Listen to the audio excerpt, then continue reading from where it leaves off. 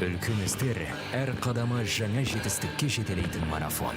Біз осы жолды сіздермен бірге 10 жылдан бері жүріп келеміз. Тимур Құлыбаевтың халық қайырымдылық қоры.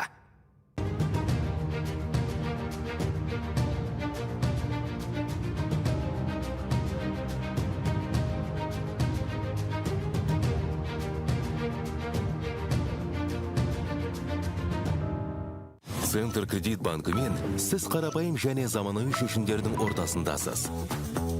Нық сеніммен жаңа мүмкіндіктер ашып, тексерілген сапаға сеніңіз. BCC-KZ мүмкіндіктерді кеңейтіңіз.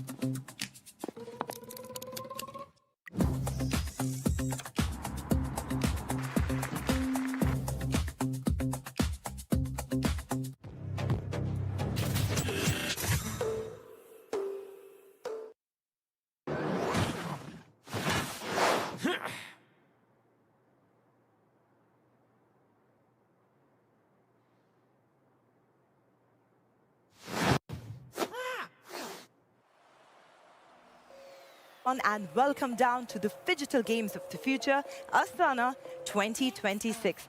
I'm Sarah G and I'm joined by my lovely host here, Sholpan. How are you doing today? Good morning, Sarah. I am doing amazing. I am so excited after yesterday's games. What about you?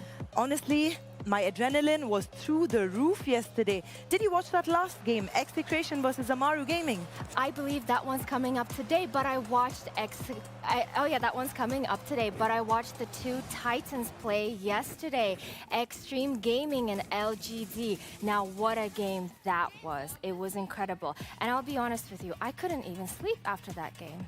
Nor could I. After all, we're in this beautiful country and it's all about tech in Astana. This is our local host, Sholpan. So tell us more about Kazakhstan hosting this amazing event. Absolutely. As I mentioned yesterday, I am so proud of my country because my country has opened its doors and told everyone, come, take part of the future with us. And I believe there is no better place to host the games of the future than the capital of our country, Astana.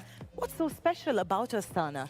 I think because I wanted to mention every angle that we're going to see in this tournament in the following days, every seamless moment, all the beautiful venues that seamlessly transition from traditional sports to digital arenas. Now that is technology building years in the making. So I think what makes Astana and Kazakhstan very special is that there is a really strong focus on digitalization and the usage of AI in everyday life. As someone who's just flown into your country, I also see that you preserve tradition and culture while moving ahead with the future. Tell us a little about that. Absolutely. I think since we're a historically nomadic nation, I think it is in our DNA to be the effortless blend between historic nomadic heritage and looking forward into the modern future. We would like to remind you that the Phygital Football discipline presented by Samruk-Kazyna from 4th to 9th August. Tell us a little about this sponsor. They are everywhere, by the way. I see them on billboards. Absolutely. Really big holding company. really important to Kazakhstan. Amazing. Let's go back to the games. A lot of amazing action coming up today across disciplines. We have PUBG, Dota 2 and basketball. Which one is your favorite? I actually, after yesterday, I'm really into Dota. I really like the different heroes, the mystical sense, the fantasy world. And I believe that yesterday you said a really important thing, that nowadays, unlike older days, we're able to take this fantasy world in our pockets through the mobile. But today, we are focusing on MOBA PC. We are indeed. There's a lot of things happening today. As you can see on your screens, we have some action coming in from Dota 2. Remember, you can watch all the games of the future on our OTT platform, Phygital Plus. In case you missed all the action, we're also live streaming, right? Yes, absolutely. I mean, look at the screen, Sarah. Look how much is happening simultaneously. Even though it seems crazy, I have the biggest respect for the players to keep track of everybody who's on the field, all the heroes, all the action. And let's just remind our viewers, if anybody is joining, the main mission of Dota is to attack and destroy, but at the same time, remain safe in your ancient, which is your home base. Dota is all about magic, right? As you can see on that screen. It's so different from a game like Counter-Strike, for example. Absolutely. This is more like in the fantasy world, no? Don't you think it's really important to tell people about why phygital games are so important? The amount of skill and stress level to handle all this pressure? Absolutely. I cannot even imagine the training that these professional athletes must undertake in front of such big tournaments. Let's talk a little about how esports is different from phygital sports. Absolutely. Well, esports, as we know it in the traditional sense of the word, is fully digital. There is no physical aspect to the games. However, phygital, which to me is so fascinating, it's the combination of digital and then the scores get carried over into the physical realm. We can see the highlights of basketball on the screen. I love that you mentioned that because we shouldn't take it for granted that this game especially has a digital element as well as a physical element. I love that we spoke yesterday how this particular game has no age limit at all. I know. That's what I really love about phygital sports is that it is so all-inclusive. It is really worldly. Anybody and everybody can compete. And this is what makes phygital sports beautiful. But Sarah, I know that you are a massive basketball fan. I want to hear your excitement about today's games. Are you excited to watch the basketball today? Actually, I've watched games live like NBA finals, but this one gets my heart racing. It's because it's something that's hybrid, it's something that's new to me, and it's something that is so exciting. You can't let your guard down for even a minute when you're playing these particular games. I completely agree with you. It is probably the most fast-paced games and fast-paced environment there is out there. We were chatting to some of the guys yesterday, and they did mention how much training goes into being a phygital athlete. You want to talk to us a little about that? Well, absolutely. There is the mental conditioning part, right? And then the physical conditioning part. I touched a little bit on this yesterday, that it's actually really fascinating. In traditional sports, athletes warm up just their body. But here, you must warm up your brain and your body together. So it is double the effort, but I think it's also double the reward. Of course, looking at the cash pool prize up for grabs. Wouldn't you like to win that? Of course. What would you do with $1 million? I might move to Kazakhstan and become a phygital gamer. You never know. Yes, let's remind our viewers that the biggest two prize pools that we have in the disciplines are Dota 2 and PUBG. It's also because these two disciplines are the most high-stress games. We watched a couple of games yesterday. How did that feel? Was your heart racing watching them?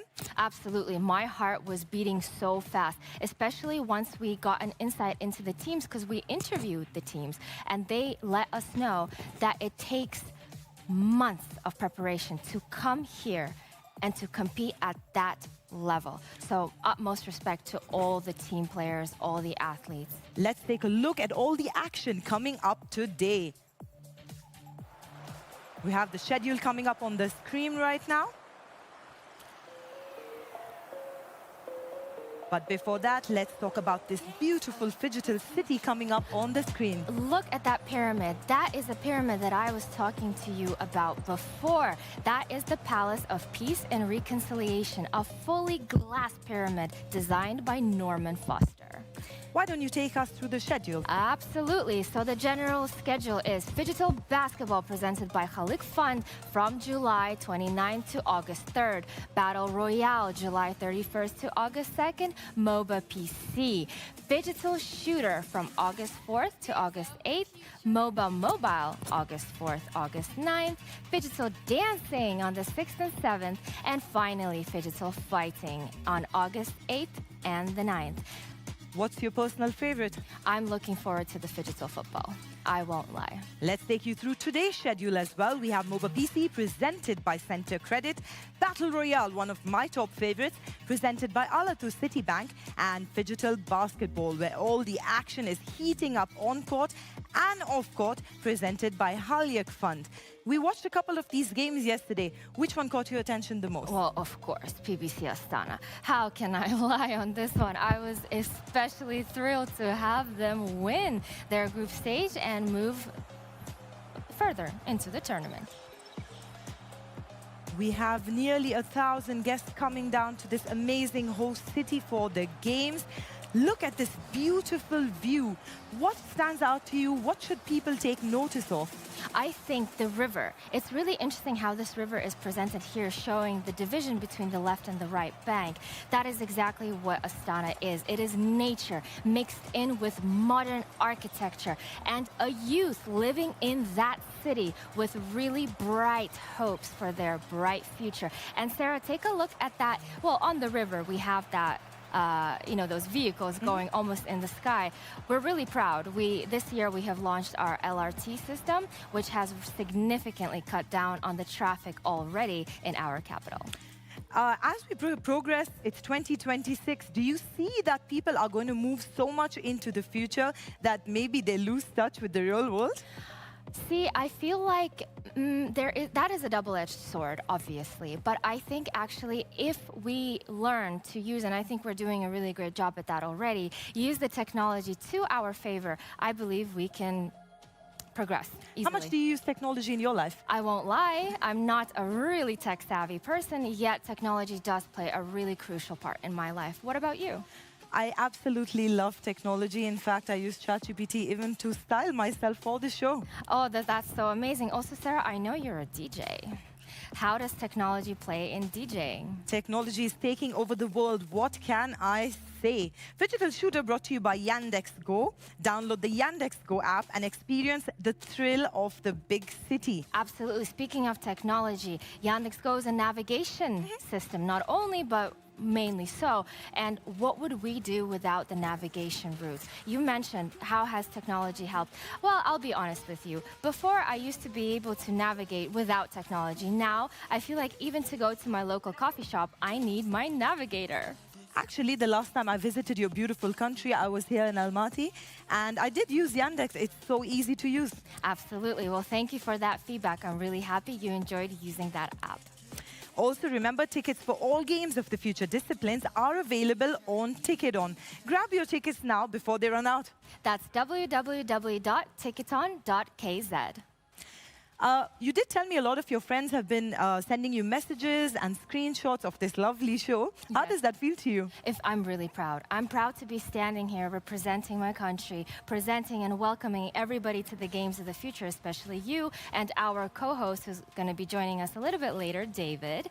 But yes, once again, so proud. Proud that it's really deep inside my heart. Let's talk now a little about the culture, the competition, and why millions care from all over the world and fly down just to participate in these games. Absolutely. Well, I think both of the disciplines which are up for the biggest prize pools today, PUBG and Dota 2, they are the world's biggest gamings. Well, don't take my word for it. I know that PUBG has sold over 750 million copies of PC and console. Can you imagine that number? But I have an even bigger number for you about PUBG. It has been downloaded online over, get this, 1 billion Wow. times. Wow, that is indeed mind-blowing. I can't imagine what I would do with all that money. I have to tell you a little secret. I always wanted to be a millionaire, but I think me and my lovely co-host might start playing games instead. Yes, I think that is why the prize pool is so big. And coming back to answer your question, why so many people have traveled and chosen Kazakhstan and other host cities in the future to participate in the games of the future, because it shows how big these games are and how integrated they have become into our lives. Another small factor, actually, when we think of gamers, we think of introverts who like to sit in a hoodie and hide behind a console, but that is completely changing, am I right? Absolutely. I feel like, coming back to the topic of inclusivity, definitely phygital sports, esports, tech sports, they are such an inclusive world that really gives the opportunity for everybody to test their strengths. I love what you said there, because this particular world has no restrictions. Age isn't a barrier, country isn't a barrier, and all it takes is passion about the game. Let's move on to something I know that you particularly love. Let's talk about our mascots now. Oh, I love our mascots. We have 4. I know who's your... Games of the Future has symbols representing it? That's right. There are 4 characters, which are called Guardians, whose purpose is to represent the spirit of competition. iBoat, a robot made out of titanium and neon parts who believes in inner strength and power of friendship. iBot has a special ability too. The robot is able to cut off enemies' power supply and breathe life into inanimate objects. Arlon, a cyber wolf with a rich silver fur and holographic glow, a great mentor and a formidable warrior in the field. He is able to accelerate time and predict the movements of his foes. He is responsible for the territories of Battle Royale and Phygital Shooting. Eileen, she is truly fearless and wild. Her sporty outfit and gaming equipment are truly wonderful, along with her useful backpack that is there to help out in any situation. She keeps the areas of Dota and MLBB to herself. Finally, last but not least, Alum. This eagle is a fighter with golden feathers who likes to wrestle, play football, and basketball. Everywhere he flies, he leaves a trail of petroglyphs. His special ability allows him to analyze the situations at unimaginable speeds. He is a keeper of many areas, and we love him for it. Most exciting games we have coming up is Execration versus Amaru Gaming. But before that, just let's talk a little about gameplay and what it takes to be a winner. Absolutely. Let's remind our viewers what Dota and how the match works. Well, Dota overall has 16 teams present here at the tournament. They play a GSL format, which means 4 teams in 4 groups. And as we know, Dota has over 120 heroes to choose from. So the strategy, the possibility how the game can go is truly infinite. You remember those days when our parents used to tell us, don't play so much of video games, your brain might become mush? It's absolutely not true. Dota 2 is like a chess game. It's all about strategy. Have you noticed that? I've noticed that it is all about strategy and choosing, and really communication with your team, obviously, but choosing and playing to your enemy's play style. I found that really fascinating. Even when we were preparing today, that's exactly what we spoke about, right? Playing to your strengths. So it's so important not to just understand the game, but to understand your teammates on a deeper level. How does that work? I feel like information is key. I feel like relaying that information and playing to each other's strengths, that is the most important point of teamwork. Welcome again. If you've just joined us, I'm Sarah G, and this is Sholpan, and you're live at the Phygital Games of the Future, Astana 2026. Our lovely local host will be telling us a little more about why Astana is so special. Absolutely. Well, I would actually like to mention some of the beautiful, modern, advanced, and architectural buildings that are displayed in our skyline, in Astana skyline. Number 1, the Baitirik Tower, my personal favorite, standing at 97 meters tall, a symbol of independence and the future. The Palace of Peace and Reconciliation that we saw a little bit earlier on the virtual fly tour, a fully glass pyramid structure designed by the famous Norman Foster for global dialogue. And the most probably AI advanced is the Nuralim Expo 2017 Sphere, dedicated to the future energy. Amazing. Oh, there, that's the sphere. You can see it right there on the top, bottom left, of your screen. And that shopping mall behind that tunnel, do you see that?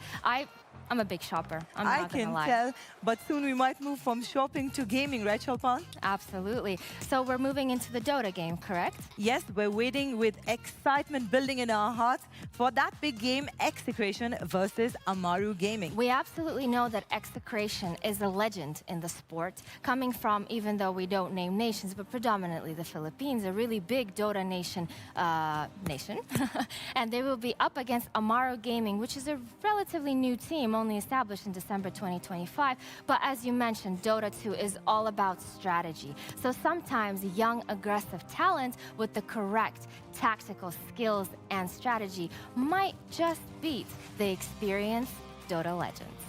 Actually, something we saw over the first few days of play, never take any team for granted. Absolutely. Even if you're the defending champion, you never know what's going to happen once you actually start playing. Absolutely. We had some really surprising games in Dota 2 yesterday. For example, I was really surprised that Yellow Submarine won. That was very interesting to me, against Execration, by the way. So we're going to see how Execration does today. That's a really interesting match that we're going to watch. I feel like I'm in a mini Olympics, right? Like so many different disciplines, so many different skills, and you have to play the long game for Dota 2. It's not within the 1 hour mark like a lot of the other games. Absolutely, but I believe the next discipline that we're doing, PUBG, now that is a real marathon, because let's just talk a little bit about the differences, because if we're speaking of the two biggest esports disciplines at this tournament, we must distinguish between them. Dota 2, as we said, more about the strategy, more about the GSL format with 4 versus 4. Well, PUBG is a really concurrent playing game with a little bit of a fact. Actually, it was the first game that surpassed 3 million concurrent players at the same time. So it goes to show, with 3 million players playing at the same time, that is a real marathon.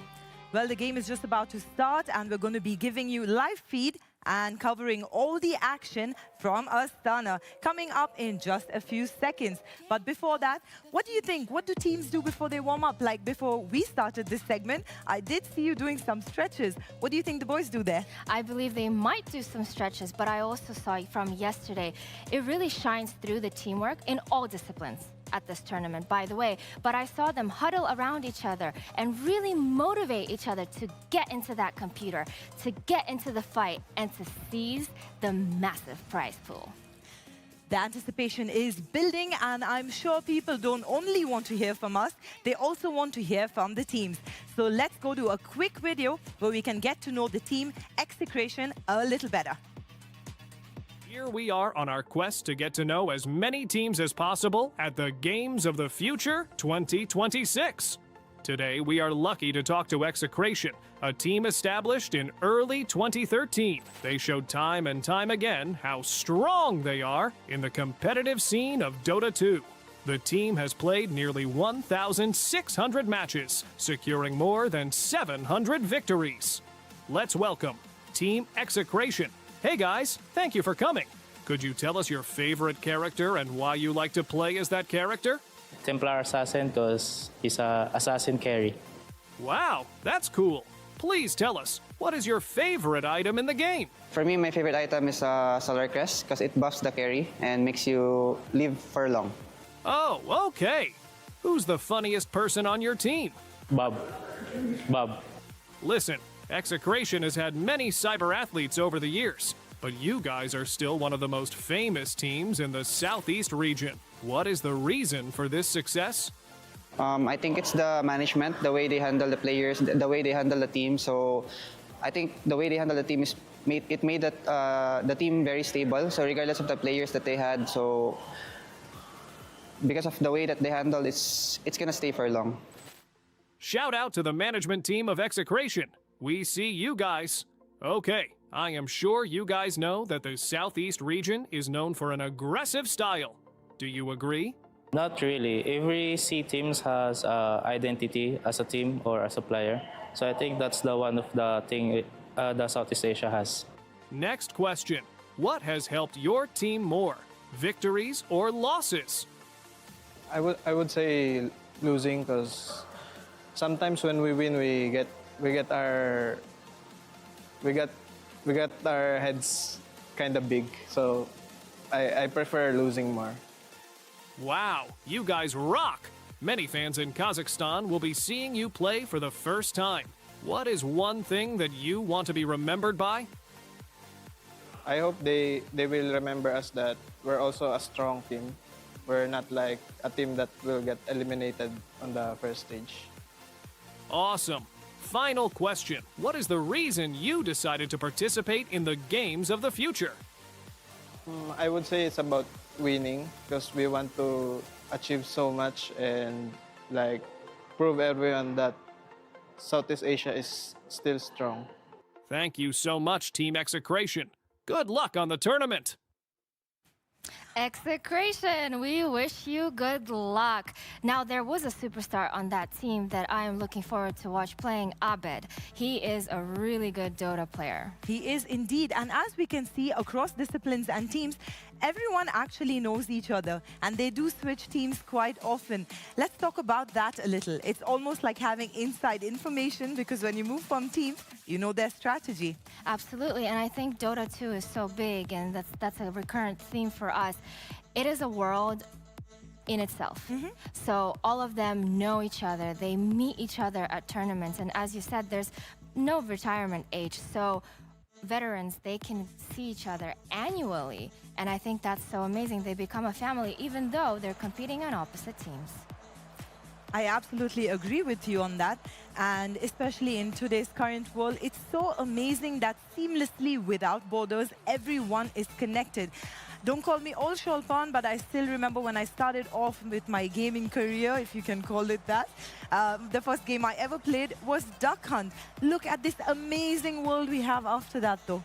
Yes, what a development after that. Here on our screen, we have MOBA PC presented by Center Credit, Execration versus Amaru Gaming. And as we mentioned, Amaru Gaming is a recent team founded in December 2025. But that is not to say that they have not made an impact already. The lineup for Execration Let's look at those names. Akashi, Bob, CML, Shanks, and Tino. What do you think about their body language? I noticed yesterday that everyone has like their little dance move when they come in. I think that gives that little bounce right before the games, and I think they look really pumped. I think they look ready to get into the fantasy world of Dota 2. But as I was speaking, and I think soon we're gonna have a Amaru team coming up, yes, they're quite new, but that does not mean that we must underestimate them, because they have already moved up in the world rankings from December 25. That's what, 6 months? Yes. Yeah, that's a really fast growth for a young team. We can see them now preparing, right? Go ahead, tell me about what you see on screen. I see them preparing, and I can even tell you a little bit more where they're preparing. Please do. The venue, the official venue for Dota 2 is the Zhakhsılık-Ushkimpirov Martial Arts Palace. That is not just an arena. Every wall inside this building celebrates Kazakhstan's wrestling heritage and one of its greatest sporting heroes, our national Olympic champion in lightweight boxing. And if anyone is in Astana from our viewers, I strongly recommend stopping by. And if that address is interesting to you, that would be Kabambay Batır Avenue 43, the Zhakhsılık-Ushkimpirov Martial Arts Palace. And now we can see the Amaru Gaming team. Do you want to tell us the names of the team members here? Absolutely. Janek, K1, Oscar, Panda and Pee-Pee. I definitely like the name Panda. I do like the name Panda as well, and Pee-Pee sounds really cute. Good luck to both teams today. May the best team win indeed. A quick question about Kazakhstan and sporting culture here, because culture is at the heart of everything in gaming. We're talking about digital games, but in general, what kind of sports do people here like to watch?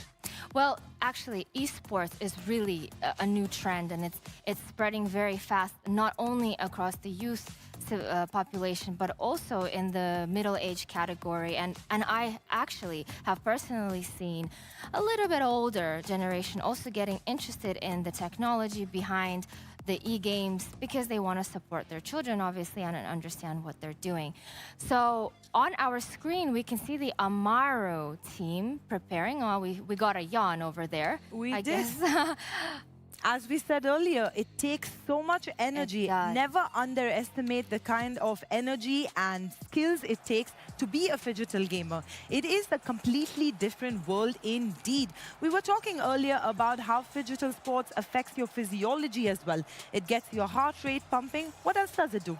Well, speaking about the heart rate, really interesting fact. Actually, during such intense digital competitions, your heart rate could spike, despite the fact that you're sitting, could spike up to 120 to 150 beats per minute. That's almost a workout while sitting behind your computer. So I definitely cannot disregard esports as not a sport. I would call it the sportiest of sports. That's the sphere I was talking about, Sarah. We got a little bit of a closer view, and at the top, we can see the wind energy section displayed, and it is an amazing sphere because inside, children can go and learn about the 4 different main elements of our world: the fire element, the water element. It talks all about what the sea is made up of, how the wind works, and also what the core of our earth is made up of. And even I, at my age, found it really interesting. If you've just joined us here in the studio, we've got all the action coming up from the main fixture today, which is Execration versus Amaru Gaming. Tell us a little about the adrenaline that was pumping through your veins yesterday when you saw Team Execration playing. Well, I was actually sort of rooting for them against the Yellow Submarine, but unfortunately they lost. So I'm really interested to see whether from yesterday they were able to have enough time to configure their strategy, to perhaps even watch one Amaru game, because Amaro did play yesterday, and see how their enemy today is playing and whether they can calibrate their skills to today potentially take the victory. I have a very interesting question for you, Shulpan. So these are the top teams from all over the world, but do you think they change their strategy when they're playing a different team? I think so. I think that's part of the flexibility that also ties into Dota and that neuroplasticity that we were speaking about earlier. I think so. But predominantly, I feel like many teams have their playstyles. For example, Execration has a really calm under pressure, long strategy game. Amaro is young, aggressive talent. They're a little bit more fast-paced. Let's see how those 2 worlds collide and which one is actually going to take the win. We're back to the preparations here from both teams. As you can see, it's really intense. They're getting prepared right now, probably setting up their computer, setting up their settings. Look at those chairs, they look so comfy. Oh, I wish I had a chair like that, don't you, Sarah? I wish I did too. Let's talk about high-speed internet and technology in Astana. It's definitely the city of the future, right? Yes, definitely, especially because 2026 has been named the year of digitalization, and AI is integrated from everything, from our roads to our government services to the environment. We actually even utilize AI in the environment, namely the renewable energy field. So yes, technology is a big part of Kazakhstan's everyday life. On your screens right now, we can see Team Execration coming down all the way from the Philippines, who are hard at work here, preparing for that big fixture against Amaru Gaming. Never underestimate how much stress they have to handle on a daily basis. And never forget, even phygital athletes do have to train every day. It's not just a mental muscle, but a physical muscle.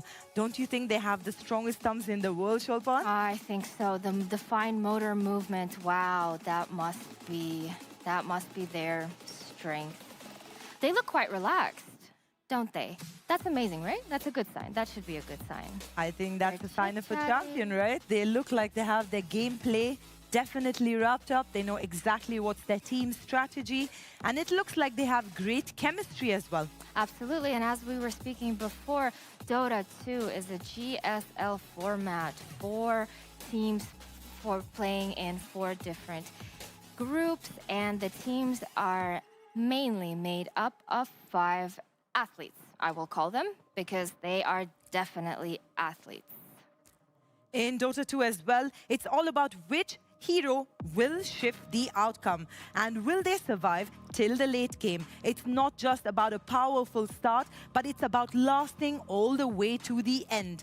We're going to cut through soon to the game once they're ready. Absolutely. I agree with you. Definitely agree with all the points that you said, and it's also a lot about teamwork. So let's see how those 2 teams field today in the world of Dota 2. And we're moving in to our first game of the day, Execration and Amaru Gaming. Keep your eyes glued to the screen.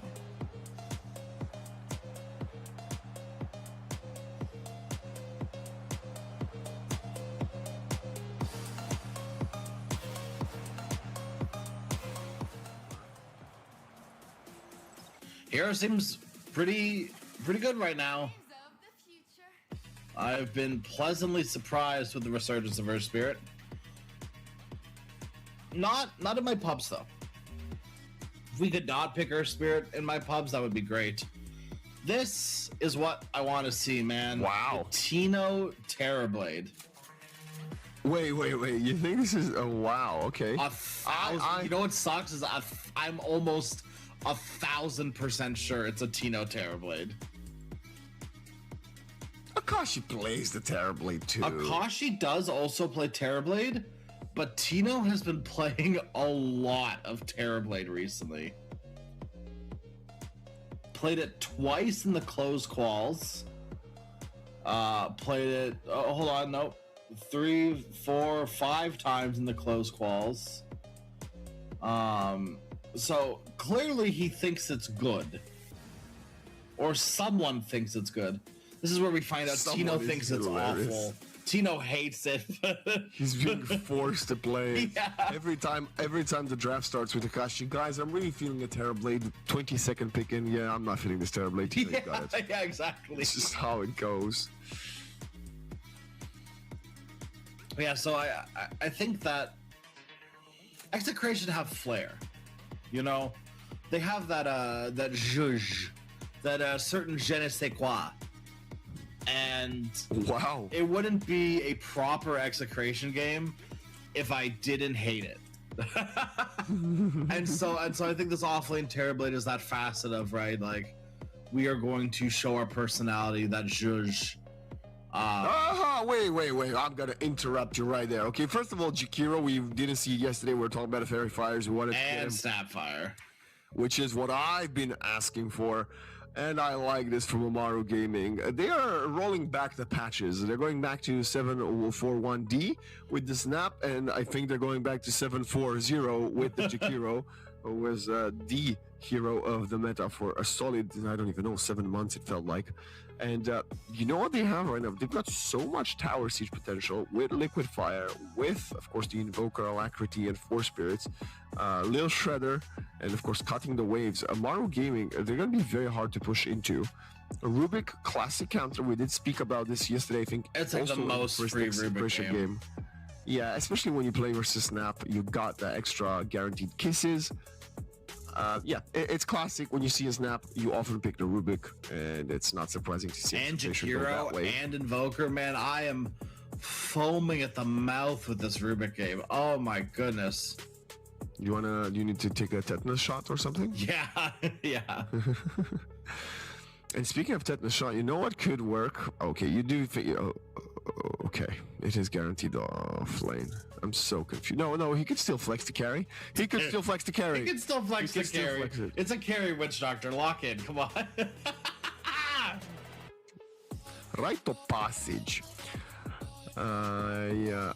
Okay, Amaro Gaming, well, let's assume they also did their research like you have, because both of the teams finished much earlier than the others yesterday, so they had about 16 hours to prepare, so they probably do also predict that Tino will be rocking the Terrorblade. And I find it so odd to ask this question, but what do you think what do you think the TB struggles with in the offlane? I think everything. I think being as brittle as paper in a game specifically too, where like, oh wow, okay, wait, hold on, the TP just kind of got a little bit okay. Still not great, but Naga illusions are pretty good. They're going for this. They're going for, ensnare, sunstrike, song in, song out. You've got the team fight follow up. I thought Amaru might have gone for something like an Ursa. I think this was a pretty good Ursa game looking at the first 4 heroes, but clearly... Oh, it's a lot of kite. I disagree. Yeah, but there's no lock. Yeah, that's true. There's a lot of like TV slow, TV illusion. Witch Doctor's not the fastest hero. Lift. Yeah. And then if the Rubik is busy dealing with the Ursa, how is he going to deal with stealing the spells? That's true. But it doesn't matter. Let's stop theory crafting. They're not going to play Ursa off lane. It's too late now. The Naga's been revealed, which is good. I think it's the first time on the stream we get to see it in the tournament. And it's actually the first time we get to see 3 heroes, 4 if you count the TB, actually, of course, on the tournament today. And it's hopefully not a desperation sign from either of the 2 teams, but because they're definitely trying things that, well, haven't really been played so far in day 1. If you're desperation picking Naga, I don't know what to tell you. You know what? I feel like one of the heroes that you're probably not desperation picking, you're picking because you think you're good and it's good. No, you're picking it because you want to make the casters desperate, because this game might go a little bit longer than usual. I've not seen a good Naga side like firsthand. I've watching other tournaments, I've been able to see Naga Sirens, but every Naga Siren I've seen has been some of the worst abysmal like poo-poo that I've seen in a while. Consistently, the last 3 Naga Siren games have gone exactly like this. Okay, let me paint you a picture. Hello, it is me, Naga Siren. I'm going to farm for 35 minutes, team. Is that okay? Uncontested, 0-0-0, 35 minutes. Okay, cool. I'm glad we can agree on that. I'm gonna go do that. Okay, 35 minutes later. Hey guys, I'm here. Let's go take Roshan. Okay, we win a fight. We go take Rosh. Let's go push their high ground. I'm ready. Okay, we go push their high ground. Oh, you died. Oh, you died again. Oh, you've died a 3rd time. Oh, the game's over. 3 times in a row. She wasn't ready. 3 times in a row. You farm uncontested for 35 minutes. I think at this point, it was 40 minutes the game ends. And the Naga Siren had something like almost 700 last hits or something like that. It was like 20 something, I think. And it's like, how do you accumulate that much now, like 10k above anyone else, and you still lose? Like at some point, you have to blame the hero more so than the player. Like, well, what happens there that you can lose 10k like that? Like a 10k lead on one hero over everyone else on the map? I don't know. It doesn't click. I've also not seen too many successful Nagas lately, but I am enamored by this Amaro Gaming draft, I have to say. I think this is a very complete thing. Brewmaster, I know we're talking about Ursa as a carry before the Naga came out, but Brewmaster, in a similar fashion, again, doesn't really have many things to stop him. You got Geomagnetic Grip and that's it. That's I guess it, stolen Ice Path, maybe? Yeah, it's going to be a very good game, and another piece of control in team fight, dispersing team fights, singling out a target, throwing out the air spirit in the air, so he can't really have his as much impact as before.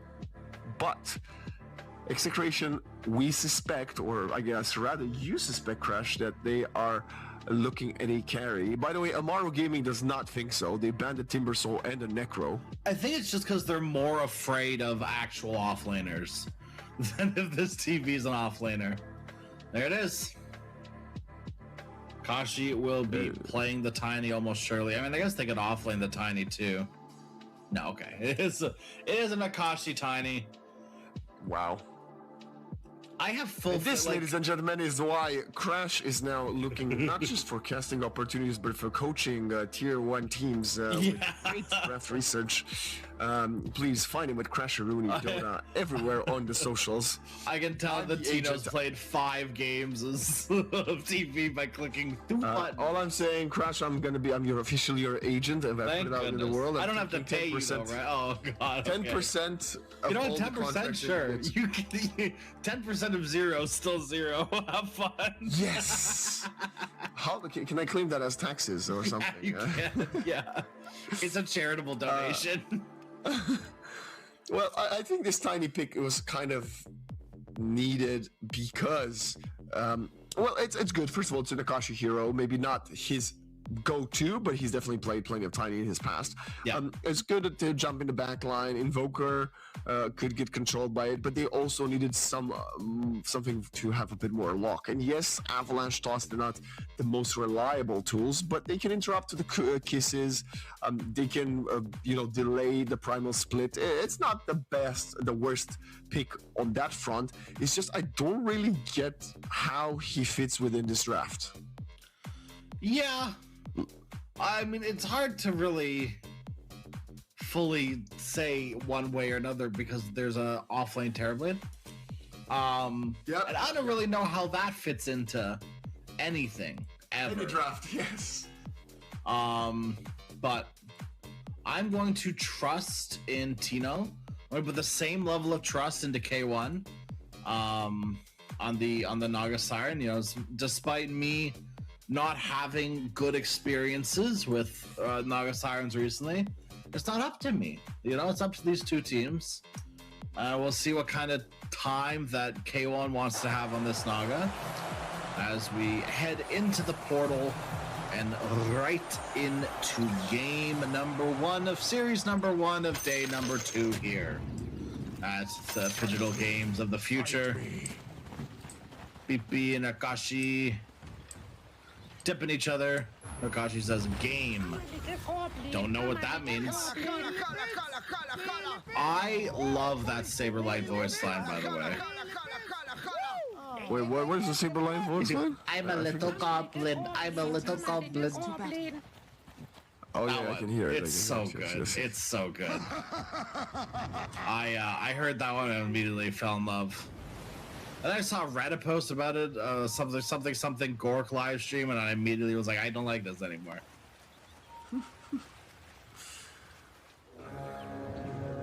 Okay, well, Shank's gonna walk up high ground.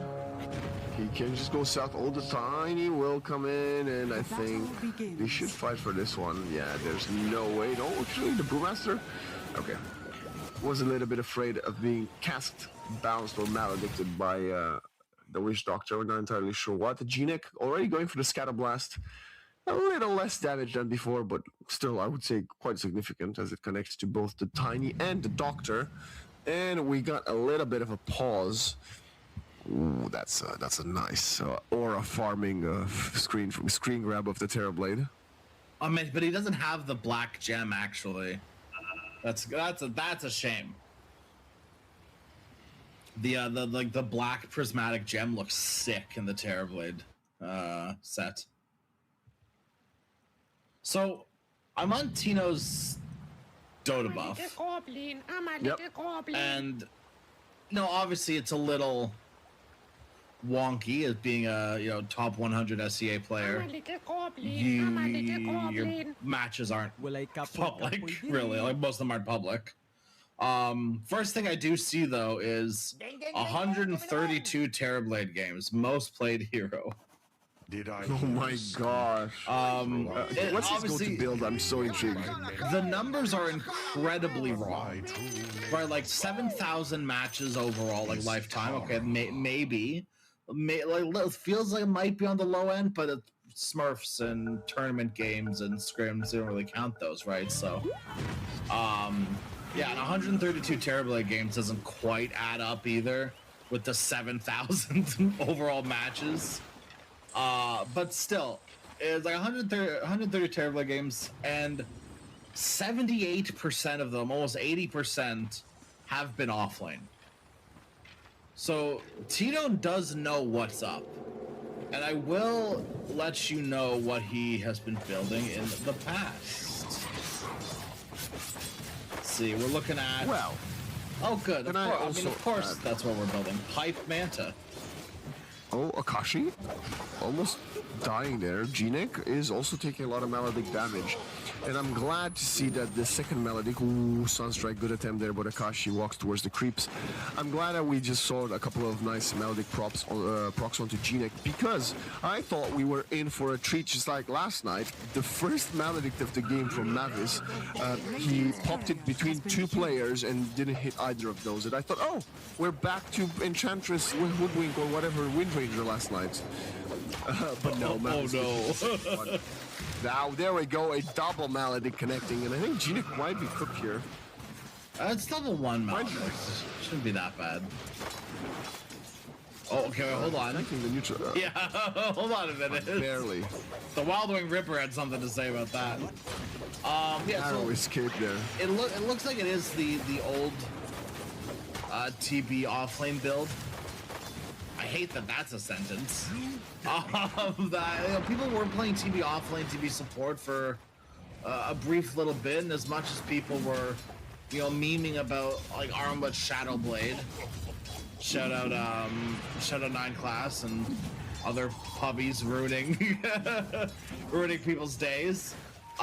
Tino, is going for sometimes no boots, sometimes treads, but it's usually some form of pipe into Manta. And then carry items. BKBs, Scotties, Daedalus. Oh, Metamorphosis top. Well, he's about to find his first blood of the game. Yeah, it's gonna be bottom instead, as Tino really wanted to get it on top of this Jakiro, but no. It will be the Maledic bottom, finding the Brewmaster, not even the snap, the Brew to die first. It's kind of surprising to me. Also, I just realized, wait, pause. No, never mind, I was confused. I was about to ask, why is the carry TB top? Because he's offlane. We've been talking about this the last 20 minutes. Yeah, but just a bit confusion. It's because when we watched the lane, he was running behind the dire tier 1 tower. Exactly. It was like I immediately did the same thing too, and then I went, wait. I was like, oh, they're running him safe lane. Some damage bottom.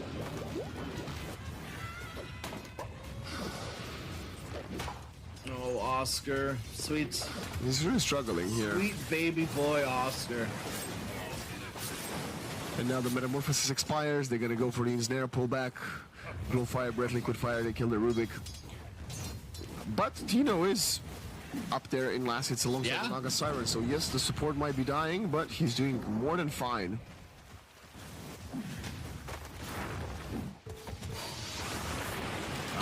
Malik bottom again. The Fire comes out. He doesn't have one. He's dead.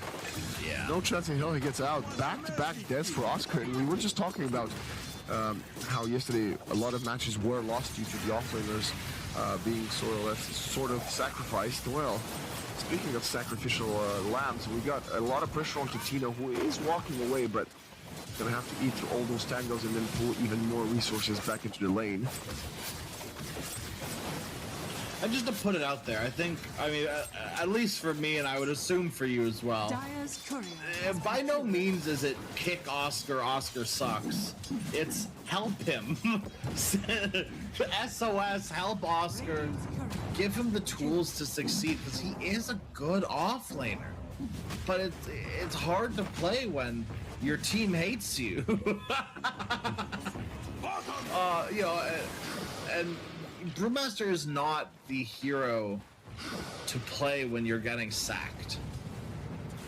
Right? Definitely not. It's He's not a Dark Seer, he's not No. an Axe. He can't go to the jungle, yeah.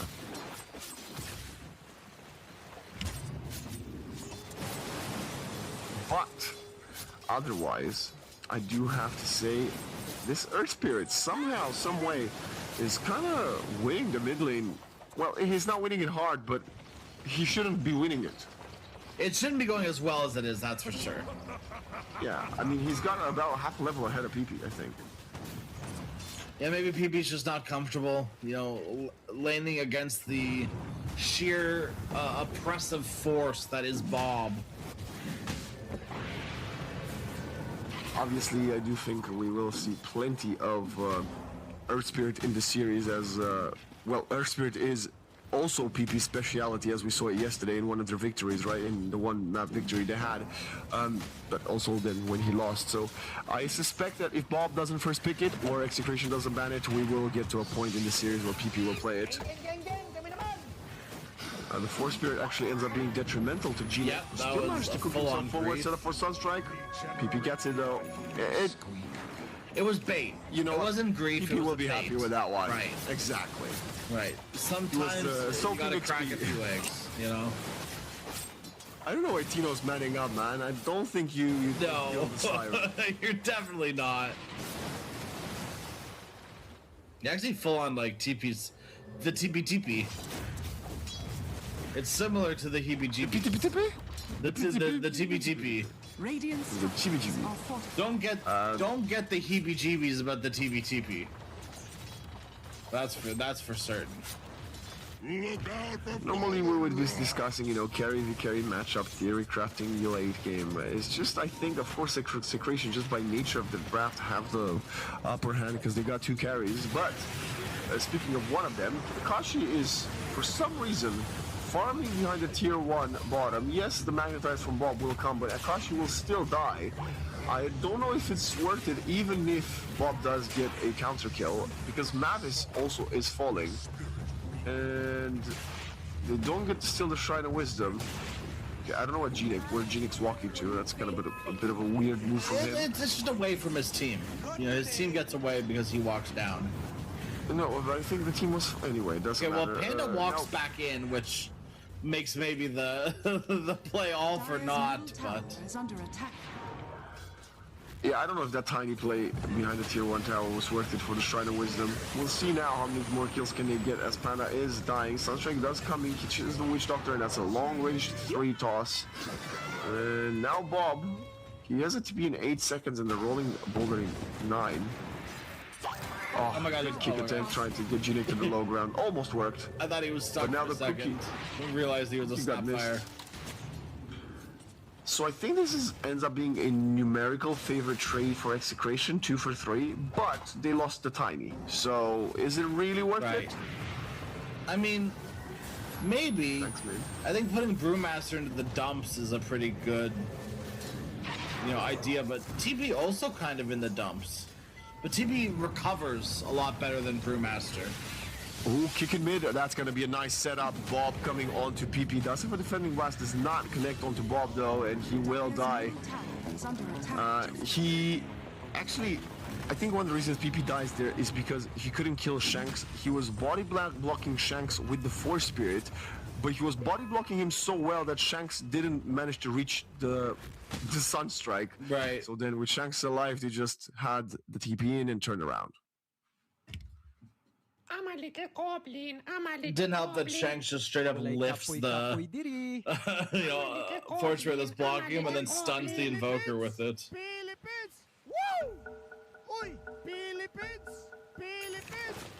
Classic voice line. Will never not be good. Yeah, it is very cool. I do miss some of the OG voice lines though.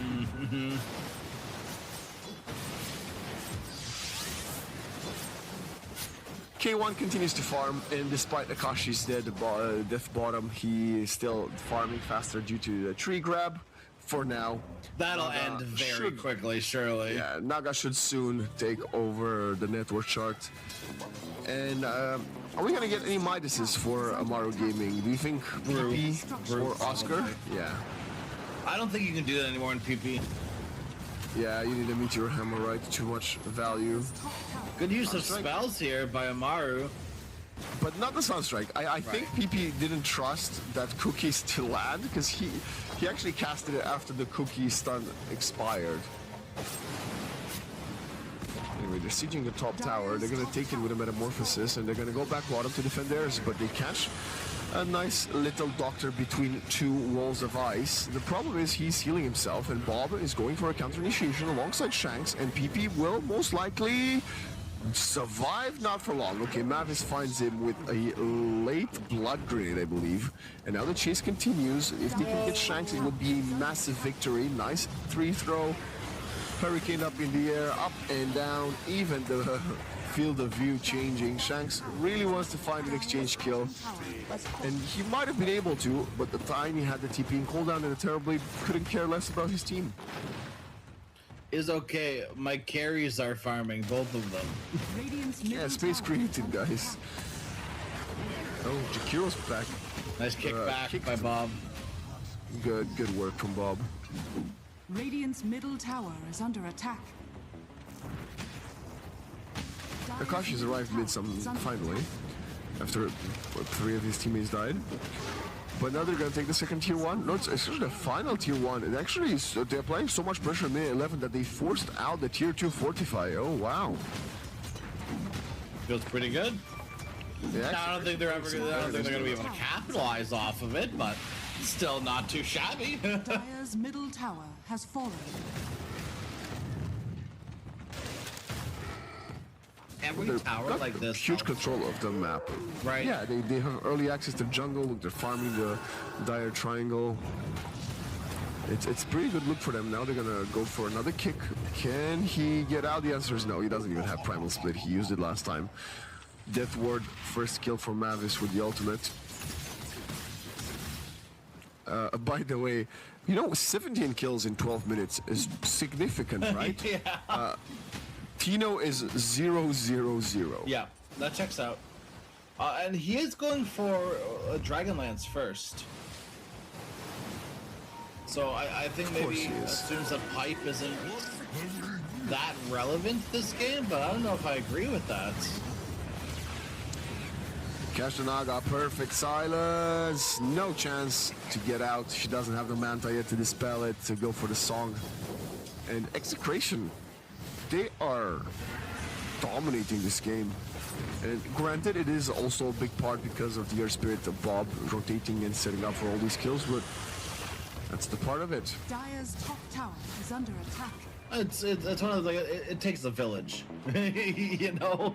It takes everyone doing every possible thing that they can. And I think everyone in Execration is doing quite well, doing what they can at least. They keep finding these incredible moves onto Amaru. Yeah, PP knows how this feels like because he's the one that usually does it to other people on the Earth Spirit. So getting a taste of his own medicine as 5 kills goal lead, 5 kills, 5k goal lead, and again they do not let go. They've got full control of this triangle.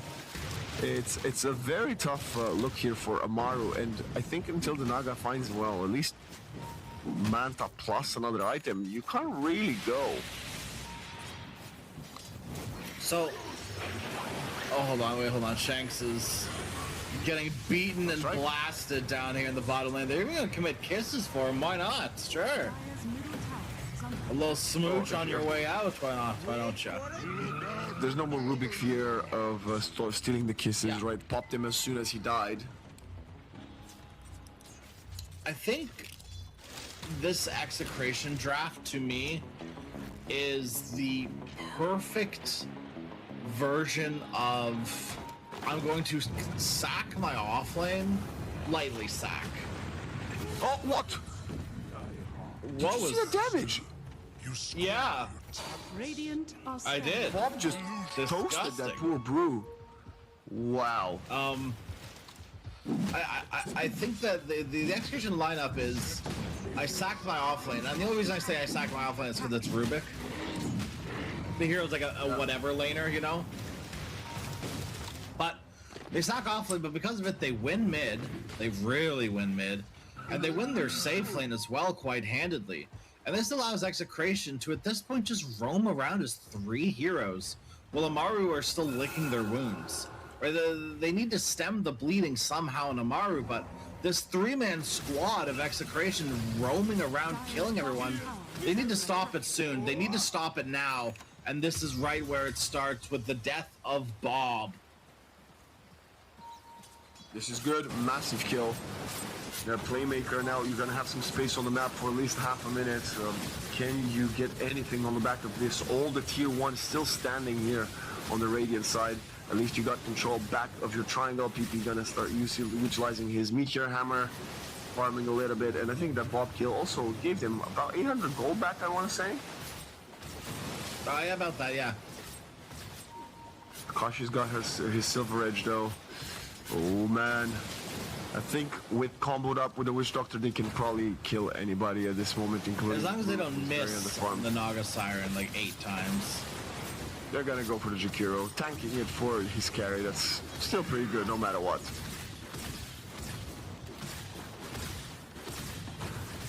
Okay, one is out, yeah. So, you know, I'm doing my part. My life for my Naga Siren.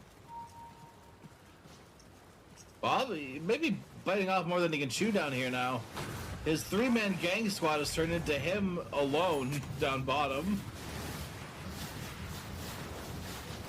I like how we can hear the Terrorblade, but we see Bob and PP. TB is a turtle, okay? You can't escape. Well, it's good. No, we get to figure out what Tino's up to, because, you know, very important. Is under attack. Because he's only been up to the same thing. Oh, he's got an assist. Sorry, I apologize. I wasn't familiar with your game. As well. Interesting. I don't think I've seen Tino do this build. Well, I think Pipe is not as good of an item this patch. Maybe that's why I went for a different. No, it definitely is not. That's very true. But it's they pop the split. They walk out. Yeah, I agree. You got the cookies, obviously all the snap, all the invoker, well, most of the invoker and all of the Jakiro damage would be magical, so... Well, not all of it, but you know what I mean. Yeah. It would still negate 100% of it. You heard him. 100% of it. Yeah, Sunstrike isn't pure, guys. Wrote it. Write it down. And the right clicks are also magical. Caught. Great observer word placed many minutes ago, setting up, finding the invoker kill. They want to find Shanks as an exchange. He's got the Doctor and the Tiny behind him. The macro player does come out. Naga Siren will most likely lead to pop the song after they get these great 2 kills with the usage of the kisses, who land and deal so much damage from Genic. But now Bob comes in, wants to help Akashi. Going for the fight. There is no mana for Azure. Magnetize actually comes out of cooldown right now. I think K1's still dead. Magnetize resets, 1 more rock would get the job done. If he gets it after the song, Bob gets interrupted. He's going to find the kills anyway. Yet the Naga might escape, but he's about to find the other 2 hero kills. No, Oscar will walk it off. PP just respawning. It's probably not worth it to, you know, fumble it like that. I would say, is Tino gonna build 1 big item, or is he just gonna build like a bunch of small items? Because now he's got a Yasha flying out to himself. He's gonna get Yasha, then he's gonna get Chasm Stone for extra refraction AoE, right? Yeah. And then he's gonna purchase a headdress and a Shadow Amulet. I think this is the order. I could be wrong here, so take it with a grain of salt. But I think the problem with Naga overall is every other illusion here in the game. When illusions have been getting nerfs for how long, like in general, right? Whether it be TB illusions or PL illusions, these buffs and nerfs are usually just blanket illusions. And so Naga, despite maybe not being played as a core in eons, kept receiving illusion nerfs despite no one playing Naga. So you know, TB gets nerfed, good. Yes, everyone, you know, yay. PL gets nerfed, you know, the crowd roars, everyone's so excited. And Naga Siren is sitting here constantly getting beaten with a stick, and she's not even playing the game. But Naga Siren is always just catching stray bullets somehow, and it happened for so long. And I think maybe now we're coming to the other end of it, where Naga Siren is becoming a little bit more playable. Maybe not the perfect, constant, like, yes, I'm gonna clutch up with a Naga Siren. But the map is big, right, and has been for a while, and that's always felt like a good thing for Naga Siren. But her biggest strength just crumples with the Shivas, or a Mjolnir, or heavens forbid they have both. Taking a look at the Execration draft, what they're building is Shivas, probably on Earth Spirit, and that's really about it. You can purge off Magnetize, which feels pretty good with your Q. Oh, they find G-Neck, and look at Tino getting involved in the kill. He wants to get the last hit. Can Tino get it? Oh, someone's gonna steal it 100%. They're stealing it. Oh my god. He stole the kill. Disgusting. I called it, Crash. Yep. I called it. The Witch Doctor right click, too powerful.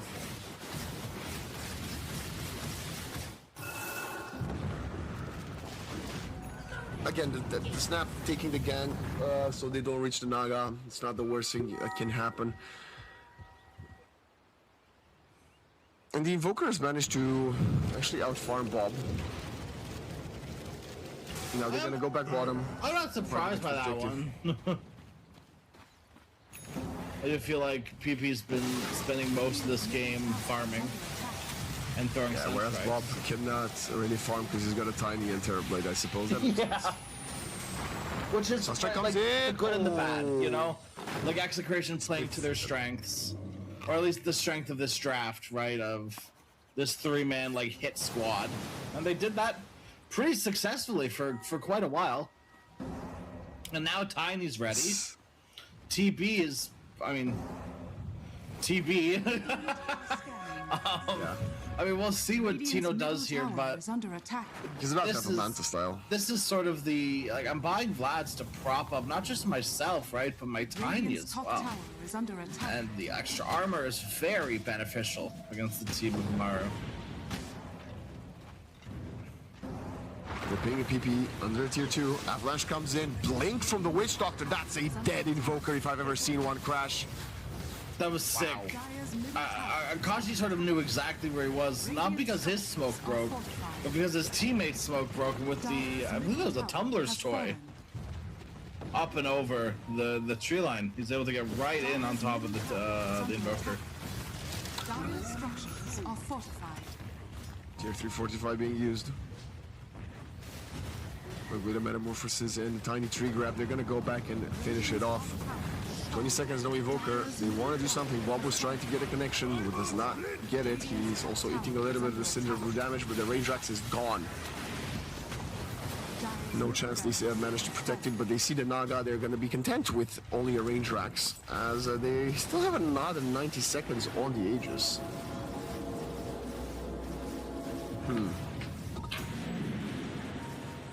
Yeah. You got a minute and 20. Kashi, I'd love to see him just rejoin, like maybe Gate after this, one wave and Gate. It gives you about 40 seconds on your Aegis. 40 seconds is tight though. You can't afford to risk it, I don't think. And here he comes, but his team is literally leaving. He gates down bottom. This is like a pub, man. He gates bottom. He's like, all right, guys, let's push with the rest of my Aegis. And his team immediately TPs away. Okay. Cool. Yeah, I think they could have pushed it a little bit further. Literally pushed it a little bit further. But no, not going to be the case now. As they're rolling into K1, gets stunned. Bobby's a little bit too far ahead by himself.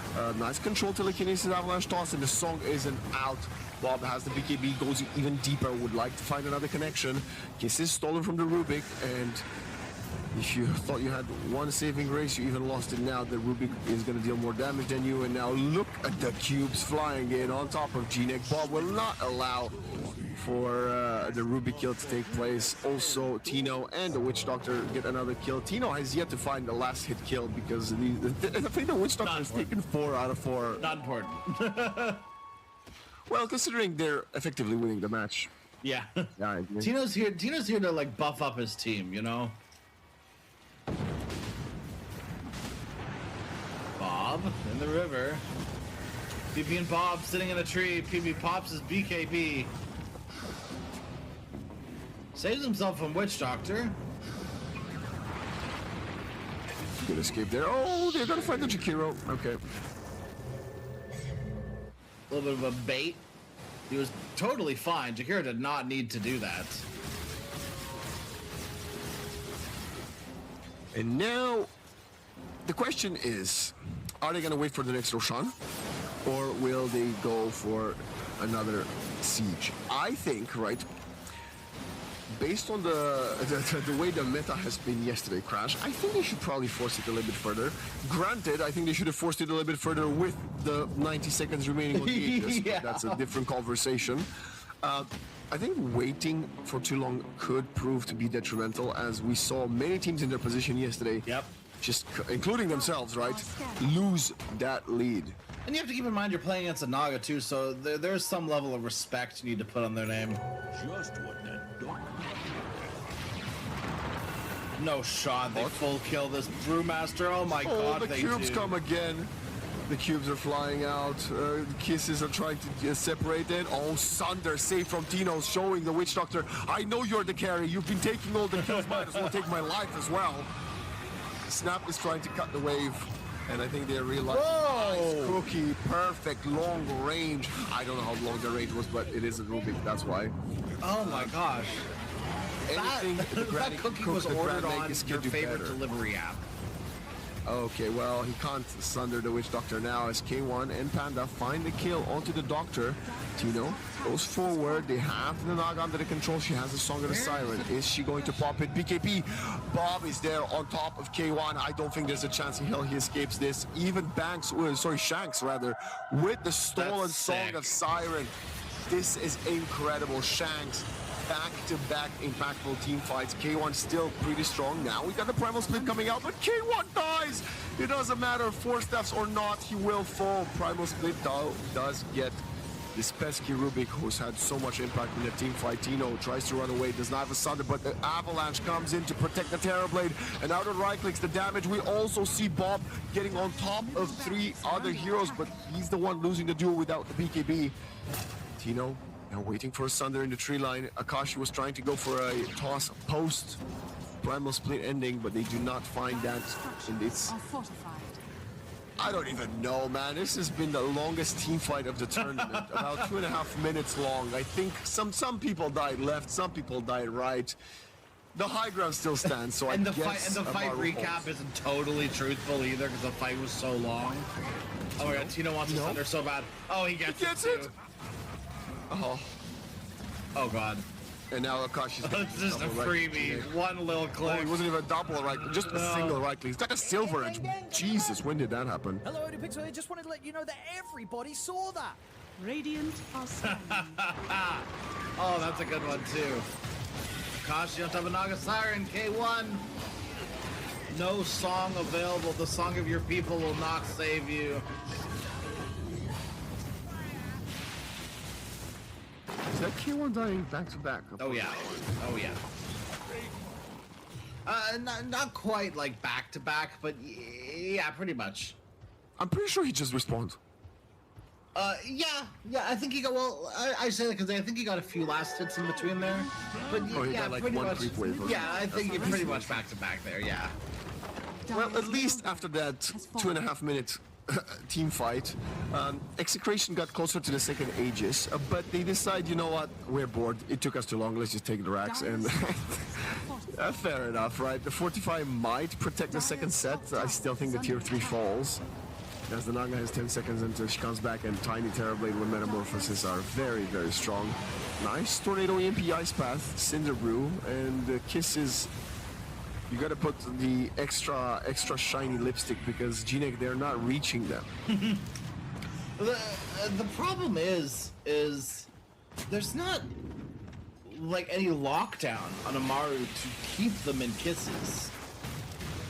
It's not that it's a hard skill to hit on Mortimers, but it's considerably less reliable when you don't have a good way of stunning them.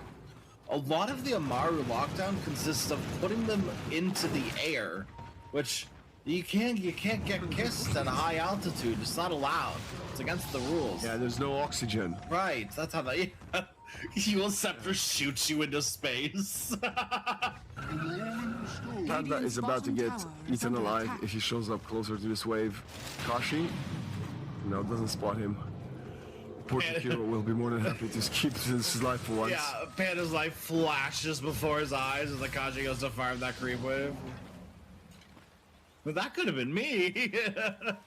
Yeah, I think the creeps might be tankier than me at this point. Yeah, this is a carry Terrorblade. He's I think points in stats without finishing the first crazy. PP going for a kill onto the Rubik. Self-telekinesis. Tino was already looking at the Sunder. Invoker desperately has to pop the. Invoker was BKBing out of there, but that means there will be no contest for Roshan, who has a fairly rapid respawn timer. And yeah, I'm gonna be honest, Crash. I think if we replay the game from this point 100 times, I don't know if there's more than 3 times that Amaru Gaming wins. Do you remember that? Do you remember when that was a feature in Dota 2, where they were going to add it? Yes, I've been saying that. I've been talking to people about that, and nobody else seems to remember it. And I wonder, did I just have a fever dream? But I swear I was not lucid dreaming. It's such a cool feature. I'm telling people other video games need to implement it. Dota needs to bring it back. Thank you, Crash. Oh, that's a bold teleport by K1. That was an insane move. Was his song in cooldown? I don't know. Don't ask that question. It looked like he interrupted the song.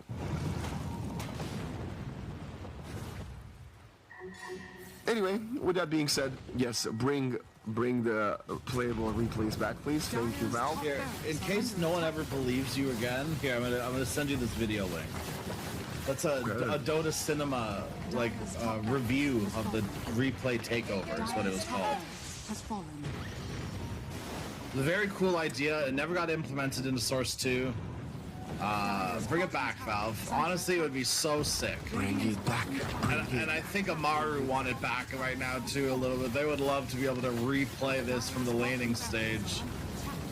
Yeah, they just call it. I was just about they got no they might gas. have one more team fight. Yeah, they could. The Naga was respawning, but yeah, it doesn't matter. It's gone. The game's gone. It's too far out of their hands.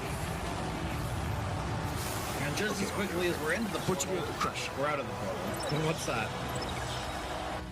Are they banning TB game 2? Because it was good. It worked wonderfully. It did work very well. There is something to be said about giving a player their most played hero. I mean, according to their limited Dota buff. Then yeah, maybe, right? Maybe there is some sort of value there. You know what's funny? So I'm also on I'm on Tino's esports profile now, right? Yep. 112 Mars games, 104 Beastmaster games, 67 Visage games, 62 Terrorblade games, 70% win rate, by the way. His highest win rate with any hero is with Terrorblade. So and who's that? Akashi, you said, or who? Natino. Oh. So maybe there is something there, right? Maybe you should be banning it, which is, I mean, crazy. I feel like if you think for a moment that you have to ban offlane Terrorblade, you're really off the deep end. But maybe this is one of those times where you might have to maybe not do it, but at least think about it. What did you think overall of this Naga pick? Big honk shoe energy, Like big me. Like I was asleep. I hate Naga Siren. Yeah. This is exactly how Naga Siren games I've seen always go. The only difference was that she was really never top of the net worth for an extended period of time, if ever, actually. I mean, we can even see here, like, Oscar had no game. 0 game. 7 minutes, he's still level 5 like the rest of his team. It's very hard to play Dota 2 when you are chain dying, especially on a Brewmaster. It can happen. This was probably the best thing that happened for Amaru, and it consisted of 2 of them dying. But they get the tiny, they get the wisdom. My main concern is that they're gonna that Amaru might just misread completely the issues from game 1, because I still think their draft was pretty good overall. It's certainly right? playable. It's just, I don't know. I mean, obviously they kind of got outlaned severely, but I think they're not gonna read that, and they will most likely, at least this is my prediction, they're probably gonna go for first pick in the second game and prioritize changing PP's hero from the Invoker to the Earth Spirit, so that way Bob doesn't get it. But like I said, I don't think the Invoker was the issue. I would say you could argue maybe all of the other 4 heroes maybe were. Maybe we kind of understood why Snap isn't as used as in the previous patch. But looking at the damage, Shanks didn't deal that much more damage than Gnek, and Rubik is a counter to the Snap, so maybe the solution just is, if you know you want to pick the Snap, just ban the Rubik. And they wouldn't know, they definitely want to pick the Snap up. No, because Rubik is a very, very solid support right now, and everybody would play it. You just made his game much easier. I think that in general, if your opening is Invoker, Snap, Jakiro, you should probably ban Rubik. Like, just as an overall blanket, right? Like, it's like opening, like, Underlord, Jakiro, and you're like, well, Rubik's still in the pool, but they wouldn't do that. Of course they would. Are you kidding me? Why would they not?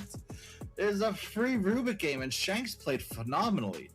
The value that Rubik gets from Essence Distiller, and I mean, even the rest of his team, too, like, this item is ridiculous.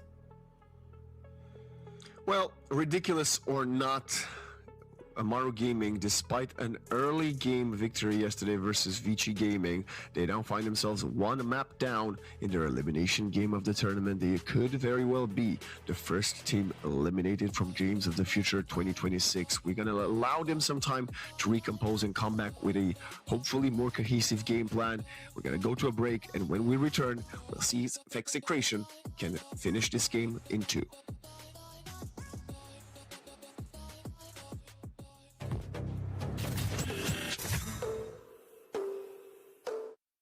Центр кредит банкымен сіз қарапайым және заманауи шешімдердің ортасындасыз.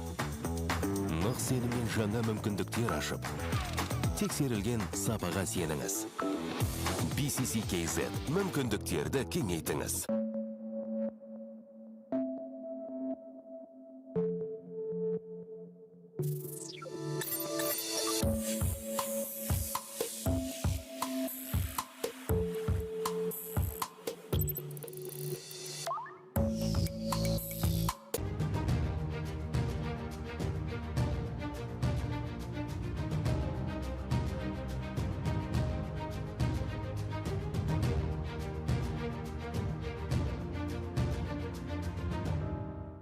Центр кредит банкымен сіз қарапайым және заманауи шешімдердің ортасындасыз.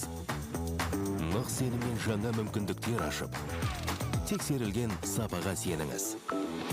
BCC-KZ мүмкіндіктерді кеңейтіңіз.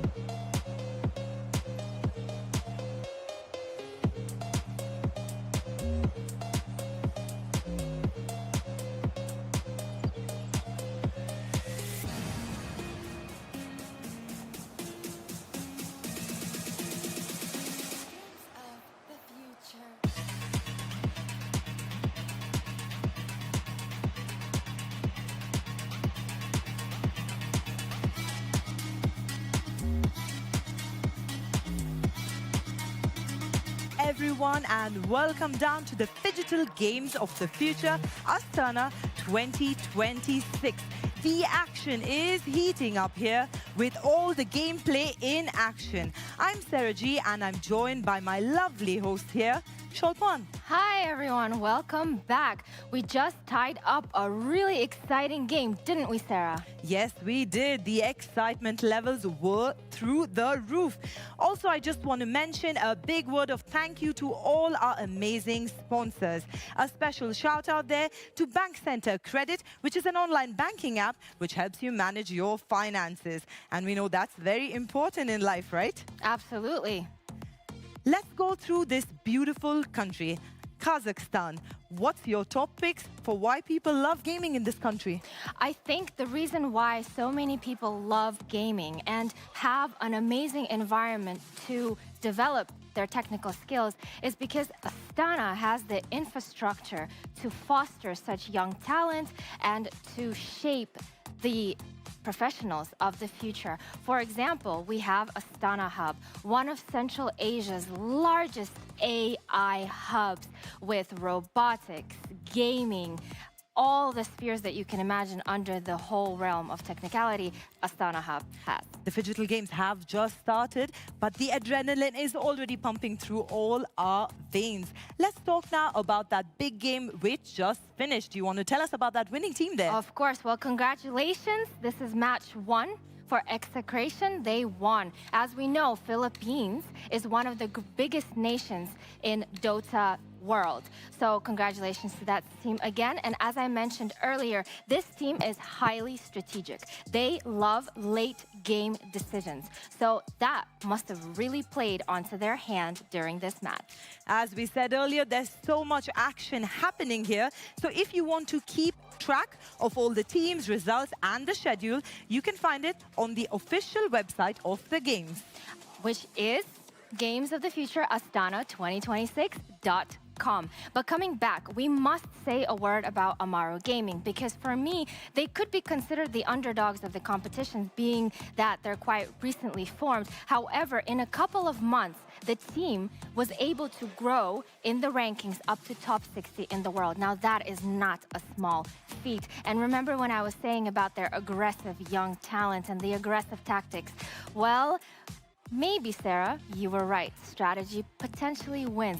But as we remember, Dota is the best of 3, so everything is still up for grabs for those two teams. Also, as we were talking about earlier, Dota is not about just entering with a power-packed punch, but it is about that long game, which is all about long-term strategy, which starts even before you touch your gameplay. Absolutely, and we spoke about this a little bit earlier, that the teams, they really are responsible in the way they approach these tournaments and the way they approach their games, really going into depth analysis of their enemy's play structure, their play style, how their team members collaborate between each other, and of course, really important, what previous heroes in Dota 2 have they chosen previously so that they know how to counteract with the opposing heroes. There are so many amazing highlights happening here, but if you want to experience every moment of the game, do that with Games of the Future with Sven. Thank you once again to all of our amazing partners and sponsors, because such a monumental tournament would have never been possible without our amazing sponsors. I love what you just said. Yesterday was the first time I got to see all the technology, the stage setup.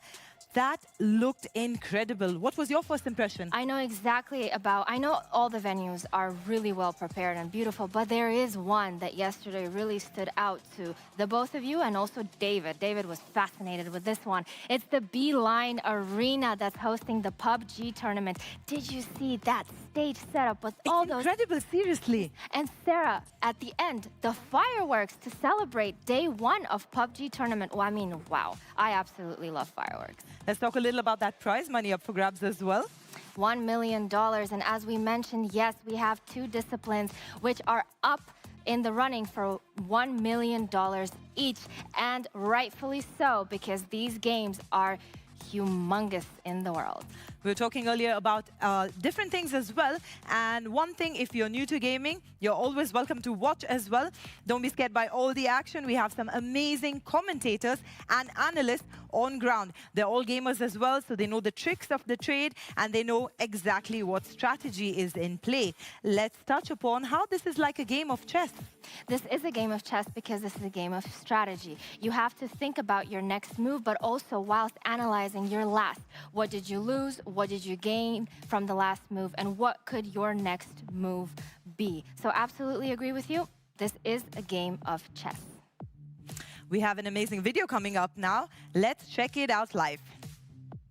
We are still here at the Games of the Future on the quest to get to know as many teams as possible. Let's welcome Vici Gaming. The East Asian Dota 2 organization was founded in October 2012 and have earned a name for themselves. Ranking as one of the top Chinese teams, Vici are looking forward to win another trophy on the Games of the Future 2026. Please share, is there any story behind your team's name? My name is Zhang Ruida, and my team name is Vici Gaming. I don't know, honestly. Haha, okay, moving on to the next question. Could you describe the Games of the Future in 2 words? New tournament. Please share your thoughts about Kazakhstan. Do you like it? It's the first time we came to this country, and everything is new, and the weather is good. As you might know, there are some familiar opponents in this tournament for you, like Team Falcons, Extreme Gaming, and Team Spirit. Have you developed any new strategy against them? No, we just prepare as usual, like every tournament. Who do you think will win the championship? Can you explain why? I think it's us, maybe.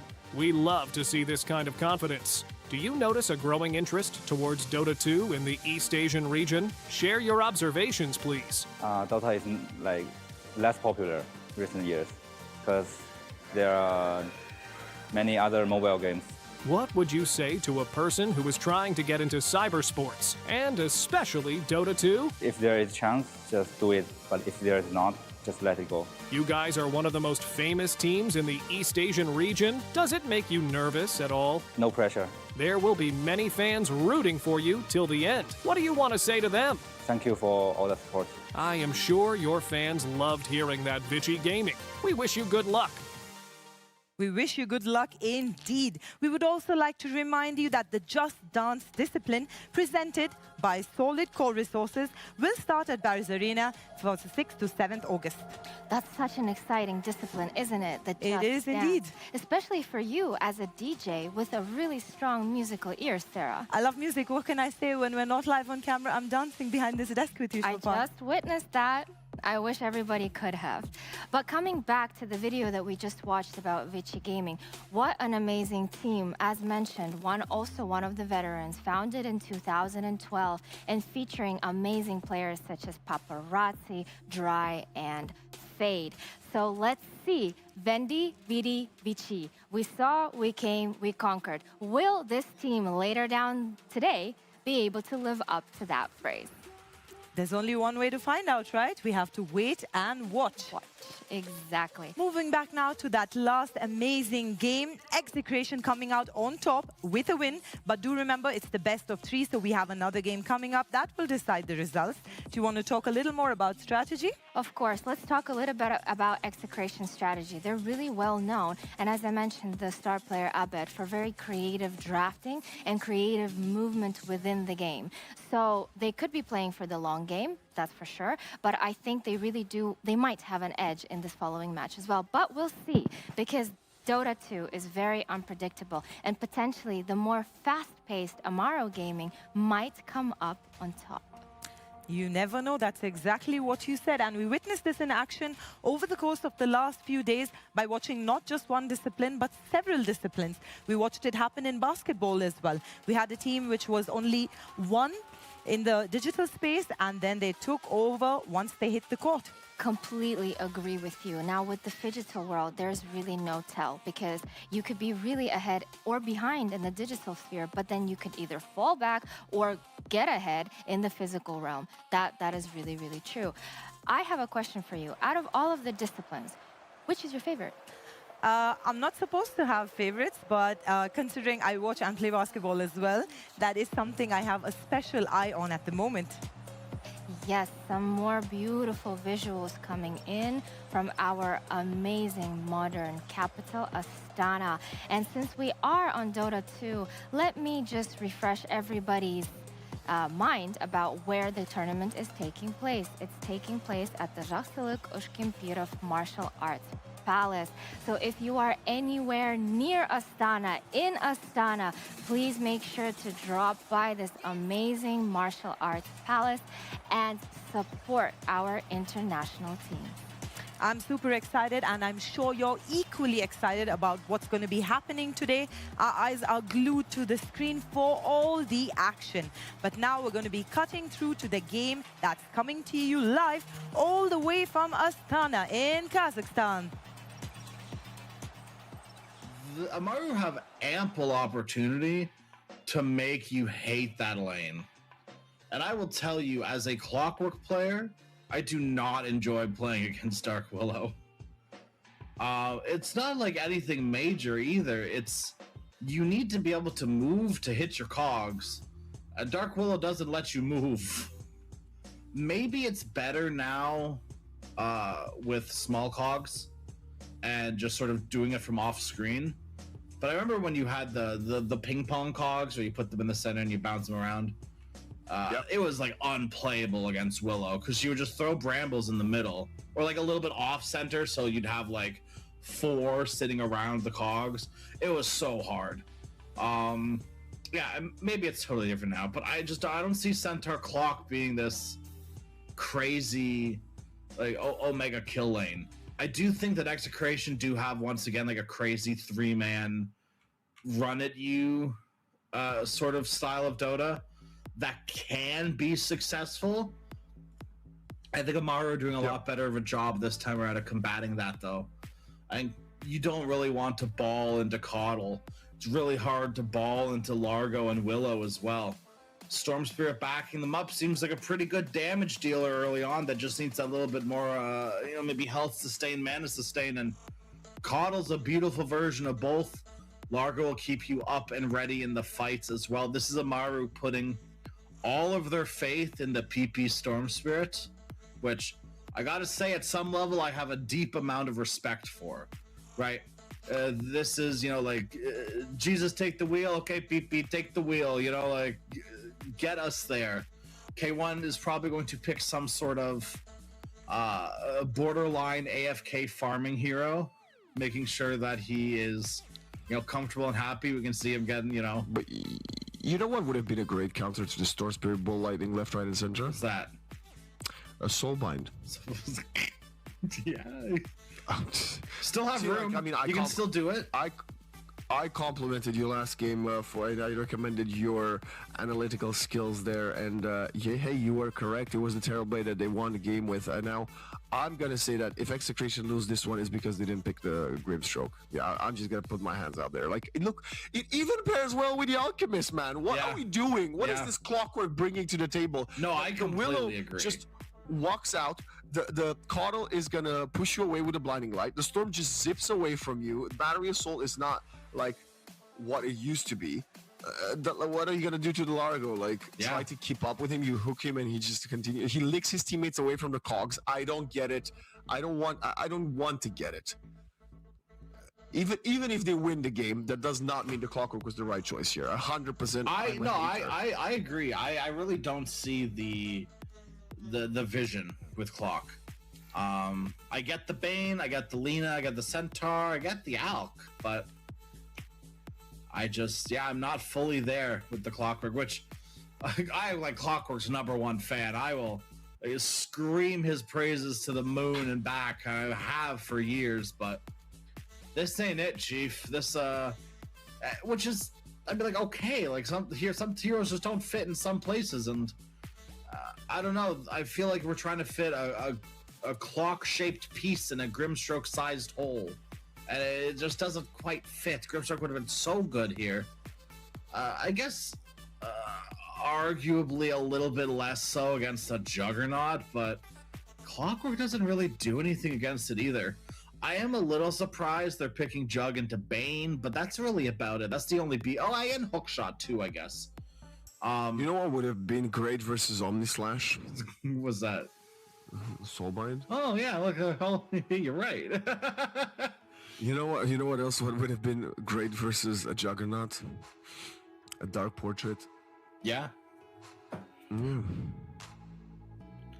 And yeah, Shanks is playing Clock, so. You know what else would have been great? To get away from the Blade Fury and to combine with the Centaur jumping in. A Inkswell. Oh. Yep. Okay. Hey, I could go as far as saying, you know what would have worked well with a hookshot of the Clockwork and say a Inkswell as well. Yeah. But then, you know, you would take out the Bane and, you know, that cohesion would have... I don't know why are we doing this to ourselves. I am very, very surprised. Execration does not have a bad draft. Let me just clarify that, right? It's just why... I think they could have had it better. And yes, Shax is a Clockwork expert and he is playing it exactly like you predicted. Obviously, with the Alchemist last pick means we will have the Lina mid. So we're going to get a classic, beautiful mid lane matchup between a Lina and a Storm Spirit. A Tales all the time. Overall, the draft all the time, I would say, is fairly even.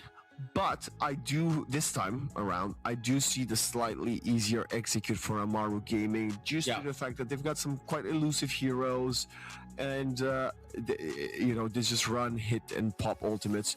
And when you have the Storm Spirit, it adds a different little bit of a layer of hitting your spells. Because yes, granted, the Bane could just grip the Juggernaut through the spin, but then the Storm could interrupt it. Or if he focuses on getting the Storm, you know, the rest of the team is just going to get it to you. So normally this wouldn't be a tough Bane game looking at the Largo and the other supports, but I think the Jug and the Storm might make his life a little bit more difficult. And we go into the portal, into game number 2 of Execration versus Amaru. I think a lot can be said about the Execration draft, though, specifically. Because if I put my finger over this Clockwork hero and I look at the rest of the Execration draft, I like it just as much with or without the Clockwork, you know? And I think that's the problem. 30 seconds Is not that clock bad, it's not that draft bad, it's that I'm with you. I just don't quite see the fit other than I like Clockwork. Clockwork's an annoying hero to play against. I don't want to play against Clockwork. I think that sums up Clockwork. That sums up Clockwork. He could have been a takers. He could have been a takers. Yeah. The battle begins. Anyway, the bounty runes are gonna get traded. Dino's not gonna get too close to that. He seems quite upset that he gets to play an actual offlaner and none of that IO Terrorblade shenanigans. How what was I gonna say? Oh, how many Lotus Orbs do you think Execration are gonna buy? I'm thinking minimum 2. The Centaur's definitely building one. Yeah, Centaur's definitely gonna build. They might, but I think they're more valuable on Amaru, right? You got Concoction, you got Laguna, you got Fiend's Grip and Nightmare. You got Omni Slash, you got Solar Bind, you've got Dark Willow abilities. I do think Centaur is literally just gonna go like probably this Helm of the Dominator Lotus Orb that we've been seeing for the past few days. But I do agree with you as well. I think Largo would find benefit of building a Lotus Orb. I just don't know who else would build one. Coddle's not building one. Willow's probably not building one. Jug, Storm's not building one. So it's really just up to Largo. And I guess the good news is eventually the Largo Lotus Orb will count as 2. Alright, so he has that to look forward to, as maybe this was the plan, actually, with the Clockwork, is just don't play the lane. Which, fair enough, that is a good hero to start boots and just sort of, you know, pull the waves with. A very good hero to do that. GX in a bit of a trouble. Oh, nice catchy leg, but they're still gonna get stunned. I think GX dead. Yeah. They're not even remotely close to hitting Shadow Realm for level 2. Blood Grenade comes in and they're gonna give Akashi the kill. First blood for the Alchemist. Lovely. Was feeling like a rich little boy. Both Waddles going after the mid laners. Tino is having fun with the creep wave over here. I see Clock and fucking K1 down there also, you know, trading blows on the other side of the lane.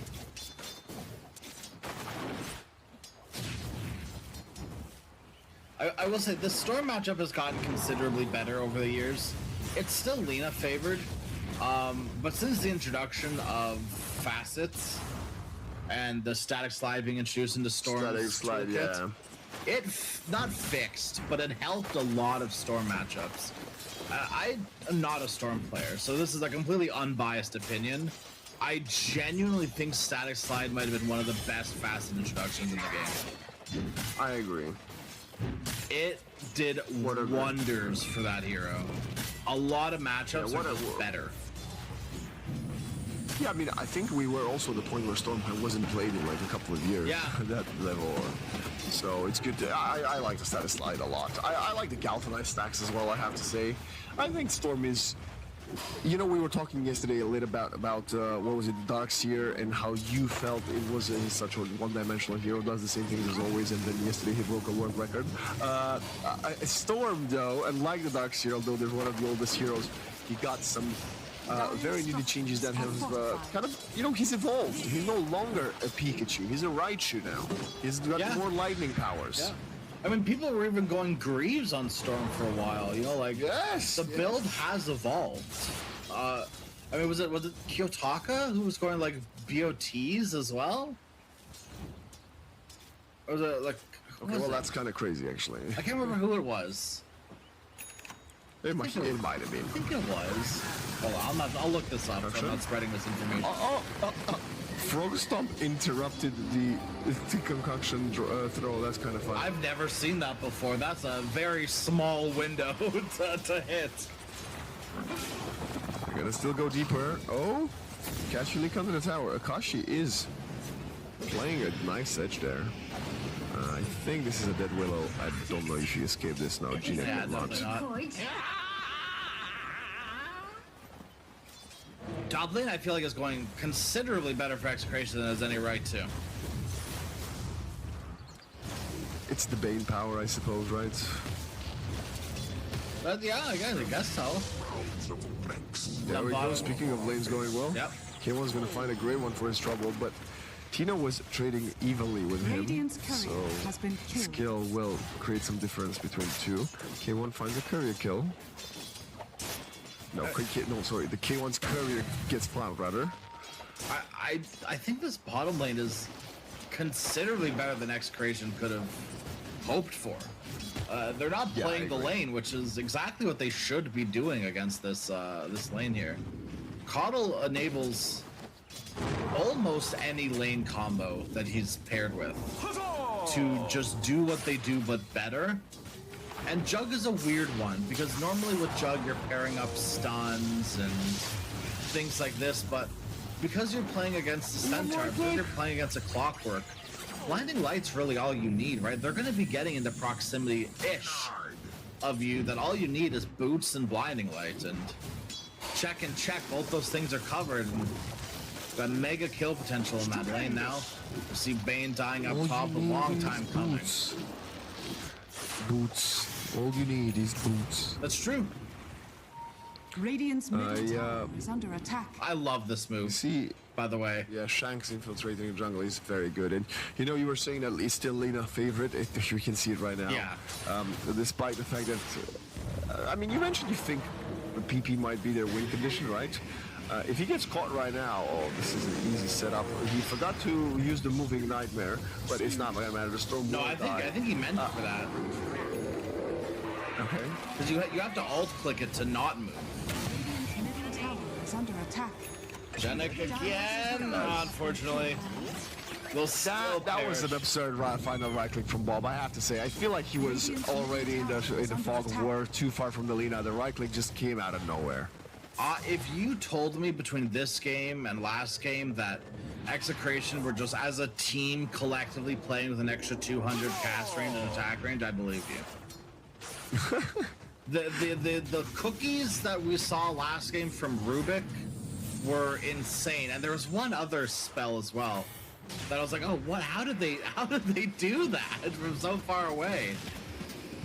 What a common factor here. Mavis might have already one stop. I think he nightmared the wrong Grave course. mistake. Never mind. They're turning around. Largo brain sapped. He's dead. Oh, maybe not. Kind Maybe of they baited him underestimating in. the strength of the acid spray. You gotta be aware of how much damage you take when your tank creeps and right clicks under the armor reduction. Now the Bane wants to go to steal the room. I think he's got it. Yep, the rune Yeah. stolen, easiest XP of his life. Now he has level. No, he does not have level 6. I thought he might have. Brain saps again. If I'm charges. Mavis, I'm walking down.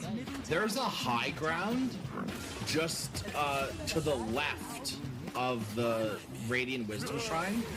That would have been the perfect place to put Largo.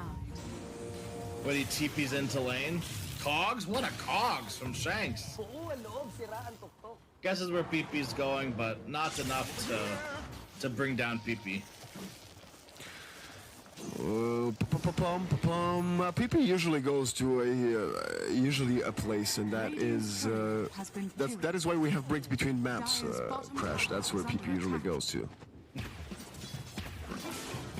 Sorry, that was a bad joke. I'm trying. Okay. Hey, you know, the PP jokes are low hanging fruit.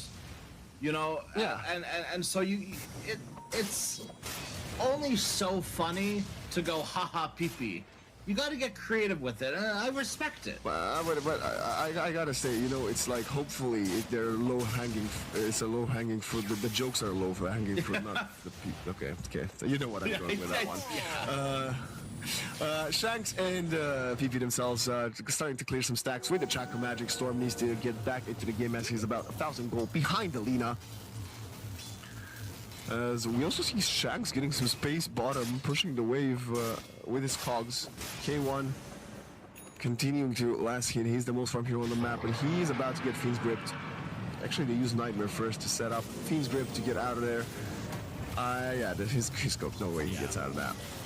I mean, a good try by Panda, but all he can do out of you, so he just gives him a Chakra Magic and then walks away. He's like, well, this is my help for you, brother. Good luck. You might be dead, but your cooldowns are. Yes. Radiant's bottom tower is under Or Fiend's Grip and Clockwork might be draining your mana, but what if I just gave you some more instead? Nice. I love Clockwork. Oh my god. The Tino Centaur Conqueror also doing a lot of work there. They find a second kill. Dire's middle tower is under attack. And we covered this a little bit yesterday when we saw a Coddle, I believe, also as a support. And playing, I've said this multiple times already, I think. Coddle support playing from behind just feels so unpleasant. Like it's one of the most difficult things to do. You don't necessarily need to be well ahead, but you at least need to be at an even game state. And right now, 4k gold deficit at minute 10 is slightly inflated due to the Alchemist being played, of course, on the Dire side. But come on, you know what I mean? Yeah. No, it's not so much the difference between Alk and Jug, but the difference between Lina and Storm. Tower is under attack. Yeah. They're zipping it. This Mavis Bane is slightly out of position, and with the Nightmare and Fiend's race up on cooldown, he will die to PP as they trade Bane for Willow. It's something. There's a lot of damage taken by Execration. They can't hang around for longer, despite the fact that they wanted to, because the Lina still had a amplified damage rune. Largo, meanwhile, going for the Kaya straight away. Probably a game where I'd be going Sanj Kaya over the Meteor Hammer. Yeah. Dire's middle tower is under attack. You probably just need that little bit more, you know, attack. a little bit more chunk in you.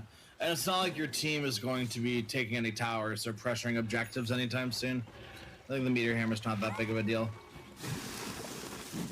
Maybe that's why they should have purchased it then, right? They might have needed something to throw some damage onto the towers. Yeah. Middle tower is under I think that there's a difference between putting damage Nice on the kill. towers and not being in a position to even walk near the towers. Killing the Tino, though, probably feels very good at this moment.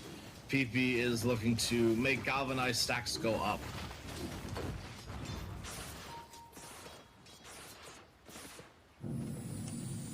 Radiant's top tower. I'm just wondering.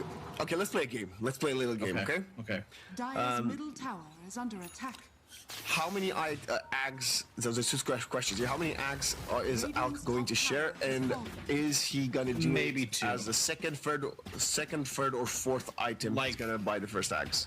I'm thinking you want what? Radiance, BKB, maybe fourth. I would say fourth. But maybe not.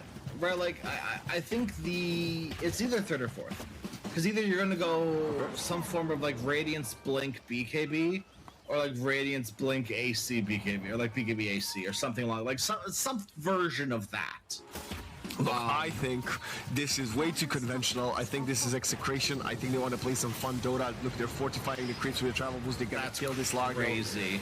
I think you want Radiance double Ags. I think that's like I think it's too crazy. Nightmare? Where's the Nightmare? We need the Nightmare. Hello? Oh, he just juked him. Okay, doesn't matter. I think the Nightmare might have been on cooldown.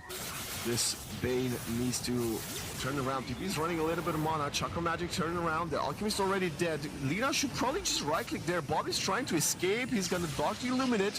Another zip forward. Bob's trying to heal up with a bottle. Hook shot hits the neutrals. K1 on the chase. Bob will disengage. And it turns around. Okay, Bob, you're literally playing with fire. I know you are Lina, but that's not the way you should be doing this. I appreciate it. To inform you. I'm disappointed to inform you, Crash. My dreams of even a single Ags are gonna be severely delayed because the Lina's rushing Ags first item. So she will get a refund eventually. Stolen Shrine. Oh, Willow's on the high ground! There it is, pushed up onto the high ground. Doesn't have a Largo to lick her off though. But that's the high ground I'm talking about. I didn't know this existed. With that whole strip, even those two trees to the north, that's all high ground you can get up onto. Nice. That is incredible, actually. It's a really sneaky high ground that I promise comes into play so much more often than you'd think. Because you're always in that area fighting and casting abilities for the Wisdom Shrine. There's always going to be a play to cog someone there, or nightmare someone up there, lift someone up there. Blinding light, the possibilities are endless. Radiant's bottom tower has fallen. Still, the Alchemist kill, right, was a good one for Amaru Gaming. So that's why. Dire are scanning. That's why we are now gonna see them slow down a little bit, maybe at least until minute 20 Tormentor. No, I do say that they find an easy Dark Willow. So yeah, they just got the blink on the Alch, so I think it's probably not like go time, but Alchemist is probably gonna do what he just did, show up for a fight, go away, show up for another one, and sort of bob in and out. Mavis, did you catch the Bane? The Nightmare comes so late. Yeah, he's also played all tournament, including yesterday. He's always found himself. Remember, we're joking. Why he's the one we said he's soaking XP. He always finds himself in like these very obscure positions deep within the enemy lines, and multiple times he's found himself there. Like in this particular example we just saw on our screen, he doesn't achieve anything. He didn't place a word or nothing. Oh, PP. Boy, he's definitely overconfident now. The Kato is also getting destroyed by the Alchemist. The teamfight does begin. Stampede is there. They want to chase the Largo, who is very fast frog. Continues to run away. Another concoction. Okay, charging up, linking forward. This time the Frog Stomp will not interrupt it, and now Mavis is there. They still cannot quite get the Bane Nightmare to pull back, and the Frog gets out of there safely. Dire's bottom tower is under attack. Literally, the problem was I think Mavis didn't want to cast Nightmare earlier because they were being like they were clicking him, but he needed to. I think just sort of vouch for himself a little bit. Hey, I need to Nightmare him. Like, turn off your Radiance.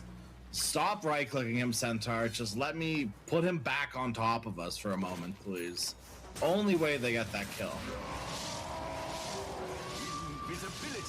Yesterday when Amaru Gaming was playing from behind a little bit with Luna, at least K1 was the saving grace. He was up there in the airport shot, and he's up there right now. But the problem is the Luna, despite the team being so far behind, he was the first in net worth. He's not going to be first versus the Alchemist. With that being said, they're going for Gnek, who's making so much space. Now the Solar Blind coming in, and the Bedlam, and the Terrorize. They're doing a ton of damage to Akashi. He's trying to heal through all of it. Turns around with a throat heal, and he will escape barely. But PP comes in, says otherwise. Hookshotted, Fiend's Grip, but he is getting protected. The supports are there. Look at the Omnislash coming in. Just slice and dice the Bane in the enemy lines. Now K1 is running out of mana, but Bob does not have another Laguna Blade. Do you want to fight 3 versus 4? They are showing up forward. PP zips in. They control the offlaner. Stampede comes in a little bit too late. The Crown is gonna be enough to lock in the Centaur, even with the LSA. Not enough to protect your offlaner. And I like how I just said K1 is not going to be able to take the #1 spot from the Alchemist. Well, 1 or 2 more plays like this, and I might change my mind. Yeah, I'm not sure what the plan was there, Execution, after they like blow all their ultimates. I don't think you can stay and fight, especially when the kitty's up. You gotta kill the kitty. It has to die. Between Coddle, Largo, and Healing Ward, you're not gonna be able to do any meaningful damage. Despite all of your nukes, it's not gonna be enough. I think this entire problem also kind of stemmed from this earlier chase. Oh, actually, let's look at the action. Okay, the clock. What's up with the Dire supports? Why are they both there? The Bane just died there about 2 minutes ago. Now the clock was vibing. Speaking of supports out of position, what is the Coddle achieving here? I'm so confused right now. Did Panda and Shanks just thought for a split second they swapped teams? Yeah. They were like, no, we're gonna make this transfer ourselves. Who cares about agents, about managers, about orgs? No. You come here, I go there, good. Now I'm Coddle with Lina, now you're a Clock with a Storm. What are we? Right, but have you ever thought about Shanks is a little goblin, and so he's just doing goblin-based things? How would that be? Would that be like an... Sure, yeah. I mean, he's just a Keen in a mech suit, right? So it'd be just a goblin in a mech suit. I actually really want that now. Give me a goblin in a mech suit. That sounds fantastic.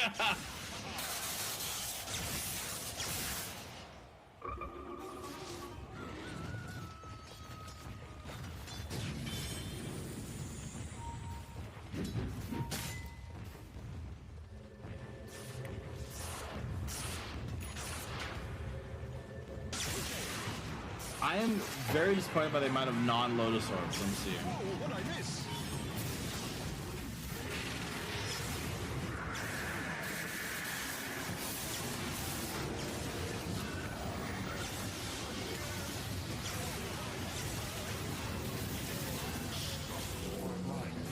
Dire's middle tower is under attack.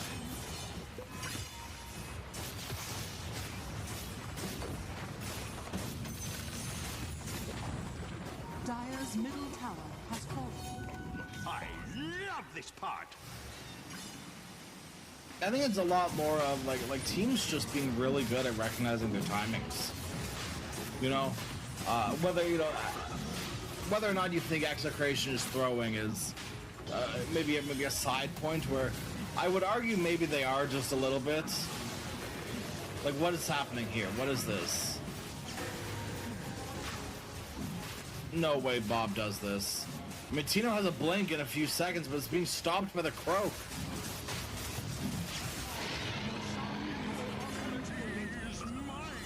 No range.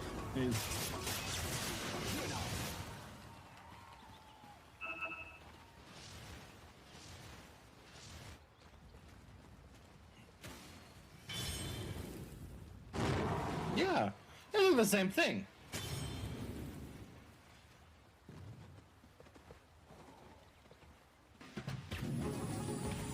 And which are also the same thing.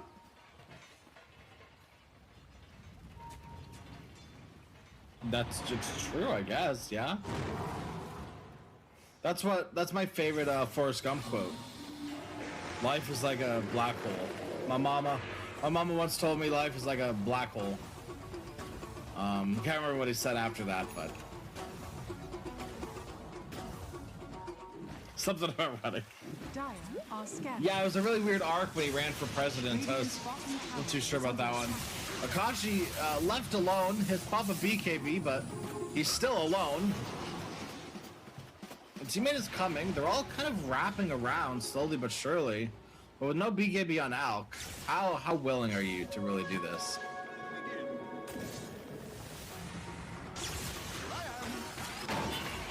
Whoever comes in, hook shot onto the Largo. Largo is isolated, and he's being cogged up. Storm now, that's a Gem of True Sights being put into his inventory. Nice little treat from the coddle for old Storm Spirit. He'd be gonna make sure that the wards are all dead. And nice little chunk of change too for Coddle if they start making sure that there are no wards on Dire's side of the map. That is the indicator to me that they're probably looking to maybe start closing this game out here. Wait, who? Gem on PP. Oh, okay. Yeah. You know we were talking Lotuses? Well, the Storm is gonna actually have a Lincoln. And they gotta jump onto Akashi. 15-second BKB cooldown. Chemical rate does come out, but I don't think he's gonna be able to sustain himself through that. Turns around, deals some damage to G-Neck. No follow-up. As sadly for them, Mavis will also show his face. Vortex terrorized. Even a frog stomp for good measure. And Panda secures that kill because the Bane was definitely escaping with the Illuminate, which is going to open up the Twin Gate TP back to the Tormentor bottom. The Observer Ward will spot them, gets dewarded by the Gem. The question is, can this Clockwork do anything to at least delay a little bit for this Tormentor being killed? It's so surprising to me, the unwillingness of Execration to build defensive items. Bane has an Aether Lens. Lena doesn't have any defensive items. You could argue that Sunday doesn't have any defensive items, which kind of fair. It's Yules. That is the only defensive item, and the BKB, I guess, on the Alk. But like Lena needs BKB, but that's not going to protect you from getting Omni'd. So what's the counter move here? I would have normally said Lena should have found a different item and the Axe should have probably given her an Axe. That's what I would have said. Clearly that's not the route or the approach they wanted to commit to, which they deserve to lose. They picked the Clockwork instead of Grimstroke. But you definitely need to find some pickoffs. The only problem they have is that the only hero that has been running around a few times on the map has been Oscar, and they've killed him, but then they've lost the subsequent fights. So it is going to be a difficult answer to give you properly.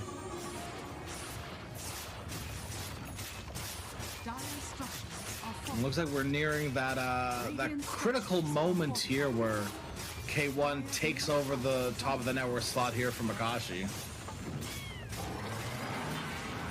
Maybe not here, actually. That's a Juggernaut without an Aegis. The Illuminate and the Frog are healing K1 a lot. And the Force Staff and the Blade Storm, he's out.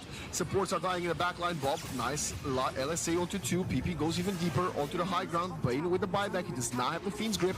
But the big escape of this entire team fight has been the Juggernaut. Criminal that K1 doesn't die so much. You know what I want? We just got this update for Dota Plus at the end of the game. I want the fight recap to start showing how much heal the heroes do in a team fight. The fight recap shows that. How much heal? Percent, like numbers wise? Yeah. Middle tower has fallen. The more you know. Well, how much heal did Oscar and Panda do? Come on, Crash. If you're so smart, tell me. Well, I can't click on the fight recap. Well, that sounds like it doesn't show you that. No, it does. It's below the damage. There's a green. The green bars are healing. Oh, they're going to jug again. Okay. They gotta deal with this Largo, man. They gotta deal with this Coddle too. So many problem figures for his Execration to deal with. You gotta deal with Coddle, you gotta deal with Jug, you gotta deal with Storm, you gotta deal with Largo. Dark Willow exists too. But that's the hero that they've only been able to consistently kill, I feel like, is the Dark Willow.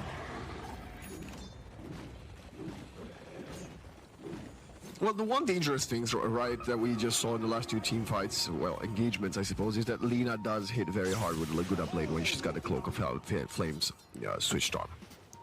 I think now, maybe their next, because you're asking me what way they could keep themselves in the game and extend it.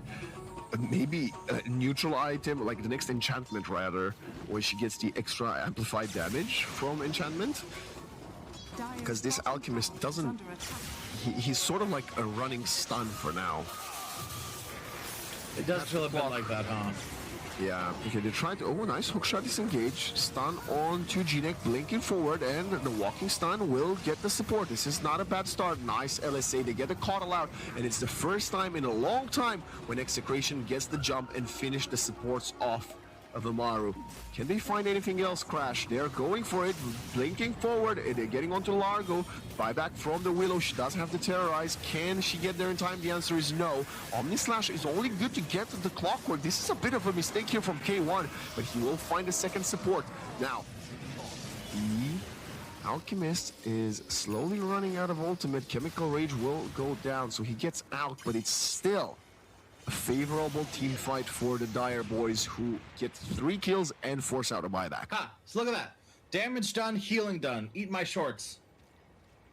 There it is, look at that. Okay. I might be losing my marbles. When was this added? Probably in the patch, like yesterday. Well, I guess the other night. So I'm giving advice to Valve that already told me. Okay. Yeah. You know what? Let me be. I'm gonna go cry. And the team fight that we just said was won by Execration. With Tino dying, I would still say it was won by them because they had yet to buy back someone. So it's a 3-for-3, but G-Neck won that. Yes. Yeah. They did. It does minimize the win a little bit. Bob does have BKB now, though. I once again, though, I really want to see Bob buy an item that protects him from getting Omni-Slashed. I mean, he might just get an Ethereal Blade soon, right? Because he is playing this. You can't, because Largo. He just licks it off of you. Akashi just blinks forward. He gets crowned.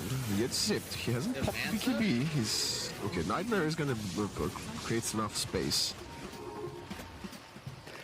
No, that Frog Stomp Bramble Crown is keeping the Alk in place. I don't know if you spotted that. That was so annoying to look at, let alone, yeah. I can't imagine how it feels playing it. I've always been wondering, since I've been casting Kakashi and seen him play even before casting him, I've wondered, do you think he is a fan of Kakashi Sensei from Naruto? Ooh, maybe. Certainly possible. Granted, it could just be his name, and I didn't look enough into it. What if it's like the Akatsuki Kakashi? Oh, yeah? Yeah? Yeah. Oh, maybe we're onto something here. The lore of a future TI winner. You heard it here, guys. I just called it. Akashi will win TI. Yeah. I will say, I think that if you watch enough, like this tier 1.5 on the cusp of making it for some of these teams, you will be able to pinpoint those players that are like the next shining hope. Yes, I agree. I agree. Like you'll see players like mid laners, I think, are some of the maybe easier ones to do it, because when they're performing well, they are performing very well, very consistently. Like Shira Jr. was one of those people for me. K1, nice spin. Does get stopped. The Fiend Grip available too, but it gets stopped immediately by the Storm. No Fiend Grip now, no life on the Bane either.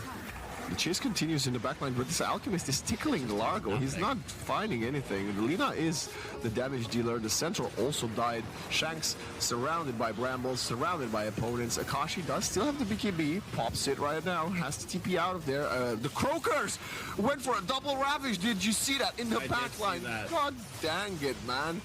The return of the Croakers. Thank you, Croakers, for a beautiful start to day number 2 here. This might be the Games of the Future Croakers edition. Yeah. Kashi gets The caught. BKB is fine. That's the Manta style, though. I didn't know Berserker's potion purged. Yeah, I saw that. I was like, what was that? The day I learned. Okay, they're loading up the stun, throws it onto the illusions. LSA is there. Bob goes for the right clicks. Blink heals from the Willow. Frogstomp, BKB from K1. They are licking him back. Where's the Nightmare? Hello? That is a late Nightmare if I've ever seen one. And now Yalk is dead. But like, also keep in mind that Akashi literally blinked in to kill the healing ward. So maybe you got bigger problems than the Nightmare there. Yes, I think the clockwork is a big problem. Yeah. Because all I'm saying in that earlier team fight, the Fiend's Grip would have not been interrupted. Instead of a Clockwork Cogs, you would have had a Soulbind. Buyback here, coming in hot. They used the Stampede and they killed the Largo, but look at the control again. The Crown and the Brambles and the Dieback and the Rax, and they're all dead. PP is beyond godlike, and exactly like you called it, Crash. He's been given the opportunity to take the team to game 3, and I think he is pretty much fulfilled that. The chances of Execration coming back into this one are pretty slim.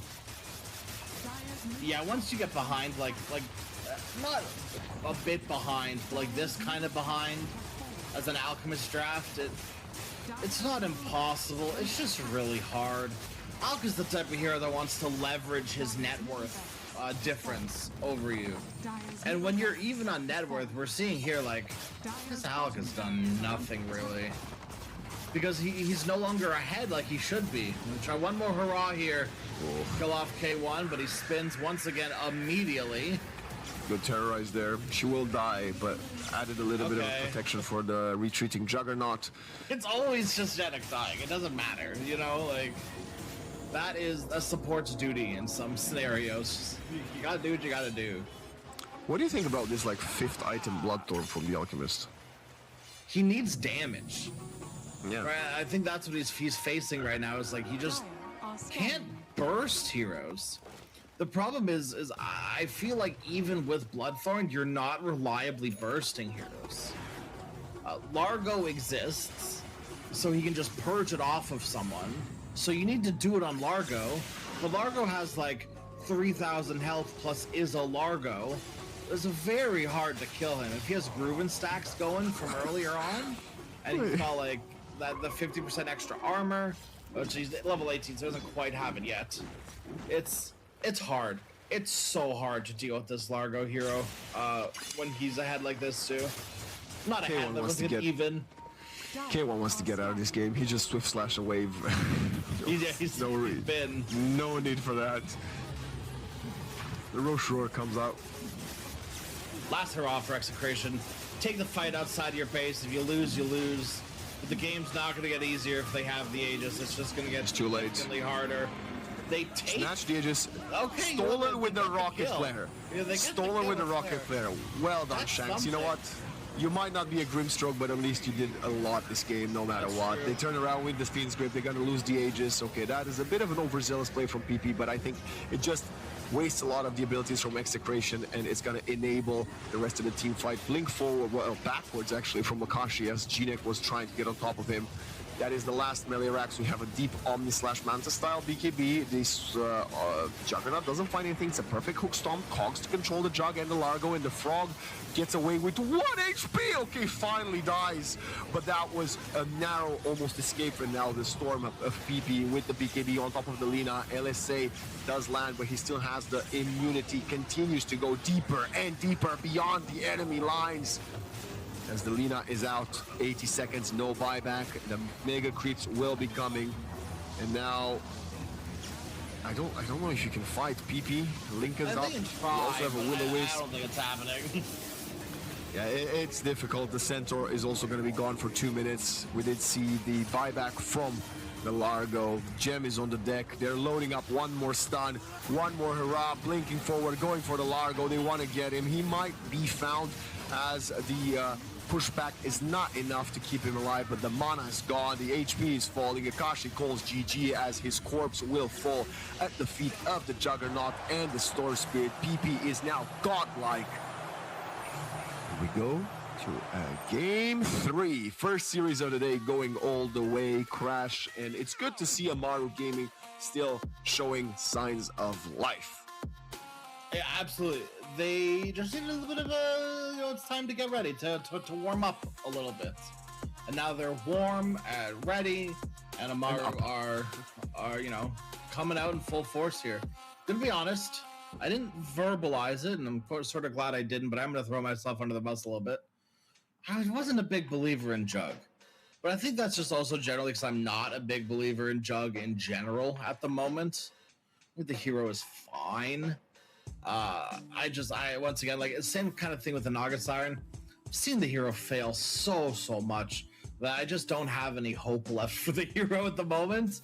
But K1 has done a pretty good job at bringing that back up. Keep in mind though, K1 did have before this a 0% win rate on Juggernaut recently. I'm sorry, what? So like not in total, like in the past year or so. Oh, he's only played like 5 Jug games.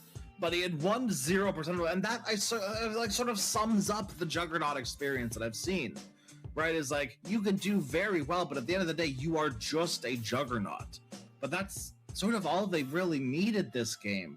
PP was a menace this entire That's what time. I was about to say, right? Like, I think PP was the player to watch, as you called it, from the get-go when the Storm Spirit came out during the draft. And with this game 3, upon us in about 10-20 minutes, I am quite excited to see how this mid lane matchup is gonna go, because we had the Air Spirit from Bob that took over the game, then they banned it, hoping PP, well, taking it out of PP's grasp, but he had an impeccable Storm Spirit, and now we will be heading to game 3, where I really wanted to see how these players are gonna, well, approach it. I also have to say, I don't know if I enjoy this Alchemist. I think in theory, it sounds way better than it actually worked on the server. Especially, I complained about the way the team decided to take the build route from the get-go.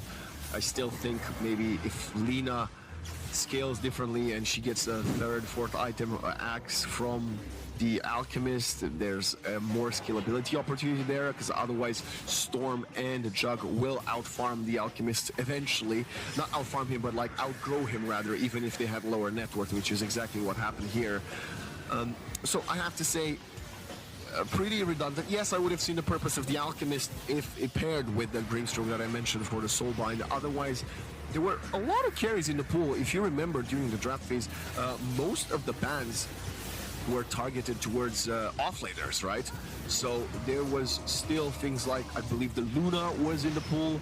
I believe the Ursa, which we haven't seen yet in the tournament, but it would have not been the worst game for the Ursa, because she kind of just tanks the Jug ult and she turns around and bashes him and kills him.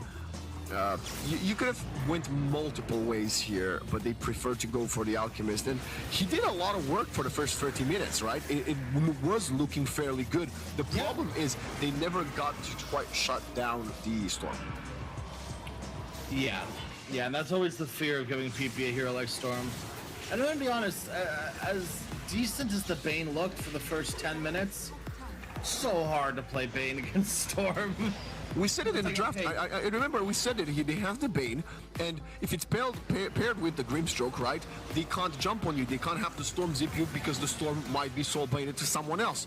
But this time, every single time the Bane was getting some great Fiend's grips, and he was positioning himself very well, the Storm just zipped in and that was it. Or he gets Omni Slashed. Yeah. So it was, no matter how great you are as a Bane player, you can't do everything. It's virtually impossible, right? And again, Bob, I think he had a pretty good game. I think Bob was fairly strong on the Lina, other than the whole itemization aspect, which was clearly a team decision. My only question is, why even go this route? You had first pick again, and you opened up with the Lina. It was not a Amaru first pick that went with the Largo first. No, they had first pick and picked Alina. The Earth Spirit was in the pool. They themselves banned it in the second phase. If Bob worked so well in game one with it, what were you afraid of? Like getting Huskard round or like first, like a second pick? I don't really get it. And clearly Bob was trying to be more of a nuker in this one, but well, today, and which is the only map they've won in the tournament so far, they looked best when he was running the Air Spirit as the playmaker. Yeah, I think this might have been one of the only games I would have recommended the Lotus on Centaur before the Heart. You said it. You said it in the beginning, right? You were like, oh yeah, he's going to get it fast because of all the controlling. I thought so, and he didn't get it until after his Heart and Blink. I believe after the Blink, but definitely after the Heart. Which is like, it's fine, but you've missed the window. You've missed the it's the fourth item. He had Helm of Dominator, Heart, Blink, and then Lotus. Yeah. Yeah. You've missed the opportunity. You've squandered your lead at that point. Yeah, and we're looking at the damage. And Akashi again, he kind of played he was kind of running like the playmaker, right? 38,000 damage. You can see it. He did most damage on the server other than the Storm Spirit, which but is that damage Radiance? Like, I feel like looking at Akashi outside of him killing Jenik 10 times, I didn't see the damage when it came down to him hitting the cores. I think he definitely fell off after minute 28. K1. He could barely kill Oscar, you know? Yeah.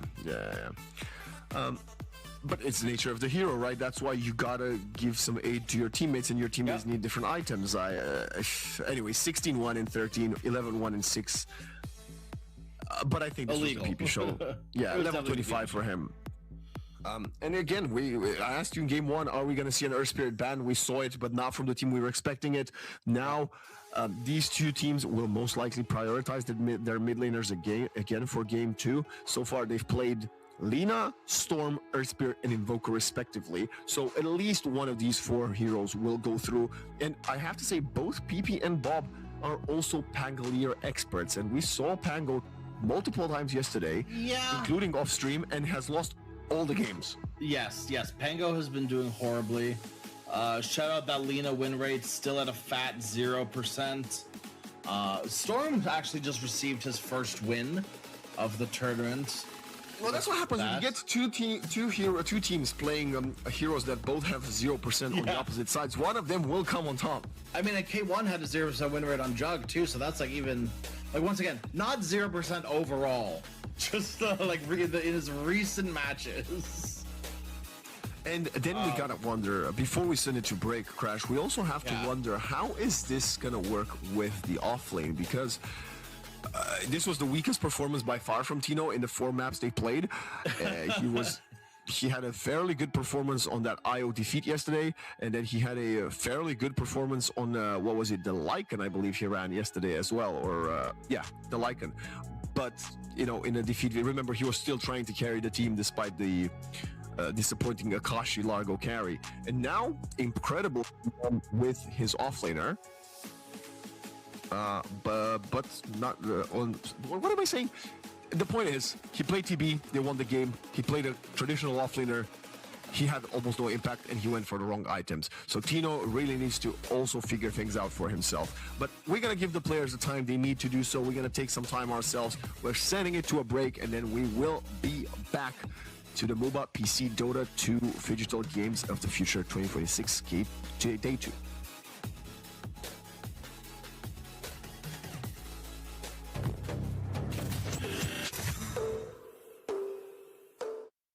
Центр кредит банкымен сіз қарапайым және заманауи шешімдердің ортасындасыз. Нық сеніммен жаңа мүмкіндіктер ашып, тексерілген сапаға сеніңіз. BCC-KZ мүмкіндіктерді кеңейтіңіз. Үлкен істер әр қадамы жаңа жетістікке жетелейтін марафон. Біз осы жолды сіздермен бірге 10 жылдан бері жүріп келеміз. Тимур Құлыбаевтың халық қайырымдылық қоры.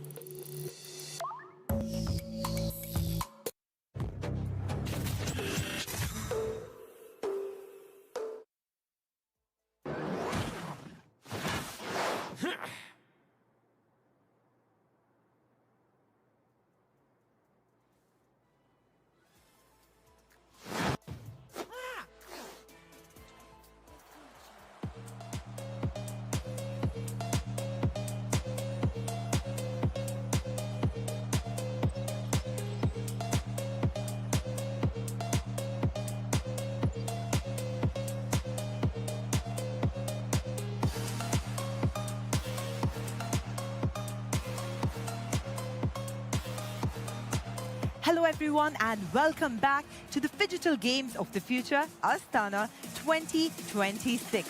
I'm your studio host, Sarah G, and I'm joined by my lovely co-host, Shulpan. How are you doing today? I'm doing amazing, especially after that comeback from Amaru Gaming against Execration. What a comeback. Big shout out to all our sponsors, without which we wouldn't be having these games. A special shout out to Yandex Go app. Do make sure that you download it real quick. Moving on now to the game coverage, let's talk about that battle. Let's talk about that battle a little bit more because, yes, Execration might have been the favorite team to make a 2-0, but Amaru made a comeback. Surprising? No, because actually Amaru is known, as we mentioned, a quite young team, but known for very aggressive tactics. They're fearless and they're not a team to sit back and farm. So potentially, they really stepped up their aggression game this match, and got that comeback that they wanted. So really excited to see. As a reminder to everyone, Dota is the best of 3. So we will see who takes the third match home. Talking about the best in business, a special shout out to Halyek Fund. Thank you so much for supporting us with these games. Moving on back to the match coverage, that was a nail-biting finish. Execration took that first game with ease, but Amaru sneaked up from behind and made an amazing comeback. what are you thinking about how the third game is going to pan out? Well, now it really is up for grabs. It could go either way because Execration, usually known for their late game decisions, well, as we watched this game right now, they were playing quite aggressively too, so they must have felt the pressure from Amaru. So moving into the third match, really, it's up for grabs. And really important to mention, it does also depend on the drafting stage, which is often called the first battle in Dota, because the heroes that the team picks heavily influences how the matches and games go. It's extremely important to remember that this is all about strategy. Dota is just like chess. It's all in here.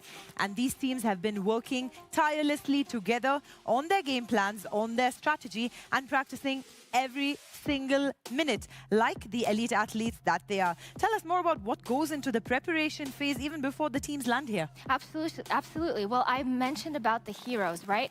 Dota has over 120 unique heroes to pick from, and every single one of them is available to everyone who downloads or installs the game in the beginning. It is really important, as I mentioned, which hero you choose because each of them, fun fact, has their own ability or spells, they like to call it in Dota. And also, for me, it was really surprising to learn that each hero has their own voice actor, personality, and backstory, making Dota really a world within a world within a world. And that's exactly what captures the interest of these gamers. Don't underestimate how much practice, how many hours go into making them world champions, especially with such a huge cash prize up for grabs. I think they're putting their heart and soul into it. Don't you think so, Shulpan? Absolutely. I think the prize they have just looking at them when they're gaming through their screens. So yes, and we wish all the teams amazing luck and really good concentration and precision. Experience definitely does pay off in Dota 2, but you never know what's going to happen. And that's exactly why this game keeps everyone on the edge of their seats. We're going to be cutting live soon to the third game because this is the decider. This is the decider for Execration, or it will be the decider for Amaru Gaming. There we go. Considering we haven't seen any women on stage for these particular games, do you think you're ever going to take up one of these games?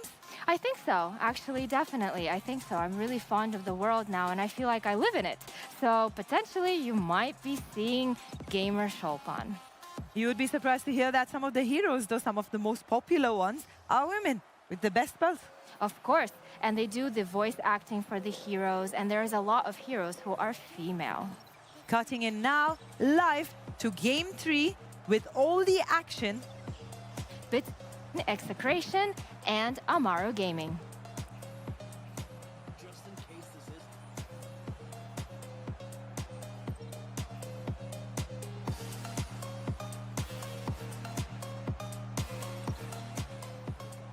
DOT from Infernal Blade, but at that point you probably just level Scorched Earth and run at him like the little freak that you are.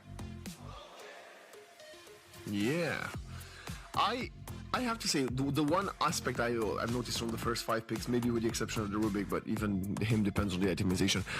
Both teams are running very fast drafts, and this time I don't mean by finishing towers or games early, but like they're very mobile drafts, right? You got the Doom with the Scorched, you got the Scurry, you got the literally fast for the Rhapsody. Yeah, they are literally fast AF, boy. Yeah. And we got to see that Willow again, which was incredible in Game 2. Exceptional performance from the Dark Willow that we saw from the side of Amaru. Execration will now pick it for themselves. Of course, you could argue you've got the upgraded Willow because you got the Rubik that can steal it all, and this confirms it will be Bob on the Earth Spirit. Yep. No PP Earth Spirit in this this elimination series. So crazy to me that one of these teams is going home already. Yeah. I mean, probably not going home. It's not like they get booted out of the venue, but like, it does kind of suck that we're losing one of these teams, man. Looking through even just quickly before we continue through this draft, well, the day of Dota for us. If they're going home, but they want to still watch the rest of the Games of the Future, they can get all the tickets for Games of the Future disciplines at Ticketon. So that's where they're going to be heading out, one of these two teams at least, to get to see the exciting other titles that we still have going at the same time here at the 2026 Astana tournament. And we will get another Spirit Brother v Brother matchup. We knew we were going to see at least one of the 4 mid laners that they played, and this time I guess the Ember is sort of, what is it, a half-distant cousin of Lina. Yeah, kind of. Close enough, you know. But yeah, like going through all these lower bracket games that are going on soon-ish. One of them happening right now. Midas Club Resilience looks pretty even. Midas Club took game number 1, but Resilience are currently leading in game number 2. Okay. And I was pretty surprised to see, I mean, both of these teams there, but someone's got to go. You know, like one of these teams has to go down. For like Group B, I'd be pretty surprised if whoever dropped games. And Group C, we have to say goodbye to either Enjoy or your Cult, which is, once again, like, feels illegal. Especially because Enjoy played okay against them. They played pretty good. Like they have my favor now. You know, I know what's up with them. And I think the biggest surprise for me is what happened in Group D, where I think people may have expected Extreme to beat LGD, but to see Liga LGD in the elimination day 2, it's like, man, like this, it just doesn't feel right. But it's you know, an action-packed day. We are looking at this second time we get to see a Witch Doctor, I believe. And I like this setup. I like this. You know, you got a rolling boulder, even kick back closer to the Doctor. Death Ward is, of course, very strong. The only problem is you did pick it into a Rubik, and this Rubik is gonna have a lot of opportunities to steal stuff, from the Terrorize, to the Brambles, to all of the Witch Doctor abilities. Of course, Doom would be a hell of a spell to steal. Yeah. It's gonna be quite interesting to see how Yamaru Gaming Rubik is gonna work with this. Okay, so hear me out. Amaru are going to, I mean, they literally have to. They have to pick their character. They have to show their hand. Do you think there is a world where Execration be like little freaks and flex this Doom to maybe the safe lane? I know Akashi can play it. I just don't know if Akashi should play it, you know? Mm-hmm. Well, that's why they have reserve time. That's why they have reserve time. They've got a lot of time to sort of talk and think about it. But yeah, Amaru have to show what's what here. They have to give up the shtick. And K1, once again, best of 1 at this point, about to go home. What does he feel like he wants to play? That's a spicy meatball, and Execration slam pick a Brood Mother for Akashi. We're like, oh yeah, wow, reserve time, blah blah blah blah blah. Slam pick immediately, no thoughts. Brood Mother, yes, go. If I'm going home, I'm going home with a spider on my back. I don't think, probably not ideal. Okay, well, this is definitely a way to finish a draft off. And again, we have 3, including the Doom heroes that we haven't seen on stream at all so far. The Brood, the Venge, and the Doom Bringer. Venge carry from K1 is what he's gonna be trying to, well, win the game with. I gotta ask you, there's a reason why a lot of Tier 1 teams have stayed away from the Brood Mother, even as a cheese peak. Do you think it's a good Brood game despite the hoodwink Ember Largo? I'm so out of touch with Brood Mother, man. I could not tell you. Well, the last Brood Mother change I think I paid attention to, like, fully, was when she could, like, when she would climb up terrain and like change position, you know what I mean? Like when she was able to like climb up walls and then actually look like she was on the wall. That was the last thing I think I paid attention to with Brood Mother. I I do not understand what makes this hero good anymore. Because I have not seen this hero be a quote-unquote good. Outside of like freaks like Satanic playing it, you know, like well, like very well, don't get me wrong, right? But I think that very specific players just get that itch to play Brood.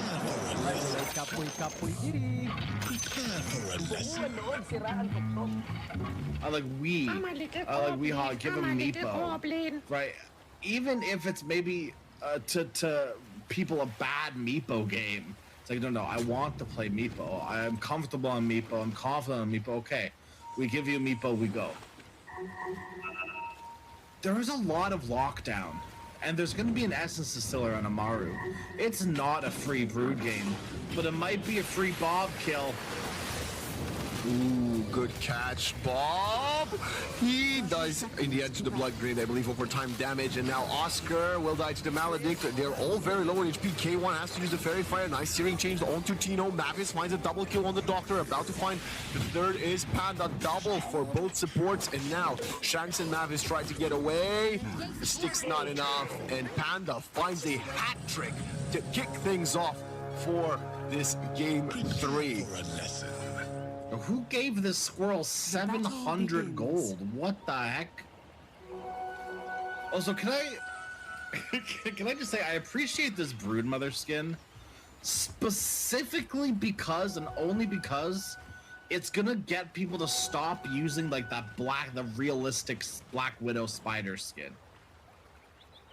Thank goodness, man. Get like, I want to say like this is freaky too. I don't like this very much either. But realistic Black Widow is like that's like a step above. That's too much.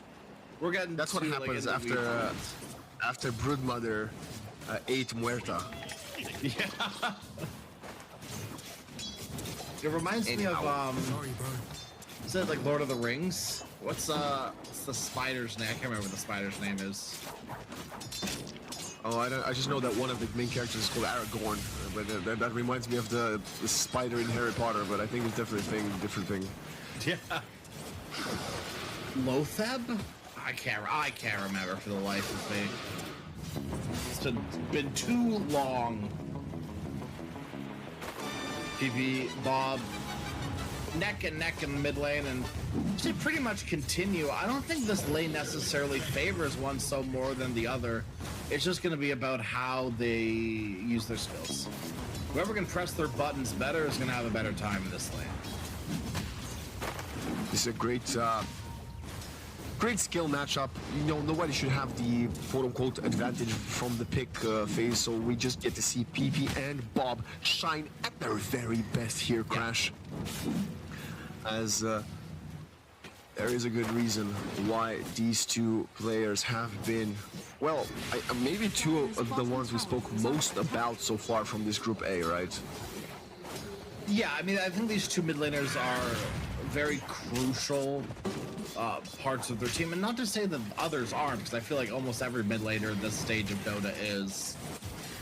But you know, there are going to be teams that prioritize, you know, their mid a little bit more so than maybe their carries. I mean, that was literally Gaming Gladiator's like whole thing with Quinn, right? Was just Quinn, make sure Quinn has a good game. GG go next, you know? And that doesn't mean make sure that all of our other lanes suck. It's just maybe we're gonna take that one extra step to make sure Quinn has a good time. Good, of course. These teams definitely shine when they're doing that for these two. Nice acorn shot from Panda, but not enough to find the kill, and Shanks doesn't miss uphill, but still doesn't do quite enough damage. I gotta say, I commend Panda for trusting that the damage will not be sufficient. He escaped with 20 HP, but he had the stick and the Fairy Fire, and he did not use either of those. Calculated. Well, now, Bushwhack through the Shadow Realm. Panda does have the Healing Lotus. They're baiting Shanks closer and closer, and he does take the bait. Hook, line, and sinker, and they get him in. Great play there from the Hoodwink to take it to the very, well, limit of the hero and of his HP. as we are now looking at this bottom lane where Akashi is getting a little bit aggressive. Genic with a Maledict on top of him will most likely die, but Akashi wants to find the last hit himself. You're not afraid of spiders, are you?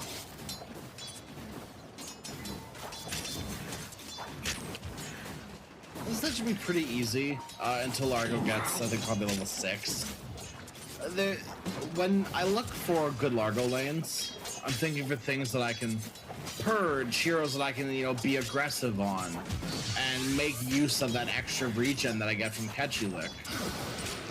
It's like just last hits that you can secure here. And we'll see, you know, secure that last hit, get some regen going, but it feels much better to purge things off, because it's a win-win, you know, like, there's only so many times you can use mana to get a last hit and like maybe an extra 30 health until it stops feeling value to use like 150 or however much a mana lick is 90 or something, I can't remember. But wouldn't you say that Largo has way too good of a game last hit wise in the first 4 minutes, considering the fact he's playing into a Broodmother? Yeah. I mean, Largo, the thing with Largo is that he just hits like a truck, man. Never give up. He hits for like probably 20 more damage than Broodmother at this point. I mean, Very Akashi hard. knows. He thinks he's good enough to be played as a carry, so... Yeah. Akashi definitely agrees with that one. I can tell you that much. It's hard to get these early last hits away from Largo. Because Witch Doctor, as good as Maledict is level 1, it's only level 1. I think level 3 is when we're going to start seeing, so I'm probably around now, right, is when we're going to start seeing more pressure being put onto Oscar, as we can literally see it at the moment, right? They're leveraging the fact that one, Genic is gone, but also that they now have this level 2 Maledict where it does consistently, considerably more damage. I don't know if they can kill Bob here. He doesn't have roll, but still a good try at least. And there we go. Oscar is getting gone on. I think this is a dead Froggy. Oh yeah. Second kill going in the way of Akashi, and it's been 5 minutes later other than that initial skirmish, and they managed to bring it back, score to an even 4-4 despite the early deficit. And the Broodmother will be doing her thing. What is the build for the Broodmother? Are we going to see an Orchid, Diffusal? Which one first, if both of them? I like the Orchid quite a bit. Ember isn't really the hero anymore that wants to, like, overly build defensive items, like Yule. Some Magnetised there, by the way. What team fight in the river as well. They got a little bit too close to each other. I actually think this heal from Mavis. He has Maledict on him. He might die. Like no way. 5 How HP, is he alive? he How much escapes. health does BP have? Panda will not be so lucky, and Bob gets a double kill, and the Witch Doctor did not die. This is the hero that I think we've been waiting for Mavis to have for, well, the entirety of the tournament so far, because the Voodoo Restoration kept him alive, not just extended his life, but kept him alive even as of right now, and he manages to bait the opponents in, gets his mid laner a double kill. Now the question is, can Genic do a cool play with a telekinesis at the very edge of the shrine? Cliff him. He can cliff him. Now K1 is just going to join in, and they're going to steal the Shrine of Wisdom easily. Cliff him. They're manning up for this fight. Oh, Mavis, no, I just complimented you for not dying. You can't be Bob doing is here. like this. I think it's okay. It's okay that Mavis dies, right? Because it doesn't mean that K1 dies. K1 does get the Wisdom Shrine. The Shrine of Wisdom is still Yeah, a big maybe help, there's yeah. the argument, right, that it's worth it, but Bob wasn't getting that shrine anyways, you know, so any gold in his pocket he's happy with. Did he steal the other one? I think they might have been traded in the end. Shrines of Wisdom, I think, were traded. So I think they needed to go for that play. Otherwise, they would have definitely been playing from behind. Go back, Shanks. Nice. Has no Shadow Realm. Why? I don't know why Shadow Realm's on cooldown. Why was it on cooldown though? From earlier? I don't know. It's not that long of a cooldown, I thought. Maybe I'm wrong. Maledict used again onto PP. Nice Remnant away. He is okay as a shield rune as well for when that Maledict runs out. Gonna pop those 2 bottle charges. Easy peasy. Easy peasy. What have we here? That should be his catchphrase. Easy PPZ. Yeah. I like You that. know, we've got too easy for Arteezy, but you know, Arteezy's dead. R.I.P. Like he's no longer playing in the pro scene at least. So up for grabs. Flame Guard. No. Shield Rune. He's got a something. shield rune. No. He's got a shield rune. He's fine. Okay, yeah. Why was he not using it? It's too easy for PPZ. That's why. I see. Yeah. It's calculated, you know. Top tower under siege, and I cannot wait for K1 to get her Aghanim Scepter. Bob rolls in, nice connection, Brambles, amazing setup for the mid laner. The Magnetize is there, Panda and Genic wants to man up and help their carry. K1 is very strong, I can hear the Doom coming out, it's on the Ember, who is coming around the tower, gets punished by Tino, and it's gonna be a nice kill for the offlaner. Akashi also shows up through the Twin Gate, and it's gonna be another carry falling, and they also get the support. Amaru Gaming, they are starting to look pretty troubled in this minute 9 as 4 of them die. They didn't need to force that tower. It's, you know, something, one of the least important towers, you know, blah, blah, blah, blah, blah.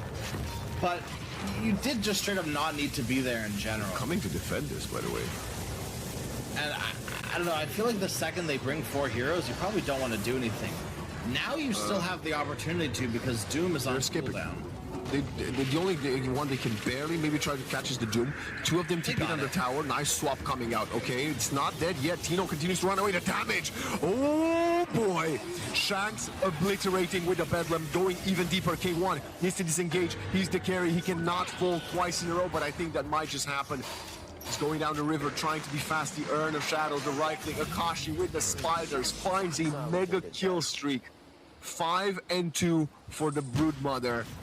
And I'll tell you why that was so disastrous. They TP'd to defend, and the Dark Willow threw perfect brambles. 2 of the people that TP'd got brambled right away.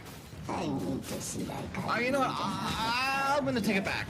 I'm okay with Akashi being a little freak too, if it means that he's playing actual carry freaks. Dire's top tower is under You know, attack. maybe Largo wasn't the sort of freak that Akashi wants to play, but this Broodmother is looking really good. It is also only 10 minutes, so that may change very quickly, knowing Broodmother. Ember? Needed to self-in. Bushwhack is there. He's silenced. Crown with the Remnant. He's going down. He's getting right-click. He is dead.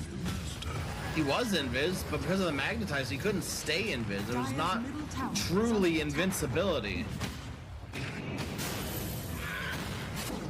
K1 swaps onto Akashi, needs some follow-up. She tumbled. No, she did not tumble her place. She's just a Broodmother. She walks up the cliff. And now another perfect setup from the Willow to enable Bob coming in hot. Shanks on a killing spree on his Dark Willow. The Bedlam goes deeper, pulled back under the tower by the telekinesis. Genic really wants to find one, and they will get Shanks. Still no level 6 for either the supports, but PP, it's still so early in the game, so he responds quite fast. The cask is bouncing between 2, and now we go to see what Akashi's doing. Okay. I gotta say, Execration definitely have this game, but you gotta be careful diving beyond tier 1s, beyond tier 2s with the low respawn timers. PP just comes back and can start, you know, it's the rubber band effect. You're so far behind that you find some of these skills and you just completely skyrocket past your opponents without even knowing how it happened. Granted, Amaru Gaming still has level 5 on 2 supports. Yeah, and that's sort of been where a lot of their problem lies. Rubik is a non-hero until level 6. Absolutely. And don't mistake it for bias in any way, shape, or form, but there's part of me that really... it feels so bad when I see teams get eliminated they're not eliminated yet, but the point being when they're in an elimination match and they get brooded or they get Huskard.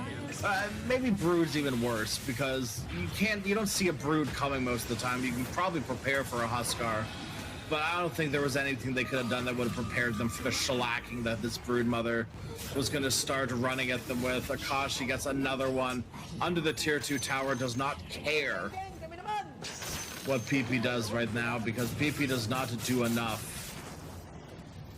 Is this the correct Earth Spirit build into Broodmother? 4 points in Flame Guard? Oh, the Ember build? I have no idea. Because It's probably the right move into Earth Spirit. Witch Doctor. Right, They yeah. get the Witch Doctor. They need to find his kill. Okay, K1 really wants to take it. The swap back, roll in. Bob is there. Throws the Magnetize. So much damage. The Vengeful tries to man up. She doesn't deal any damage. The Catchalik is there, and now they turn their sights onto Panda, who will throw a deep Sharpshooter, but the Doom just on top of K1. They are getting completely steamrolled, and now the Largo shows up to the party for the first time in a few minutes, and he's only being met with death. Bob. Yeah. Kicked up the tower, but he's already tipping out. Where team? Buyback? Hello? Oh, Jesus. Well, good God. 23-10, 33 kills in the first 14 minutes. And like they 8 of them were in the trying first again. like 2 minutes. This game going very well for Execration, and Amaru, they need to find a way to slow it down, but the only problem is Execration are not going to let you do that, or they shouldn't let you do that anyways. K1 is still so far from this Aghanim Scepter. And this is, I mean, the problem with carry Venge, which is why we saw a lot of people go Specialist Array in between, where you get the Array and then you get the Axe, or the Dragonlance and then the Axe. Because right now K1 is sitting with 3,000 gold of dead net worth in his inventory. Those stats are fine, but wouldn't you rather have 3,000 gold of an actual item? Or something that's more beneficial than 10 stats to your three stats, I guess. I don't know. The difficult aspect is also the fact that how do I best put this? She's gonna get the axe and nothing's gonna really change. She's just gonna die twice. You're gonna need to then farm up another item.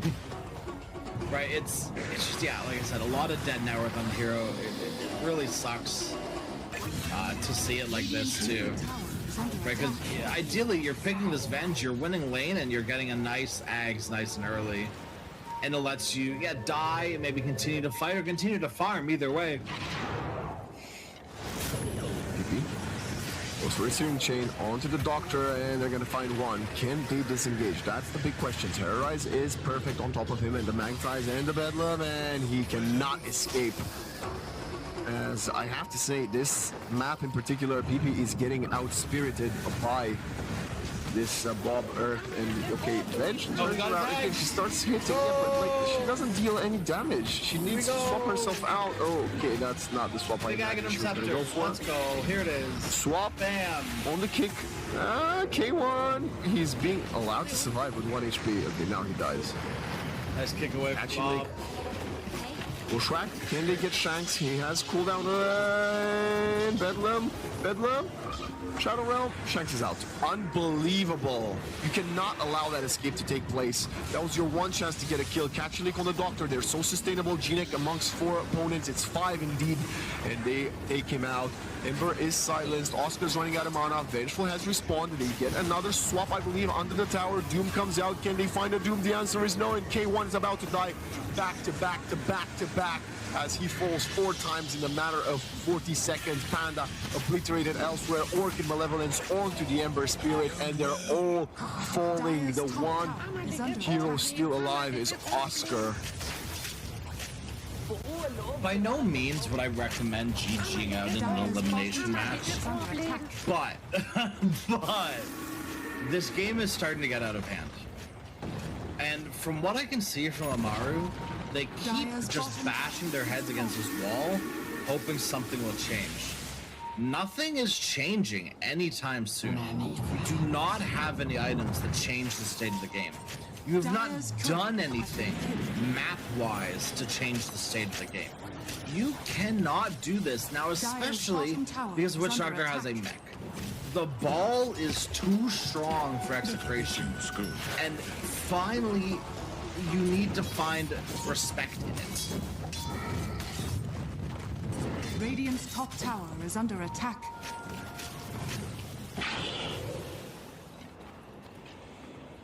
$12K deficit. Honestly, this is starting to shape up as the shortest game of the tournament so far. Now they're gonna get Roshan, minute 18.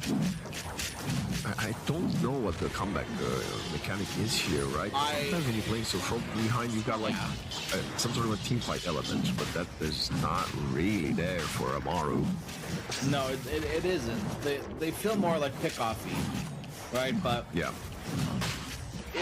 once again, like it's at this point, it's too late for fighting like pick-offs.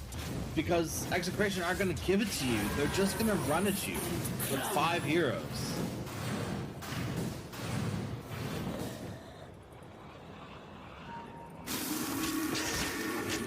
Butterfly on the quick fly for the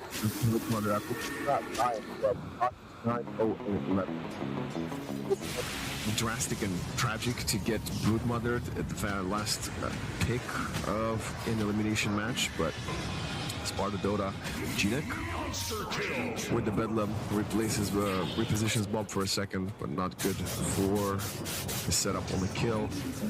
Kashi comes back mid and will start sieging the tier 2. It's the final outer tower. No, there's another tier 2 top, as Shanks is continuing to declare his little goblin. He is a little goblin. His performance on the Dark Willow has been way past Goblin. He's been playing sort of like an ogre. That's how scary he's been on the hero. Dire's bottom tower is under attack.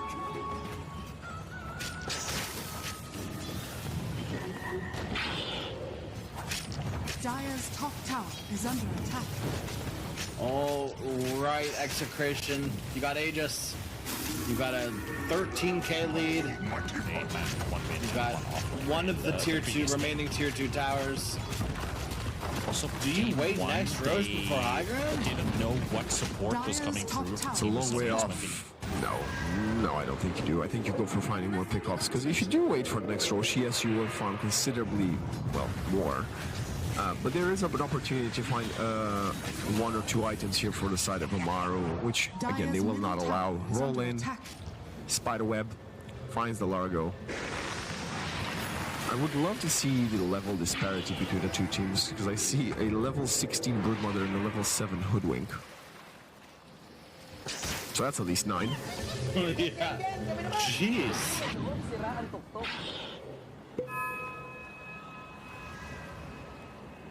Any BKBs even on the horizon for Amaru? I mean, what does a BKB change for Amaru?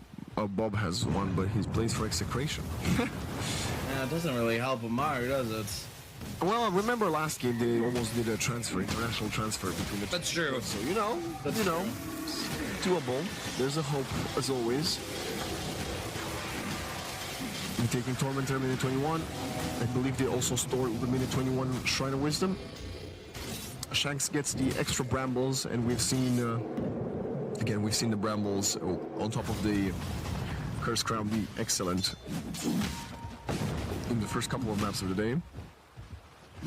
16k gold lead. We are about 780, I believe, if my math serves me well, gold lead per minute extra. That's insane. Yeah, they're squeezing them out. And there's no Alchemist this time. Yes, there is a Devour Doom. Fair enough. GNEC is going to break the smoke. I don't even know how GNEC made it out so far out of his base, but they were not allowed for Largo to get out of his base. As the Frog is going to get put on the grill and toasted. Oh, dodging the magic missile. Akashi, chill. He will fall back, does not want to give away the Aegis just yet. He'll give it away later instead. Radiant's middle tower is under attack. Panda continues to cut the wave mid to delay this push. And he successfully is doing so.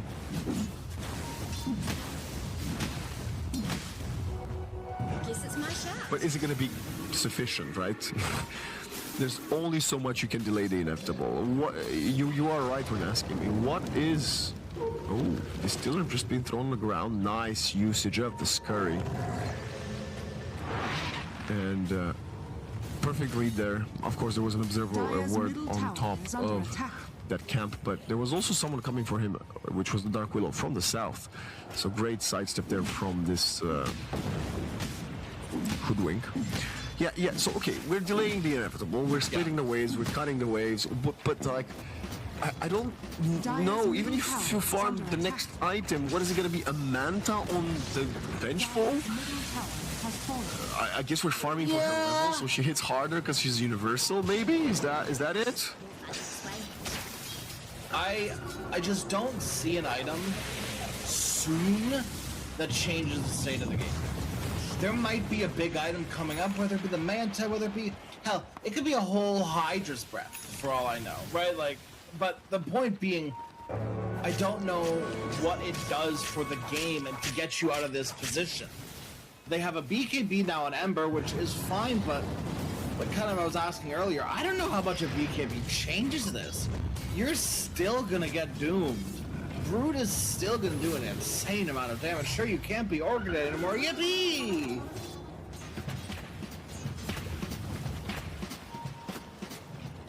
I like this from Execration, the fact that they're continuing to extend their advantage further and further, because they know how important this final map is. Yeah. And they, keep finding these pesky supports that want to continue cutting the waves. They're TPing back to the triangle because they don't want to give away that important portion of the map. They're setting up for a nice score, kill PP. Didn't even have enough time to react with the Remnant. The Doom is going to be on top of him, and he will survive, I believe, because the BKB duration will protect him from the big chunks of damage. But it will be just a bare survival. The question is, do you value more the cooldown of the Doom or of the BKB at this moment in time? Under attack. Oh, that's a. I think it's a. Okay, no. I take it back. It is bad. BKB more valuable because you only want to BKB when Doom is not on you. And now, I don't know.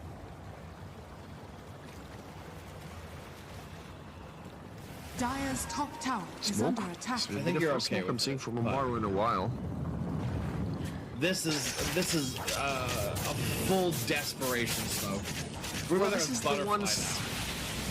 the one chance you have until the next Roshan, right? So you kind of need to try to take it, I suppose, right?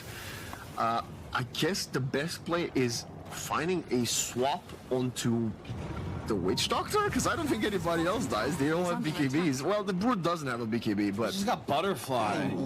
Yeah, so you need to swap the Witch Doctor. That's the okay. What Panda is gonna go and get caught again? No. Oh, pinged in the tree lines. Orchid goes for the TP. He dies. No chance in hell. He escapes that one. Catching mid. Who's catching who? I think PP is the one being caught by Bob. The Stiller on top of him. Swap. Lift up. Draw to the down. Ooh! Godlike screen. Okay. Alright. 1-for-1 exchange. This is not bad. Oh, it's 1,600 gold. Radiant are scanning.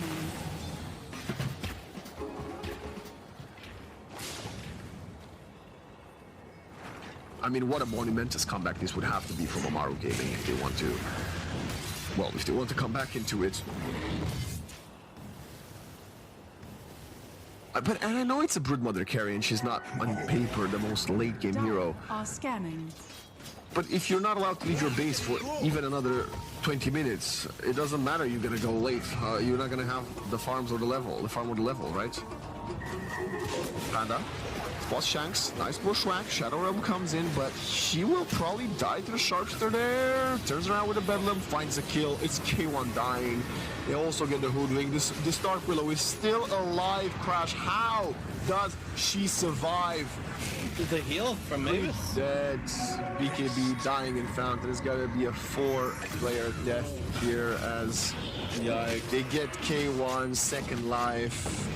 I don't even just know solo where. K1 that fight. And it wasn't even like Takashi and pretty much just the Spiderlings too. Barely even Akashi. I don't even know where the Rubik was at the team fight, but the only difference he would have made, he would have also joined his brothers in his afterlife, in the afterlife. Dire's bottom tower is under Well, the chances are running out for Amaru at this point. Is there anything left in the tank? I mean, they have to just keep going. Oh, there's a stolen Doom. Wait a minute. Maybe the Rubik was there. That T-fight swap back. They got the Broodmother and K1. Oh boy, he's gonna get the kill onto the Venge. G-Neck.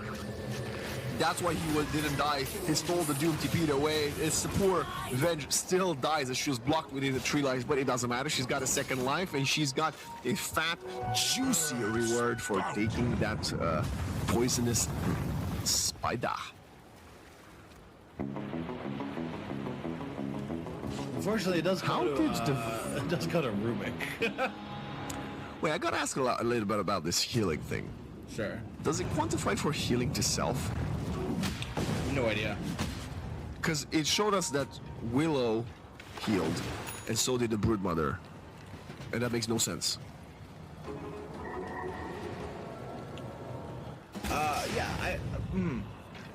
So I think it involves lifesteal as well. I think it must do. I would assume so. Well, I hate that. I don't like that. I just want it to be plain heals. Because lifesteal is not a heal. I'm sorry. What? Dire's middle tower. His name is Life Stealer, not Life Healer. I'm with you. I'm with you on that one. Bob. Rolling in. Spotting this for Rubik and Genek. Nice dispel of the Magnetize. Oscar saves his Rubik. All this time and all the trouble and all the deficit and all the kill disparity. By the way, the score is 42-14. And they still haven't claimed the set of racks.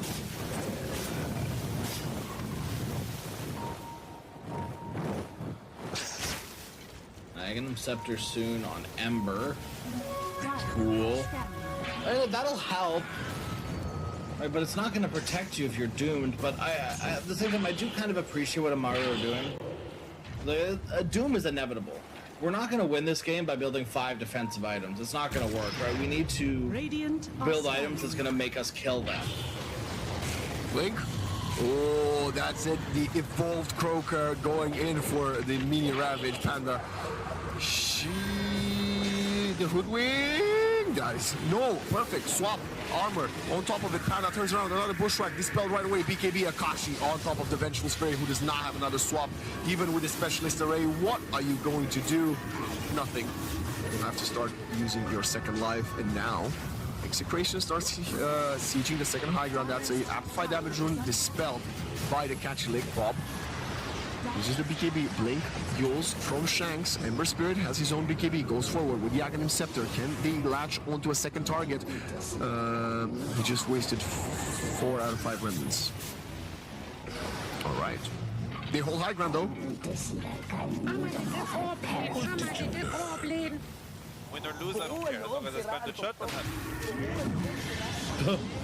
Shanks. Win or lose, what? So win or lose, I don't care as long as I get to spam the chat. That's a big mood, I feel that. Very important question, I think the most important question of this series. Okay, I'm ready to answer it. Why do you think Witch Doctor is selling his Gree-Gree? He's not. No, he's gonna keep it as a souvenir? Yeah. I actually think there's no more reason for Gree-Gree to be a thing in the game. I think the only reason Gree-Gree was great is because you could buy, just wait for 80 minutes and buy double rapiers, put them on magic amplification, but now you can't stack them anymore, so who cares about Gree-Gree? Nobody cares about, what are items like Shard Axe, Force Staff, Glimmers? Get out of here with that. Patui. Double rapier. I got nerfed severely, I have to say. If you check, oh boy, speaking of being nerfed, if you get Doom, Doom is like an effective absolute nerf, isn't it? Mark your soul. But I do tell you what I do not like seeing Tino. The fact that he had 2 Devour charges. Big mistake, inefficient. Anywho, as I was saying, that's a dead Ember. 45 seconds out. Only one with buyback is Rubik too. Your racks are falling. No one's even defending. Look at the map. Look, Hoodwink's bottom. Venge is top. And here they go. Last racks. Amaru, Blink. you gotta do something about it. Oh, Largo! Okay, it's done. They just lost their buyback. Where'd their buyback go? GG. Okay. Good game, well played. Amaru Not even Gaming. willing to throw that one more fight into it, which I'm gonna be fair, I can't fault them for too much. Game felt impossible. They got brood mothered. Maybe one of those things I wouldn't look too heavily in for Amaru.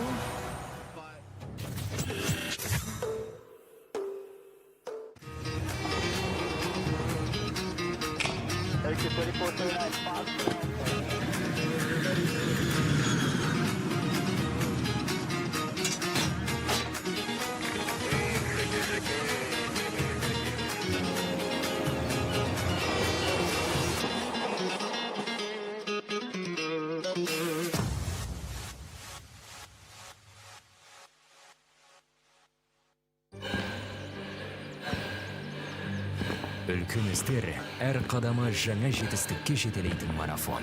Біз осы жолды сіздермен бірге 10 жылдан бері жүріп келеміз. Тимур Құлыбаевтың халық қайырымдылық қоры.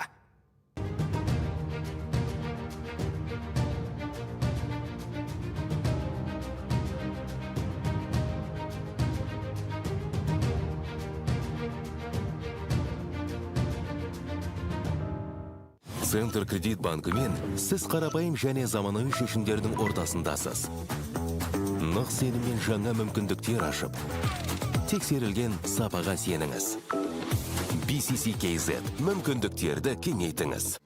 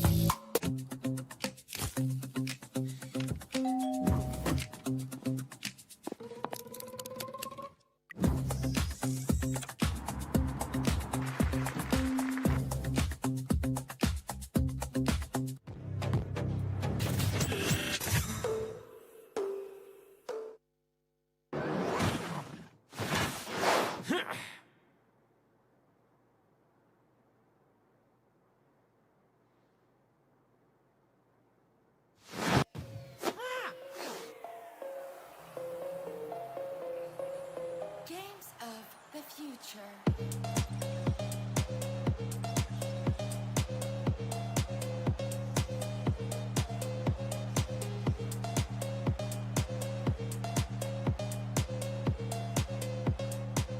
Hello everyone, you're joining us live here in the studios at the Digital Games of the Future, Astana 2026. We're coming to you live with all the actions across disciplines. I'm Sarah G and I'm joined by my lovely co-host, Shulpan. Hi everyone, welcome back, and we're just joining in after a victorious match from Execration. Congratulations, Execration, for taking 2-1. That really went down to the wire, right? Absolutely. We were sitting on the edge of our seats right here in the studios watching those games. The first game went in favor of Execration, but Amaru made a really good comeback. But like we said, in the Digital Games, it's all about that last-minute power through. Execration won 2-1. How are you feeling about the result today? I'm feeling quite happy because we watched the game just like you did, and what an exciting game that was.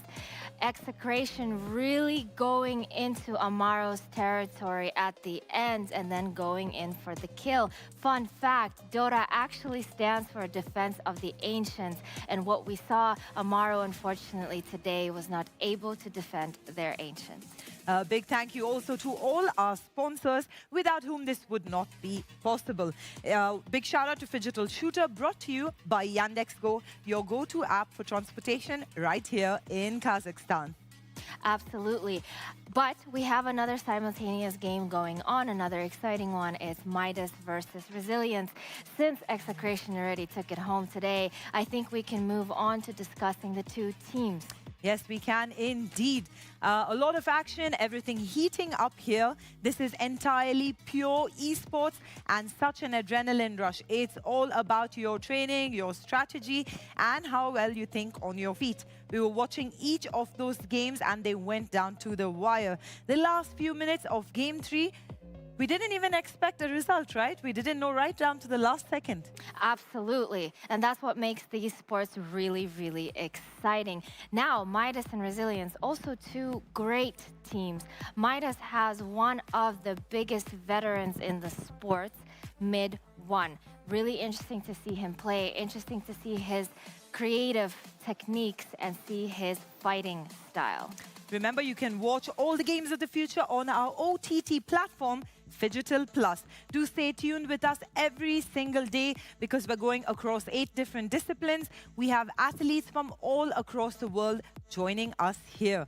Please tell us a little more about this beautiful host city. Absolutely. Well, Astana definitely is a beautiful host city. Many people ask why Astana, but we say where else? Because Kazakhstan is a no newbie to hosting really big international and including e-sporting events. The city of Astana is built to host, as we witnessed with the beautiful venues seamlessly transitioning into digital arenas. We have another game still on, Game 3 going on, but we don't have a result yet. We will be coming to you with all the action real soon. Remember, we have a lot of other programming as well. We have other games like PUBG and basketball coming up later in the day. What action are you excited about? I'm excited about PUBG. Well, namely because of the arena. I get to see the arena a little bit more. It was a beautiful setup. But also PUBG is going into their second day. Yesterday was a really strong day for some of the teams. Let's see if they can keep that head start today. Here in the studio, it's us, but we also have a lot of videos and a lot of amazing interviews as well. So you can take a deep dive and join us. Whether you're a newbie or whether you're a veteran, there's a lot of interesting things coming up through the day. Absolutely. What are you excited for the most in today? Me, honestly, I've become a huge Dota fan now.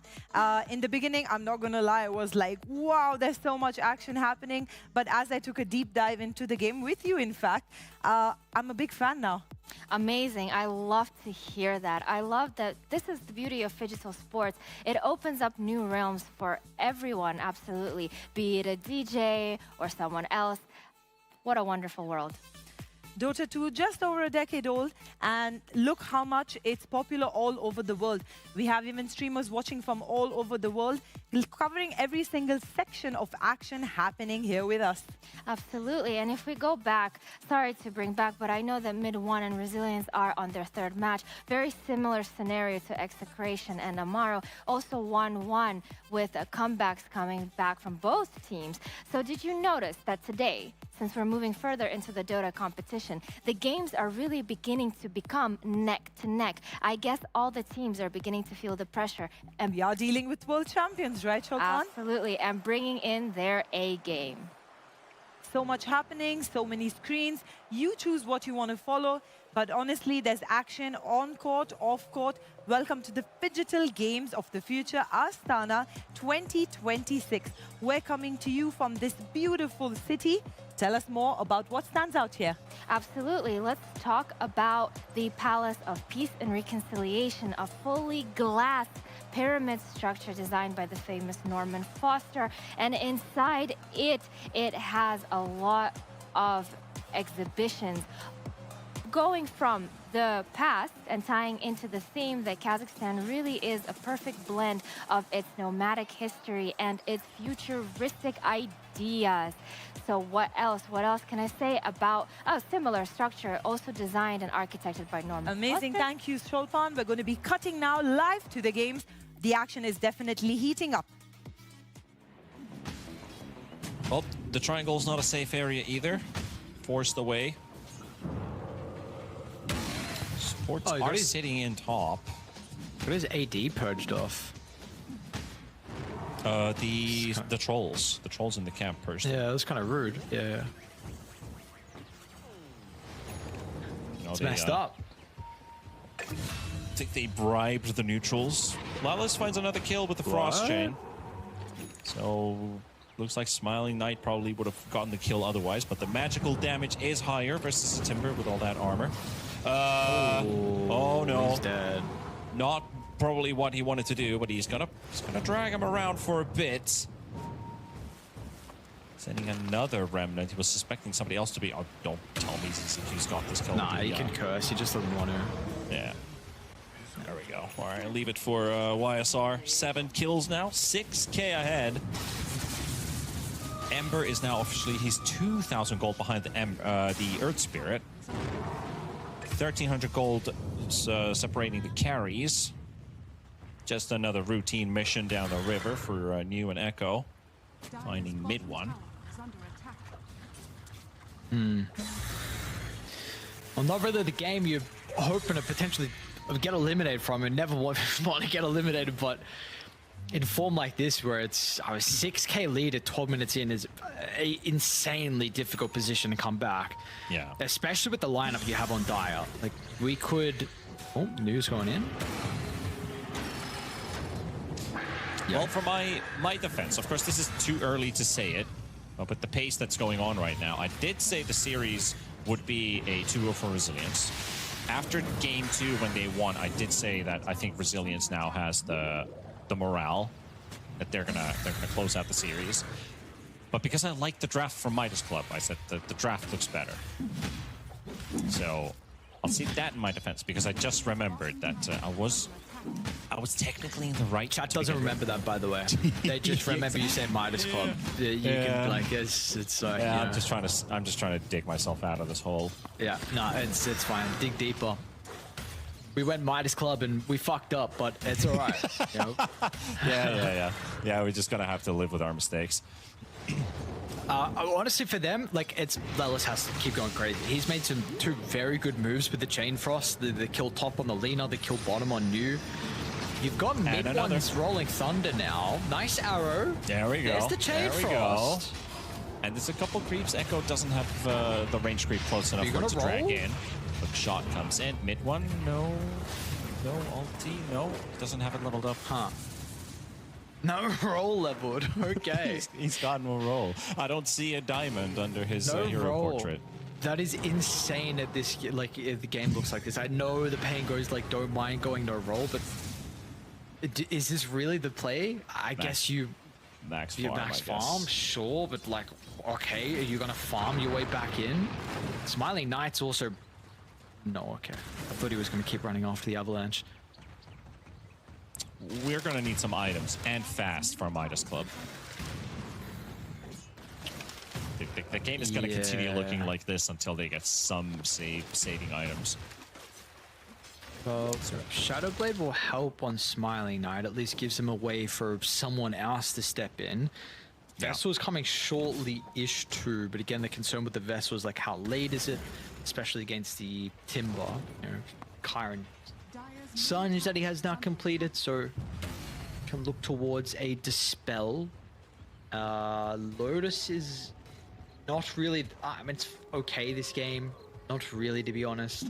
Fuels, like, it's kind of crappy.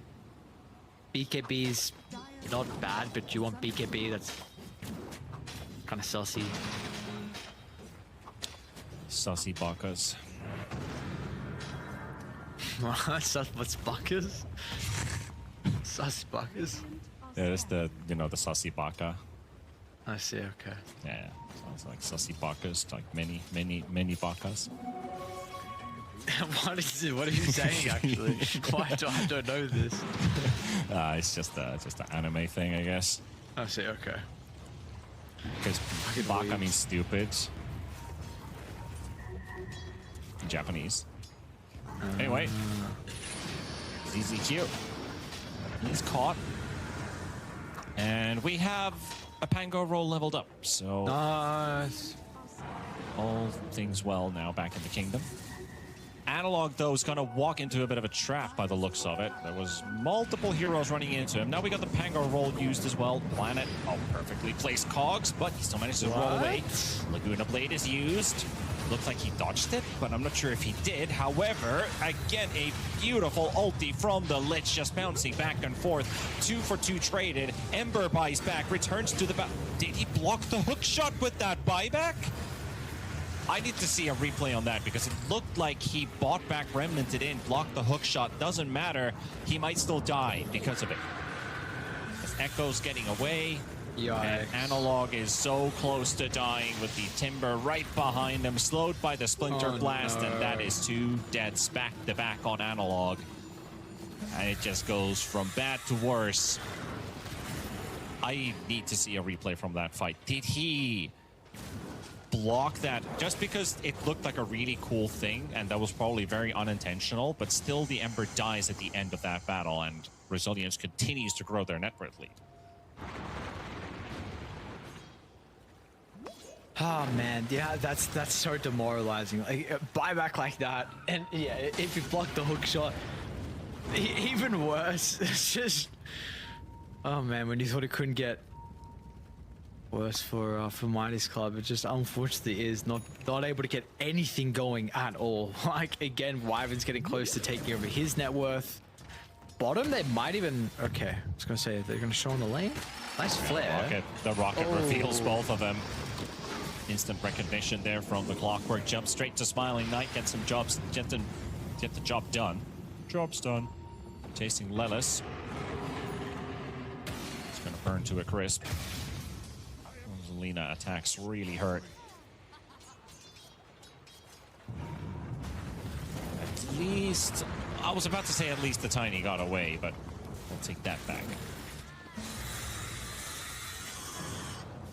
Yeah, what do you do if you're Midas Club? Nothing's going your way.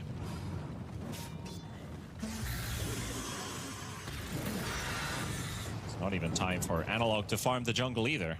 Just being pressured. Forced back. And they found mid-one's also getting soloed. Mirana ulti might save you, but one spell. One spell. No? Oh. Okay. Space. Every time you survive. Mid lane as well, some stuff's going on.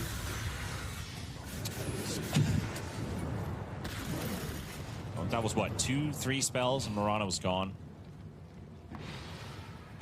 They don't have a hero who occupies this space. It was supposed to be the Ember Spirit if he had a bit more net worth, if he had a bit more levels. They could play around someone. Right now, I think the only one they could play around is Smiling Knight with the Shadow Blade. Try to look for a play with the Lich paired up with the Tiny, try to nuke somebody, but he still needs to farm. So Lelis is kind of forced to be this like pocket healer. He's just following the Tiny around wherever he goes. If they see an opening, it's through him. But the Ember can't make a play. The Pango's in recovery mode. That's why the game looks like this. The supports are moving around the Tiny, who is farming. They're all farming. Yamish is... Oh, what's going on top? They made a play. No, the illusions echoes micro. Oh. Well, they still got a kill. Support's getting traded. Not so much for Midas Club. Get anything they can get. Yeah, absolutely. It's got this deficit. We will take anything. Poor old Analog.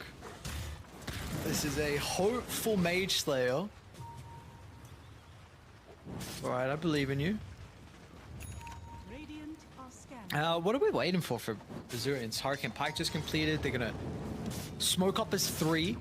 Look to try and enter the bottom jungle. They got a pretty good ward. They right run into mid one, and they do. Yeah, Pango in big trouble. Silenced up. No Pango roll, so he doesn't really have anywhere to go. Dance and dodge as much as he can, try to keep that barrier up. He's got a chance to blink away. Well done. I mean, oh, you said what? Yeah, I was like, the only thing he can do is get the shield crash for the barrier and try to blink away. But only so many places you can go. But the rocket still catches him. Smiling Knight dies in the top lane. So still no relief for Midas Club.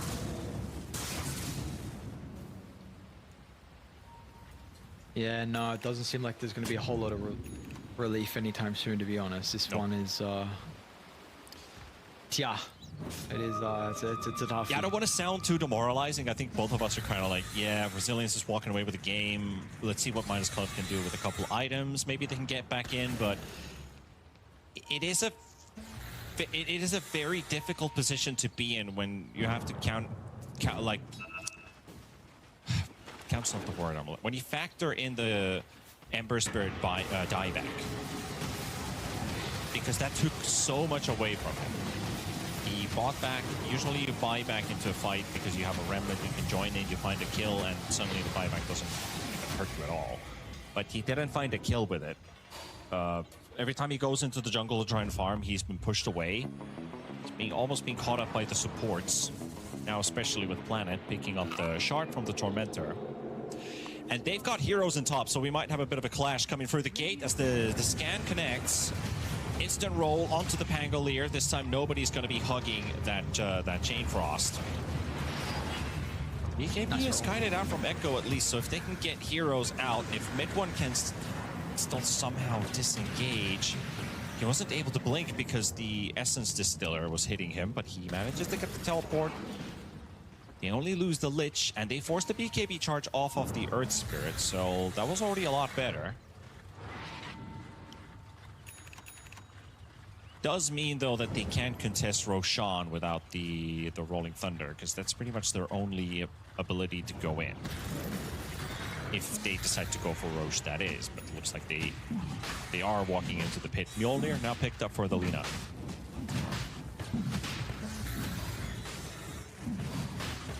Oh, they're actually moving over.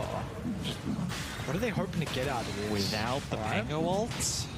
The Pango's not even that. He's showing on the bottom lane, giving an indication for the Resilience that they're not fighting this. Damage? Oh, well, I guess you could leap yourself into the pit, but that was a close attempt. Unfortunately, it is not enough. Analog spotted. Pango's. They're setting a play down in bottom at the same time onto the Lina. Yeah. They could get a free Aegis here. Oh, the creeps. He disengaged. He's gonna sack Lilith. Oh. All right. I mean, I see they make a play. They try to go for it. It could have worked. Honestly, I wonder if he was trying to jump on the creeps to drag them so the Chain Frost bounced. Because I think if he, hold that Ember. Yeah. Man, Echoes with the amp damage is just so much damn. Like, it's crazy. Yep. It's crazy. Yeah, I wonder if Mid One was trying to pull the wave over, because I don't think the Lina dies without the Chain Frost bouncing. So he was either just like, yo, it's time to dip, or that was the initial attempt, and then he realized, yeah, this isn't working, I'll just run away. Yeah. It was a very specific blink location he went to. Here it goes. Just Curse was used on the Pango. Pango rolling away. Just trying to make space. You can't TP because Planet's there. Actually, doesn't have hookshot. It's going to take them on a bit of a walk. Nice dance from mid one. I think they didn't see him. Okay. Hook was still on cooldown. Oh, forced out the curse, and he cut the wave, so again, space. Despite 20,000 gold of a deficit in 25 minutes, they're making whatever they can. Anything is a win right now for Midas Club.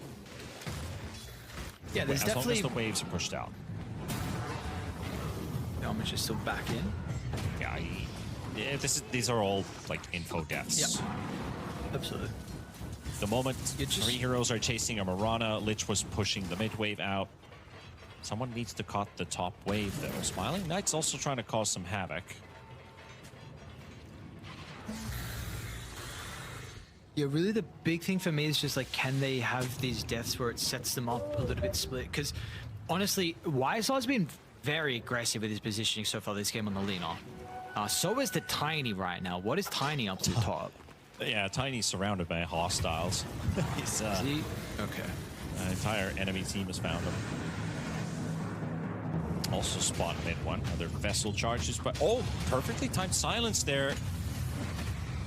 The Pango never got the chance to ulti away. He waited and baited for a bit too long, and Echoes just lands a perfect timing on the silence. Was roll on cooldown? Why couldn't he use it in shard? He was being a bit too fancy. I don't know why though. It's an Earth Spirit who's pretty farmed. Yeah, you know. Alright, hookshot misses, but he has a blink to you know, make a secondary initiation attempt.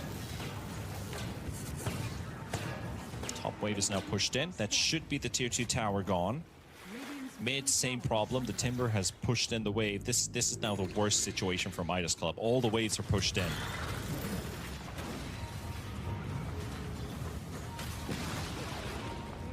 Yeah, now but you do know they're split. You do know they're split, so maybe there's a chance to find somebody. Damage dragging away the Timber. Unless he can get a bit further, alright. Wrap around in the back though. just nobody to be found. just creeps. Yeah, that was the worst case scenario. Run into the creep wave.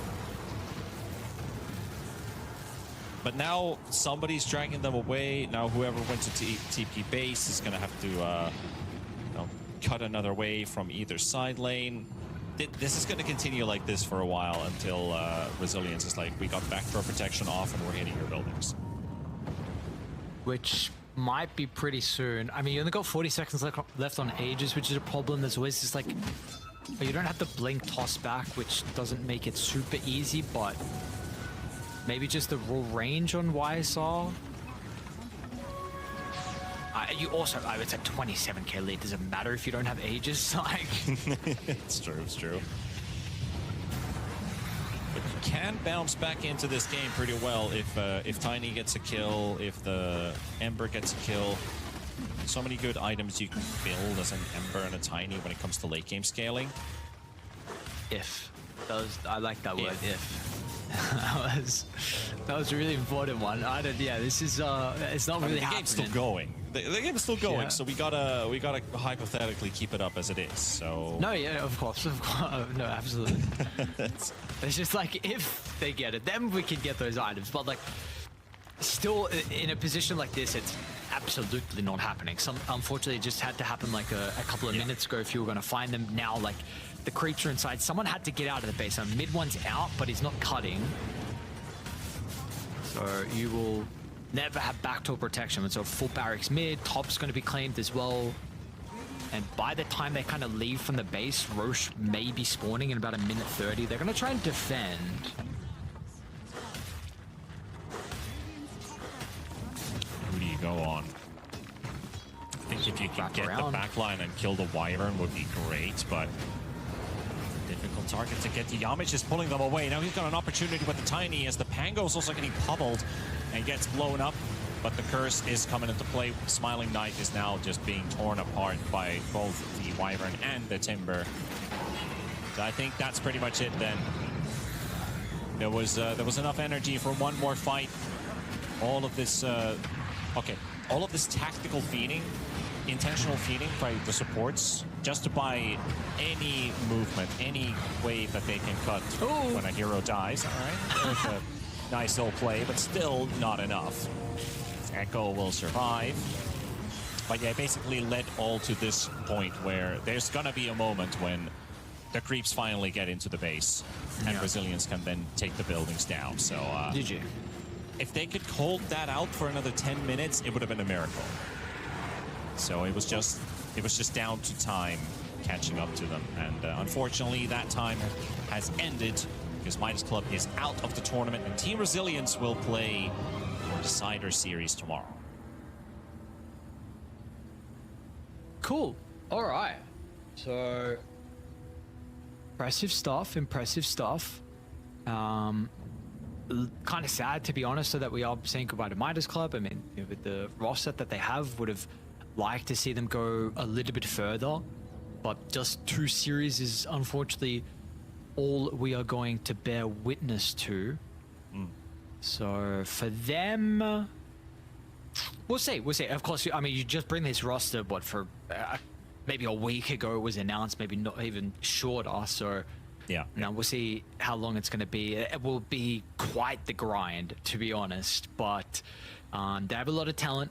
We'll see if they can make it work. I mean, you've got, of course, Secret and Moo's synergy with Mid-1 and Yarmich. You've got the X synergy from Now's. I know you mentioned before with Lelis and Astini. Analog, of course.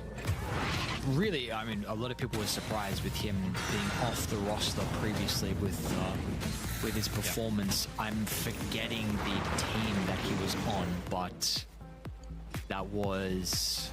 What was it? That was LGD's. Who even were they before? Heroic. Oh my god. Heroic, thank you. Yeah, so gotcha. We'll see how Midas Club were able to look at the other tournaments. But yeah, unfortunately for them, they are done. So Brazilian's going to move on forward. And for us, we get Rune Eaters versus Playtime next. The winners we do. And also, I mean, I still want to touch upon that tangent for Midas Club about, the whole Team Nemesis project that was shut down a couple weeks back. So I do wonder if Astini is still this close to TI. I don't think he's going to get picked up by any team. I think those windows have already closed. Not sure if you can still bring in a coach like 1 week before TI, if it's even possible. I honestly don't know what the restrictions are for a coach to participate, but he is a top 3, top 4 finisher already in TI as a coach. So if he could participate in TI, definitely a lot of teams would be interested in him. The rest of the guys, well, they're gonna have to watch it from the spectator bench, because that also means that this was their last tournament to play. But onto your point, Rune Eaters versus Playtime. It's going to be coming up next as the winner match. An extra day, extra free day is on the line. Also, an increase in the prize pool, because if you make it to the top 8, that's $35,000. If you're playing in the decider round, you have $25,000. So it's a $10,000 difference, $2K per player, if that is without organization cuts. So something to definitely play for, get that holiday money running. Absolutely. And of course, overall though, wanting the easier time here in the bracket, because I mean, this tournament is worth a lot of money. The first place prize pool is ridiculous. So the increase, the probability of you being able to get to the grand finals and potentially win that best of 5. We saw, and the last iteration was kind of a show match, but the one previously we had XG and LGD that were in the grand finals. That was a victory from XG. So of course we've got them in this tournament so far. We saw them lose versus LGD though, so actually no, we saw them win, apologies. So anyway, that's Group D. That's going to be happening in a couple hours. Sorry, later on tonight. Later on those series. Yeah, later on tonight we got those series. So we'll see how they're going to be able to go. But yeah, Brazilians, they look good. They look good. Well, definitely some, I don't want to say unique strategies, but definitely they prioritize heroes that some of the other teams aren't, which is a bit refreshing. I say that, and then you look at kind of all the heroes on screen, like this Earthspirit, Timber, Lina, Wyvern, Clark, not really this game, but in some of the other games, the Zeus support. We saw Planet, of course, 2 games here with the Earthshaker as well. We saw the Venge carry from Poyoyo, from YSR, or Erica. So, yeah, I think they have a unique identity overall. They definitely do. And also kind of a touch on what teams are going to, oh my god, I'm so hard with forming sentences and proper English words. Man. It's okay. What this team is going to be looking like when it comes to the decider matchup. Who are they going to be playing against? I don't recall or remember exactly, according to the rule book, which teams are going to be paired against each other in the decider round. We'll find out at the end of the day. We'll know tomorrow what those matchups are going to be, so they don't have to sit around and wonder for too long. But interested to see who they're going to be playing against. Is it a team from the region? Is it from another region? Something that has been kind of a nemesis to them in the last year, or someone new? because also I think Midas Club and Team Resilience, I don't think these teams have really played against each other too often as of late. Maybe last year's TI, some of these players, like Analog, someone like Yamich. But still, Rune Eaters playtime is going to be the next series here. Also, quick spoiler alert, if you don't want to hear it, I'll say it right now, mute the stream for 5 seconds. Group A also finished their elimination match. Execration goes through, and Amaru is out. So spicy stuff comes up with some of the Peruvians knocked out of the tournament. Some of them still managing to continue, and we're going to be seeing them on playtime side. I do want to remind you of our of this event as well as a whole about Phygital. Basically, you can watch all of the games on phygital-plus.com. So make sure you head over there. All of the disciplines will be shown over there. So head over to the website, click in, look at whatever you want. Also outside of Dota. So everything is available there. But Aries, let's take a quick break. Got Rune Eaters and playtime after the break. So enjoy yourselves a fun, nice winners match after the commercial break. We'll see you guys in a few minutes.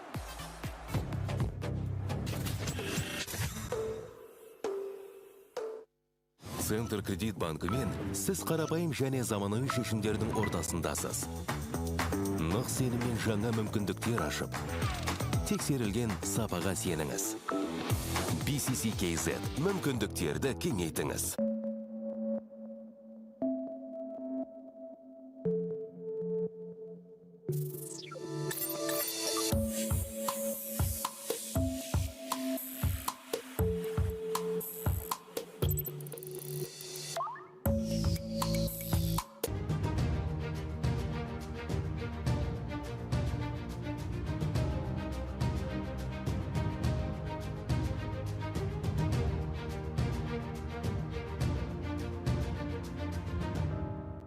Центр кредит банкымен сіз қарапайым және заманауи шешімдердің ортасындасыз.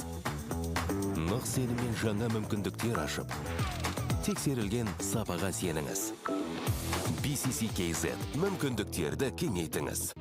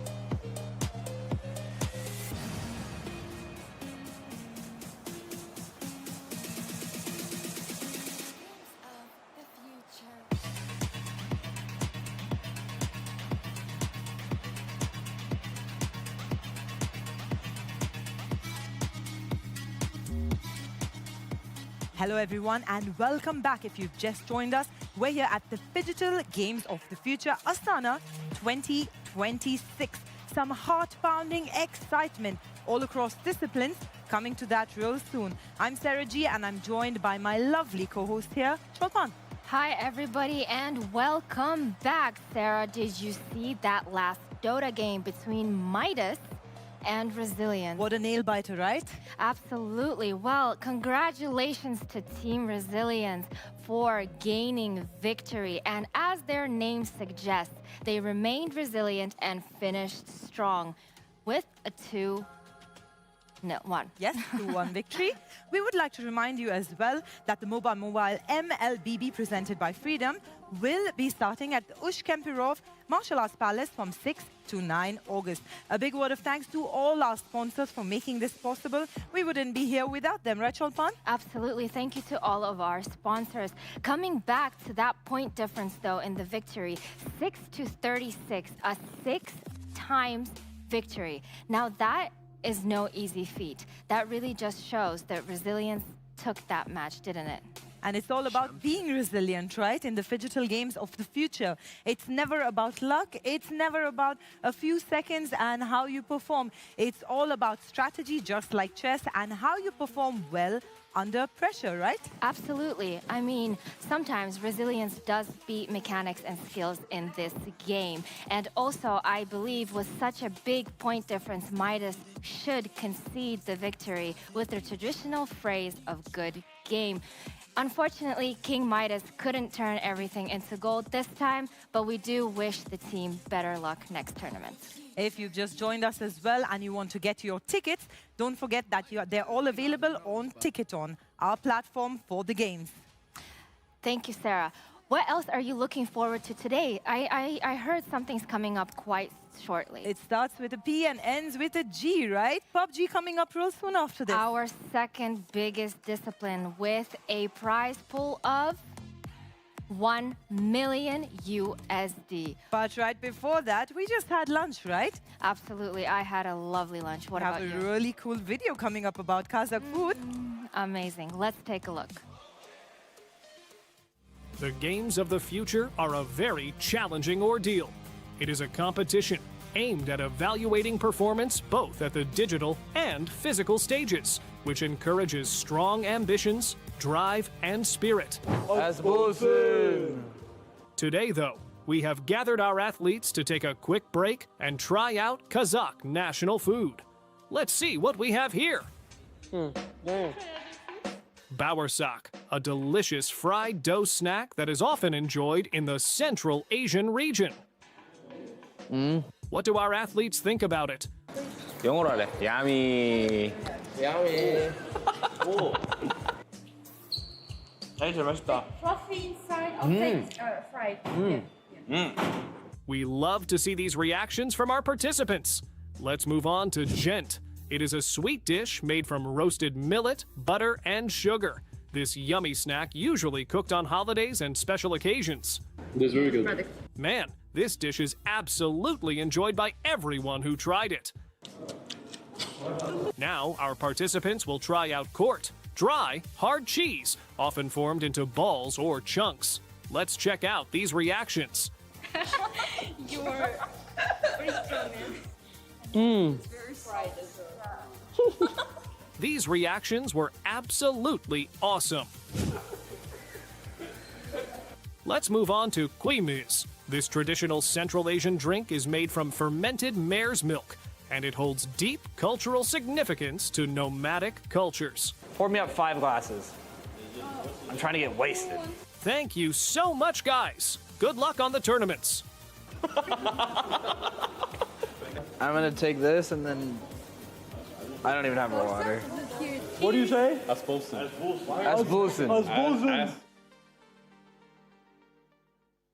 Us bolsun indeed, which means bon appetit in Kazakhstan. Now, Sarah, you have been in Kazakhstan for about 3-4 days. What is one meal that you are particularly fond of? Honestly, it has to be pulav. I ate that entire dish in 5 seconds. You saw me today. Absolutely. Understanding the flavor of the place you're in. Indeed, I completely agree with you. I think you can learn a lot about a country by its food. The food really does speak to a country's history. As they mentioned in the video, the mare's milk kumuz is a historic beverage that helped nomads stay hydrated in the desert. And your food is so good for health as well. Thank you so much. Talking about flavors and food, there's so much going on today. We have 8 disciplines. Soon we're going to be moving on to PUBG. Yes, our second biggest discipline. Did you know what PUBG stands for? I know you're going to tell us. Of course.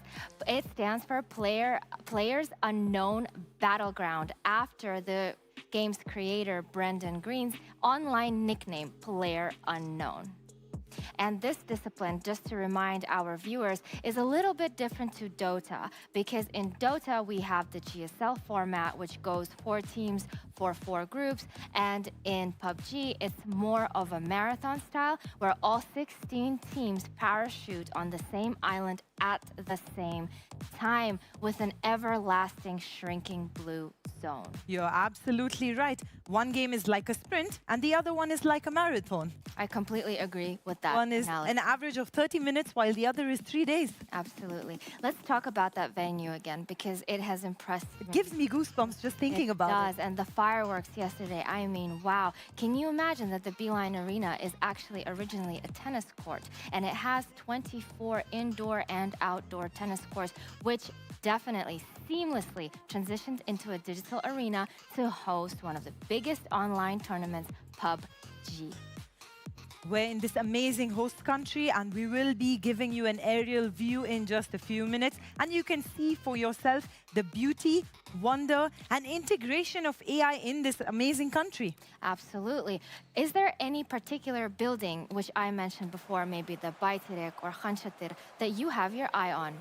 Honestly, for me, it's got to be that golden eagle. So much of relevance, so much of depth, and so much of beauty as well, Shulpan. Yes, the golden eagle, or the Birkut, which is one of the national symbols of Kazakhstan, symbolizing courage, freedom, independence, everything that Kazakhstan stands for.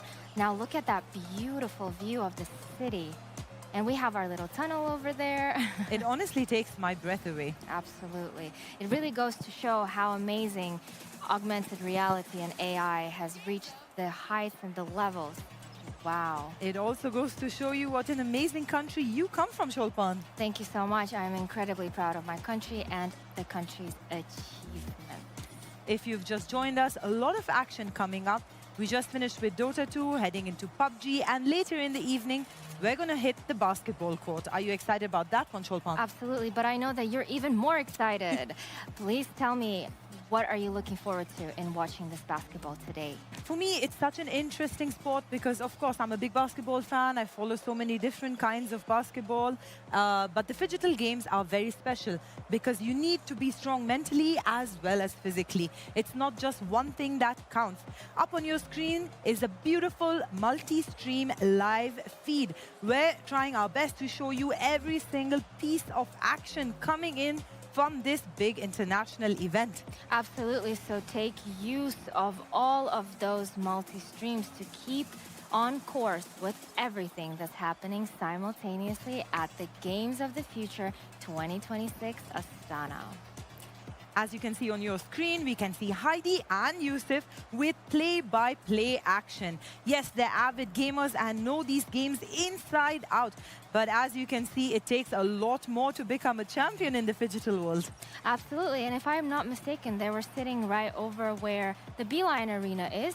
So they're commentating on the PUBG. I am very excited for the second day of PUBG. Yesterday, we saw the players walk in really pumped, ready to take the victory. I wonder what their confidence levels are today, especially since they've seen the playstyles of all the other 15 opponents. But as we were saying earlier, the best part about these games, your strategy in the first game might be completely different in the next one.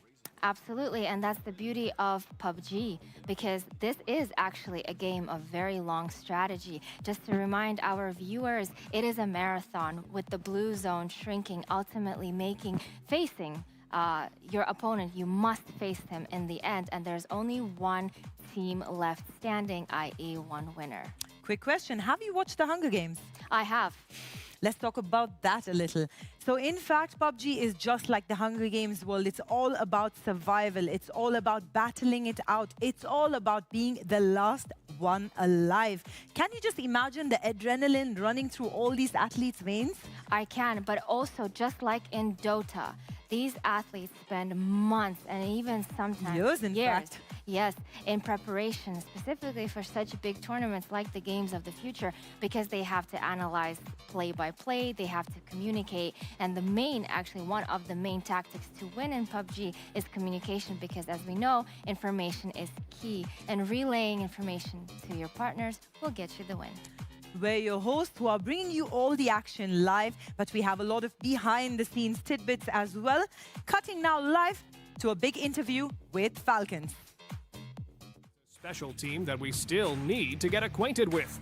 Team Falcons, a legendary organization created in 2017, which is famous for having all the high-profile cyber athletes and coaches. They have participated in countless international competitions, like the Esports World Cup, PUBG Global Series, PUBG Global Championship, and many more. The team played its very first match in 2023, establishing itself as a formidable warrior in a highly competitive scene. Let's start our interview. Hello, guys. Please, could you tell us what Phygital Sport means to you? What do you think? Digital sport. I think it's funny to call what we do sports, but it is very similar, and we have to take care of ourselves like athletes. So as much as I don't think of an athlete, I guess it is kind of the same. Okay, second question. Describe the games of the future in one word. Progressive.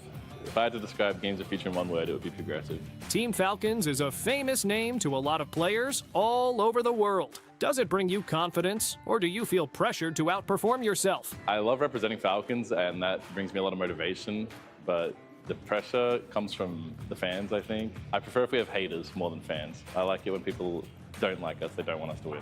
This is mind-blowing. We never would have thought that having haters is more preferable to some. Now, since you guys are in the hearts of many fans, how do you stay focused through all of it? A lot of that just comes from experience, and you know, it's not like you're gonna die in real life if you die in the video game, so you just need to carry yourself with confidence. Right. Can you tell me now, what is the most important factor for the success of your team? For us, it's the way that we bond together as a team. We're like a bunch of brothers, so we have good communication and a lot of chemistry. Thank you for your answer. The games of the future bring together many different teams. What excites you the most about this tournament? This tournament, it's just going to be a lot of fun more than anything, but I actually am really looking forward to seeing some of the other events going on here. I know there's like some MMA stuff, and like I just want to see some of that in person. Many fans in Kazakhstan are watching you for the first time. What would you like to be remembered by? I hope that they remember us as being the aggressive team, the team that's not scared of taking fights or backing down from anybody, and that hopefully they'll remember us as champions. If you win the games of the future, what would it mean for the Team Falcons? It would mean everything. We've not had a LAN win as our full roster. We haven't had a LAN win as Team Falcons, so this would mean everything to us for sure. What makes the Falcons team different from others? I think it's our ability to win and lose together as a team, and to evaluate like how we can improve together. We do that better than other teams. I think we're super consistent. I think that we're a team inside the game and outside of the game. We're pretty much family, and we treat each other like that. So whenever we win as a team, and whenever we lose as a team. And that's, I think that's very important. Thank you so much, Team Falcons. We wish you all the luck on the championship. Welcome, guys, our teams, DN Supers.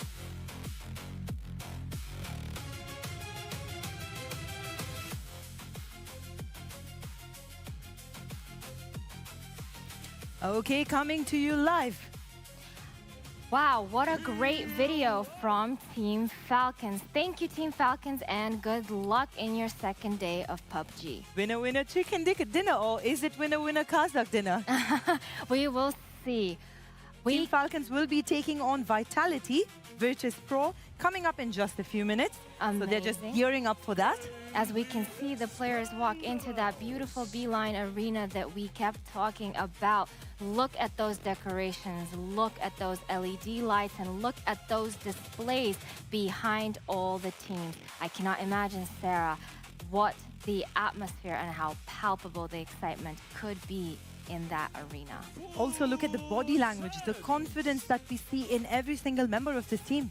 Absolutely, and for anybody in Astana, and if you want to take part in the future and in this excitement, let me remind you the address of the Beeline Arena, Turan Avenue 4/6, right next to Astana Central Park. There's a lot of action coming up. We're just waiting now as the players take their seats and warm up and do whatever little ritual they have as well before they're ready to go and hit their gaming stations. We're definitely wishing all the teams the best of luck. And as the Falcon team member said and described in one word, games of the future, he said fun. So we sure hope these teams, whilst competing for that big prize pool of $1 million, still manage to have some fun. One of my favorite things actually that you mentioned is that we always think of gamers as introverts, but actually that's far from the truth. Most of these teams have been working together like a family. Absolutely, I completely agree with you. Wow, look at those teams. They look so ready and pumped for that competition. Can you just imagine, a lot of these gamers start off on big stages at just the age of 16 years. Can you imagine how they feel? I cannot. I definitely cannot, because I would not be able to be at that international stage playing such high-paced games, let alone be 16 at the same time. We're your TV host, but we do have our analysts on standby who are going to be cutting live very soon to them. But while we pull that up for you, we are really pumped here in the studios. As you can see, smiles plastered across those faces. Just look at that swagger as they walk onto the stage in this big, huge arena, Shulpan. Absolutely, and that stage setup must really add to the excitement for the players and really should motivate them to compete, because that trophy is right in front of their eyes, slightly behind their computer screens.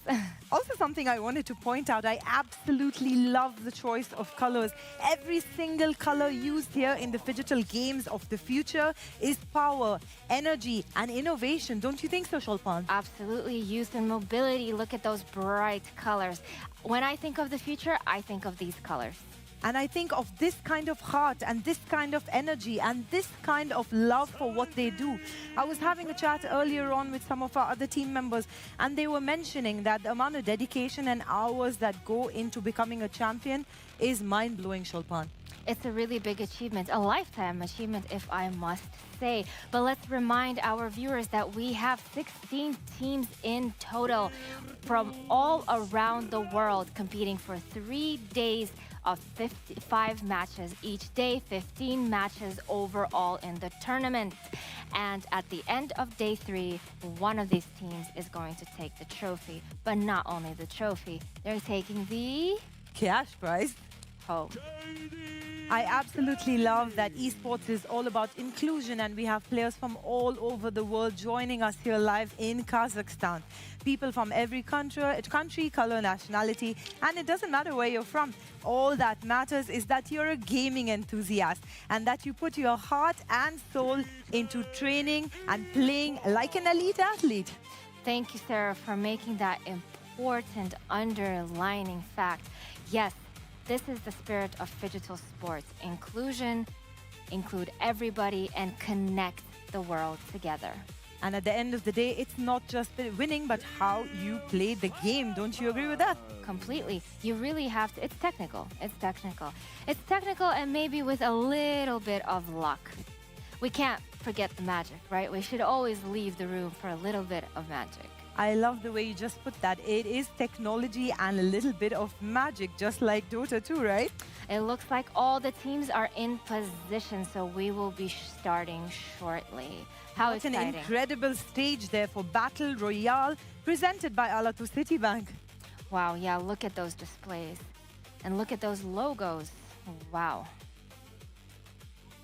What an incredible arena. Honestly, it takes my breath away just to be a part of this incredible experience. It gives me goosebumps to be here and to be a part of this incredible moment in history, Shulpan. Thank you so much, Sarah. And as I mentioned, I am really proud of my country. We really did open our arms and invite everyone, just to, if I come to think about it. As you mentioned, over 50 countries participating in the different teams and over 800 professional athletes choosing to be here in Astana with us. It's truly moving. So let me use this moment to extend a warm welcome again to everybody joining us in person and online. Hoş geldinizdir. We would like to remind you that we have a lot of action coming up. We have 8 disciplines spread out across all these days. We know that you might have your personal favorites, but try your best to catch all the action live and to get your tickets at Ticketon as well. That's www.ticketon.kz. Now, Sarah, we know that one of the disciplines that you're looking forward to is digital basketball, and we did name digital dance. Is there anything else particular you might be interested in? There's shooter as well. CS2 is something that's incredibly exciting. Some of these games are all about that long play action, but some of them can be wrapped up like this, Shulpan. Completely, and that is the beauty of these games, and that is why these games are so fun and sometimes a little bit crazy. I absolutely love what you just said there, because the 8 disciplines that we have are so varied. They are completely different. In fact, I had another question over coffee to one of our team members. I asked him, if you're a specialist in any one of these, is there a chance you could be a specialist in another one? And his answer was quite simple. To be a champion, you need to dedicate everything you have in you. So while you might dabble in something else, it's very hard to reach that level in elite competition. Completely, and that just leads us to how much respect we have for these professional athletes for dedicating their lives. And even though sometimes we do see younger athletes playing, and still at that young age, to already know what you're passionate about, kudos to them. And to convince your parents about that too, right? I would never have been able to convince my parents for that. If you're just joining us, we're coming to you live from Kazakhstan. Look at this incredible view. I know that you absolutely love jumping into the conversation the moment you see that pyramid, Shulpan. Yes, once again. But before that pyramid, we have the schedule. We have the lineup for Battle Royale PUBG. We have the overall ranking from first day with Team Vitality at the top. Followed closely by 17 Gaming. And Gam the Expendables with a total points of 43. Followed closely by Anyone's Legend with a total point of 34 right now. And DN Supers with 33 points. GK Esports coming in close behind them at 33. And T1 and Twisted Minds tying with a 32 points. As you can see from these numbers, it's a neck-to-neck finish in Battle Royale. Moving on to number 9 place. GD Gaming with 29 points. Followed closely by Virtus Pro at 27. Full Sense 1 point below at 26. Team Falcons, who we just saw in that amazing video with 25 points. Well, let's hope, Sarah, that the Falcons will fly up those rankings just like their name suggests. They are one family, right? Absolutely. Followed by Made in Thailand with 20 points. No guesses about where that team is from. Followed by Shadow Esports with 15 points. And of course, the homegrown team, Diga Esports. We really wish for Diga Esports to really shoot up somewhere around to the first place at the end of the second day. As I said earlier, winning is not the only important thing. It's really amazing to see that a lot of these teams are new and they're going up against veterans who've had years of training and experience that they haven't had, and they still come out shining. And that is the beauty of the phygital world. Esports levels the playing field for everyone. Perfect. And now we have the schedule for the 5 matches coming up for day 2. We have Taego and Erangel. I have a fun fact for you. Of course you do. Of course I do. Where do you think that name Erangel comes from, or what it is inspired by? Any guesses? I am not even going to venture a guess on that. No problem. Erangel is actually the original name of the original map of the game of PUBG. And actually, Erangel is the name of the daughter of the PUBG's creator, Brandon Green. How sweet is that? That is incredible. That's a really sweet fact. Followed by match Rondo, Miramar, and closing in with Taego again. Moving back to the virtual world, as we said earlier, what an incredible view. It takes your breath away. Thank you, Sarah. Thank you for such high recognition of our capital. I believe that all of us are really proud and really happy to be here in Astana. While we're still in Astana and on this holding screen, let's talk more about the highlights of being in Astana. We know you've booked your tickets and flown from all over the world to check this city out and the games. What can people see? What are the highlights? If you're more of a park person, of course, you can hit up the botanical garden.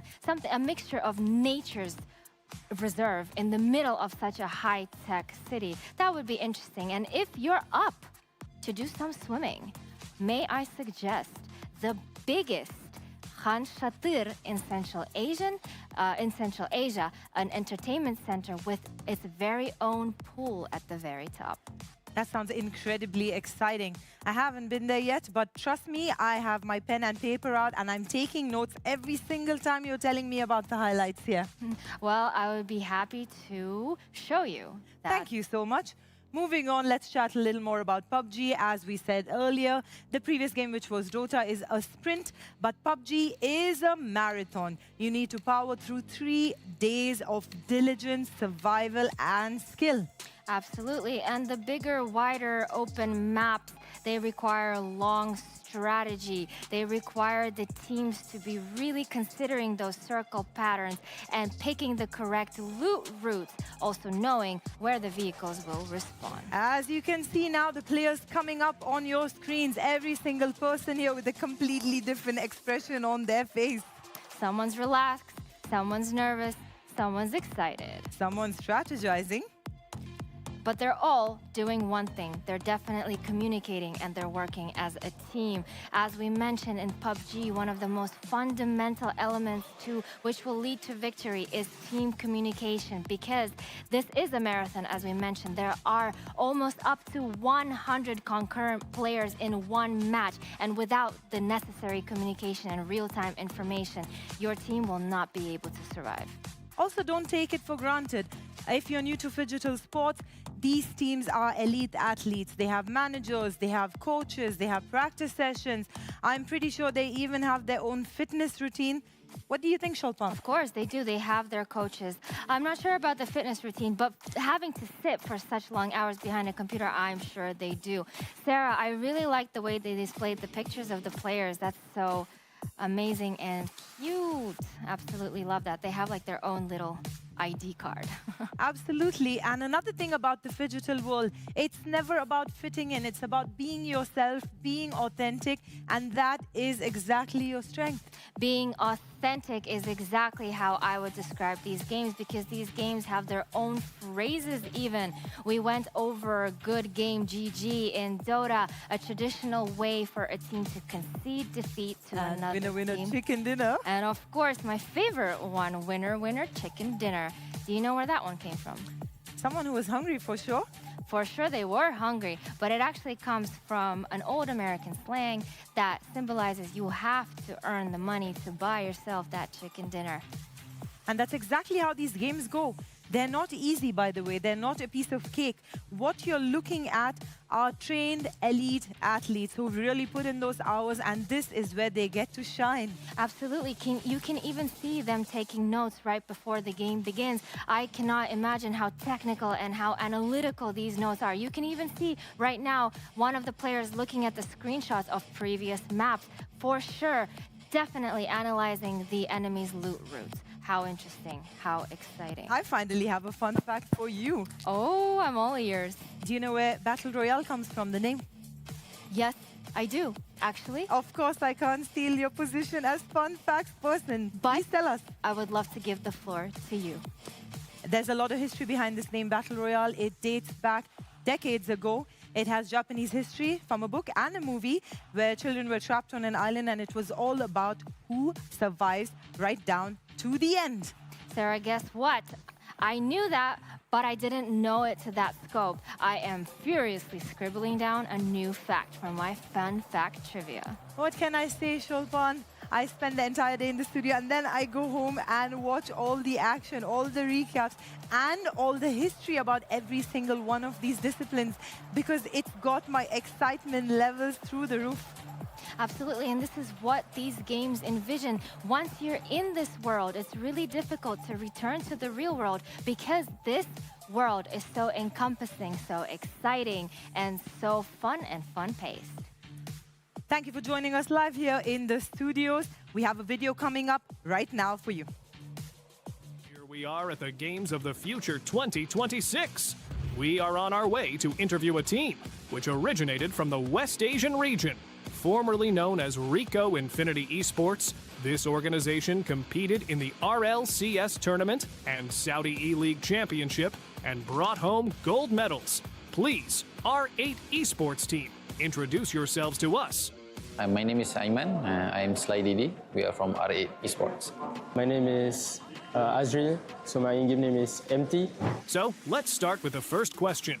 Your roster includes players from Malaysia and Indonesia. How did you guys form your team? Tell us your story. Basically play like rank for so many times back then. So we would just like form new team, as Malaysian and Indonesian have something like a very similar language, so it's not that hard to communicate. Thank you so much. Second question. R8 Esports is still building its name in international PUBG. What do you want other teams to think when they see R8 on the lobby list? So although we are a very new team in the global stage, so like underdogs, but we'd be very happy to like show what we got into the lobby. We are sure that you will impress everyone. Now, when you play against the world's best teams, what is the first thing you pay attention to? At first, we definitely look at their strategies. We try to learn what we can from them because they have been playing more international tournaments. But then we discover that other than strategies, the confidence that they displayed in the games is also different from us. So I think that two elements is what we see in other international teams. Surely everybody should take a note of that. Please, could you describe R8 Esports at Games of the Future in 2 words? Dark horses. What would make you say that Games of the Future was a successful tournament for R8 Esports, even beyond the final result? For us to say that Games of the Future will be our most successful is because we played in international tournaments. We learned a lot from the tournament. We are getting more confident in playing the international lobbies. So yeah, I guess that would be it. What do you think will surprise viewers the most about your team? Personally, I would say in this tournament it would be more confidence since we just finished our EWC. We get to know the lobby, how it works, and how do they play. So we are most likely more confident this time compared to EWC. Thank you so much for answering our questions. Good luck on the championship, R8 Esports. Thank you so much for definitely joining us here for this experience. That was R8 Esports. As you can see, every single team has a completely different vibe, a completely different colored uniform, and a completely different way of even entering the arena. Completely agree with you, Sarah, but they did mention something really important. They mentioned that they are coming into this tournament having analyzed the play of other teams, thus they are more confident. Well, confidence is really necessary in this game. And research is equally important because at the end of the day, you don't show up unprepared. It's all about having a strategy. It's all about knowing your opponent, and it's all about playing to your strengths and undermining their weaknesses. Sneaky, sneaky, right? Very sneaky. It is all about teamwork. So we definitely wish all the teams to be united in this tournament in day 2 of PUBG. Now, Sarah, what do you think of those decorations once again? As someone who's visiting your beautiful country, I am blown away by the technology and by everything that I see before my eyes. I'm not going to lie, the first time I came down to Kazakhstan, it was for a hiking experience, and I saw a completely different side of this beautiful country. But this time I'm here to witness history, and seeing this completely parallel universe almost has blown my mind. Me too. It is blowing my mind because even speaking of the game's mascots, right? They symbolize, they're a blend of Kazakh tradition and culture, but the future elements. Like, for example, Eileen, if you notice, my favorite, by the way. Of course. Yeah, and she is taking Realm over Dota 2. PUBG is mascotted by the infamous Arlan with the frying pan. My favorite. Which we are going to come back to that frying pan. Why don't you tell us right now? No problem. No problem. The frying pan actually serves a useful purpose within the game. It is used to shield from bullets. Who would have thought? Who would have thought? I was definitely curious about that frying pan. I know Kazakh food is amazing, but I was wondering what he was doing with the frying pan in his hand. Well, he's shielding from the bullets.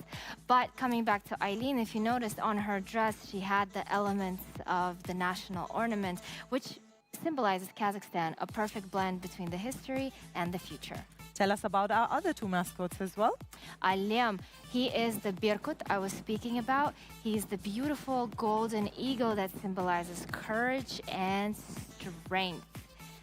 And the other one I bought is the little, did you see that commercial in the video about the mascot where the little kid turns into the iBot? Yes, I did. Really powerful message, isn't that? That the right platform, the right education, the right AI support can really lead a child into becoming something powerful, like an iBot.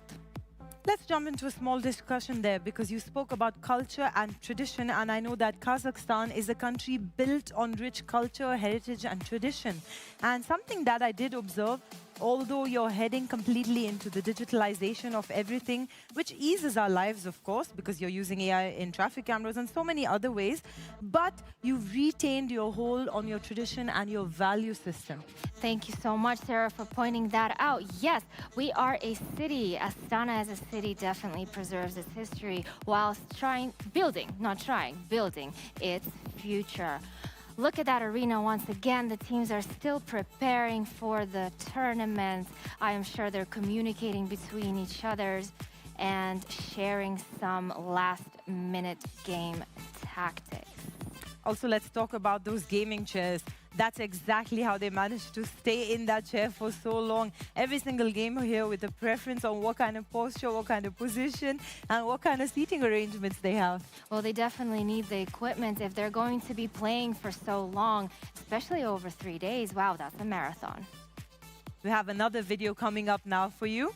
But before that, let's continue talking about this arena. I know it's one of your favorite arenas. It is. The Beeline Arena is a national tennis center located really close to the Central Park. Another park, by the way, for any tourists visiting Astana, is a beautiful Central Park.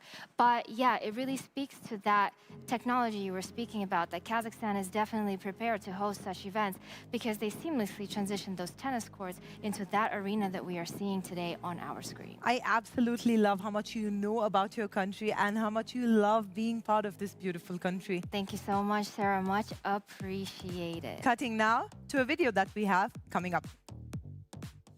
Hello, everybody. Today, we are coming to you live from Astana for the Phygital Games of the Future. We've stopped by to chat with one of the most feared and decorated rosters in global esports. Let's welcome the tactical powerhouses, GAM the Expendables. They famously conquered the world by taking first place at the PUBG Global Championship 2024 and proved their consistency on the biggest stage with an impressive 4th place finish at the Esports World Cup 2025. Now, they've landed in Kazakhstan to crash a brand new frontier. Please, could you introduce yourself and your team? My name is Doug Jewish, and my team name is GAM the Expendables. Thank you so much for coming. First question. Could you tell us the story behind your team's name? How did it come to be?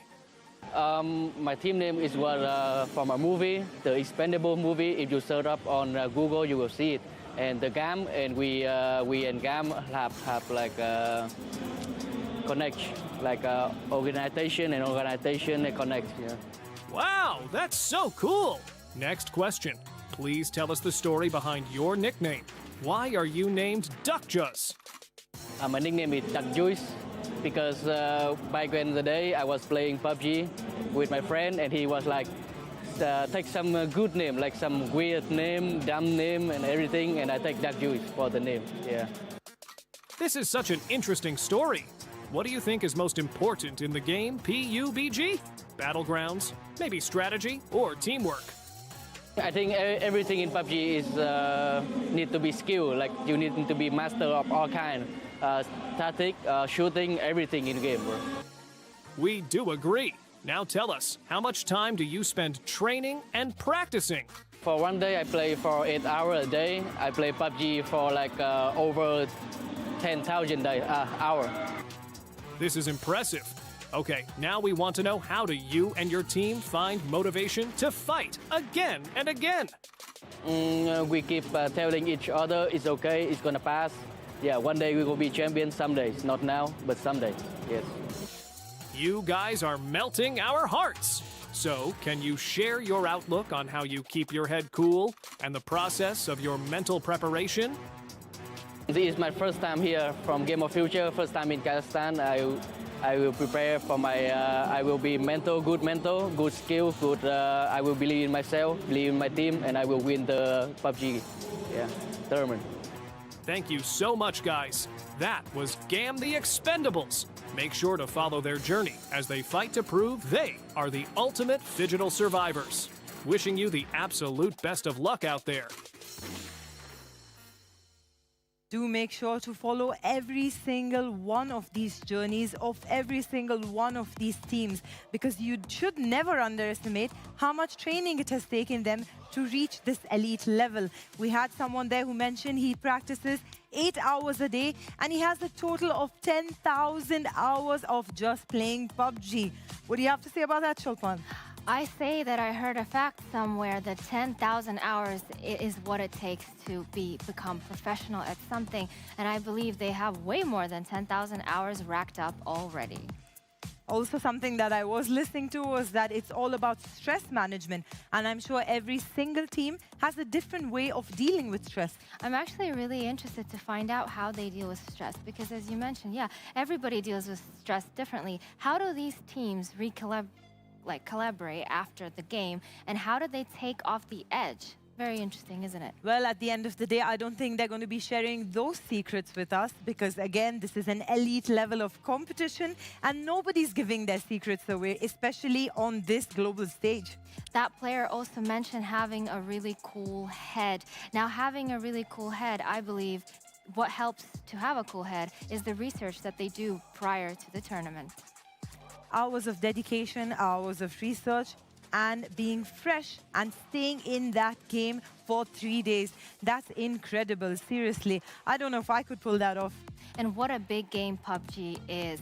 PUBG is one of the biggest online gaming games. It has sold and has been downloaded online for over 1 billion times and sold over 750 million copies of PC and console worldwide. Well, I do have to say, gaming has shaped the youth. Gaming has shaped youth culture. For example, we all know what that is, and we all know exactly where it came from. So let's talk a little about culture and how it's being impacted by the esports world. I think it is being impacted. It's adding another level to culture because our youth is being brought up during this technological age. Sarah, I'm interested to find out, do you believe it will be an advantage for the youth or a disadvantage or a mix of both?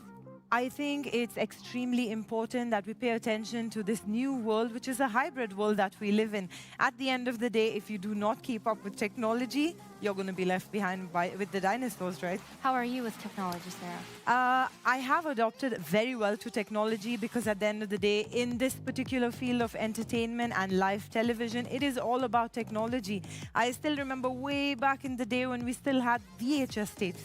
Oh my God. Well, I actually sometimes want to go back to these days. Wouldn't it be fun to time travel? And that's exactly why I like this particular country, because you don't give up something to achieve something else. You've held on so strongly to your traditions and values while embracing technology, AI, and esports.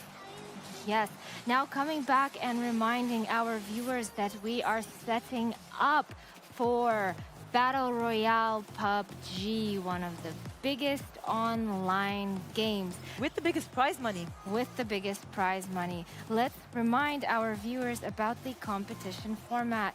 16 teams in total, 5 athletes per team. Only compete 4, though, in one match, with one of the team members standing guard as the strategic advisor, and the competition running across 3 days. We are on day 2.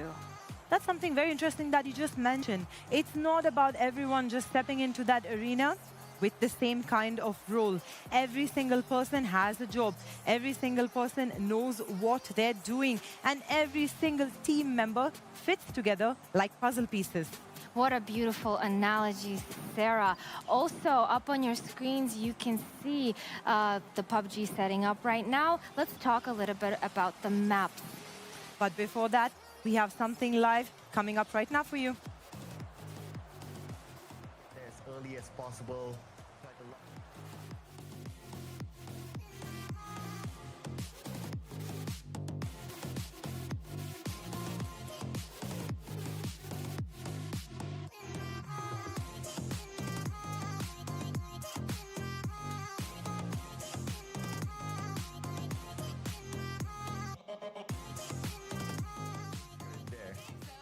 Something for us to observe as well today.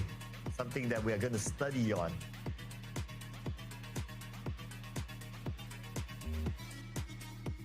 Our bots here lining up. Okay, don't fight, don't fight, don't fight, don't fight. It's a cue. Don't fight, don't fight. Okay, lining up, getting into wherever they're going here. Passing this checkpoint. Just like how these teams, they pass the checkpoints to be here up on stage, representing their teams.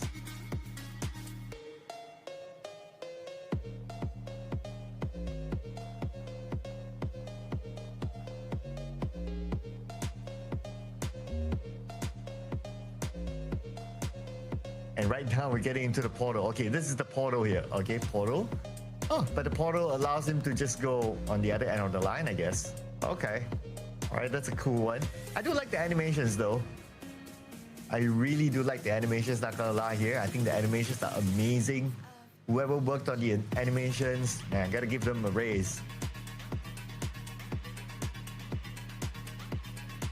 And the animations also fit the theme of the tournament as well, like with all the lights, all the colors, and the trophy too. Man, Vegito is definitely something of a spectacle here. I mean, just by looking at the stage, how amazing they are. This could be there though. And it must be an honor for all these players to be able to be up there on the stage. It's an amazing stage watched by a crowd. And frankly speaking, it is one of the most beautiful stages I've ever seen. Especially with the LEDs in front of the players. You not only get the team logo, but you get the players' faces up as well. So whoever who's watching at the venue can get a good look at, oh, how do these players look like? And when they win, when they lose, what kind of reactions do they pull out? So yeah, it would be nice to be able to recognize these players in person as well. It would be pretty cool. Helps with their own personal branding. I do see this island though. It's somewhat of a spawn island, I guess.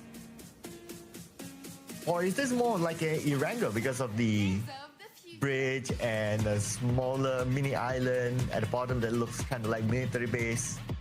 It's probably inspired by Erangel somewhere somehow.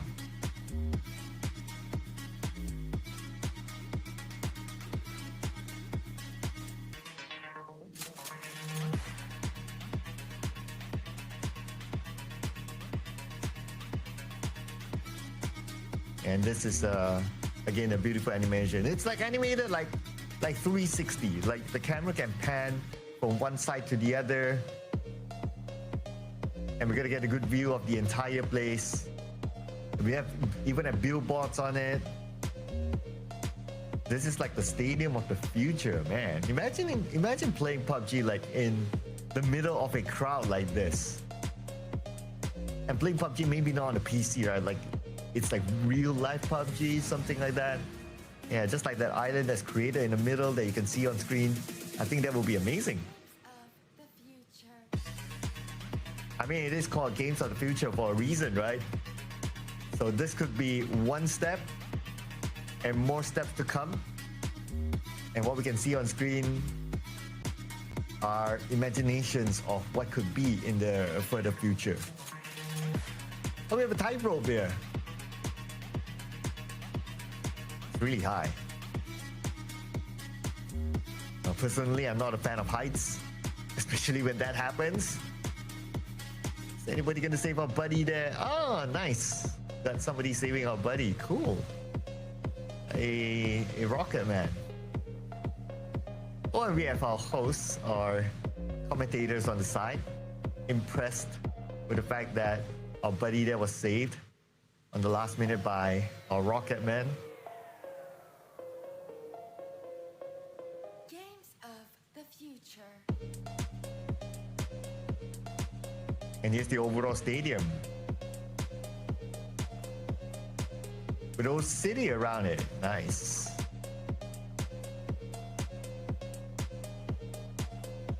Now, it's even mentioned up there that this is Games of the Future Virtual Universe, POV Camp. Now, this could be the reality universe. Who knows, soon? Something for us to look forward to.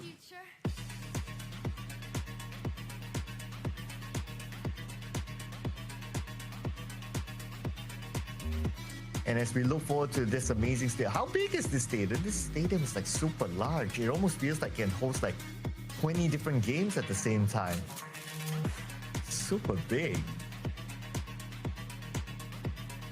Like 20 different physical and digital games all together.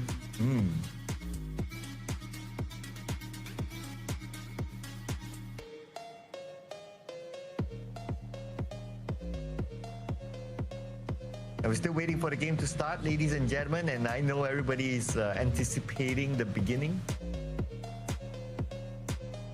Just like how I am as well. Looking forward to that.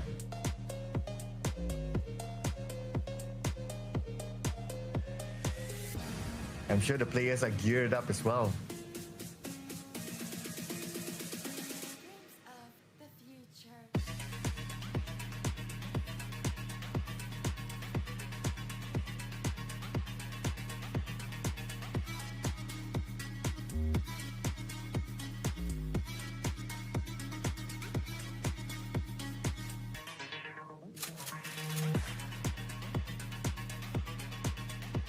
Okay, I just got a cue that the game will begin in a short moment's time. I'm sure everyone can't wait for the game to start, and the players can't wait to get into it as well.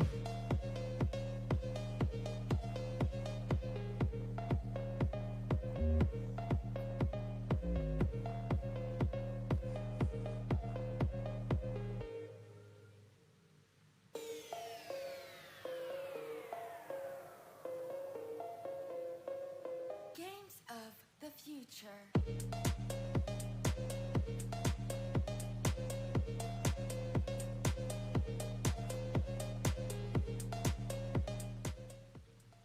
All right, and yes, after a moment's time, the game has begun, and we will jump in onto our first game for today, ladies and gentlemen. So here we go. Looks like a very familiar flight path. It almost feels like the flight path from yesterday. So familiar flight path means teams will be very familiar with where generally everybody would drop. And I'm looking at somewhere in the middle area. I see T1. They're hovering around in above another team. So that could be a first clash ball, or maybe not because they start to break off now. So it seems to be okay. And as compared to yesterday where RA got into a very early fight, this time they're going to drop somewhere else. They're going to change their drop spot. So it looks like we will not see an early fight from them. Maybe up north? But no, we're not getting that yet. Oh, instead we're going to get a very northern circle. Interesting. Yesterday we got a bit of a 50-50 kind of circle between the northern island and also the main peninsula. But this time it's going to be 100% northern island circle. So it's a no-brainer this time. That teams will just go all the way up and commit to the northern island. As compared to yesterday's circle, teams kind of took their time and they were deciding on a split between the main peninsula and the northern island. But this time it's definitely all in northern island. We have DN Supers here. And they have their own spot unchallenged by other teams. So it's going to be a good start for them. And not only them though. All the teams would have a good start. No early drop clash. And everyone's going to have a good time looting so that they can focus on the later stages of the game, which will be very, very crucial for all the teams. Now, because of this kind of drop, we'll probably see more fights in maybe phase 4 onwards. So that might take a while. So while that, we can also enjoy the sights of the areas that we're shown. And Palace is one of the more interesting areas, if you ask me. Because of the design, I guess it's oriental design, and a lot of buildings to play with. And when Shadow Esports here, they will not be contested at all. So they will have a good start too. Oh, but we're gonna get a 1v1 fight here. And it looks like it's gonna be Himas here, going up against another opponent from DGE. And Himas goes on the inside. Diga is the one that Himas is fighting for. And he got 43 health. That's one nade sent onto the inside. Sending another stun grenade. But here comes the rest of DG. That's going to be bad news for Himas there. He's going to be surrounded. He's going to be outnumbered, and Himas will be knocked down by I'm Sancho.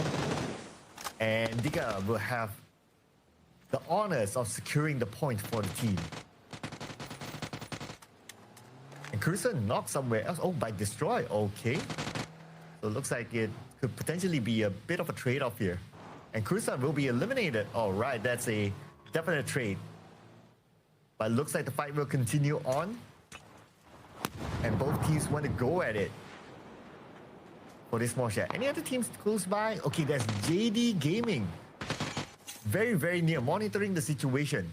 Solozi gets knocked down by Cole from JD Gaming, and it's going to be Cole securing his point instead of DGE. Wow. Okay, that's a opportunity taken from the side. Beautifully done. And we can expect more coming soon. The fight will continue on there, but we switch over to Waksan. There's also two teams there inside of Waksan itself. Now we're back here. We have Destroy.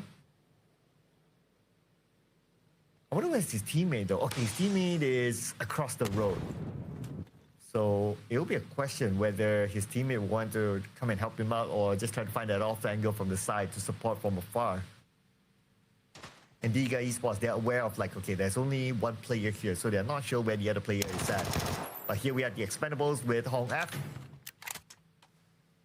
Taking out Hanzi. going to be point locked in. Shadow Esports will lose a player there. Tanbu is on his knees as well. Duck Hughes here, keeping an eye on the rest of Shadow Esports.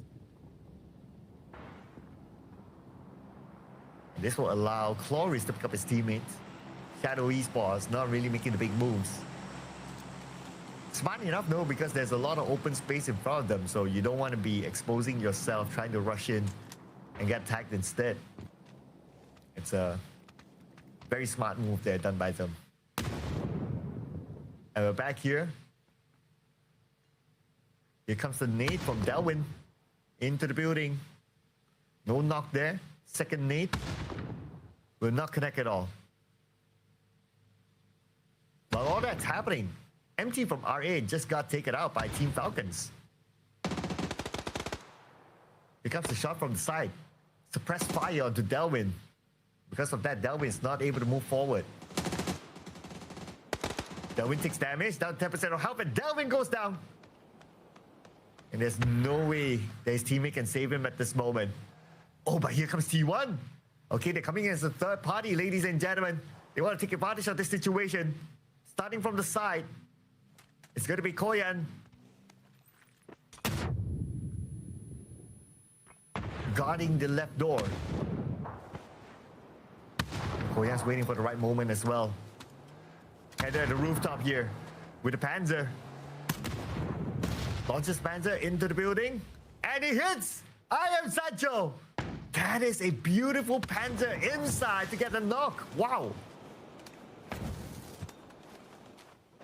What a Panzer that was. And now with that knock, Header can move further forward, activating the Molly. That will give him a little bit more space to go as well. But Header gets tagged instead from the side. It's going to be destroyed. Destroying them one by one. Header still gets I am Sancho though. And anyone's Legends, Destroy moves forward to secure that elimination point. Taking out Header, but he gets tagged instead. And anyone's Legend is eliminated at number 15. Early eliminations for anyone's Legend.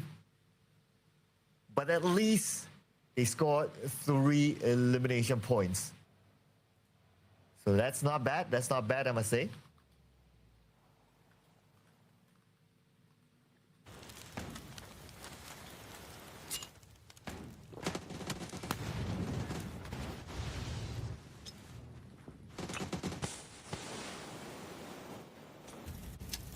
And we are Raining now on his knees.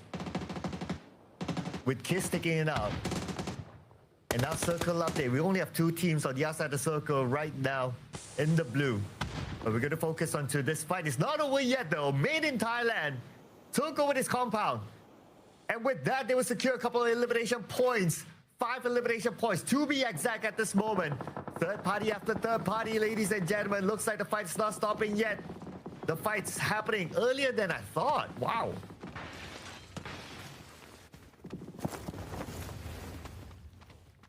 And we have Team Vitality with the emergency pickup, and they will be safe and sound for now.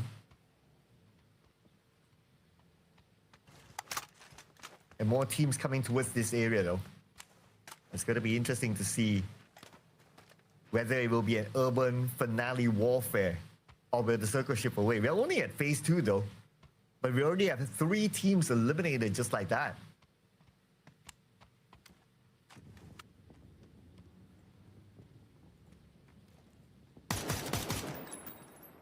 And here comes Belmont from Full Sense. They have a very big spread here, but with this spread, they are able to scout out the movement from other teams. Doing so far so good. As Full Sense, they still remain as a full squad. And they're all in the circle. Instead of going into the city, they decided to take that high ground, which is a good move because now with so many teams inside the city, if the circle shifts away, then everybody will need to migrate in the same direction. That'll be really difficult to get out. So it's nice to get that high ground, so at least they can get exit frags. But here comes DK Esports onto Team Vitality. Okay, they're going to try to take over this area, but then again, Team Vitality, they're waiting for it as Genox secure that knockdown to Seongjong. Get us knocked down instead by Park Pro from the side. Park Pro, he does have healing utility, so he'll be able to heal up, but the rest of Team Vitality, they're on their way. And Park Pro will need to be prepared for this one. Back up to 75 health. In the DPV mode, he sees his target, he shoots, he gets one, he gets a double! Park Pro, one more to go! He's able to clutch! Clutch! By Park Pro! Wow! Wow, that's a 1v3 clutch there against 3 players from Team Vitality. Wow. Wow. That's huge, that's huge. That's big, that's big. And it was down to like only, what 20 health or so before he was able to clutch the last one. I was at the edge of my seat watching that. That was crazy stuff there. Wow, Park Bro. Just because of that, this player definitely deserves the man of the match. Man, he's going to be the MVP. If he ain't the MVP, I don't know, man. But that definitely made a big highlight there.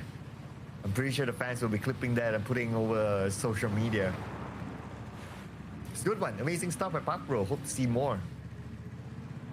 And that's why we did talk about like a GK Esports being one of those teams that are more consistent, right? And Park Bro is one of those players that have been outstanding for the team.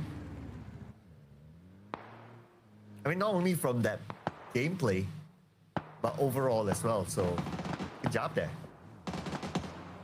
But Park Bro eliminated by Gilmin. Okay, what's the last player for GK Esports anyway? But, yep, he earned his highlight, so I guess that's all right. But I'm sure for GK Esports overall, they wouldn't mind more points. But, yeah, there's still more games to go anyway. Now moving on, we have 17 Gaming, a team that scored a chicken dinner yesterday. And play it nice and safe and sound. Oh, we only have phase 3, but we already lost like 5 teams. So this round is faster than I thought. I thought it's going to take a while because teams will need to travel, everybody got a good start and all that, but it looks like teams are really up for it today. Playing a little bit more aggressive than usual. But that's all for our entertainment as well. Having a lot of fun watching all these fights back to back. But now we're going to have a little bit of a breather. On the elimination phase, it's going to be Chloris from the Expendables getting Rex. From DN Super.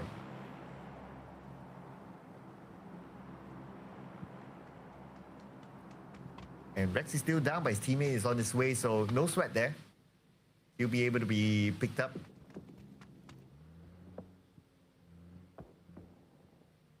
And we still have part of the city within the circle.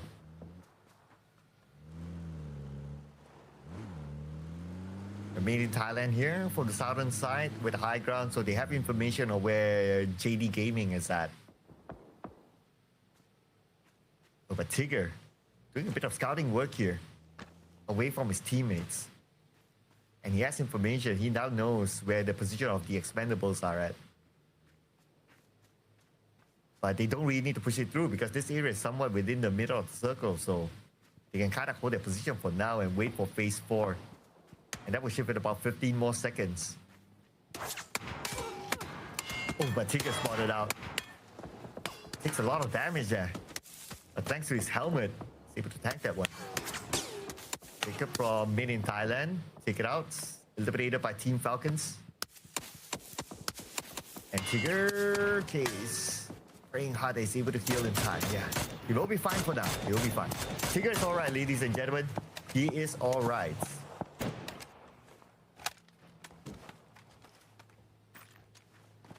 But Team Falcons, 2 elimination points. Both of them we saw on the elimination feed earlier. And we're starting to see R8 making their move. This is the first time that we see R8 on screen. So let's see what kind of version of an R8 are we going to get today. Are we going to get the first half of yesterday's R8 or are we going to get the second half of yesterday's R8? But anyway, on the elimination feed, it's going to be Heaven getting one for himself. And on screen, it's going to be Gilmin here. Throws a stun grenade, goes out to the ground floor, secures a elimination point, taking out Suzy. And Gilmin is blinded for the moment. But on the window, he sees a target. Beautiful navigation around the building to spot the final player of JD Gaming. inside that building, and he will be taken out. One more to go. Full on focus on the Gilman with his AUG. For that, he was secured at the liberation point. He's considering whether he wants to save his teammate or he wants to go and clear off the house. But yep, looks like the job is done. Nans have been eliminated. So they can go in for the save. But Gilman, the moment he steps out, another team came. It's going to be Shadow Esports. Jaxi with the nade on the Gilman. Oh man, his teammate was a little bit of a bait there. Now Gilman is down to Deal and Heaven to try to save him. You have to be aware of Shadow Esports as well. But oh, here comes the player for JD Gaming. He's still here. He is still here. My goodness, he is still around the corner. And that 12, he will eliminate Deal just like that. Oh man, he was still here. My goodness. And I thought there was no one else in the building. And Shadow Esports, they definitely heard that one. And now it's their turn to make their move. Time for Shadow Esports to be in action. And the last player of JD Gaming right now, we need to defend against the incoming Shadow Esports. Could be quite a challenge. Here they come. Up onto the second floor. They see their target, but they can't really tag him yet. He moved on to the other building. But there's also another team next. Oh, we still have DN Super here. Man, 3 teams clumped up together. But there's a big chance that Circle will not be in this building soon. So they have to consider on how they're going to get away. 5 more seconds before the zone starts to close again. And here we go. Goes up to the high ground. And that's where the position of R8 is at. Twisted Minds, they do have their own compound as well within the circle. But this area is not in the circle no more. Oh, but made in Thailand. They're waiting on the other side of the road. So they have this advantage of taking exit frags if anyone they choose to push themselves into the circle. We have 3 different teams here in this apartment. Okay, this is gonna be super duper tight. Okay, there comes the nade. And here comes JD Gaming, last player. Very, very low on health. Let's take a time to heal up. Nades are probably sent onto the second floor here, so he has to be extra careful there. They managed to heal up just in time. And now it's his turn to take that fight, making himself known. But as they push, Hansi will lock in the final elimination point out of JD Gaming. And that's going to be JD Gaming eliminated, ladies and gentlemen. The Jaxie's tagged though, but he can still be picked up. Not going to be a problem. We still have Gilmin on the other side. And I wonder, okay, Heaven's together with him on the ground floor. Oh, nice name by Gilmin to get 2 from Shadow Esports. DN Supers, are they going to take the opportunity to try to rush in? Try to get across?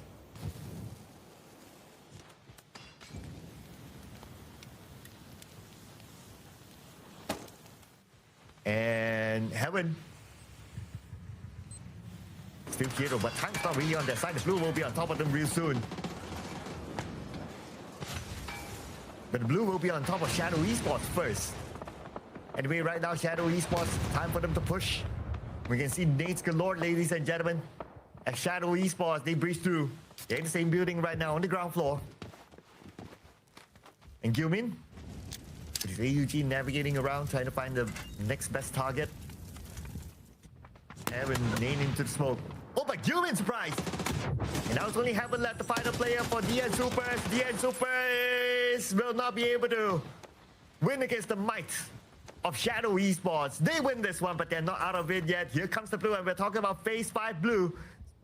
There's a chance that Setsuna might need to leave his teammates. Shadow Esports, they have to let this one go. Dexy is down. And switch over right now to R8 Esports. Playing without empty. 3 players here. Oh, here comes the mortar attack on Twisted Minds. 1 player currently down. That's a beautiful one! Eliminating Lu. Is it over yet? Is it over yet? Or is it not over yet? Oh, looks like it's not though. The mortars continue to rain, putting pressure on the Twisted Minds. Such a tough position for them. Anyway, Circle now favors R8 Esports and also Twisted Minds. All the other teams will need to get into the circle. And that's what we expected. Setsuna from Shadow Esports will be taken out by the zone.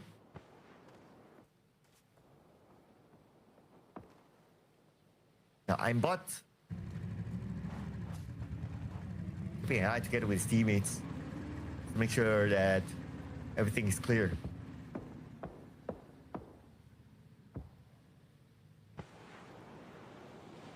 We also have Twisted Minds on the other side, but every casualty on Twisted Minds. Only 2 players left for their side.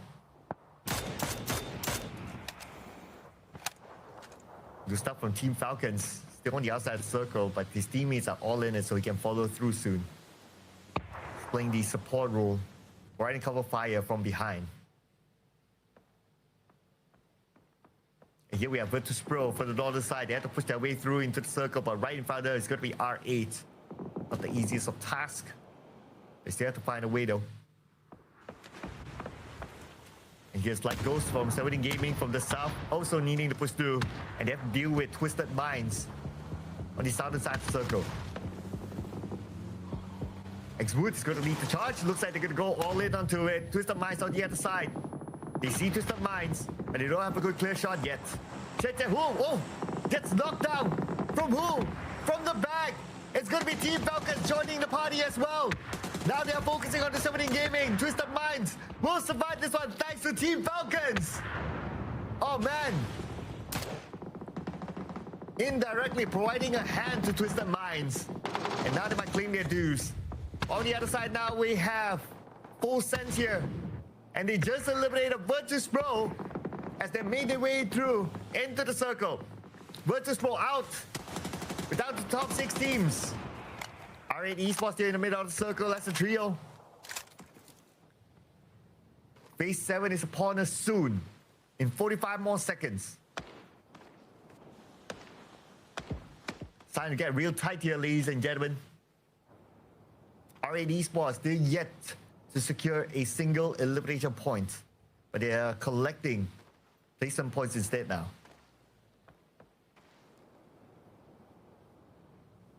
Okay, AJ keeping an eye on one corner.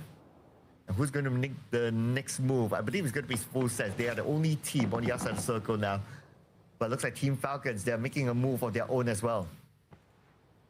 Putting pressure on the Twisted Minds. But it looks like they're going to let Twisted Mind go for now. Instead, they're going to position themselves deeper into the circle so that they can play the gatekeeping role against Twisted Minds. And Circle, right now, still favors R8 Esports. Team Falcons by the edge. Just like how they have strategized, and now they can gatekeep Twisted Minds instead. It's going to be pretty hard for Twisted Minds to get out of this sticky situation now. Well, R8 Esports, their closest opponent is going to be Full Sense. And Full Sense, they sense that R8 Esports is in front of them. And let's not forget about Shadow Esports as well. Oh, that's Main in Thailand. Let's not forget about them because now it's their turn to try to get into the circle. And they looks like Battlelin's got shot down by Shrimzy. And Tigger will be taken out by TD. But Tulins, point secured by Kickstart. And here's the tap. And the moment he taps his keyboard, he gets taken out. It's going to be Twisted Minds eliminated at number 6, down to 5 teams left. Next is going to be Main in Thailand versus Team Falcons. They do have an elevation here. They do have the circle, so advantage for Team Falcons. But Full Sense, not made easy by R8 Esports. The good news is that they are in the circle though, but they need to pick up on their knockdown teammates. A little bit too late there. Astana though will be eliminated by the Expendables. Next up is going to be Honga from the side. He sees one target, and he will get flash. But he gets tagged back by Team Falcons instead. So the Expendables, they have to recover their teammate. Should be a problem for them, as Tanvu will provide cover fire. And Dakius will be the one on duty to hold his teammate's hand. A kid from Main in Thailand gets tagged. Main in Thailand, somehow they managed to get into the circle still. doing so far so good for Made in Thailand, even though they were on the lower ground, they were on the outside of the circle, they will be pressured by the blue, but they're still able to make it in. Not too bad. But Team Falcons will not make it easy for them to take their next step.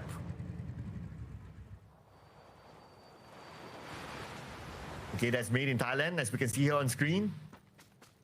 It's just by the edge of the circle.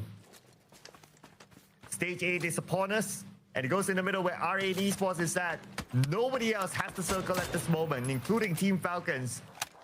Still on the outside. Now it's R8 Esports. Can the duo actually do it to secure the chicken dinner? The duo for R8 Esports. It's going to be pretty difficult, but they'll try as their might. Going up against two teams with a full squad and Made in Thailand with a trio. Still quite a lot of players that they need to handle. So it's going to shift in about 20 more seconds. Everyone besides R8 Esports will need to move. Made in Thailand, they do have a Panzer here. Question is, what are they going to use it on? Well, Team Falcons really not making it easy for Made in Thailand right now. They had to move because the blue is closing behind them. You can see the blues movement. Here we go. They'll be forced to show themselves. And that could be an opportunity that Team Falcons might take. And blue on screen. Oh, they managed to get I Am Bot. Okay.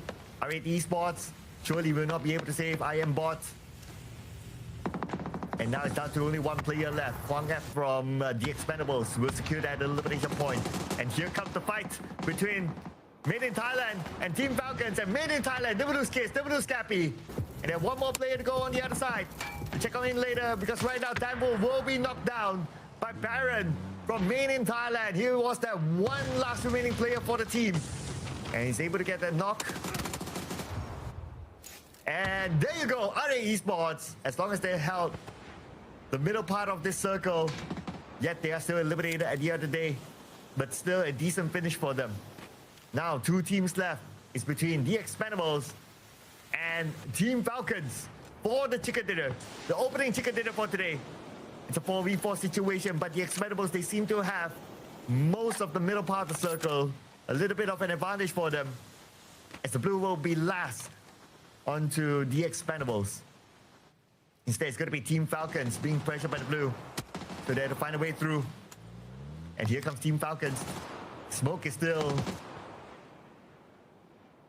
blinding the sight of their opponents. And look at the spread here by the Expendables. My goodness. It's a very beautiful spread. Lots of cover. Lots of different angles that they can take. Smoke is still active right now for Team Falcons, but at some point, it's either the smoke will subside or they'll be forced to move by the blue. But the smoke can be a double-edged sword. But still, Team Falcons, they're able to see one player from the other side at least. And here comes the utilities from the Expendables. And from the left side, it's going to be the Expendables rushing in. And there you go, they managed to get one. It's going to be Cloris getting good stuff. Good stuff there by Cloris. No pun intended. So Team Falcons now with only 3 players left. They managed to get Cloris. A bit of a trade back there. 3v3 now, ladies and gentlemen. It could still be anyone's game. But the blue will push Team Falcons forward. And Kickstart will be knocked down. 2 more to go for the Expendables to lock in the chicken dinner. Gonna be Kimji right now, and looks like the Expendables down to only 1 player. Team Falcons, they're coming back. They are coming back. Now it's a 2v1 situation. Unless the clutch could happen here. And at the end of the day, it is Team Falcons beating the odds to lock in the chicken dinner. The opening chicken dinner for today.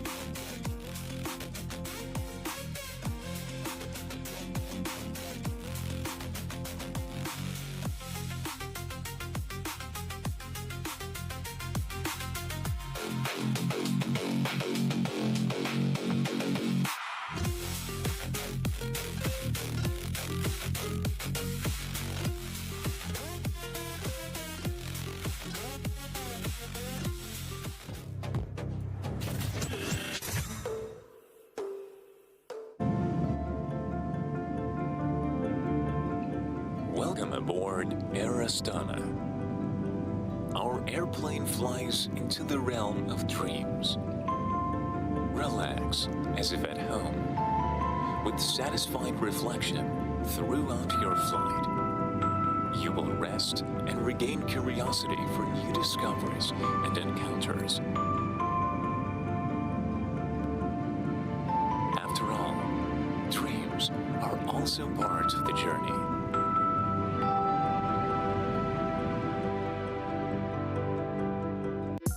The premium family plan's connected. That is Boss's Speedy. Got a smartphone absolutely free. That is Boss's Speedy. Hooked it up and no longer problems with home internet. Get home internet and a smartphone for free with the premium family plan. Get ready for school with WB. WB, all you need for classes and breaks with try-on and payment on delivery.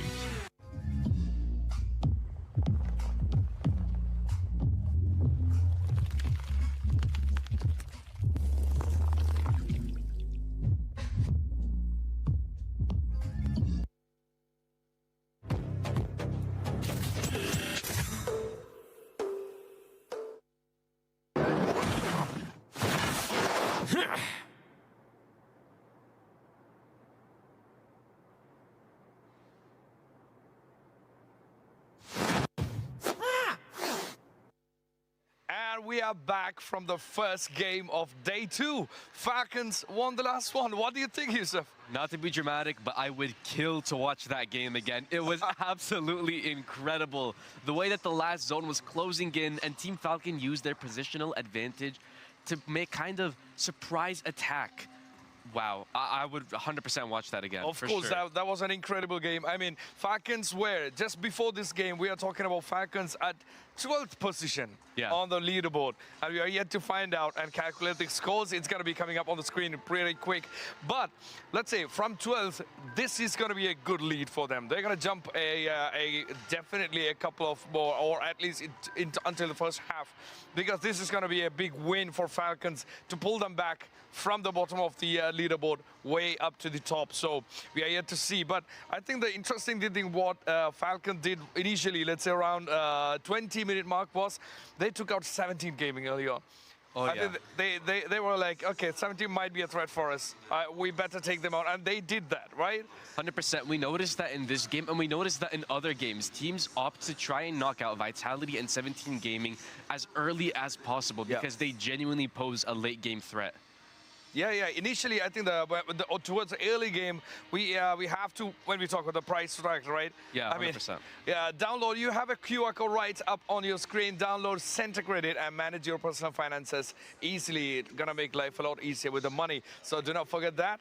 But coming back to the early game, I mean, it was quite a fight early on when Diga actually did a good job here at the early stages of the game. Oh yeah, they did a lot better in recent times. Yeah, with Anyone's Legend, where they went head on Anyone's Legend at the start, and then the fight actually moved into a 3v1, where Anyone's Legends, we had one player fighting against 3, and then we saw T1 coming from the other side.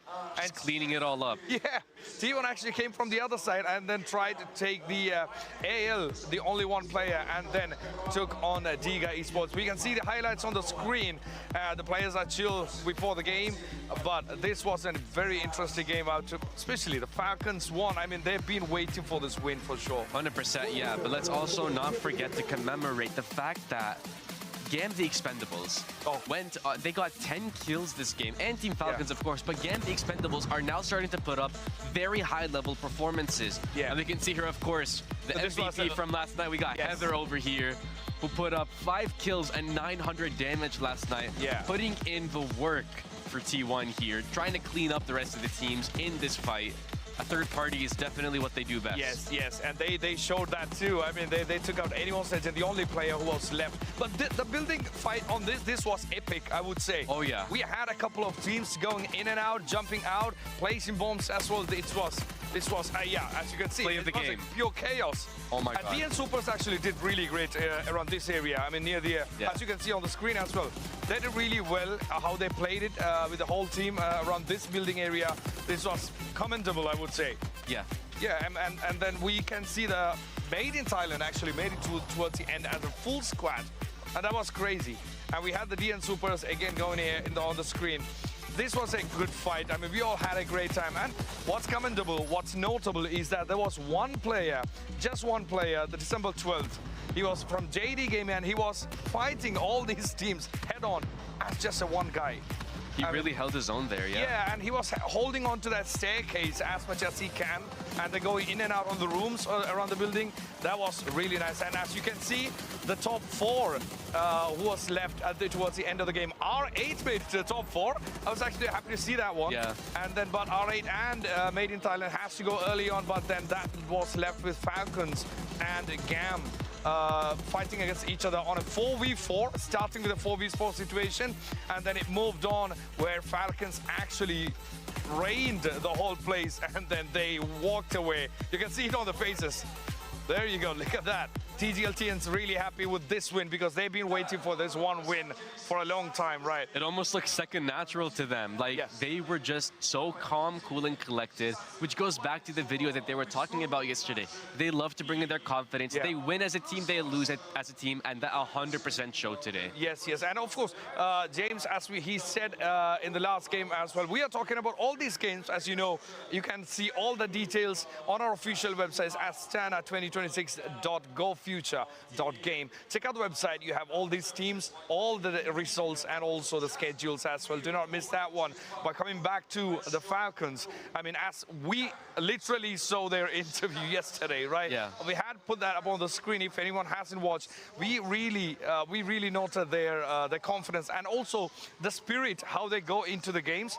As something that James actually mentioned was, we like the wins as much as we love the lose as well. I mean, we take it as a team. Yeah. Take the wins as a team and take the wins and losers as a team as well. That was a spirit that we saw the year.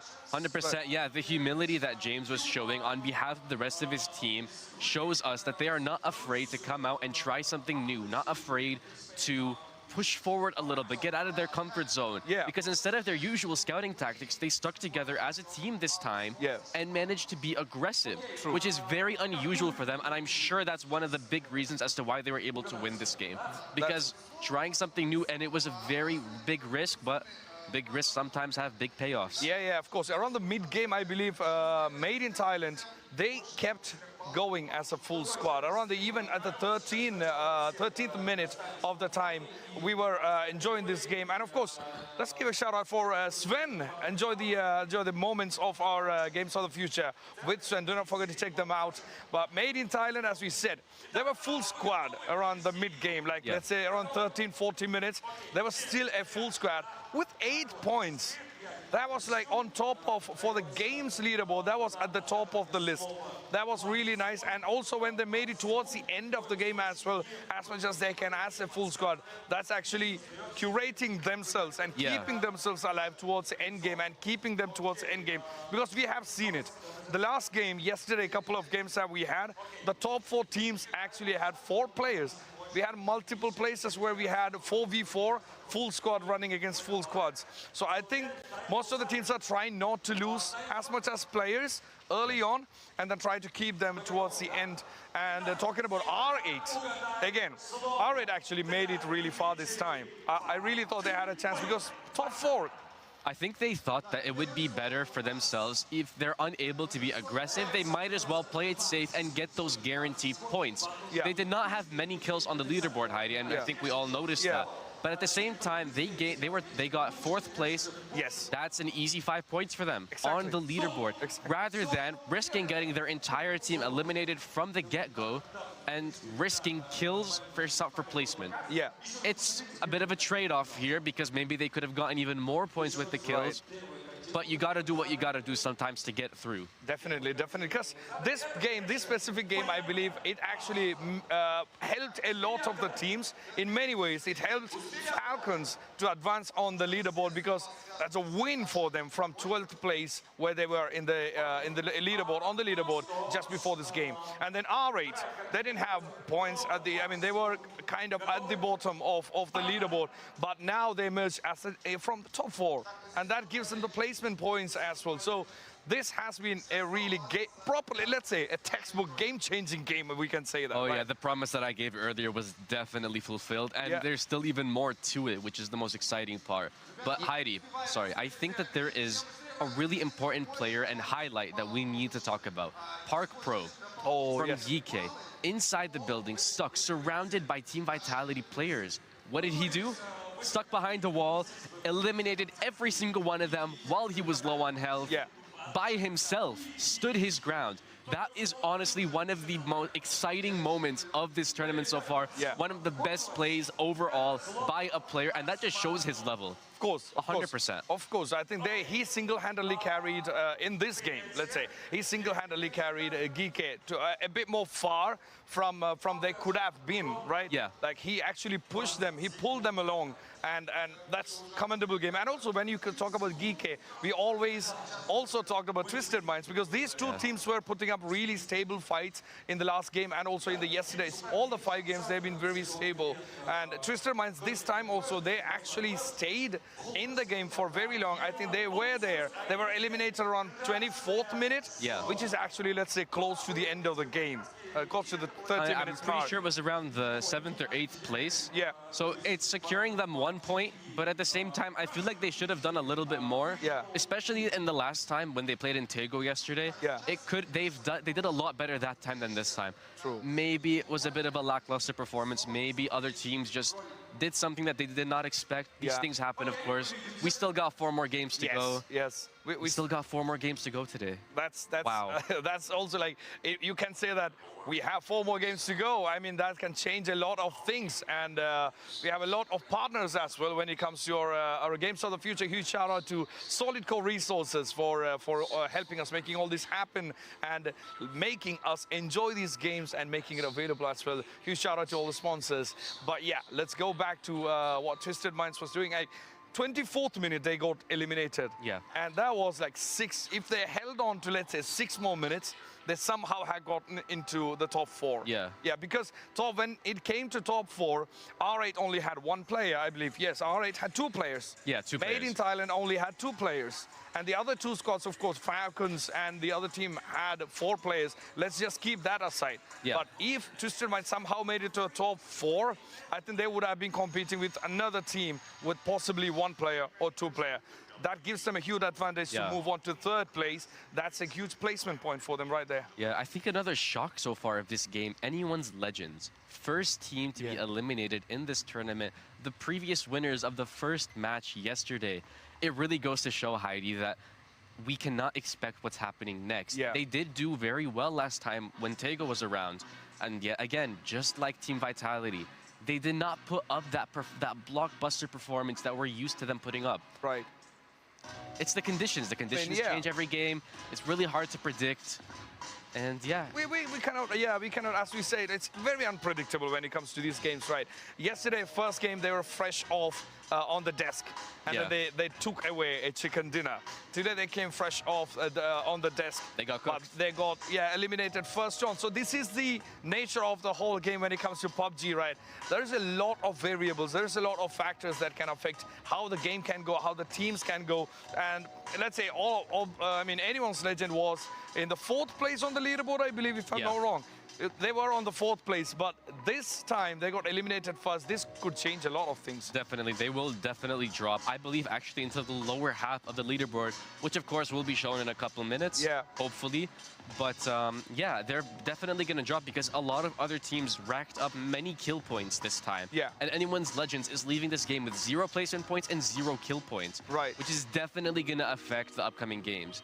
Now, of course, it's still... How many more matches do we have? We have 9 more games after this. Yes. So it could still be anyone's game, but at the same time, we're slowly reaching the point where every point matters. So any dropping of points could be detrimental to the placement on the table. That's 100%. true. That's right. And also, it's remarkable to say that we were playing on Tego, which is the main map usually, right? Instead we jumped into Wrangle and anyone's Legend just took it. Today we are starting with Tego, so it's not everything that we can count on when it comes to PUBG. Yeah. And also it matters what games what maps are you playing on, where do you drop, and also the circle movements was it was kind of, I would uniform. There was some crazy movements, I would Not say. really, no. The rotation was fairly simple for most of the teams, but I think the issue was a lot of teams were camping, waiting for others on the rotation. Yeah. It's not that the rotation was hard, it's that other teams are playing it smart. Yeah. You gotta outsmart the smarts. True. And also on Tego, for the last game, I believe, we didn't have many open land fights, right? Yeah. We had a lot of building fights, and we are watching all these right here in the huge, massive Beeline Arena. And huge shout out to them. If you haven't seen the vibes here, you are missing out, because 100%. this vibe is something different. I mean, I can actually tell today feels a lot different than yesterday. Because today we are seeing a lot of cheers, we are seeing a lot of shouts, a lot of energy in the Beeline Arena, and that's very commendable. And that also pumps us up. Oh yeah, Right? 100%. We feel great. Yeah. Yeah. So this is interesting to see how this is going to fall out. And also talking about building fights again. Yeah. We had a lot of building fights. A lot of building fights, because that poses a lot of advantages when it comes to the availability of covers. When they're on the other side, it also poses a lot of challenges when it comes to movement. Yeah. You cannot actually move as much as how flexible you are when it comes to an open land and you're playing around with vehicles as a cover or something else. But here you're talking about staircases, walls, doors, windows, and then there you go. We got the map rankings on the screen. Where are we, Yusuf, right now? For the map rankings so far, Team Falcons with 21 points. Oh my God, incredible. And they have the Expendables with 16, Made in Thailand with 10, Full Sense putting up a very underrated performance. I feel like that went a bit under our radars, Heidi. With 7 points for Full Sense, DN Supers on 5, 17 Gaming on 5, RA Esports on 5, and GK Esports on 4. Those 4 kill points, of course, thanks to Park Pro. Vitality got moved into the second half. Wow, Vitality in this map ranking in the second half with 3 points. Shadow Esports as well, I have seen a lot of good clips in them throughout this game. Yeah. Virtus Pro, once again, they did get a placement point, but 0 kills. Yes. That is the complete opposite of what should be. As long as you have a placement point, there needs to be kills to complement it, to boost them up that table. Yeah.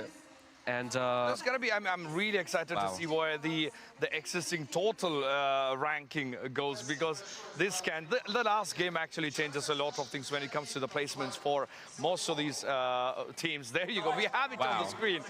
I'm not sure if anyone's surprised or anyone's confused where we are at the moment. We got Vitality pushed down to the second place. Wow, I did not expect that. Players. And Cam actually jumped up to the first place.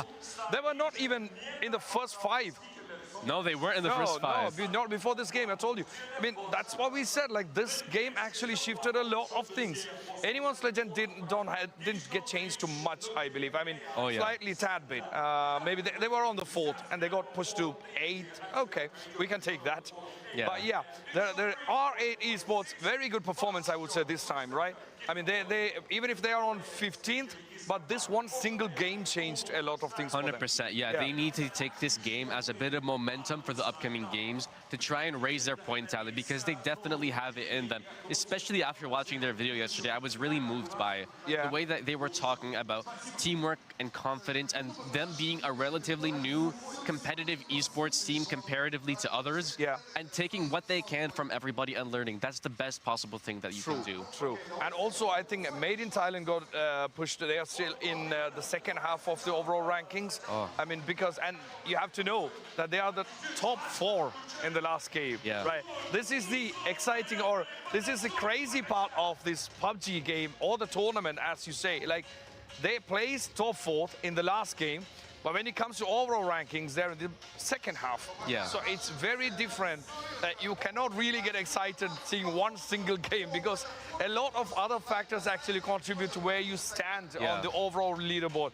But I think the Vitality and 17 actually moved 1 point or 1 position down. Just like that, as a pair, I would say. 1 point down, 1 point down. And so, but at least that's a good thing for them. But it doesn't change much, to be honest. But at the same time, I feel like for Vitality it does, because they were leaving yesterday at the end of the day with a 12-point lead. That 12-point lead is now completely gone. They lost the lead. But again, it's really tight. Between first and second is only 2 points. At this point, anything can happen. Now it's a lot tighter than it was. But if Twisted Minds 100%. If Twisted Minds made it to the Final Four, they're undeniably going to have an even farther lead in the head with nobody else able to compete. That's true. I mean, before starting this game, we saw the overall rankings where Vitality was topping the charts with 50 points and 17 with 44. We talked about that before the game. That's just 6-point difference between first and second. And I really thought this was going to be the case where 17 is going to try to come up. There you go. We got top 5 fraggers. Come on, we got Solozy there again. Always there, even though he was eliminated early. Yeah, but he's still there. And TDLTN is up there with Solozy. Good performance in the last one game. As I said, last game changed a lot of things. Tian again. So they all three are now standing together with 12 kills. This is there you close. go. TN was following up to Solozy all these previous games, and now there he is with Solozy, TDLTN, all three of them standing on the same podium.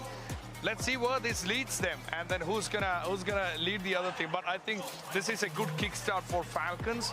Yeah. As for day 2, now they have that confidence. They are warmed up, and I believe they played a bit more careful this time when it comes to. You remember yesterday's game where they had to jump off a cliff, basically, where they had to just jump right onto Diga Esports. But this time, I think they were very, very careful how to move forward, so that they need to make sure they reach to the end, and of course, to the very end as the only team that's left on the map, right? It's kind of like a Tom and Jerry episode, you know, because they had a mousetrap set for them the first time, but the second time, they're like Jerry, where they are ready to cause and wreak havoc among the other teams and disrupt everything. That's exactly what they did, and exactly why they deserve to win the way that they did today. True. And also, I think T1 has been trying to get up the leaderboard, and it was really evident because even if they are on the second half of the total leaderboard, they've been pushing. I mean, that's a good thing, because they haven't been completely playing it safe. They were really trying a bit more on the aggressive side of things, where they were actually going in and pushing teams, which we saw early on this game as well, where we had the Diga and Anyone's Legend fighting with each other. So yeah, I think T1 also has quite some chance today, because they have that confidence. They are just bringing in that energy into the matches. They're definitely oozing with confidence every time. Yes, and we got 4 more games today going. Do you see more, let's say, considerable changes in the leaderboard? Not really. I think I would like to see a couple more, but I don't really expect there to be as much change in the placements, maybe by a place or 2, but I'm sure the top three of the top leaderboard are definitely going to be interchanging a lot between each other or any teams under it. However, I do honestly believe that the bottom half of the leaderboard will more or less remain the same, due to the point difference between the top half and bottom half. It's going to be really hard to switch that up a lot. That's true. That's true. And then we are going to be moving on to the next game. Are you ready for the next one? I really hope so. I'm really thrilled to see what's going to come out of the next game. Let's move on to the game 2 of the day 2. Take it away, casters. This is your showtime. Let's go.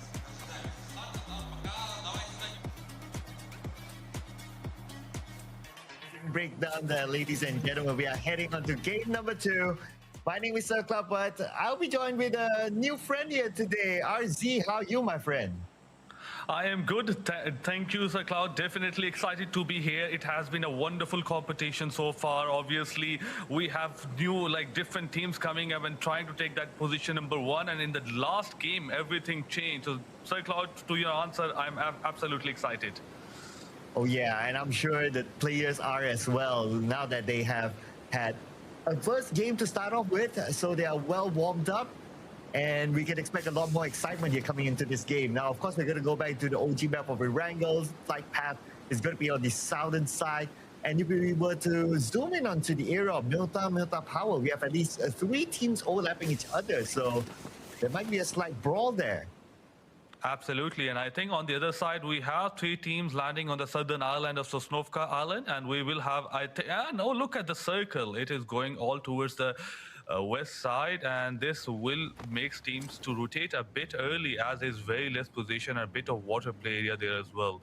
So I think this is going to be a very exciting Erangel just because of the map, just because of the airplane trajectory, along with the circle position as well. Yeah, so that will force a lot of teams, especially those that we saw drop on the right side of the map, to rotate towards the left. But at least the good news is that it's on the main peninsula and there's a lot of land for them to play, so they can rotate from different directions, whether it's they want to rotate direct, they want to take a slightly southern side rotation in, or they want to rotate from the north in. There's a good amount of options here, I must say. Absolutely, absolutely. I think the 3 teams in the Southern Island also has a place rotation, and some teams are already on the move. They got the basic weapons and they are trying to find a good place. For the DNS, they have AKs and they have the guns and they are trying to find a nice place. I think this is going to be a good area. For the first few circles, which will be a 3rd or 4th circle, I think it might be a bit of, okay, there might be a couple of clashes here and there. But as we move on to the second part of the game, I think that will be very, very difficult. But as I say, it's difficult for the players, Sir Cloud. I think it's very exciting for us to commentate. Oh, man. You know what did they say? Great mind thinks alike. The moment you said difficult for the players, I'm like, but it's going to be fun for us. So, yeah, that's what we're here for as well, right? We're here for the entertainment. We're here for the fun. We're here for the action. And speaking about that, we're going to get a bit of a small action here involving Virtus Pro. But with Lucarux and his long-range shots, it's more of a warning shot than anything else. Absolutely. I think this player just needs to be a bit more careful. He's the only one in this compound. If the other team find out that he is the only one, might just charge and take him out. But for now, I think he's safe. Just a couple of shots being fired left and right. The play area will be restricted within a minute. Important game, as you said. The players are warmed up. The day has started. This is a classic old map, and everybody will be looking to make this a better game for themselves, especially with Expendables coming up, taking the chicken dinner and taking the first position as well. Maybe Team Vitality will be looking to take that position back. So definitely, I think one of the more important games of the day. Yeah, surely the Expendables, they want to hold on to that top spot with the chicken dinner that they've got. So I'm sure we'll see the best of them in this round as well. And they played really, really well previously to secure their chicken dinner. And it was somewhat against the odds as well for them to lock that one in. So they're definitely feeling this one. Now, it's all about consistency. And that's what PUBG Battleground is all about. Yes, you can score a chicken dinner on one game, but if you keep losing your following games, you're still not going to be the champion. So consistency is going to be key. Absolutely, and it's one of the most difficult things within PUBG. When the circle is against you, when the odds are against you, can you be consistent? Even if not in taking chicken dinner, at least securing some points that makes you hold that position, which is very dear to you. So that what makes it very, very difficult, the game itself. Obviously, as we said earlier, the teams are settling in, they are finding their position. Diga Esports also found a couple of compounds right next to the beach, and that's nice for them. Diga itself is outside trying to scout any rotation coming up, any kind of information that is obviously necessary. You need to understand where the other teams are in this time of the game, as much as the information will be better for you. I think this is going to be a chill time for like next maybe 7 minutes or 8 minutes, and then we'll see some action. Yeah, considering that we didn't see any drop clashes and everybody has their own spot. Plus, it's a decent circle, I would say. As long as it's on the main peninsula, it's always an okay circle for the teams. So that's why we don't see these early clashes. If it's like a circle that's like tucked in the corner, like mid to the base, for example, then yeah, we'll probably see a lot more early clashes, but not in this case. And that's where T1, they take advantage of the peace and calm for now with this emergency pickup to get into the circle, because they know that the fight's not starting yet, so nobody's going to pay too much attention to them while they're airborne. Absolutely. My eyes will be on the team Falcons. They had a good game. They had a wonderful comeback into the leaderboard as well. And I think it will be very nice if they were able to keep the momentum going all the way into the day number 2. And as we say, the day number 2 is one of the most important days. Some teams realize they cannot do much after day 2, and some teams realize this is it.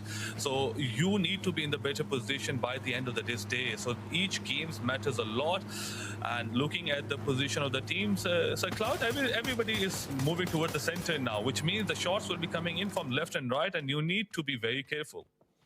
Ooh, okay, yes. And slightly towards the left side, we see a lot of teams as well. And I totally understand that because in this kind of circle, especially if it shifts towards the left side on phase number 2, there's not that as many compounds as a lot of other areas. So with the limited amount of compounds, teams will want to get into their favorite compound as quickly as possible. And that's why we see a lot of teams on the left side by the shoreline to take out maybe roughly about 3 or 4 of those compounds there and try to hold on to those spots as long as possible. Of course, as long as they still have the circle. But if the circle shifts away, then, well, that will be a plan B then. But as long as they still get the circle, if they're able to lock in one of the compounds on the shoreline, that's a really good spot to be in.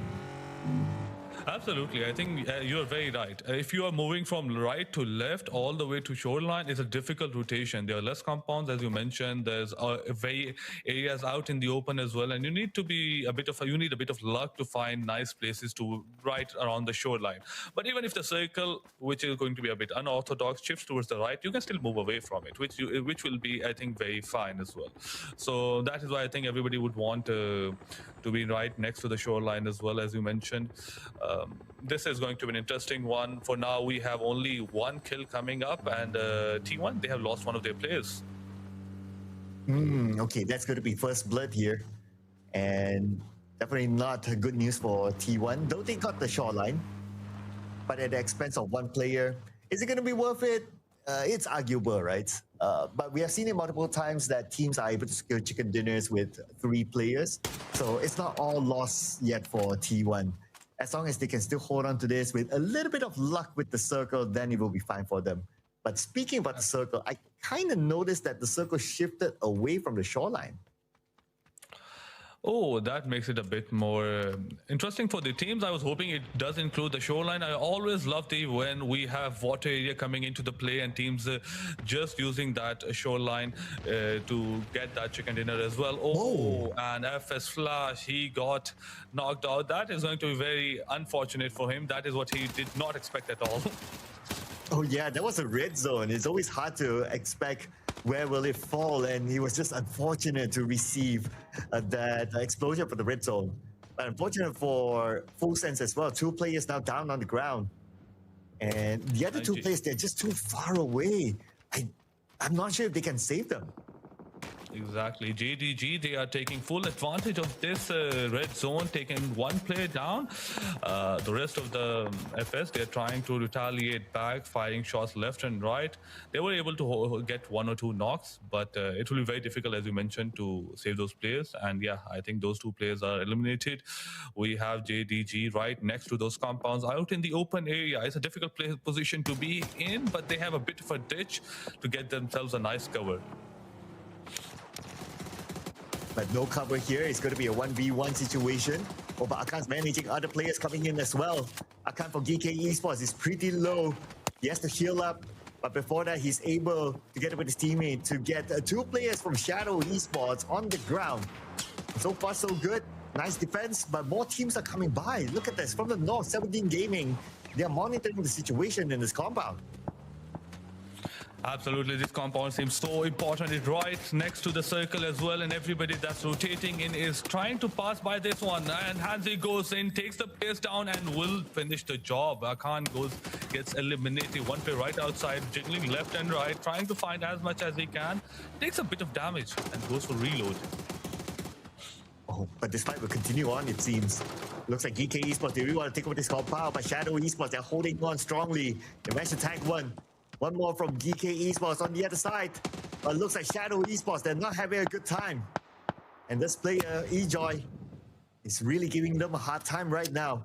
2 players from Shadow Esports down on the ground at this moment, and eJoy, as much as he wanted to go in, I believe he blinded himself while he was trying to push.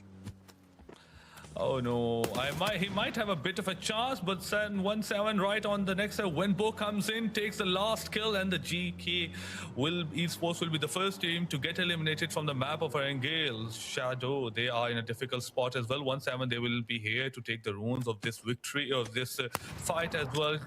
Nades will be fired, the blue zone is here as well, and these are 2 easy kills for 1-7 Gaming. But Lil Ghost will be able to secure those elimination points. So good job there. Shadow Esports out at number 15. No placement points for them. At the same time, 17 Gaming, they need to be aware of the fact that they are in the blue. This is still phase number 3, so it's still pretty tankable. Virtus Pro right now, they will be sieged out by Twisted Minds. Oh, charging in, coming up. Virtuous Force takes one player down, the second one as well. Before he could do damage to the third one, he gets knocked down and eliminated. Where are the rest of the players? His teammate was doing absolutely fantastic. It would have been a wonderful fight for them, but they were just a bit away for that rush coming in. If only they were together, but at least now they're feeling like they want to trade it off back. One of the players of Twisted Minds is still on the ground, and here comes Virtus Pro with Beamy and his nade. He's sending it into the warehouse. Will it connect though? That's going to be the question. Looks like it will not just yet. Rexy cooking up his own nade as well. And now it's a matter of time before he charges in. He's waiting for that advantage, but nothing shows up on the elimination feed yet. Absolutely, and they have been able to take the knock player as well as like they were able to revive them as well. Vitality goes in, takes 1 or 2 down. On the other side, anyone's legend is in a difficult spot. 1 eliminated, 1 down. Himmas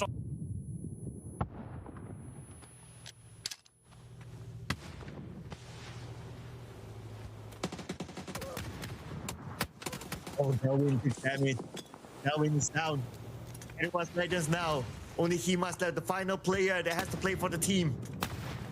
And he's still not out of this sticky situation yet. Team Vitality really wants to take down that warehouse while we check out what's happening here with Virtus Pro. Still going up against Twisted Minds. Virtus Pro, Rexy is down, but he will be picked up by his teammate Beamy. He will keep tabs on his opponent. Oh, the blue zone grenade forces him to move. While all that was happening, Anyone's Legends just got eliminated. Absolutely. I think there is fight going on left and right. You cannot figure out what's going on. Virtuous Pro, one player still down. I think he needs to be revived up. Anyone Legends, they were trying to get this warehouse, but unfortunately they were eliminated. And Virtuous Pro, now they are still outside that warehouse. 2 players within it. It's a matter of, hey, who needs to cave in? Somebody needs to go in first. Or I think at the moment right now, they don't have much nades. They used all of the utility as well. As soon as they charged in, trying to get a bit of those kills. Smoke coming in from the left side. Trying to get himself a bit of cover. Lucran, I think he might be just going on towards the right side, trying to get a bit of confusion. They need to be a bit careful. It's a 2v3, so they have lost the place of advantage. But nobody's lost here with DN Supers. They're still nice and tidy. Oh, but around the area of Quarry, look at how tight it is. It's time for the circle to shift. Half of Quarry is no longer in the circle.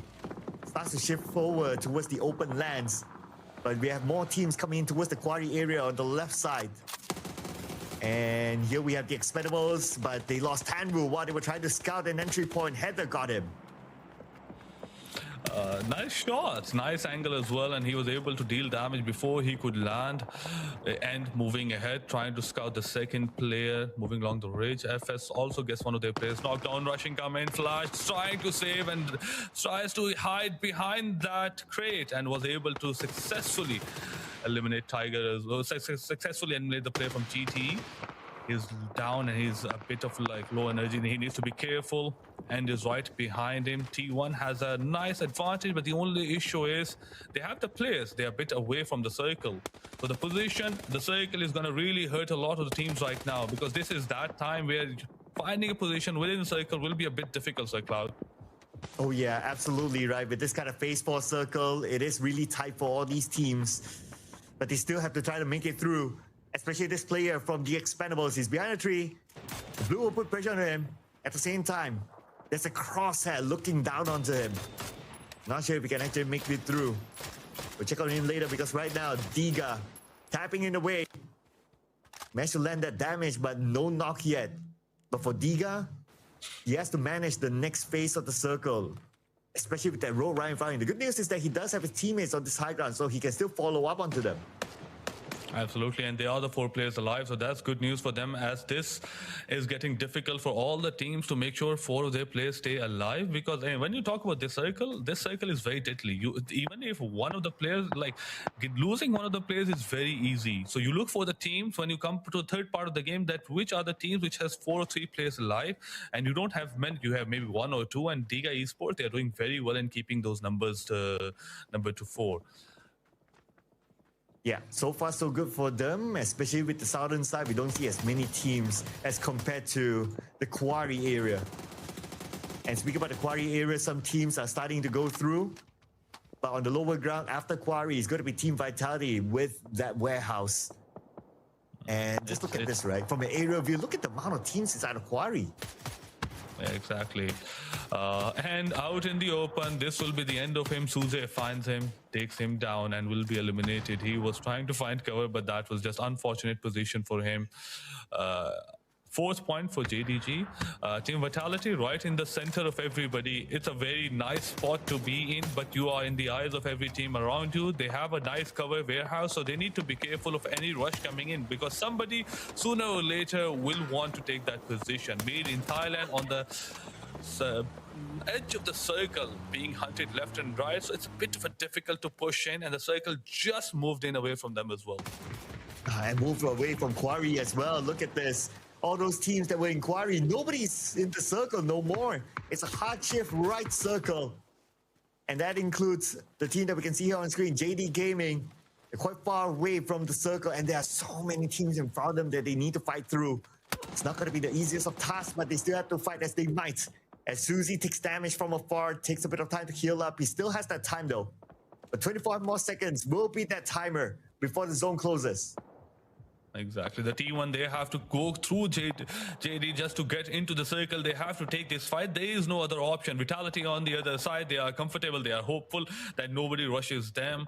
And this team, MITH Myth, they are on the nice edge on the northern side as well, but they are just maybe a 50 or 100 meters away from the circle, so they have to rush in, or they have to just take it slowly. But I think nothing concerning for them, as the most of the teams, as you mentioned, were in quarry, and they are fighting it out to decide which team will rotate in. So I think we'll lose 2 or 1, or at least 1 or 2 teams before we get the next circle.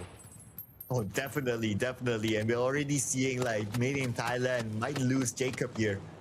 But I think he can still be saved. I can't say the same for the teams inside the quarry, including Twisted Minds. Look at this, Virtus Pro. They have an elevation against Twisted Minds. It's not easy for Twisted Minds to break through. The good news for Twisted Minds is that they're all clumped up inside the sniper tower, so they only have one direction to focus on. And this blue grenade used to try to flush them out, but they did not connect enough. Exactly. The other nade coming up as well did a bit of damage to Beam, but couldn't seal the job. The only good news for Team R8 is, as you mentioned, they are holed up in a single sniper tower. A good nade, a good shots can actually get them out, but they have to be careful of the Twisted Mind on the right side. One player gets knocked down, he'll be revived up, so I don't think so that will be an issue at all. Oh, but this is going to be a big issue here for Twisted Minds. Look at this, the blue is right behind them, and we're talking about phase 5 blue. You don't want to spend time inside of it. And the smoke is still active. They're trying to siege down this sniper tower. They're going to take it step by step right now. And Virtus Pro, they're spread out. But Luka Rooks gets tagged.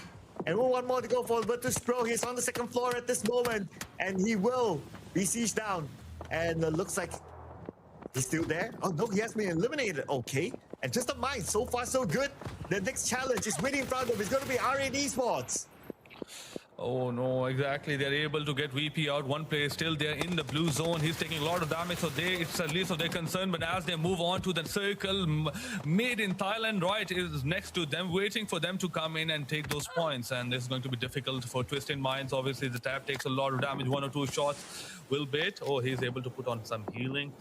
What a time for this team. I mean, if they're able to survive this position, which is the most difficult position in the circle, everybody can easily look up to Twisted Mind. R8 is right next to them.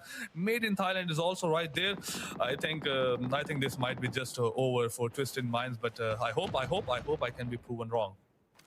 You know what? I'm already looking up to Twisted Minds. The fact that they could survive this long. clearing off Virtus Pro, but now the next challenge is going to be Susie from JD Gaming, the final player. From the side, and Twisted Minds, they didn't know what hit them.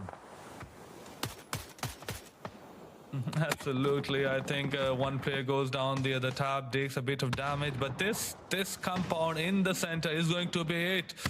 Made in Thailand also takes a bit of damage. Nades coming in, the car goes out, and one player gets knocked down. Starting to be a big mess here, but they're still able to revive their teammate. It's still going to be okay. And Twisted Minds, they're still in the game on the left side, but now the zone is again closing on the Twisted Minds. This time, I'm not sure if they can survive this one. So many teams right in front of them. The tab will be eliminated by Scappy, and that is going to be Twisted Minds eliminator number 8. They did put up a hell of a fight. They were absolutely great, and unfortunately Circles was again and again moving away from them. But when we come to this fight, we have Team Tiga coming in, using their numbers to take players from 1-7 out. One gets knocked down and eliminated. We have Tian Tian right here surrounded. Tiga gets knocked down by a third party, FLC. But Team Falcons, they have their eyes set up on everybody from the north of the circle. So they are just having fun right now with this mini 14. Oh yeah, just trying to secure those elimination points. And of course, if they're able to secure any, it's definitely a fun time for them. And inside the warehouse is still Team Vitality, but now R8 Esports with the 2 players, I don't think they'll be a big threat because they know that they don't have the numbers. And R8 Esports, I believe that they will just stay quiet here and hold on for positioning points instead. But here we have Diga Esports, Kursan just got one for himself. It's going to be 17 Gaming losing a player. Absolutely. Team Falcon still doing the job they were doing a bit 1 minute before, 2 minutes before. North of the circle. The circle will be closing in and they are trying to deal as much damage as they can. But unfortunately for them, in number of points, they're able to get only 1 kill. But the good news is, Sir Cloud, they have 4 players alive, which is very, very important when you come to the last part of the game. 6 teams alive, 19 players, and 4 of those belongs to Team Falcon. R8, they're hanging by a thread, hoping for a luck out there that some teams, but look at the circle. It shifted towards the north, a bit towards the north. Team Vitality is still secure. Oh, man. Team Vitality, they're okay there with the warehouse at the circle, but I can't say the same for DGE. Look at this, at the south, so much open space in front of them and so many teams that can shoot them from afar. Oh man, the best they could do right now is to create a smoke bridge and try to cut across, but it seems like they don't have vehicles. That's going to be the tough part. DNS right below them. Oh, he's trying to get himself a bit of a cover. It's a very difficult position to be in. That fight could be prolonged as well because both of them are, I think, in the circle or the edge of the circle, so there's nothing that can push them out of these covers. On the other side, we have R8 and Made in Thailand going up against one another. Jacob goes down, but he's still in the game. Somebody can revive him up. The circle will be also pushing in. Vitality just putting a defensive perimeter, and they have been here for a long time. So Cloud, I think it will take a lot of effort, a lot of gameplay, and a lot of skills to get them eliminated from this warehouse. Oh yeah, absolutely. It's going to be hard for teams to siege this one down, especially when teams will need to take out their back as well, including R8 Esports, with the fact that Made in Thailand is right behind them.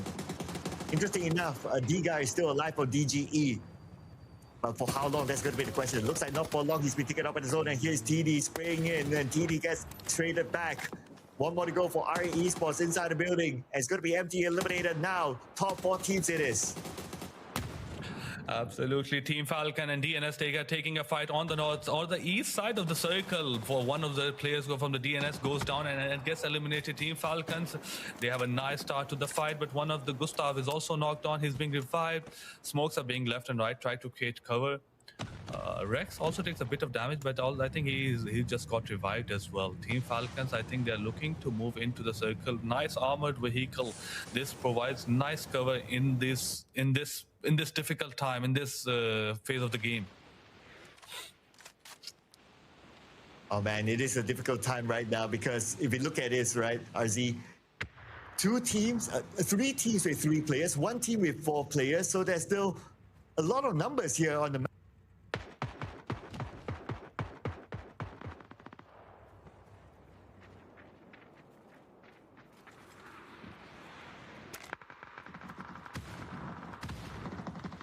Oh, look at the circle shift. Yeah, Team yes. Vitality, they still have part of the circle. Made in Thailand. I think that's going to be a difficult job, as we discussed earlier, Sir Cloud. This feat is going to be the most difficult one for you to cross this broken wall, get into the warehouse, get an opening, go against 2v3. I think this is going to be a very, very difficult job. What you can hope for is a third party from Team Falcons, as they are doing a lot of damage to Team DNS. But that is the hope you're going for. Otherwise, Team Vitality, they're in a strong control of this game right now. Well, for like what you say, right? Team Falcons, they're busy with DNS, so they won't be taking part of this warehouse fight. So it looks like this fight will be split between two different sides. Right down the left side, Made in Thailand, they're not truly in the circle yet, but they do have some space to play with though. But here's DNS. Oh, look at the position all the way on the lower ground. This is going to be a tough one against Team Falcons. But they managed to get one though. Oh wait, Team Falcons, Trimsy, naded, kickstart, they naded their own teammate. Oh, another nade coming up from the Falcon side. They did lose a player, but a wonderful nade coming up from the Gustav side. Gets Rex down. Gustav is the one who was able to seal the deal for Team Falcon as they take TNS out of the game. 3 teams alive. We have Team Falcon with 2 players. One is knocked down. He is revived. We have 4 teams alive. Made in Thailand, still proving to be a wonderful team, despite the fact they were on the edge of the circle again and again, and now they're giving the fight back to Team Vitality. Oh, and I never thought that Team Vitality will be put on the back spot, but with the Team Falcon coming in from the other side, putting Team Vitality right in the center is going to be a difficult spot for them. But look at this, right? We talked about how Team Vitality had that warehouse, which is their fortress. But now, Team Falcons, they have the high ground advantage against the 2 teams below them, including Team Vitality and Made in Thailand. It's looking good for Team Falcons right now. The bad news is that they're kind of near the blue and they'll be forced to move forward, but they can still create that smoke bridge. They have enough utilities. Absolutely. I think the only thing for Team Vitality is to wait the storm out, is to wait the circle out as well. They are in the center. They have the most area to play with. This area, unfortunately, is in the center of 2 teams. Queasy on the right side tries to get a knock on the team Made in Thailand, but obviously a lot of smoke cover coming up and blocking his vision. Need to be careful from the Team Falcon as well, because one step wrong and they will be found out. But as we talked about, Made in Thailand didn't realize Team Falcon on the top side. Oh, charges is coming in. One player down on the team Made in Thailand as Falcon, and taking a fight. Team Vitality is right there. Team Falcon gets eliminated. Vitality really on the charge now. They have the advantage. They have the manpower as well. And exactly, it's a 3v2, Sir Cloud. Oh, one more to go. One more to go. Made in Thailand, can he pull up a big clutch here? He managed to get one. Now it's a 1v2 situation, but the blue is right behind him. Team Vitality, they're just waiting for the blue to do its work. It's cooking up the stun grenade, but there will not be enough time. He might deny away himself to the blue. Nevertheless, nothing will stop Team Vitality from locking in this chicken dinner.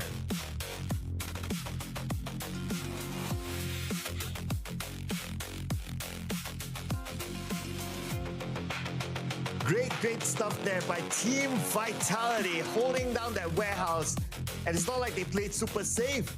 They went out for action and they got a good amount of eliminations together with it. I think the key strategy was they found a warehouse they thought was crucial, that was going to be in the circle for the longest amount of time, and they went ahead and they took it and the fight in the start of the game, and that was the crucial part. And obviously they kept it till the end of the game, until the last until the last fight. They come up and took that chicken dinner. I think this was great from their side. Oh yeah, it was superb, But to break down it further, we gotta give it to our analysts, ladies and gentlemen. We'll be heading back onto the desk in a little bit more, so stay tuned for the results of this round.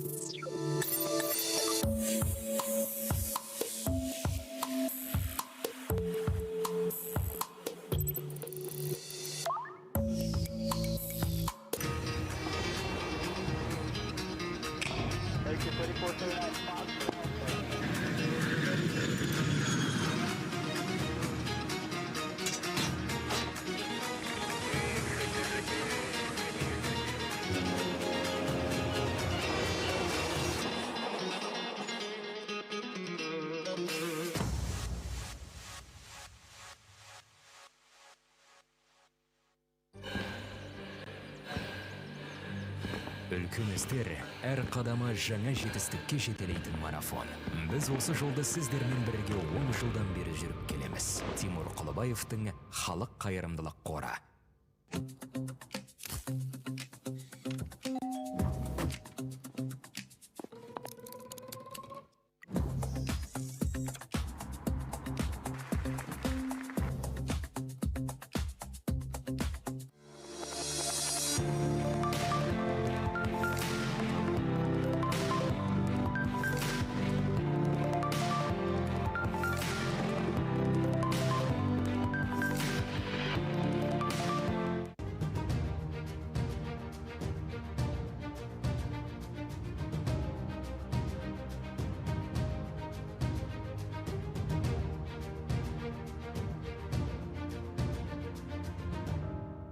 Центр кредит банкымен сіз қарапайым және заманауи шешімдердің ортасындасыз.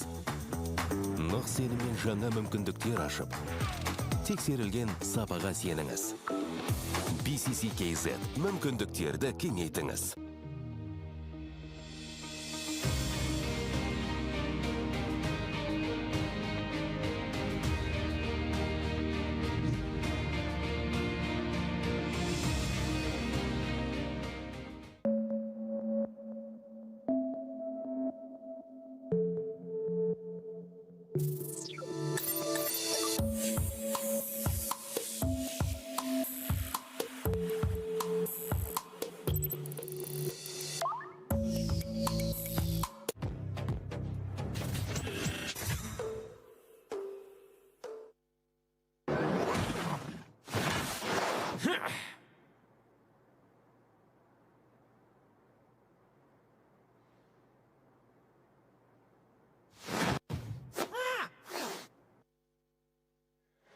And we are down 2 games on day 2, and what a game. Third chicken dinner for team. Hello everyone and welcome back to the studio. We're reporting here live from the Phygital Games of the Future, Astana 2026. I'm Sarah G and I'm joined by my lovely host, Shulpan here. Hi everybody, welcome back. We've just rounded up match number 2 of the day, of the second day for PUBG. Vitality for the win. Vitality gets that chicken dinner today. Absolutely, at least for that match. But let's remind our viewers that in PUBG, you can win the match, but the amount of the overall kills is what wins the tournament. So let's see how the rest of the teams field up for the remaining matches of the day. Do remember that Dota is a sprint, but PUBG is like a marathon. It's 3 days, you need to conserve that energy, and it's all about being the last alive. Absolutely. Let's also talk about the genre, because that's quite important, where we're operating, right? If Dota is on the MOBA genre, then PUBG is actually the online game that helped launch the Battle Royale genre. And you shared a fun fact last time we were on about Battle Royale and the origin of its name. Okay, let's go for that. But first, I would like to thank all our sponsors without whom this wouldn't be possible. So let's first thank, for Phygital Shooter, we would like to thank Yandex.Go. Thank you, Sarah, so much. And thank you to our sponsors. Like Sarah mentioned, nothing would be possible without them. But coming back to PUBG and what we saw, right now we were playing on a map. And PUBG actually has 4 main maps in rotation. I already spoke about the Erangel map, which carries the origin name of the origin map of the game. There's also the Taego, Rondo, and Miramar maps. On another note, we would also like to remind you that the Phygital Fighting discipline presented by Kazink will start at Athletic Sports Complex, Kazakhstan on 8th August. Phygital Fighting, another really interesting discipline to look for. A lot of sponsors and a lot of disciplines as well.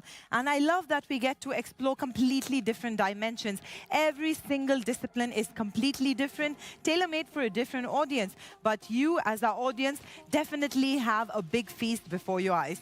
Absolutely. I just need to go back to these maps because there's an idea in my head, or a thought more so, that is bugging me. And is interesting to me. Speaking about the maps in PUBG, different maps definitely require different strategies. Some more open field maps require a long strategy for the teams to undertake. But looking at the beautiful maps in PUBG, my question is, could there potentially be a map of Astana installed in PUBG in the future? Well, why not? We are in Kazakhstan, this beautiful country, hosting the Digital Games of the future. So I definitely see that being rolled out soon. Well, I sure hope so. If there was going to be an Astana map installed in PUBG, I would love to jump on Talking about our sponsors again, though, Battle Royale, brought to you by Alatau Citibank. A big, huge round of thanks who have helped us build this incredible digital ethos. We've transformed the whole of Astana for the games. Tell us a bit about that. Completely. So we have the 4 main venues where all the competitions are taking place. All of them have been seamlessly transitioned to host and become the homes of their respective disciplines. It's pretty incredible being here in the host city. Energy is buzzing in the air. Everyone's on the edge of their seats. There's so many disciplines, so many athletes.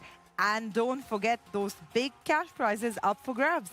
Completely, and we're getting closer and closer to that grand prize of $1 million because today we are smack in the middle of day 2 of PUBG, but we're swiftly moving into tomorrow, which is day 3, and by the end of day 3, we will know who will take home the ultimate chicken dinner. Okay, looking at today's schedule, we've already had a lot of action in Dota 2. And right now, as she said, we're smack in the middle of PUBG. And later this evening, in just about 2 hours, we will have basketball. But before that, let's take you to a nice, fun video. I'm not going to spoil the surprise. The games of the future are a very challenging ordeal. It is a competition aimed at evaluating performance both at the digital and physical stages, which encourages strong ambitions, drive, and spirit. Today, though, we have gathered our athletes to take a quick break and try out Kazakh national food. Let's see what we have here. Bowersak, a delicious fried dough snack that is often enjoyed in the Central Asian region. What do our athletes think about it? 영어로 할래. Yummy. Yummy. 오. 진짜 맛있다. Fluffy inside, outside fried. We love to see these reactions from our participants. Let's move on to Gent. It is a sweet dish made from roasted millet, butter, and sugar. This yummy snack usually cooked on holidays and special occasions. It is very good. Man, this dish is absolutely enjoyed by everyone who tried it. Now, our participants will try out Court, dry, hard cheese, often formed into balls or chunks. Let's check out these reactions. You're very strong, man. It's very fried as well. These reactions were absolutely awesome. Let's move on to Kuimiz. This traditional Central Asian drink is made from fermented mare's milk, and it holds deep cultural significance to nomadic cultures. Pour me up 5 glasses. I'm trying to get wasted. Thank you so much, guys. Good luck on the tournaments. I'm gonna take this and then I don't even have water. What do you say? Asbulsin.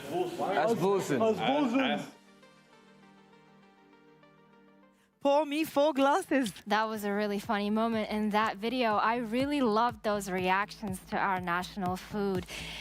I had the same reaction today when you gave me some of your national food too. I hope you enjoyed it. But yes, let's just touch up on national food. I believe that food really does stand for a country's culture, and that is one way that a person can learn and get an insight into the culture. Speaking of culture, speaking of national food, I'm very excited because coming up soon, we have a game. We're shifting into the reality of Dota. We have Rune Eaters, our homegrown team, playing against Playtime very soon. Now I know Playtime yesterday made a really interesting comeback in one of their games with a very aggressive mechanical skill. Let's see how Rune Eaters can hold up against their opponents. Well, if it's anything to go by from their previous performances, they've pretty much taken us by storm, right? Completely, and I would really like to touch on the fact that I'm really proud that we have homegrown esports. It really goes back and ties into the theme that Astana does foster such young talent. This team is quite young, is not definitely considered an underdog. As their name suggests, rune eaters, they really eat up that rune power mechanic within the Dota game. So let's hope that specific mechanic gives them the win today. I know I'm not supposed to be biased, but I just cannot hold back my emotions. What can we say? Just a lot of national pride shining through there. Absolutely. Thank you, Sarah, once again for being appreciative of that. Cutting live to the game real soon now.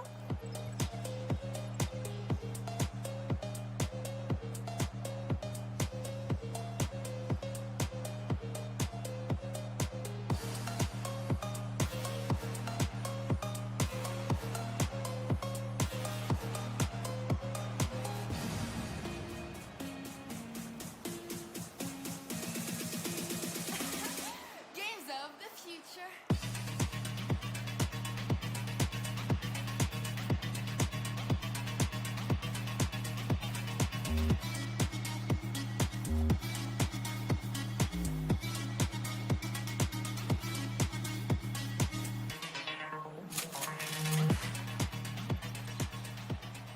It's going BKB, so I think if that's the case, then we're picking two more BKB heroes for playtime. Abed for the Earth Spirit Clinks. So we leave off lane for last. Is that that's a 20, yeah, that's a 24 off lane incoming, by the way. So maybe Enigma? I mean, Rune Eaters kind of have to ban that. That's one of the, if I think about like what are the best offlaners you can last pick, Enigma is the one that instantly comes to mind. Unless you see like a Monkey King 23 and you pick Underlord 24, because it's a specific answer to the 23rd carry pick. But he does get to see his lane matchup. So Jabs will have to do a bit of thinking. What does he really want then? No more Spectre, at least.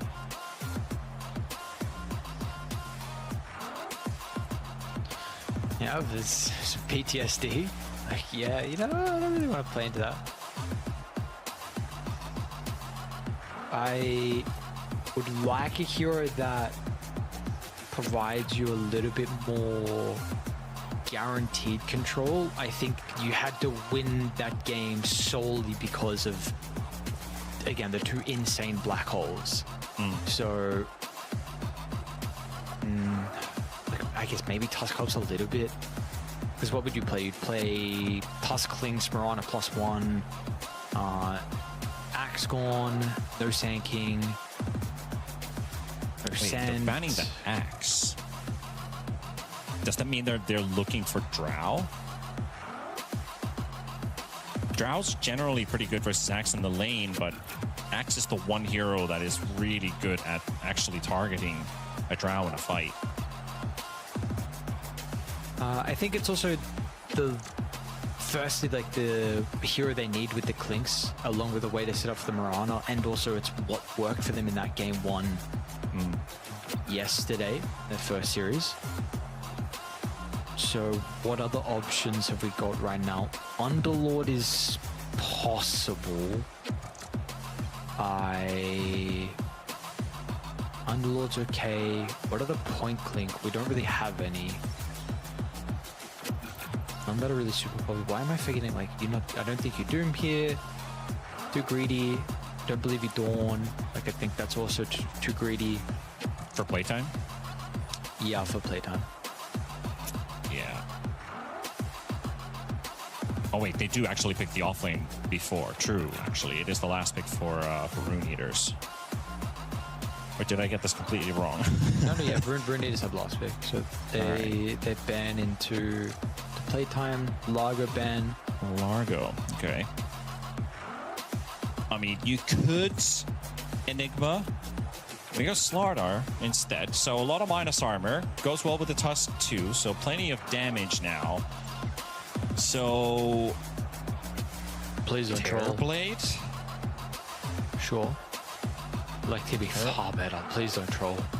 Don't get baited. I mean, we've seen Drow a lot. I know Drow was very popular into the Slardar. People were playing Muerta as well, like some ranged answers, but... just don't troll. And also Lone Druid is in the pool, no? No, he's banned. No, he's banned. So then it kind of leaves it to Terrorblade. He has played Wind Ranger. Naga. Tier 2000 Naga, huh? Oh boy, this is he used to be a game ender for him on PSG Quest. So let's see. This is I think a pretty good Naga game. Great ways to be able to set up for the Sand King. You don't have really, like, Mirana's going to do nothing, Tusk is going to do nothing. It's an offlane Abed's actually, oh my god. and even, it's an offlane Earth Spirit too. So we're cooking here. Yeah, we are mega cooking. Offlane Snap, offlane Earth Spirit. What's going on?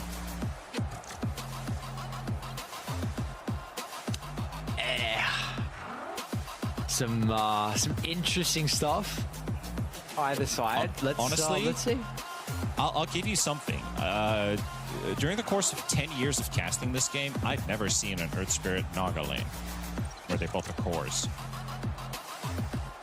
I have no idea if that changes anything in terms of how the matchup would be, but Naga 1, Earth Spirit 3, never seen that before. Not even in my pubs.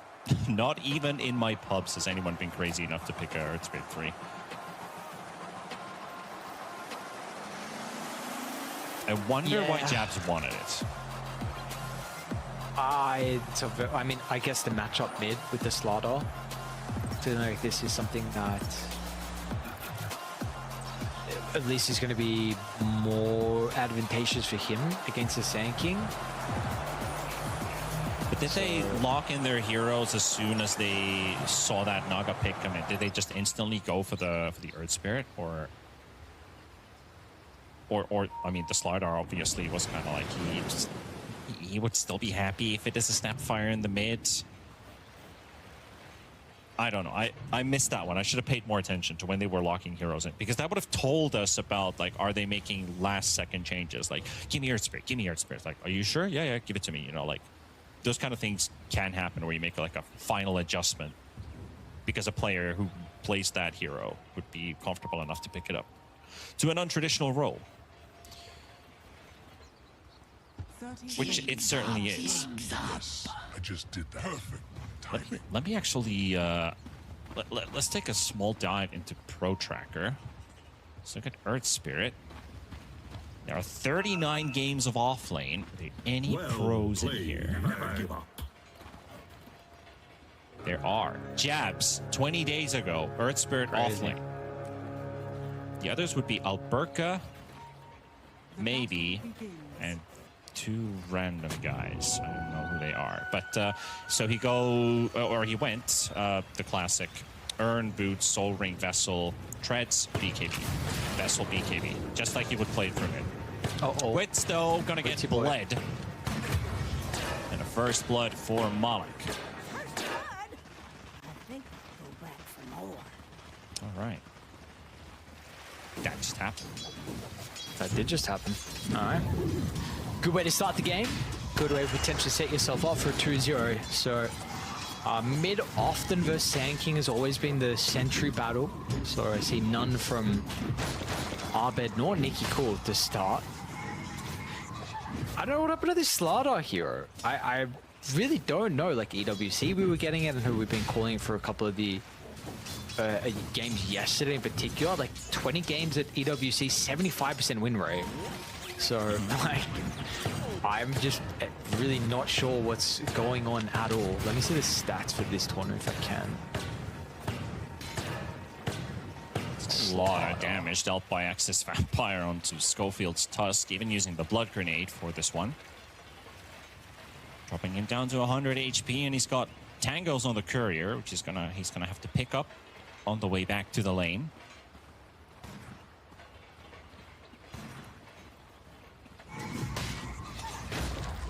Yeah, so this is this is our second Slardar game, at least, of Games of the Future, and one win going on at the moment.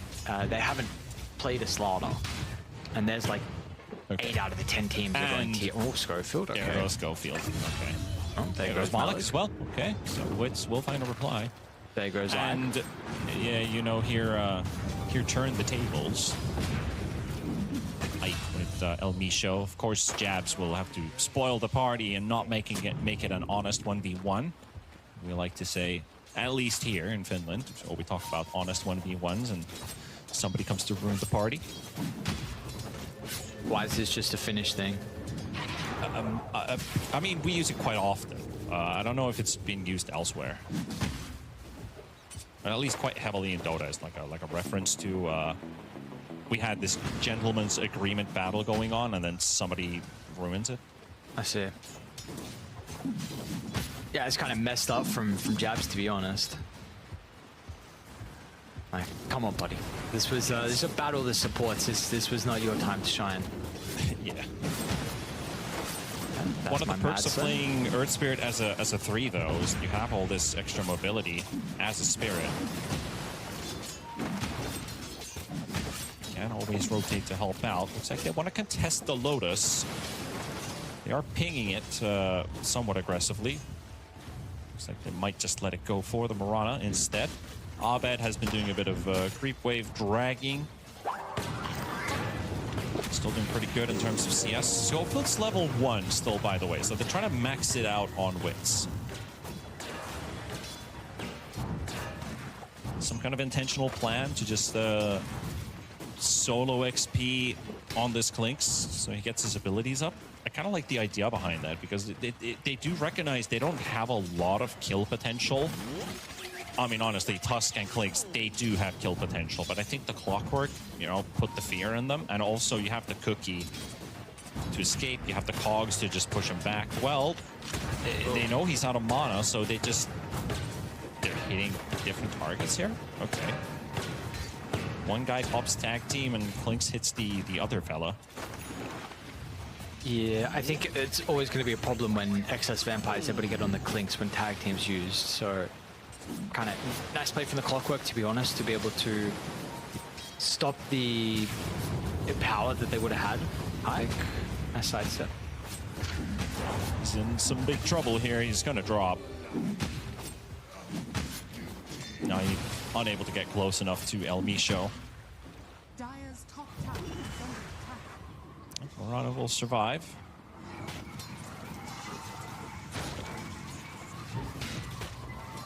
Don't think there's any stacks being made as well from Nicky Cool. His hard camp's currently blocked, so doesn't have this. El Micho deny himself. Okay. Yeah, haven't seen a good deny in a while. Fast respawn. He didn't actually ward anywhere, but Ike was pinging that they probably dropped vision. And here's your answer to the stacking situation. There's one camp blocked, but no stacks. No stonks.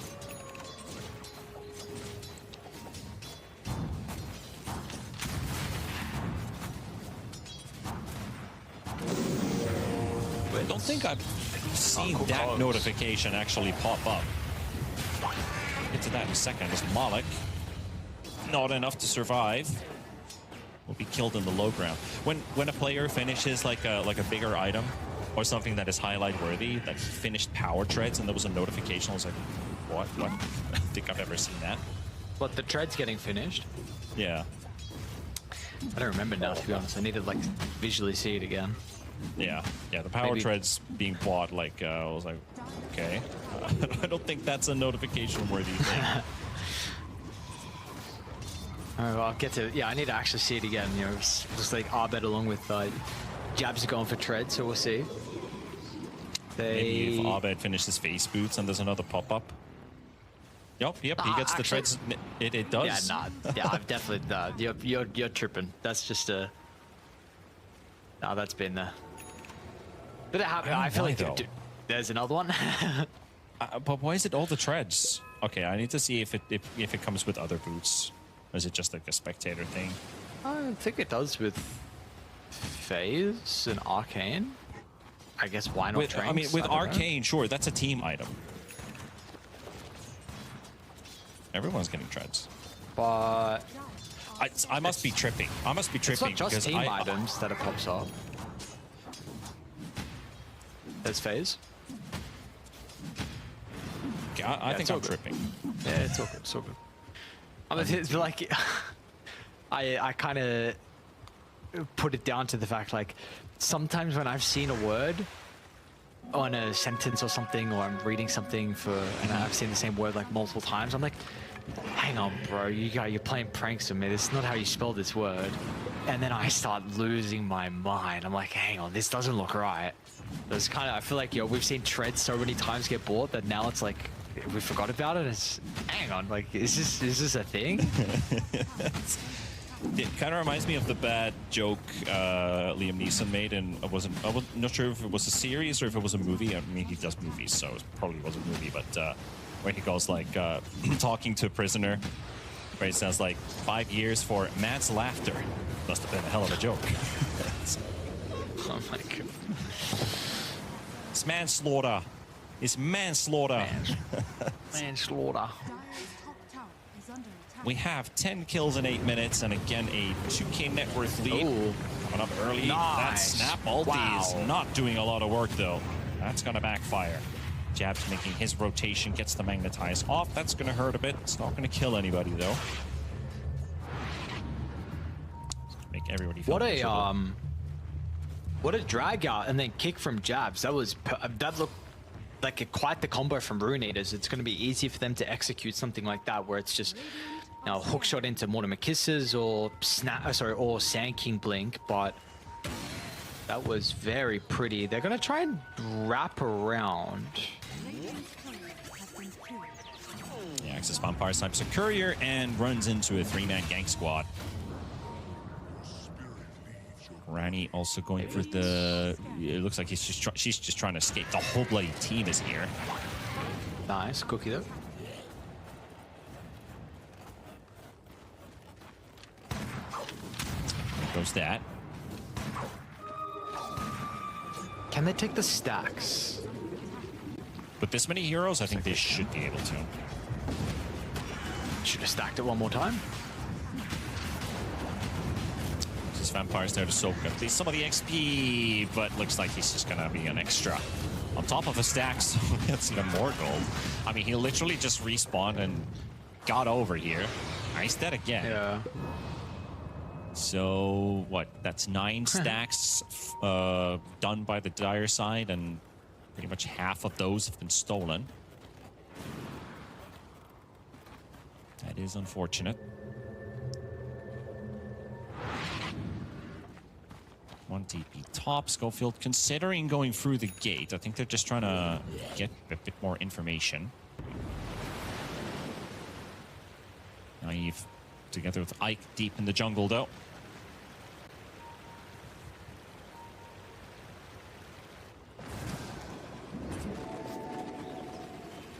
More stacks. You got to start claiming some of them though. Losing that, the triangle stacks at least, is going to hurt the Sand King a bit, because he is again one of those heroes you suspect. Be it a mid shaker, be it a mid Sand King, there's definitely going to be stacks. Then you see the Naga Siren as well, who also likes stacks. The Riptide is pretty handy, cleaning those big bunches of neutrals up. Are you able to look up Nicky Cool's heroes that he plays, the top ones? I feel like I don't know if you used that Dota or something. Every time you've done it in draft, it's quick. I'm just intrigued on like what heroes else he can play besides his like Sand King, Tiny, Centaurs. Because how did you come up in the scene by playing these mid? That's the interesting thing to me. Especially when they haven't really been meta. Like Sand King mid is not been meta for too long period of time. Center, of course, like I mean that's not even. Tiny, yeah, definitely without a doubt, but it's a interesting repertoire of mid heroes that he knows to play. Yeah, you're absolutely right about that. I mean, not a lot of players got known for playing weird heroes and making a big name out of themselves. This is a tier 2 dive, by the way, so that snowball and the magnetized ticks are going to help with a kill, but here comes the Snapfire ulti. That is broken by jabs, though. Abed, that was his blink reveal, by the way, so he dies in the process. Got the Kaya finish, and I think there was a blink finish too for Rune Eaters. I believe that was for Nicky Cool. I think he got the money for it. Desolator is almost done as well on the Clinks. That's the part where they're going to do ridiculous amounts of right-click damage with the Slardar and the Clinks combined. Yeah, that's definitely going to be the problem that we can see. Like, it's a very split damage. I mean, I guess, actually, with that being said, it's really only magic from the Earth Spirit. Earth Spirit will depend on, like, the Mirana, how good of a game Mirana has. But Tusk isn't really going to provide too much, so I don't know how you can itemize in this regard, however. And they're going to try and make a play. Abed, like you said, had the blink in the previous fight, so he'll look to try and smoke. Shield Rune as well. Second in net worth is the Slardar. They might run into the Sand King. Oh, pretty close. This is not easy. Yeah, okay. Good reaction there. He does have that blink, so he's able to blink away from the arrow connecting. Still might find someone. At least they de-ward the triangle. Claim this is their own territory. Snap ulti is also up in 20 seconds. Rune Eaters would love to use it. Potentially find a kill. Alex already hiding in the trees.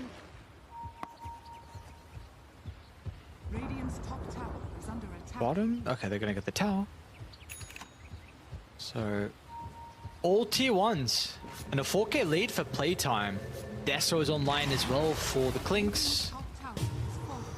Ike is not going to be able to get the wisdom and not going to live.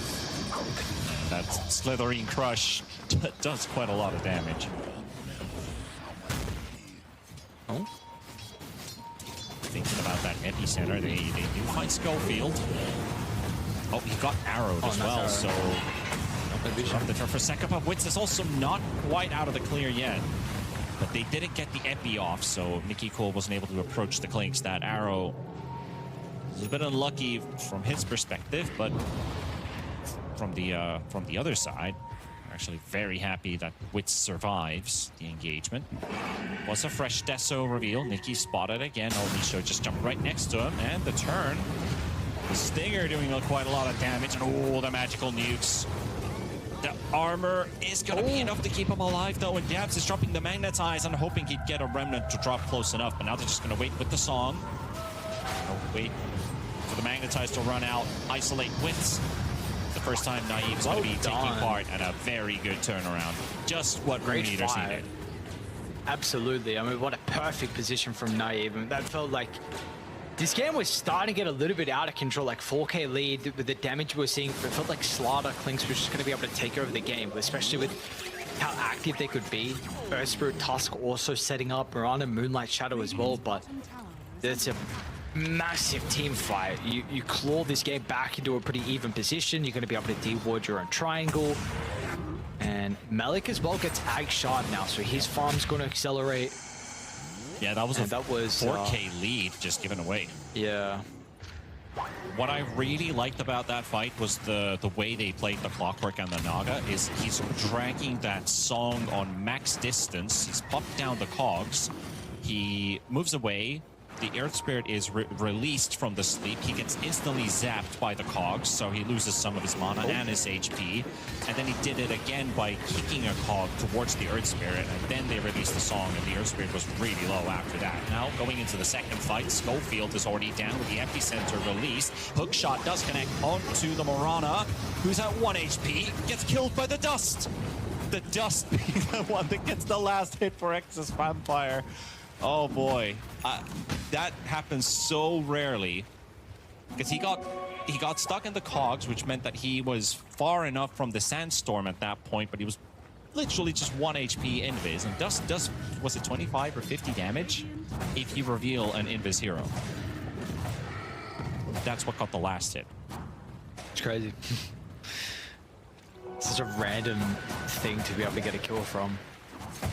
Nice fight. Again, I thought the Epi was... I guess you thought that maybe they were going to have extra heroes to follow on that jump. And maybe the Earth Spirit was going to roll in, the Slaughter was going to follow as well, so... Thought it was going to be a problem at the end that it didn't do enough, but no, they're looking good. Still, I think that these fights are so close to going very playtime favored. Like Abed just with one crush with the... He didn't have enough shard as well, so...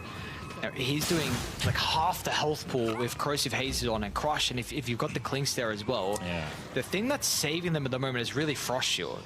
Like, this is massive from Ike. If he was in a position to get Frost Shield on a target who's kind of been initiated on, then they seem to be surviving. But if he doesn't get it out, then there are some problems. There are, and we are getting a Vessel Sand King again. He's going for it. Might not be the 10-minute rush, because obviously you do get more with the Blink Dagger as a Sand King, but he's going Blink into Vessel. They're going to smoke as well and play active. Sport's just out of range. Oh. Ooh. Oh. Ooh. Talk about dance moves. The Ripper? Might be Invis. Alright, well, the whole team is now stacked up in mid. Leaders want to get that T1 tower out of the way. Nikki cool. They are invading deeper and deeper into the jungle, with Excess Vampire's Clockwork leading the way. Nobody to be found. Snap is also... I'm not sure who pinged that, but Snap is defending this tower. And Snap does have ult, so maybe Malik's waiting for a +1. I'll bet away. Yeah.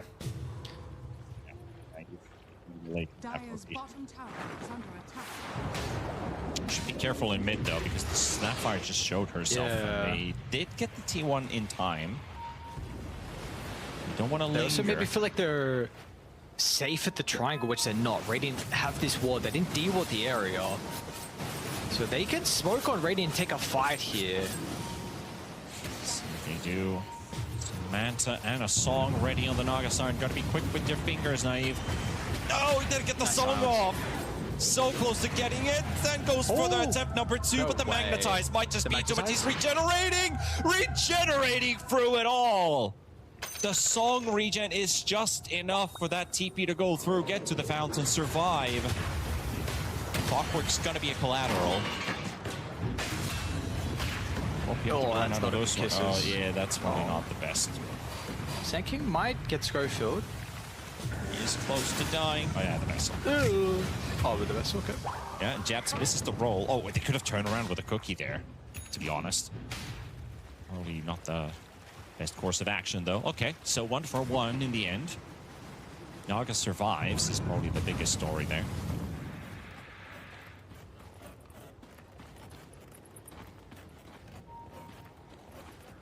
Why does the Snapfire movement sound so weird? It kind of sound like styrofoam. Yeah. Just trying to be quiet. It does sound weird. it does sound. It's like a cardboard box or something that's rubbing onto something. It's not annoying enough to be styrofoam, where you're like, it sounds like you're like clawing on a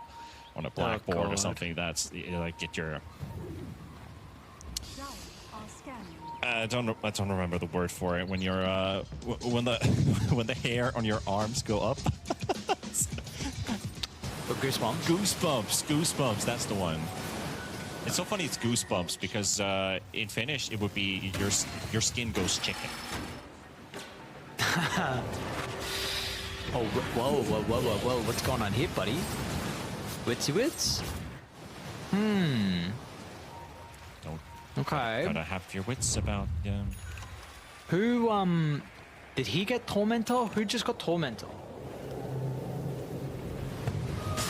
We missed that. Yeah, I mean, I think Wits is Schofield continuing the dance, but backup's coming.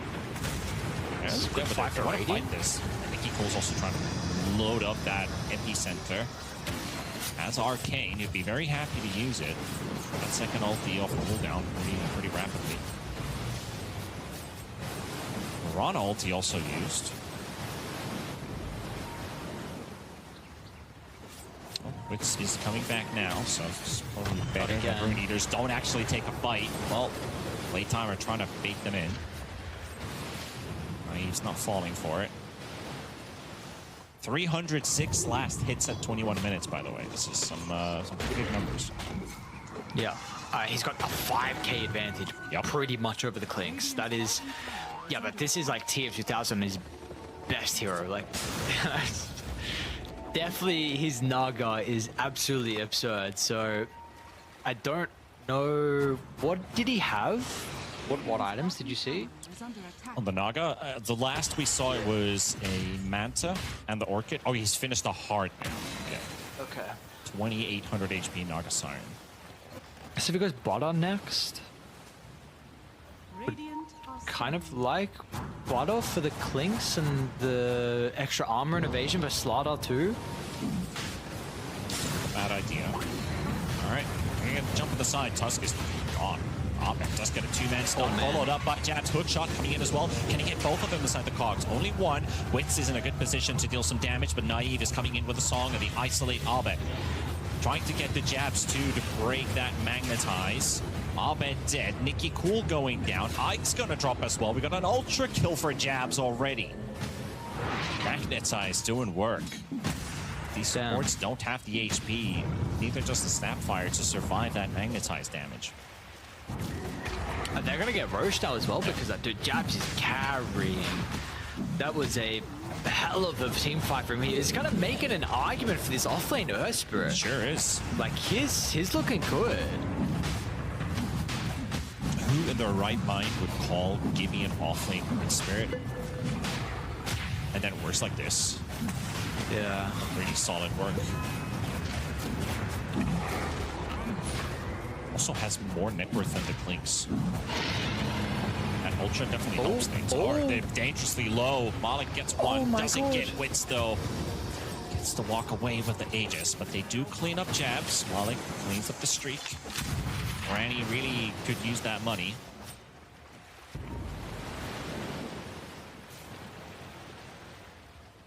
That was close to disaster if they lost the Aegis too. Now they'll just lose their offlane duo.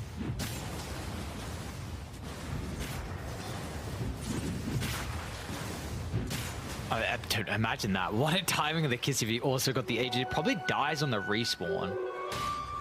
That was very close, but it nonetheless though, massive from Malik. I mean, the damage that was dealt, he got the streak from the Earth Spirit, bunch of experience from him to be able to scale, and he is scaling by the looks of it. Honestly, all the cores aren't doing bad.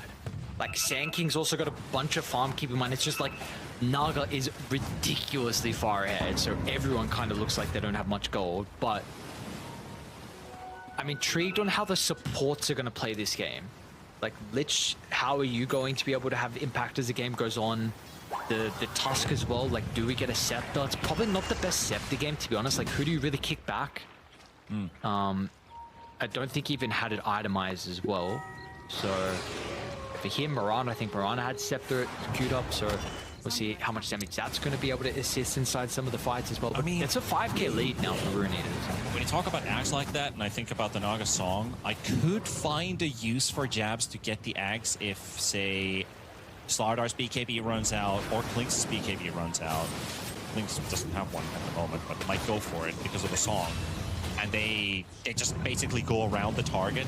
You have no more defensive abilities against an Orchid. So you could just BKB blink in, put somebody to stone, and just leave them there because they'll be protected from the song ending.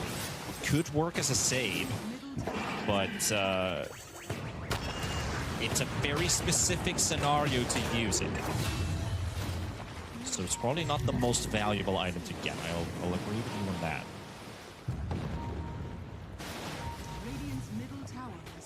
So,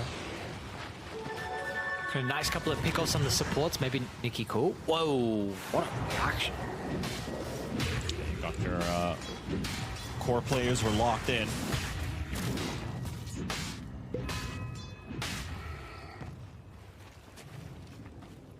It must feel good sometimes when you're playing Dota on LAN, having like instant turn rates, having no ping. Every time you click or press a button, it actually reacts instead of like, I swore I pressed that button. I swore I ulted, you know? The game just didn't register because of ping. All right, that's the butterfly. Our Naga is in swell shape. What's the last item for on the Wraith Band? What do you think?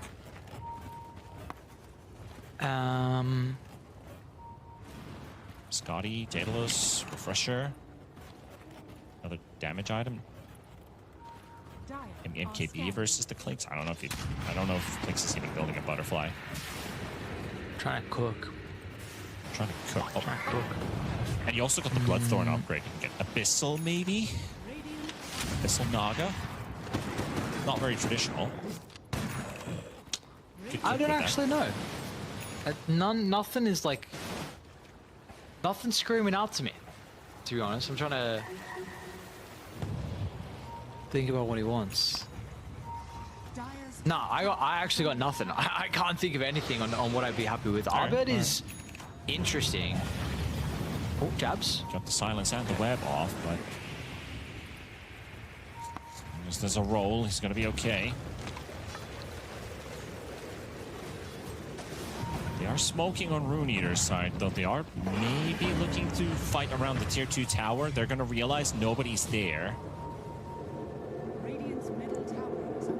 Wonder what the plan is. They're taking the gate to bottom. There's no Tormentor. There's a tier 2, but it's quite far away. And they do have lane wards.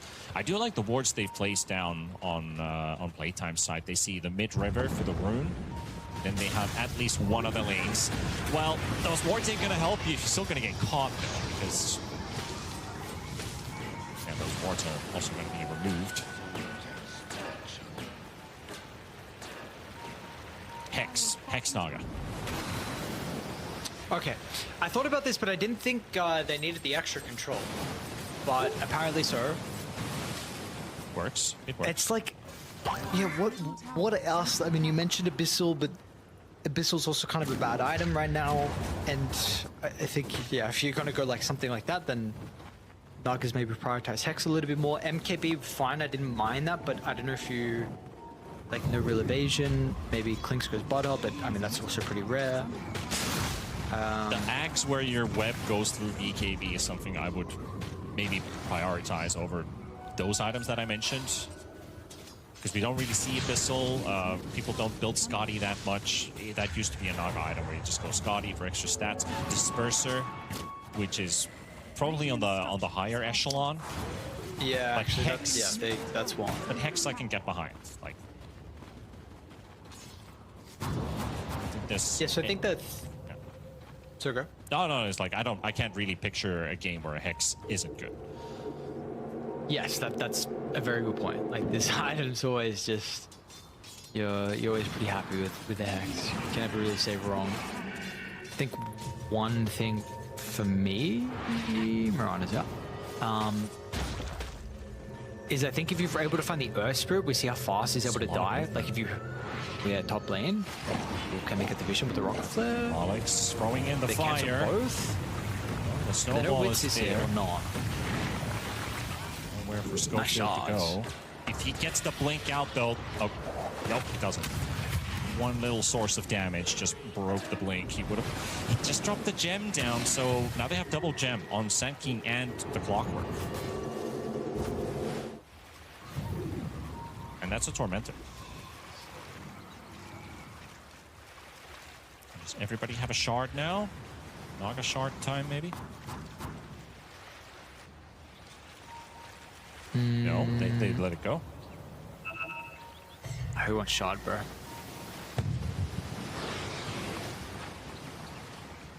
Thing is not cool. Where are they going, actually? Do they think something's happening up top? They were all kind of transitioning back. This farm is solely on Naga, this net worth lead. So... Classic. Dead worth. Yeah, I mean, it definitely feels like that. Level 20 is going to have enough for the Hex. We'll see if he buys out for it or not, but this is definitely can be a concern. If there's anyone that, again, you want the farm to be on when they're playing Naga, you'd probably say it's Tier 2000 on this hero. Yeah. I will also correct myself when I say dead worth. I don't think that this is a game where all that farm on a Naga would not have impact, because that's what we would usually refer to as dead worth. This one has so much more use. It has much more impact. Smoke up. Very big fight. Potentially here is Abed is the one getting revealed. His BKB instantly goes off, and so does the Snapfire ulti. So they'll trade an item for an ulti. Thanks. Did get pinged out in the top lane. That rocket might just give away a bit too much information. They're on the chase. Be able to escape. That was very close. That hook shot almost connected onto the Tusk.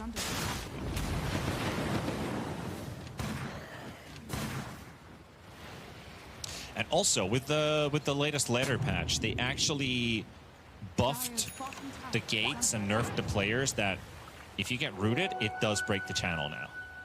Yeah. Before you were able to just get hit by CM and CM's just waving at you, or you're waving back at Crystal Maiden, like even if your feet are frozen, you're still going through that gate. Now you can't do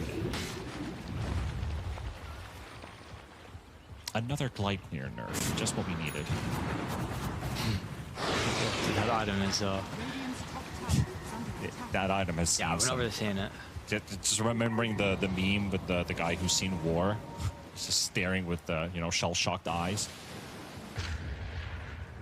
That's Gleipnir. He's been through the ring, that one. Roshan is also up. They do get info on that first for playtime. Do they have a ward down here anywhere close by Rune Eaters, though? They do have the high ground. Okay, so that high ground ward did actually show Roshan walking out the pit, so they know they're up to something. Time to claim the area, put some vision down. Maybe even invade. There's a smoke in Mirana's backpack. They want to go for another one. Honestly, who wants to go on who, to be honest, though? I feel like Rune Eaters have been looking for an opening for a while now. They even used the Snapfire Kisses last time on the triangle steps. But Playtime is not really actively hunting them. Well, we're going to have a fight nevertheless. Hookshot code goes in straight onto Schofield. He's gone, and even Ahmed going to get stun locked as well. Hex does a follow-up, and he might just die. There we go. He hits the buybacks, though, as you see the Naga disappears, and Ike is gone too. Wits gets into a perfect position to unleash hell. Costly for Rune Eaters. Started off great. Did force out 2 buybacks. Oh, and almost got himself another kill as well. But that might be enough for Roshan. Without the Naga Siren up, she's most likely not going to buy back for this, so just going to have to give the second Aegis away. Oh, Knife buys back. Okay, really? Scrap that. They are going to contest that with the buyback. No way. Is this... All right, let's see. Can they even get Roche? All right, they are out. Never mind, they can. Huh. It's going to go through the pit, I suppose, so they're going to try and push bottom, maybe connect. I'm very worried Naga just dies again. Yeah, that was a Naive stupid amount of damage. He needs that Aegis. He needs that Aegis on the Naga. Guess you could say the same applies for Jabs, but man, Witz got in a very good position to deal damage in that previous fight, completely unbothered, sitting on the high ground with a burning barrage.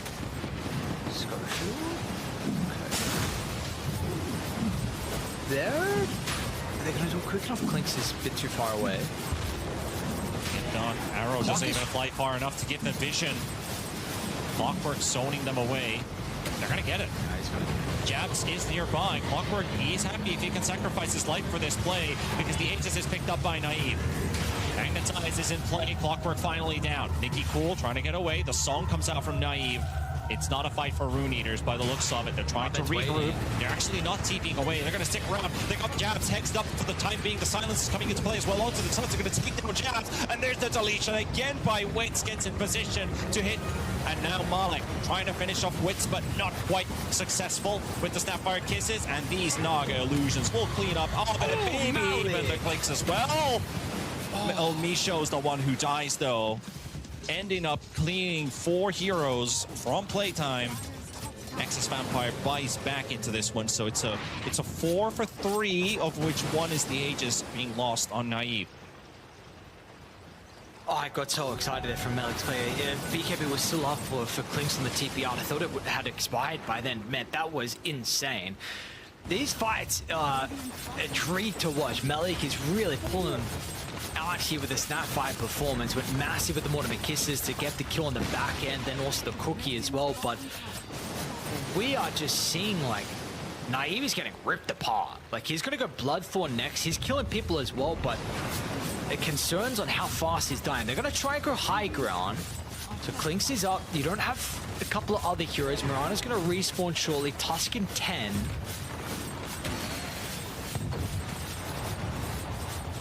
They are at least getting the tier 3. Can they get the melee? Is Ahmed snap here? The one that they're afraid is the Jabs who they are afraid of. Like, can you be here? Yeah, they're actually more afraid of Jabs. Ooh. Well, tier 2, a tier 3, a melee Rax. Suddenly 12k ahead. Yeah, but we got to know the... Okay, 5 minutes on the buyback death timer on Naga. Like, there's a massive window. I think you just run it. Or they're rating, like, what they also use 2 buybacks. Jabs is the big one. There is a nullifier on Arbed, though. What does this help? Frost Shield, I suppose, is the big one. I don't remember what else they have on Rune Eaters. Do they have any Yules or Ghost Scepters on the supports? Not sure. There's one. There's Ghost Scepter one. on Excess Vampire. There's one on him, yeah. I think you can just all or nothing the Naga, but the problem is you absolutely must get BKB because they can counter, and the counter is devastating. You have Epi, Burrow, Chain Frost, Kisses as well. So, oops, go for it. They're coming. It's going to be quick. It's not looking too great for them. Malik is also here. What does BKB for? Nicky Cool is dead at night. Oh, no. This is not good for Rune Eaters, but this is good for playtime. Schofield playing the bait, setting it all up. Jabs on the chase. Doesn't quite find a catch on the Lich. Still going for it, hoping to find the Naga Siren, but Naive too far away. No, lane's in a good spot. They're going to have to run to mid. I mean, it's at the halfway mark, so they'll get there and put pressure on the T2 tower. But it'll take a little bit of time. Arbet's going to have to go back as well. So they'll probably get... we'll see if they can deal with the Naga illusions mid as well. Doesn't seem like they will, so not going to lose a whole lot. Man, I'm trying to see what changes for Naive, honestly. I don't remember the Naga 25. Oh, refresher on Malik. Off-lane Granny for the double ult. What level is the Snapfire as well? Because you have some pretty good abilities here. 24, I think. Yeah, you got the quad cookie. And then you're going to get 2 machine gun mortars. That's very scary. Yeah, I know they did nerf the snap talents a decent amount, but I don't remember. Yeah, I think they also reduced the kisses on the last one as well, the count, but still, I know it's very, very good. Jabs, well, had that ultra kill in one of the fights. He's still 5-4, I believe. So hasn't really gotten many kills since then. Lowest net worth out of all the cores. Nicky Core's not scaling as well. He's also 5-4. So this is not a game where seeing the Sand King be too much of a threat inside these big team fights. Yeah. Wonder if there's like there's an MKB out on the Clinks. I don't know if there's any threat of like selling the Butterfly on the Naga. Again, I don't know what other item you'd really want though. We were kind of talking about this earlier. Yeah. So, I mean, you probably just keep it, to be honest. But it's still a good item. Starter as well. Probably okay with that, yeah.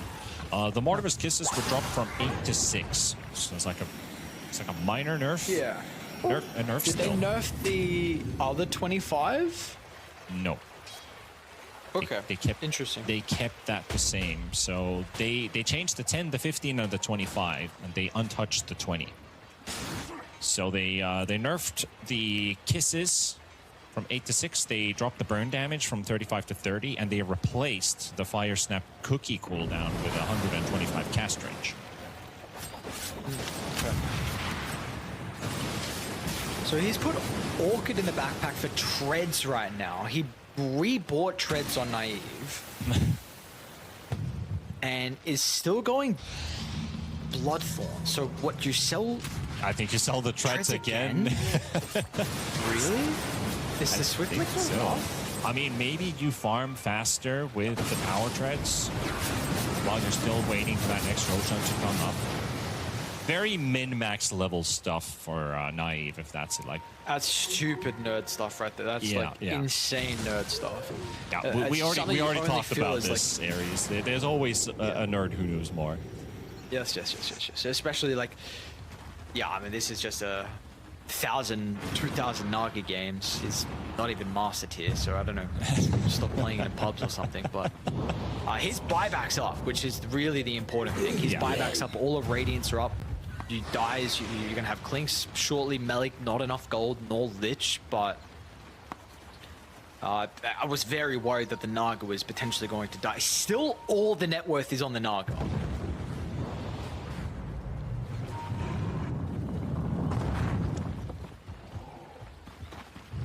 Late timer, are they going to be able to find someone? And they're pretty split right now from Brunei. Did they just re-smoke? No, they didn't. Okay, so still the last one.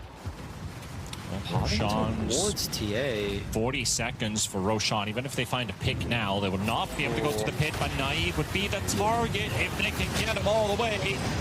It's some good progress. It's going to be enough. It's the Granny's going to get some damage return. And a buyback. Oh, an instant teleport roll in as well. Slardar is out of the fight. They can't find anyone. They can't find absolutely anyone. What a beautiful Delta split from playtime. One guy TP's out, one goes left, one goes down, one goes right. I mean, this move has to be super obvious. Like, what else are you gonna do?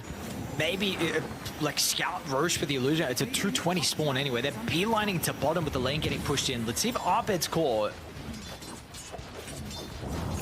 Nah, they know. Look at this. No one's picked up the illusion rune as well. This should be pretty easy to read. It should be. It should be. 2-man stun and the hook shot to follow. Make sure that Slardar ain't going anywhere. Just when you thought they were out of the clear, they walk into a trap.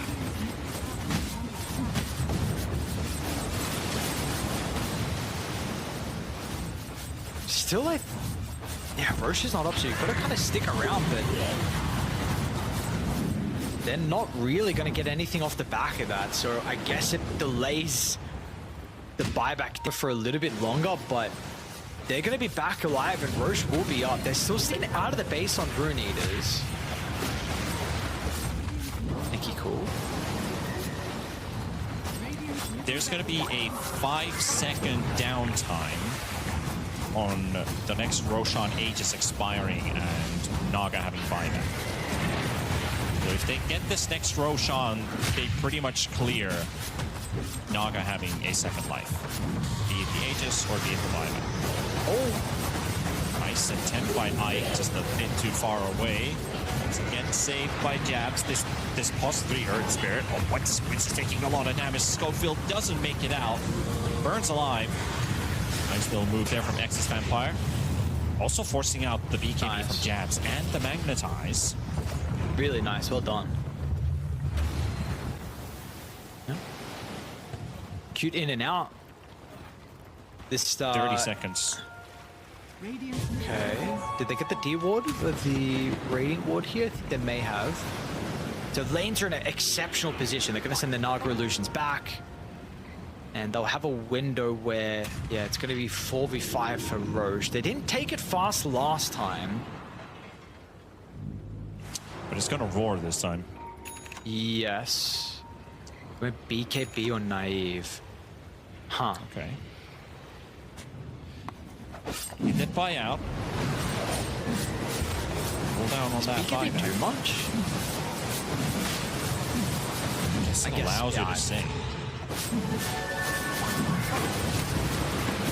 So he did get rid of the treads. He didn't go Bloodthorn. Oh, so yeah, he didn't complete it.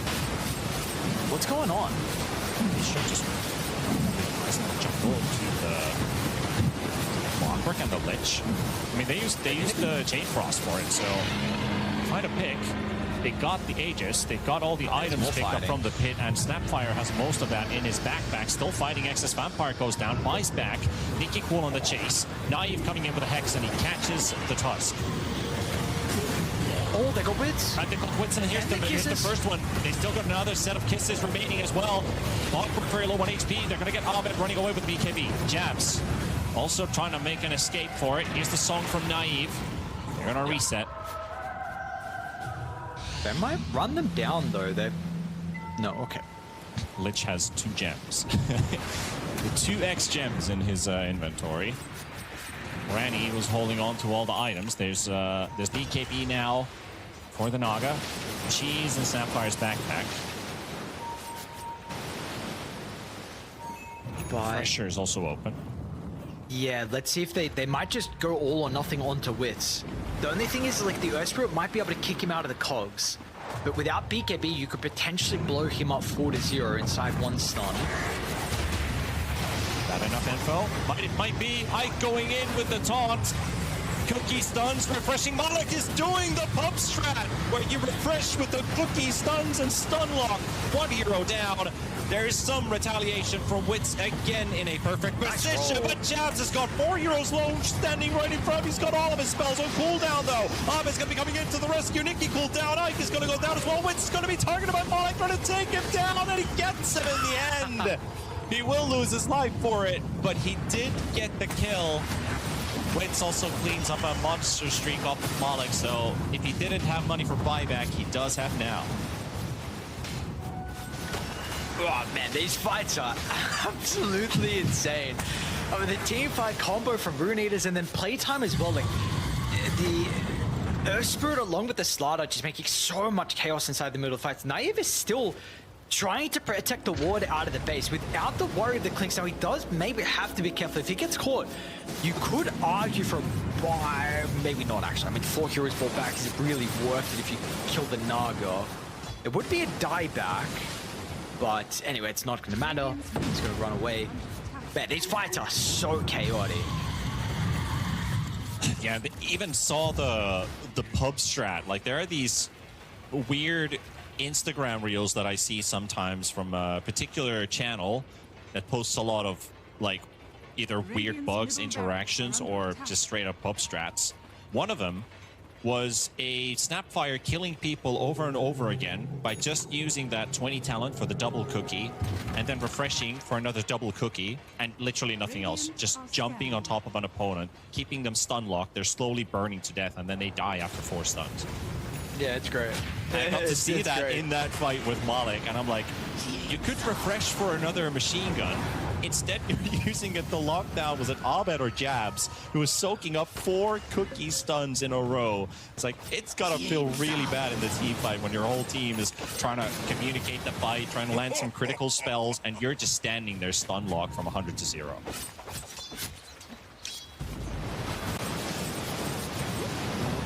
Rest of the team on Runeator's back alive. They're going to be able to get over towards Naive, whose age is out in minute 30, but his buyback is about to be up. Vanguard was just completed for the Clockwork, so I imagine that's a Crimson we're going to get a glimpse of or get to see in this game. So should be a good response towards the Clinks, of course. Their main problem, I have to imagine that Jabs is 25, right? There we go, 26. So he also is going to be really problematic. I'm 12, 6, and 13. So again, there was a stage in this game where I was like, you know, it was 5 and 4. He had that ultra kill earlier. The game completely slowed down for him. He's really carrying playtime in these late game fights. Yeah, he absolutely is. And Wit's getting in a good position to just unload all the damage that Jabs and Abed have done all the work, and then again they're gonna get the Hex out with the Frost Chain up to 2. The Aeon Disc will pop to keep Jabs alive for a little bit longer, but for how long indeed? As they are getting Wits in position again for the big barrage. Naive is only down to half HP, still has an Aegis, and look at this. Do they still have something? Granny with the refresher. Does Malik still have something left in the tank for another cookie stun? Set up there is the taunt. They get the snowball. That is huge.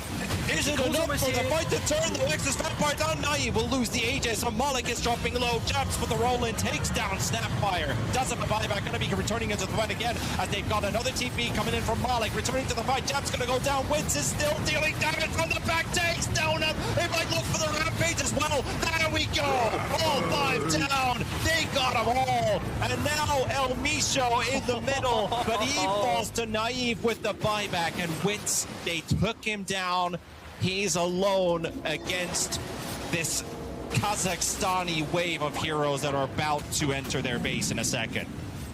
Bro, doing analyst work in fights like this is crazy. I get to watch the absolute fucking madness. What is this? Rapier on Clinks, Rampage, multiple cookies. That fight as well almost got one because the Earth Spirit kicked the Sankey, so he couldn't blink in off the buyback, but didn't matter in the end. I mean, they're looking at a 2-0 here to try and get that slot They're so further close in the now. playoffs. And they are going to get it. It's just too much for this Clinks to deal with. He's got no control. He's just pure damage. Wow. It is over. GG Cord. What a game. The Kazakhstani squad going straight to the quarterfinals with this 2-0. Undefeated so far from Group B. Well done. Absolutely. Hometown territory, 3 players standing in. So Ike and Malik on the previous roster that we saw from EWC, and they have brought some guns here to help out, and man, are they looking good. This is this is very cool. This indeed is.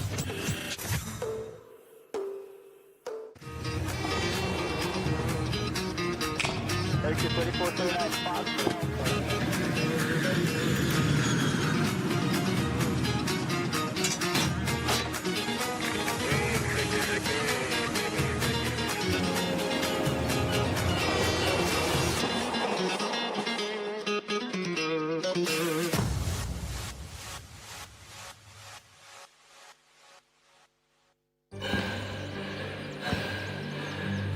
Үлкен істер әр қадамы жаңа жетістікке жетелейтін марафон.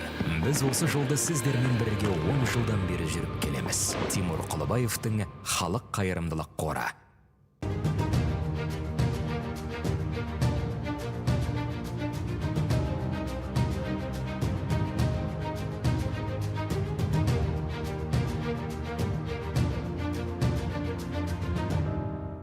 Центр кредит банкымен сіз қарапайым және заманауи шешімдердің ортасындасыз. Нық сеніммен жаңа мүмкіндіктер ашып, тексерілген сапаға сеніңіз. BCC-KZ мүмкіндіктерді кеңейтіңіз.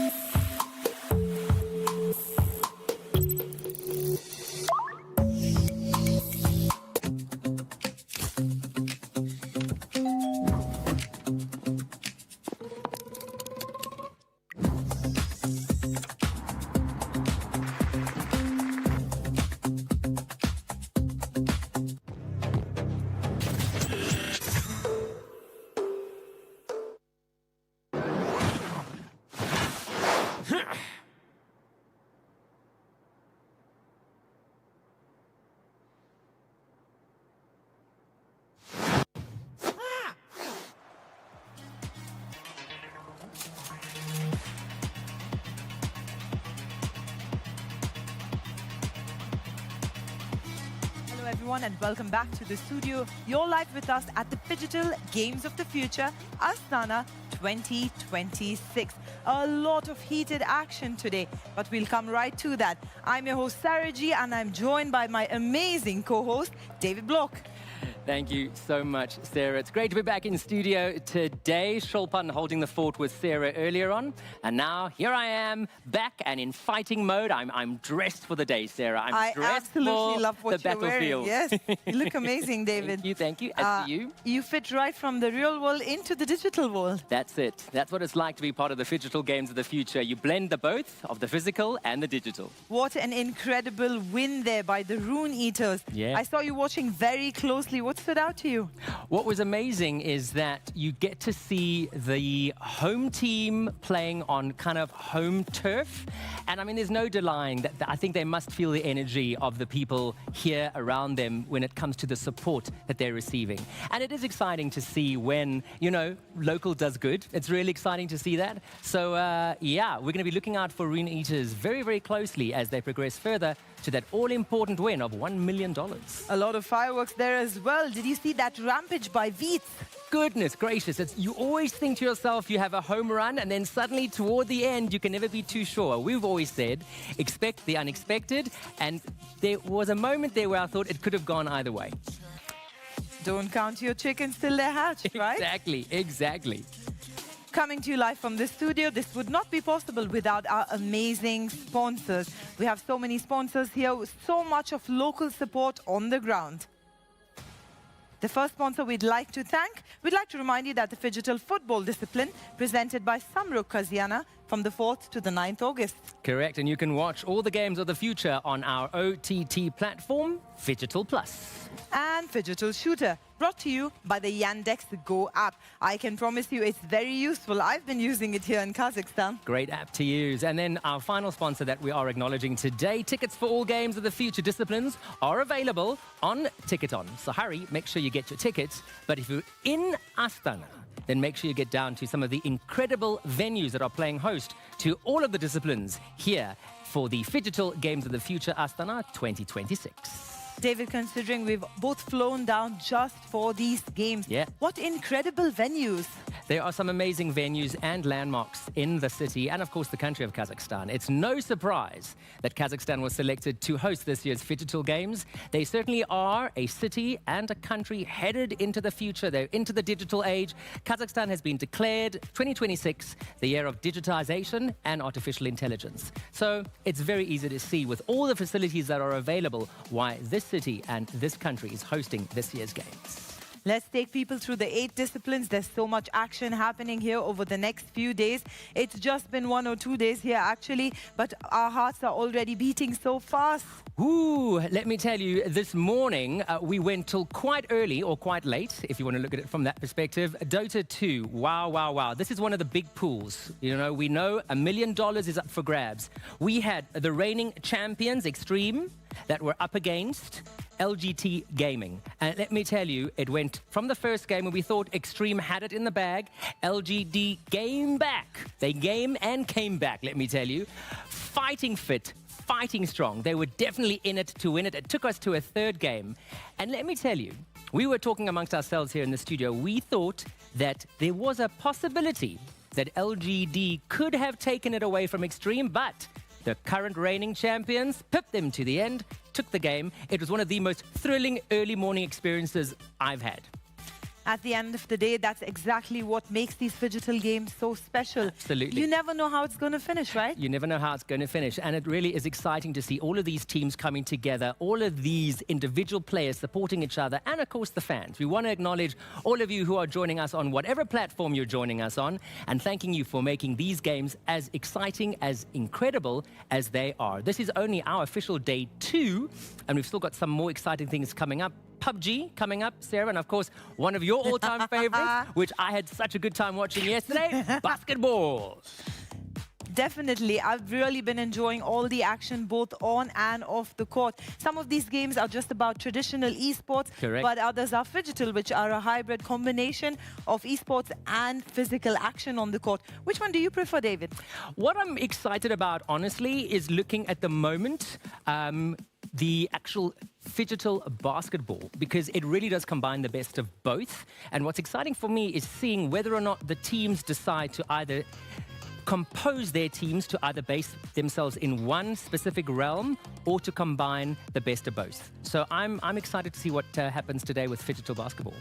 Cutting live though now to PUBG, where the action is heating up in round 4 and 5. Stay tuned.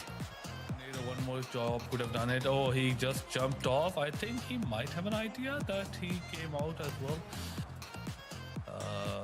Sanzi, he was able to heal back as well, but Hansi with that.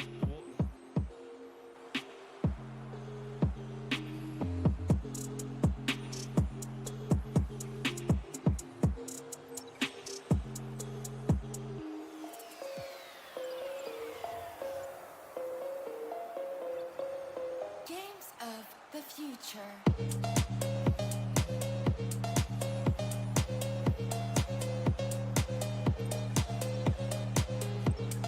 Shadow Esports, they're just going to focus on the R8 for now.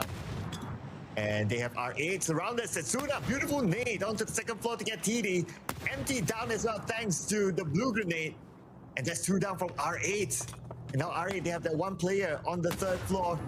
But then again, he's just too far away from his teammates. And there goes R8, eliminated by Shadow Esports. And how to eliminate a whole team without using a single bullet. Tutorial by Shadow Esports. What a wonderful use of utility. And they were able to get the job done without getting their hands dirty. And that gives them a lot of control within this compound as well. Only the contest will be between Vitality and Virtus Pro. Shadow Esports need to decide very soon, obviously, which compounds they're going to hold. They don't have the capacity to hold this much of a compound because everybody will be looking to rush in. And you can't defend 3 or 4 buildings, maybe 5 buildings. So you need to, I think, maybe 2 would be a good idea, and you can have a division of 2 or 2, and that could do them a lot better. I like how the teams are giving us tutorials here through their amazing gameplays. Oh, we might see another tutorial how to shoot somebody who's airborne. And Virtus Pro is going to demo this for us. Sprayed by Corexi, he's hitting his shots. He just needs one more chance. Oh, but they're going to straight up challenge him. And here we go. Lucaris is now correctly eliminated, and just like that, DS Supers. That is a tutorial on how to take over the mountain.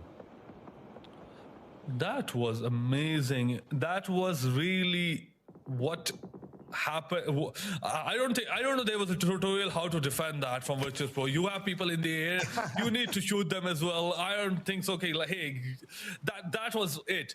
But DNS, they did a wonderful job. They took a lot of risk to contest that mountain, to contest that cliff, and they were able to get that. And Tian is in a difficult position, goes underwater. FS, they were hoping to get out to secure that kill, but obviously there are a lot of teams right next to them as well, and the rest of 1-7 is on that ridge, providing a lot of cover to Tian as well. Man, too bad for Virtus Pro, I must say. They didn't have enough guns. They only had 2 players there. So I guess the other tutorial is that make sure you have more players. But you can't do much if your teammates were eliminated early, and that's the disadvantage there. But okay, now, from the high grounds, we're going to see what's happening here on the lower ground. We have Tigger here tapping away, and he will easily get his target. And Tian Hao Fu surely will not be able to survive this one. It's a matter of who will lock in his point, and it will go to full sense. What a very difficult spot for Tian to be in. I don't know exactly how he got himself into that position away from his team. Maybe he was out there scouting, but Full Sense will take full advantage of that position. Shadow Esports in a comfortable position. They have to be obviously careful. The concept of rush or utility from the team right next to them is always there, as they were able to take a team R8 out exactly in that way, but they're hoping to get some knocks or kills from this comfortable position.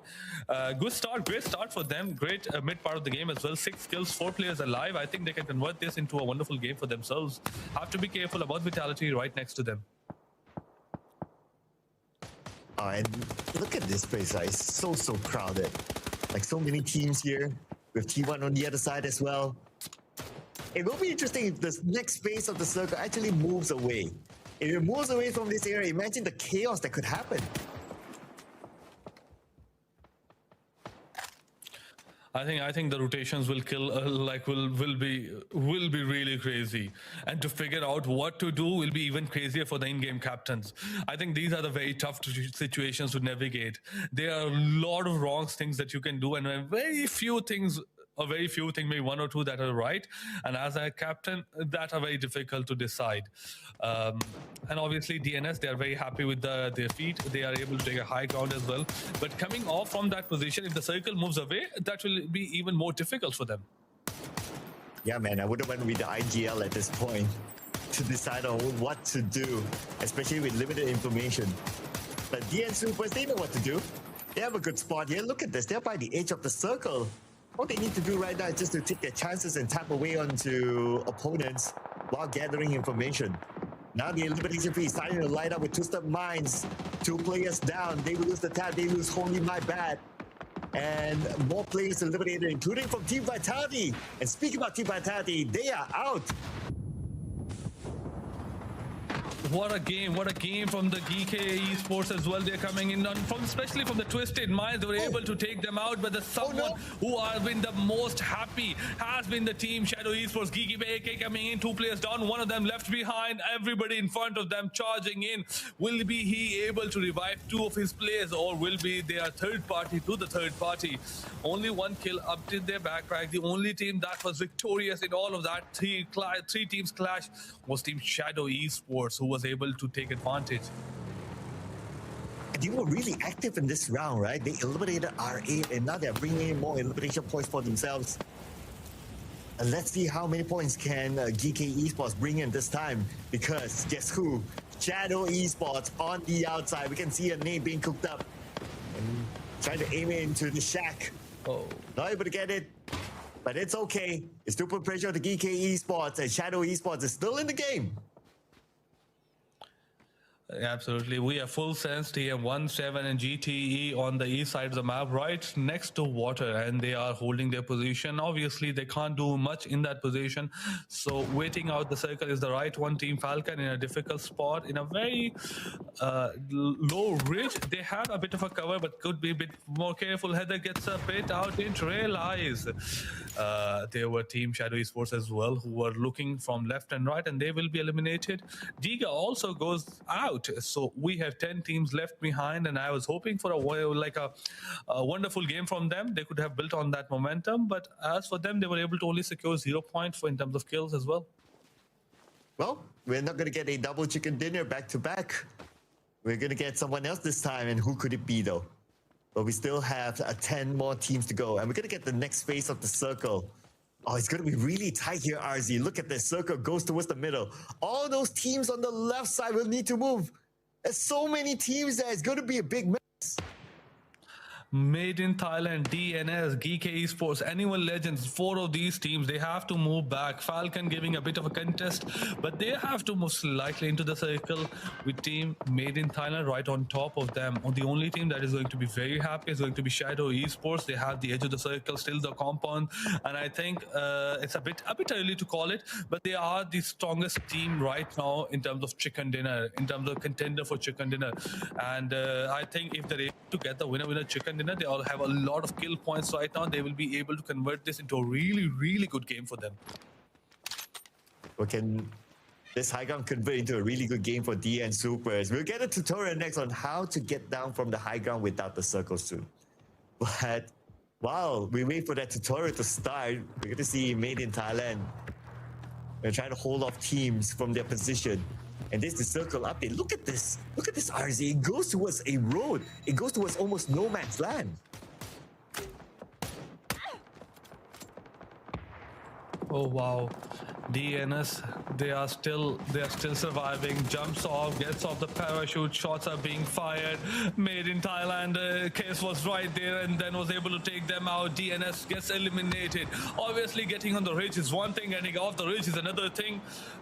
Let's see, Falcon Esports, they're coming in from the eastern side. Let's see if they're able to pull it off. 4 players still alive. They're really good at that. They're really good at keeping their players alive, making a small, compact, like a players or like a team and able to secure the good position as well. Nair's coming in and one play down, but I think he will be able to get revived. Yeah, shouldn't be a problem for him to get back up again, as long as they have this high ground. A T1 on the lower ground. Oh, but look who's at 10 elimination points. Shadow Esports. Man, this team is our highlight team for this round. So far, so good. And now we're in our top 8. I really want to see whether Shadow Esports can lock in this chicken dinner now. I think it will be a game changer for the whole table. And having a winner-winner chicken dinner with 10 kill points, up to this point, they will have probably more. I think it's going to be crazy for them, but it's going to be difficult as team made in Thailand will be looking forward to convert this game into a good one for them. So does Falcon. All of these teams are really hungry for a good game. Oh man, absolutely right. Absolutely hungry right now. We can see the amount of eliminations got by these teams, especially at the top. T1 with 9 eliminations as well. Let's not forget about them. But let's not forget about the fact that the next phase of the circle is going to show itself soon in about 5 more seconds. Oh, it's going to be super tight. It'll probably go towards the road. And yes, it goes all the way down to the road. A lot of open space for these teams to manage.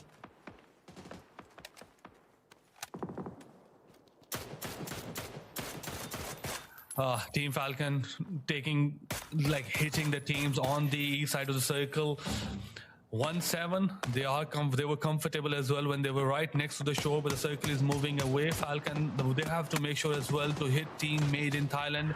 They have the advantage. Made in Thailand has to cover out as well. Shimsy just making sure of everyone out there, and obviously this is a comfortable position to be in. They have the cover on the both sides, and they have a lot of information in front of them and the players moving in, so they might be able to get 2 or 3 wonderful kills for them without putting themselves in a lot of danger.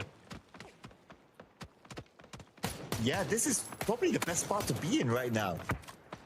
And look at this, right? Team Falcons, they're able to look at teams on the other side as well while having cover of their own. But that also means that they need to manage 2 different angles at the same time. But the good news is that it's not easy to take over this area where Team Falcons is at. This is a perfect spot in this circle.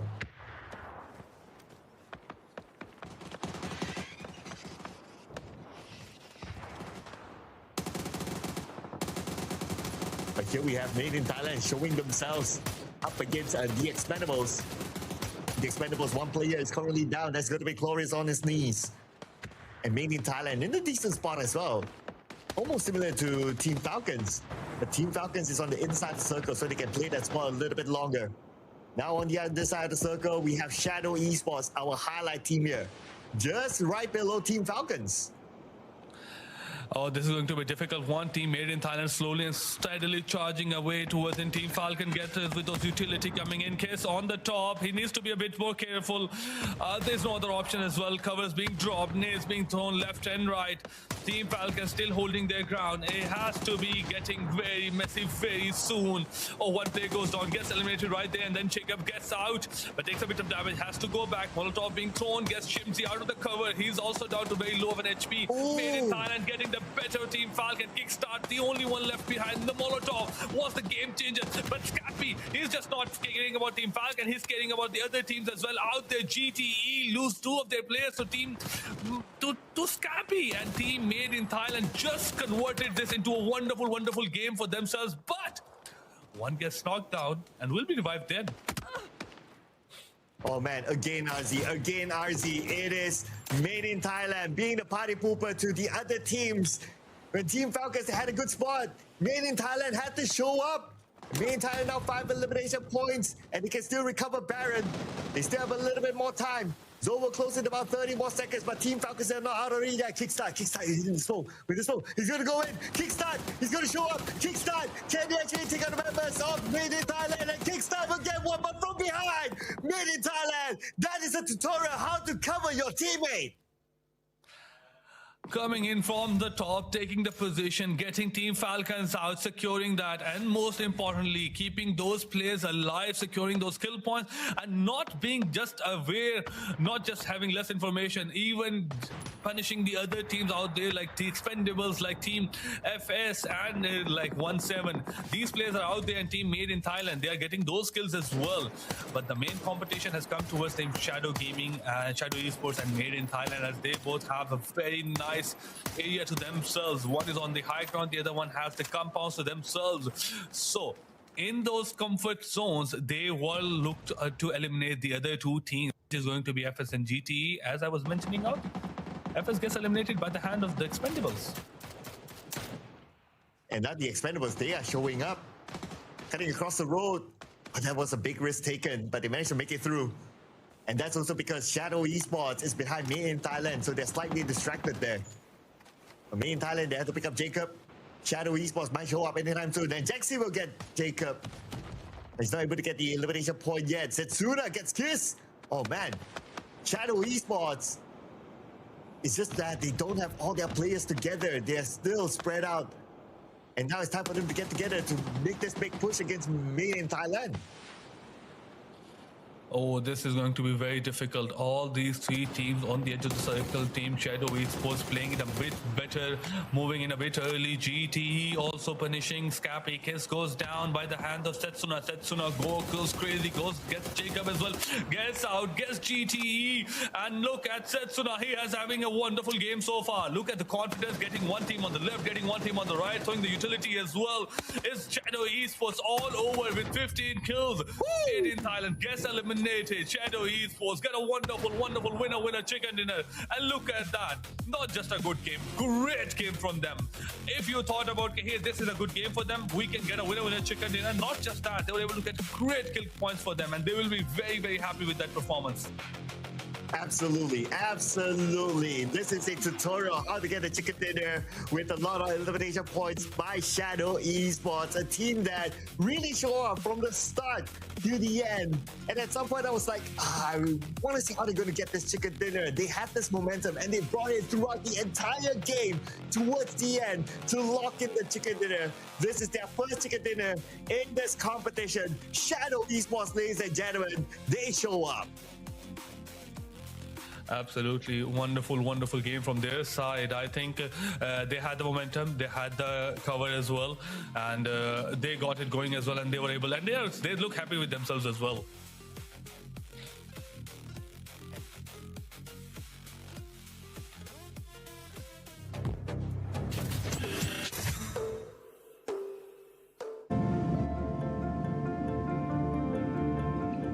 Welcome aboard Air Astana.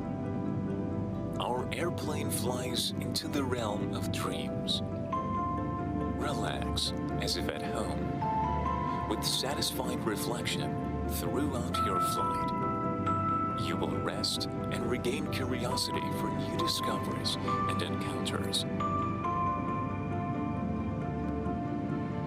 After all, dreams are also part of the journey.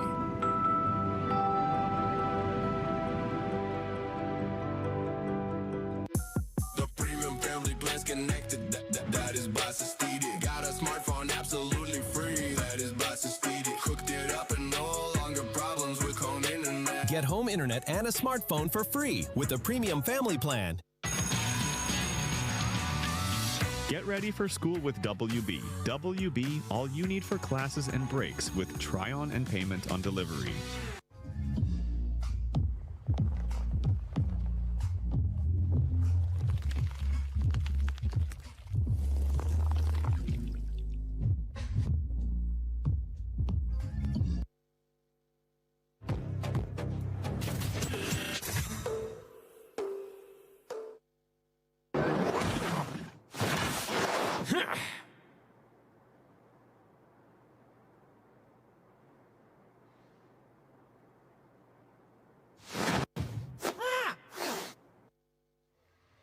And welcome back after the game 9. We got Shadow Esports dominating the last match. What do you think? I think that was the unexpected bit that we needed today in this tournament. They showed up when nobody expected them to. They came from the shadows. It's literally in their name. We should have expected it. Indeed, and a bunch of kills as well this time. I mean, they didn't come with just an easy win. I mean, they actually played for it. They did their work. They got around 14 or 15 kills. We are just about to see the scoreboard on the screen, but that was an incredible game. I mean, we saw fights, we saw rotations, and towards the end, that was stressful because there was a high ground and there was low ground. That was a proper play because initially, as you remember, when during what happened during the rondo, when Falcons took the high ground, the same thing happened on this Miramar map where the big rock was taken by Virtus Pro at first, and then they had to jump off where the other team was waiting for them,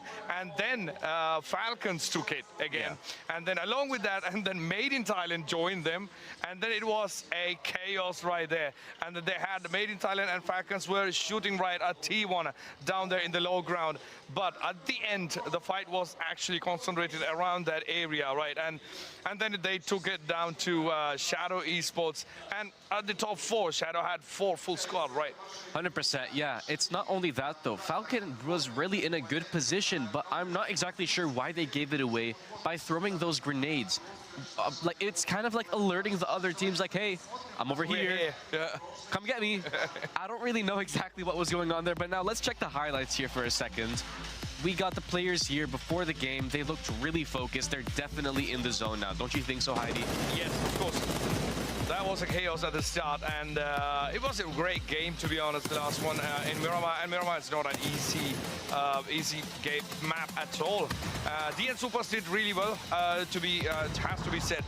And but initially they had to go out pretty soon enough. And these buildings actually played a very big role. And this is where all the chaos went down. Like it started with Virtus Pro getting on top, and then DN Supers, and then one by one. There we saw the 17 Gaming sailing away in the water initially. And this house was a pure chaos. Do you remember the car jumping in for that fight? That was really interesting to see. And then we lost Vitality around the 18th minute as well. I mean, they made sure Vitality doesn't get to the end game, and that was interesting to see how that went down. And it was nice to see where the whole game went. And of course, this is the area that you see on the screen where most of the end game actually revolved around. As you see, Made in Thailand had slightly bit of high ground where Team Falcons were slightly on the, let's say, the balcony of that of the map. And this is where they had to fight. They didn't have a choice, right? I mean, Team Falcons had to look up and then make sure the Made in Thailand doesn't jump up on them unexpectedly. And there you see it on the screen, Shadow Esports with 15 kills. And this was almost the end of the game, towards the end, as you saw. And we had Made in Thailand again towards the top side, the end side of the game, right?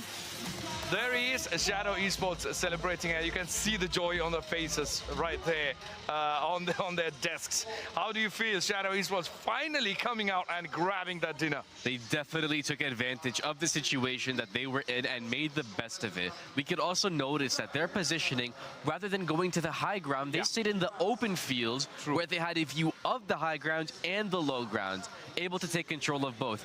And of course, if you guys want to buy the tickets at home, please make sure to visit Freedom at ticketon.com. Don't forget they're also the sponsors of other digital games, so please make sure to check them out. Of course, I mean, you gotta get the tickets. You don't want to miss this one because day 2 has been really great. I mean, I can see, we saw that on the screens. We saw that with the points. We saw that with everything that's going on around, because day 1, even the damages, as we discussed before, day 1, it was more of 300, 400 and 500, nothing much more than 500. But today we are seeing way more than 600 going on top, and we even had more than 800 at one point. So it's more like teams are actually getting into fights and trying to get the kills. At the same time, on the other side, we also saw teams moving at slow and being cautious towards the early games as well. First game, everyone was really cautious. Falcon took it away.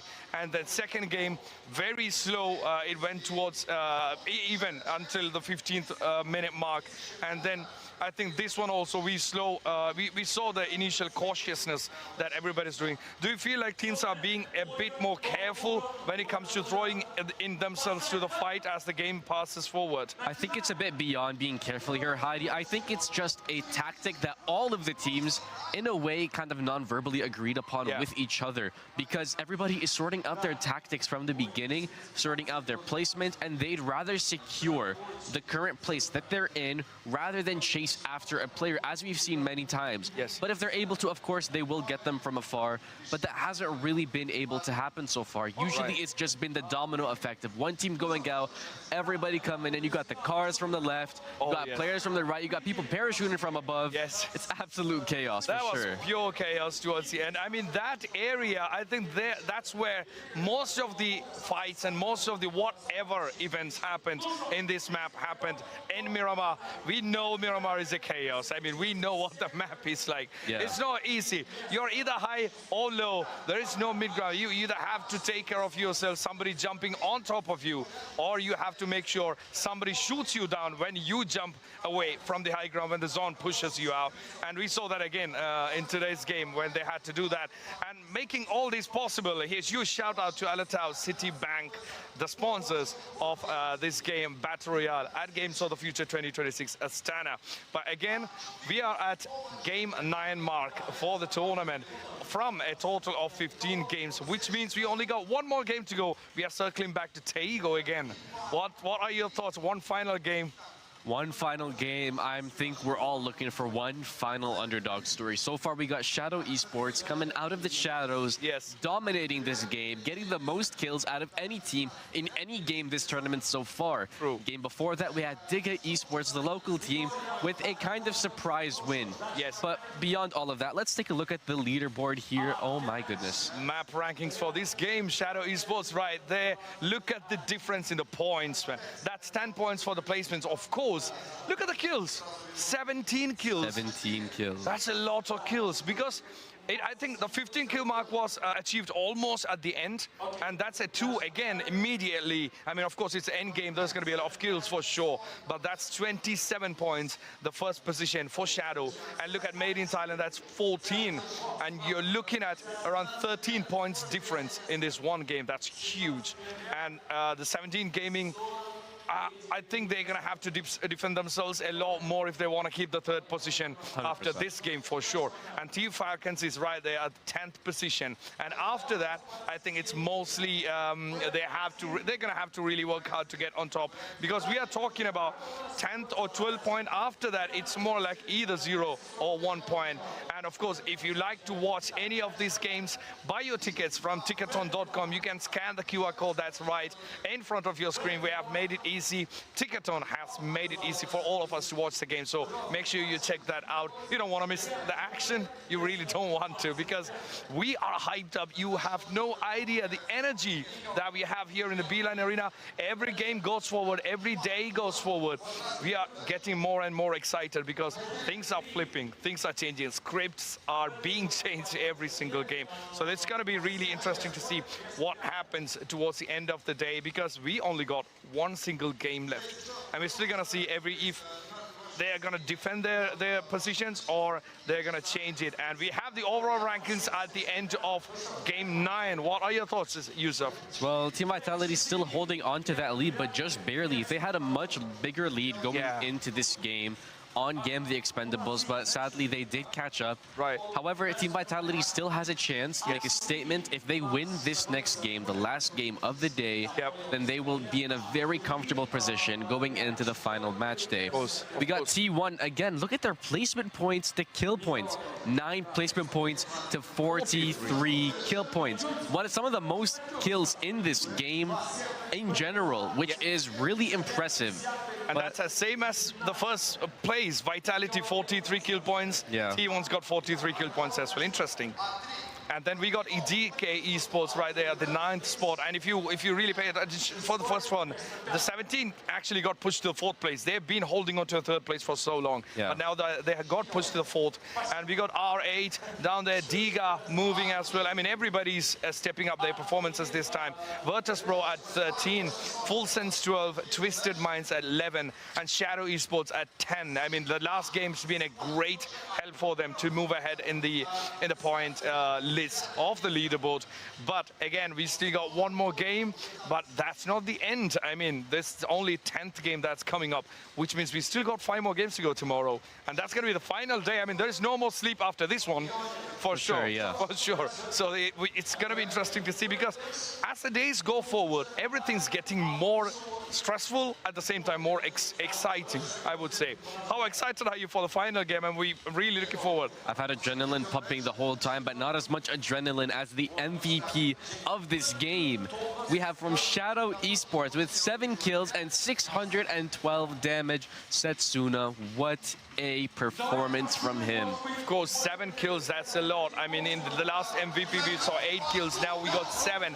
Everyone's on fire, I would say. Everyone's just going full on. And if you look at the damage, no damage is going below 600 today for some reason, right? 100%. Everyone's in their fight. And Shadow Esports, of course, Setsuna made his mark in the team, and he contributed whatever he can towards a win for Shadow Esports, the first chicken dinner in the whole tournament for Shadow Esports. I mean, there are a lot more teams to still get the first dinners, but at the same time, there are teams who has to get more dinners as well. Everybody's hungry, let's face it. Oh, I know I am, for sure. Everybody wants to get that chicken dinner for sure. Everybody's scrambling for that chicken dinner. But it's going to be really interesting how we go forward with that, how the teams actually go forward and look at how they plan their upcoming games and see. And we talk about Taego because we have already jumped on to Taego for one time today and one time yesterday. So this is the 3rd time the teams are going to be playing on Taego up next. What are your thoughts? Are we going to have any existing strategies taken to the new maps? I mean, it's totally unpredictable for sure. But what do you think about Taego? Before we get into that, shout out to an official partner who made this tournament possible, TTC. And yeah, I think that because we saw them play in Erangel. This is the 3rd time that they've played today. And teams stuck to their first game tactics with a little bit of evolution to it, which is spread out wide and kind of secure my position first before I consider going after others. Right. So I think that it should be a really similar idea here, because you can't go into the unknown without any information whatsoever. Exactly. So you can't just go in blindly. There needs to be some groundwork done first. Right. And also, I mean, commendable again, after every single game we keep talking about Made in Thailand, because they are up there. Do you think they are more focused on the placement points? I mean, all we can do is look at their performances and think and guess things, right? None of us know what's in their minds, and we'll never know. I mean, it's their strategies. We cannot say. But still, seeing from what's been happening, do you think they are focusing more on the placement points? Because let's face it, I mean, getting kills 1 point each, and that comes with the risk of their existence, their survival as well. But when they are playing it very safe, make it to the top 5 or top 3, they're getting multiple points compared to the equivalent kills that they're going to get. So do you think that could be a strategy they're using at the moment? I'm not sure if it's a strategy, more so maybe they're just not as prepared as we might have thought they were, because if you notice the placement points to kill point ratio, they're in the top 8, yes, but they have the lowest kills out of the top 8, even though they're higher than the 8th and 7th position. Right. So it's a bit confusing. They're not engaging in fights, they're only replying to fights. And I'm not really sure how that's gonna work out for them, if that's gonna help them move up the table. Maybe they're looking to secure their position, but securing it isn't gonna win them the $1 million prize. So I think something is gonna have to change with them. Of course, they do keep on reaching the top 4. They've reached the top 4 in every single game that we've played today so far, and many of them as well yesterday. So Of Who's course. to say? I Yeah. mean, it's a game of balancing what you want to do and how do you want to balance between making sure you survive to get those placement points, and also if you want to get into the fights and get those kills and get those kill points. And that's what we noticed in the previous when we showed the overall rankings. Like, we are seeing the first position where there are 43 kill points for the first position, whereas the T1 is actually in the 4th or 5th position where they have 43 kill points as well. But the position difference is a lot more different. So that's where actually I believe either you go for kills or you go for the placement points, but at the same time, you need both. I mean, you cannot rely on one alone, because that's going to be very tricky situation if you're just relying on one single point system, right? 100%, yeah, and that's a model for life. If there's no balance, it's really hard to continue doing generally anything. So teams need to strive to find that balance, such as Virtus, who have actually started to find their balance a little bit more. They got back on a little bit. They're getting some kills in. They're getting their placement points back in. They're slowly rising up the table. And of course, a big thanks once more to Freedom for sponsoring this event. And also, let's talk about underdogs that we have already seen today. I mean, today's been great. I have to say that. But again, one more team that I would really love getting ahead to see them, because we need new faces. We need everybody to come up there and enjoy that podium's place, right? There is R8, which I would really love, because they actually got very close in the first game. I believe they came to top 4. Yeah. But that was with that's 2 players, but still they made it that far. So that means they can actually get out there if they really are focused, if they really want to get there, if they make sure there are no mistakes. Everything's fair in this game. So, I mean, mistakes happen, carelessness happens, because it's a very stressful game. We cannot deny that fact. 100%, yeah, and I feel like they should be using to their advantage the information that, it's not information to them, it's information to others, that R8 is a newer competitive esports team in comparison to the others. So other teams can't really have much information on them, that they are unable to counteract their ideas and stuff. So I feel like R8 should be maybe developing a kind of tactic that nobody could really expect, because nobody's really seen them do it in that way before, which is, in what my opinion is, they did in the first game, which is how they were able to reach the top 4. But there's not really a balance of kill points and placement points here, so it was a bit of a struggle for them to come back after that. Yes. They thought if they could maintain the first tactic, it'll work in the others, we'll get the placement points and rise up, but sadly, it's not that easy. Of course, and we have the top fraggers overall at this point. I mean, TGLTN's still there. Of course, Falcon's been doing great today compared to yesterday. Yeah, TGLTN's right there at the top with 16 kills. Heather just moved to the 2nd position with 15, along with Kiss, along with XMPL. So we got 3 sharing the 2nd place, and we got Nance as well at the 14th place. So we're going to be going to Taego pretty soon, and that's going to be an interesting one to see. I think the teams are getting ready. They are analyzing, they are thinking about what should be doing next, because this is the last one. After this, they can take a well-deserved rest. What do you think? One final game today?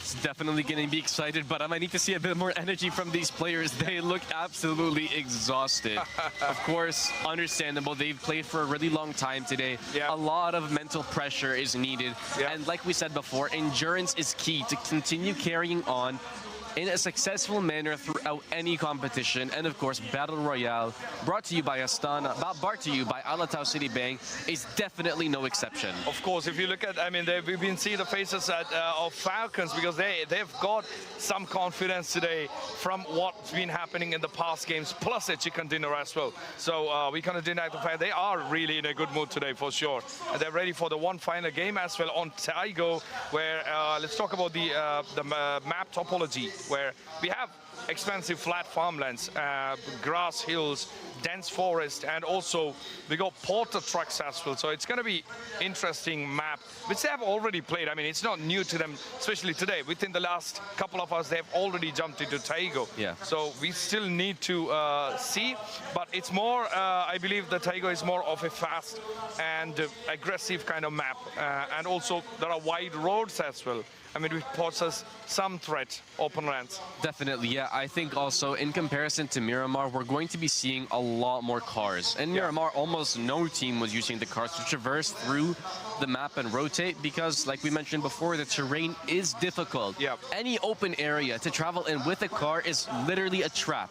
Right. Inadvertently set by every other team because it's so easy to jump to that position. Right. In Tego, however, those open areas are everywhere. Yeah. Even with the high ground that is available in some areas on the map, a lot of the teams are going to be utilizing shelter, cars, and smokes to definitely traverse their way through and get out on top. Of course, and talking about the cars, I mean, the unique stuff when it comes to Tigo is where the presence of porter vehicle stash, which actually allows them to take, let's say, 15 to 20 extra smoke grenades because there are open fields. They're gonna have to have more extra grenades. So it's going to be a competition of who gets hold of the vehicle stash to store more some extra smoke grenades, which always comes in handy whichever map this is, and especially for Taigo, that's going to be very important to see how that's going to play out. But we still have to figure out what strategies they're going to go, because this is all we can say watching their previous games, but we actually cannot see what's going on in their minds, because they could be thinking the same thing, right? We never know. This is what they'll be thinking about us, so let's just give them a surprise. Let's give them a flip strategy facing them and catch them off guard. So possible that's going to happen as well. I mean, the trophy is smiling at everyone right in front of the desk. Stunning trophy, stunning. Yeah, indeed. One more game and everyone can just relax for today. And then after that, they are all going to come back tomorrow. But the speciality for tomorrow is they're going to be coming back here onto the desk, and somebody's going to walk away with that trophy. But today, it's just another gaming day, just like yesterday. Tomorrow is going to be special because they're going to be going back. Someone's not going to be going back empty-handed, and that's going to be interesting to see who that's going to be. So we still have to find out. I think the teams are relaxing, right? They seem very laid back. It's like this is well thought out. I don't think they're putting too much pressure on themselves because they already played this map today. Yep. Like, okay, they played it yesterday, but it's very fresh because they just recently played it a couple hours ago. So I'm sure there's not going to be too many discussions because, like I said, it should be them sticking to the original tactics that they played in the first game today with some additions to it, which is how you kind of confuse the other players because, like you said, maybe they'll be expecting a surprise. Yeah. But what if they expected you expecting the surprise? Exactly. And then it kind of goes like a paradox a little bit. Like it could keep going on, but I don't think they have the mental capability to think that far ahead. That's true. And also, I think since it's going to be the last game for today, I don't think they just really want to take a risk of changing the strategies at this point of time, today for today. If it was some game 1, 2 or something, they have the chances, they have the time to maybe shift something here and there and then go to a different strategy. But we're still going to have to see how that plays out for the teams. Let's look at a few favorite drop spots for the teams that are going to be jumping on. Let's say contest chances for Taigo. We have seen GAM the Expendables like to have some context, and they love the terminal and urban hubs to jump into. I mean, high chances of contests right there. And then when it comes to Shadow Gaming, who dominated the last one, I mean, their drop spots are kindly different. They like to jump on army base or Ohang, but we still yet to see. I mean, these are all just calculations and analysis and stuff. I mean, we never know what's going to happen. But a few things that we actually wanted to see, it's not predictions, but something we wanted to see actually happened, where we saw Shadow Gaming getting a dinner. Diga Esports, fan favorites right here in Beeline Arena, they got a chicken dinner. So we are yet to see if we are going to run into more surprises along the way. What are your thoughts on one final map? Taigo? Like we said before, Heidi, it's really going into this map not fully blindly that is going to give those players a little bit of the confidence boost, which is why we can see them here on the screen looking pretty laid back, not overthinking everything too much. But then you got a couple of them there laying down. They really seem to be enjoying themselves. They're so relaxed. They're so relaxed. They really don't want to mess up their head right now, I believe, from what we have seen on the screen. Everyone's just grooving onto the music and then having a good time, I think. I mean, at the end of the day, you have to be calm and concise, and also have to be structured as well. You cannot go overboard with the emotions when it comes to competitive gaming. So that's really important, and I think they're doing it great. 100%, yeah. Also, we haven't really talked about the music choices in this stadium. I've been loving it here, to be honest. It's really laid back, chill. You got some rock kind of vibes. You got some pop, a little bit of everything. And more of electronic music as well. Very futuristic. I mean, as we said in the first day, I mean, the whole thing is futuristic. They actually stuck. They are actually sticking onto the whole theme. There is nothing you can find here which goes out of the theme. There is nothing odd that you can find in the whole concept of what we have going around here in Beeline Arena and the other places as well. The whole Games of the Future has been incredible in how they themed the event, everything all over. I think they are just relaxing to see what's going to happen, and they're not even discussing anything, right? No, they're just sitting in silence. Silence. They're very chill, and they are ready for the next fight. They're just getting ready mentally for the next fight. We're going to be starting the last one pretty soon. And the circle rotations, do you have, in the last, we didn't talk about the circle, how they went. I mean, they pushed it towards the edge, right?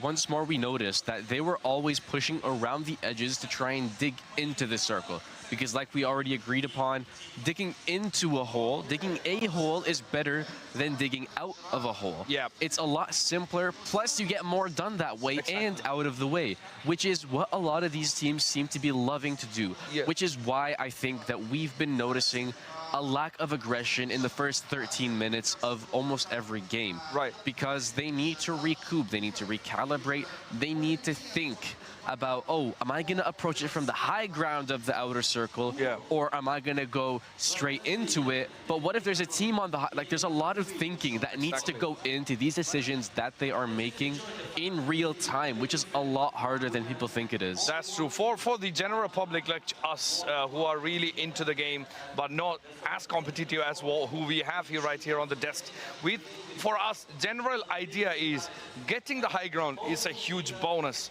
But actually, this tournament actually questioned that argument. I mean, it could be a huge bonus, but not entirely. That we saw that in many times where many teams post challenges when it came they holding the high ground in many matches. At the same time, in the last match, Shadow didn't really have the high ground. Not ever. I don't think they've ever had the high ground last game until maybe the last few seconds where it was barely a hill. Yeah. So, but then we have teams like Team Falcon who had the high ground to two other teams under. Yeah. But for whatever reason, they decided to pressure the one above. So that had them under fire by the one above.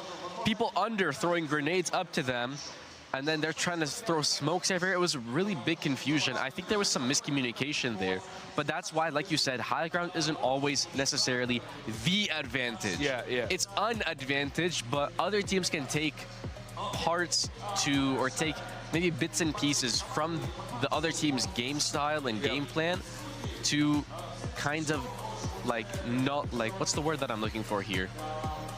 Neutralize the advantage, for lack of a better word. That's true. That's true. I think literally what you said about Falcon Gaming getting sandwiched basically from a team above and the free team below them. That's a tough spot to be because you have 4 and then you got 4 above you and then you got 4 below you. You don't know where to shoot, you don't know where to throw the grenade. You have to be alert on both the sides. So that's a tricky situation to be in. But Shadow Gaming in the last games, they played that low grounds or whatever they have got in their disposal really well into getting that chicken dinner at the end. And we are still yet to see, because as we looked at the overall rankings, the point difference between the first, second, or the third and fourth, everything's very small now. I mean, we used to have 10, 13 minutes, 13-point differences between positions. But now we are talking about 3-point differences. We are talking about 4-point differences. And this is going to be very, very interesting to see, because a good move can actually lead one team a couple of points or a couple of positions above. A bad move can pull somebody down from the top positions into a couple of positions below. That's a very tricky situation to be in, but also that shows how the tournament is going, how the games are proceeding, because it's getting tighter and tighter. The gap is closing down, and the gap is going very, very small, getting to very, very small. So let's give a huge shout out to the main title sponsor, Samruk-Kazyna, for making the 2026 Games for the Future Astana right here happen. And we are reporting live from the Beeline Arena for the Battle Royale PUBG tournament, and we are way past halfway of the tournament, right? Yeah. I mean, we are on game 9th finish and game 10th. We are almost there, like 2/3 of the whole tournament. And one more game to go. We are yet to find out who is going to be the MVP for the day.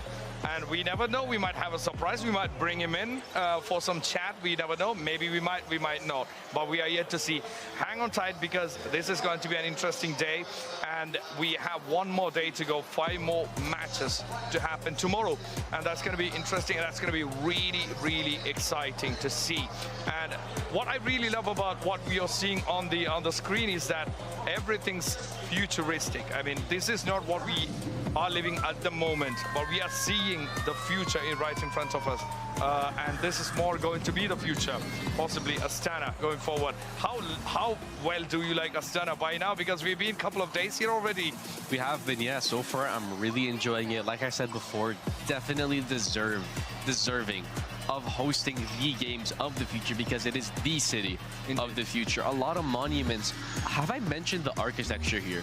Oh, to be honest, it really does look beautiful here. It's modern, simplistic at the same time. Like, I'm not really sure how to describe it. It looks like it could be old, but at the same time could be new. Yeah, yeah.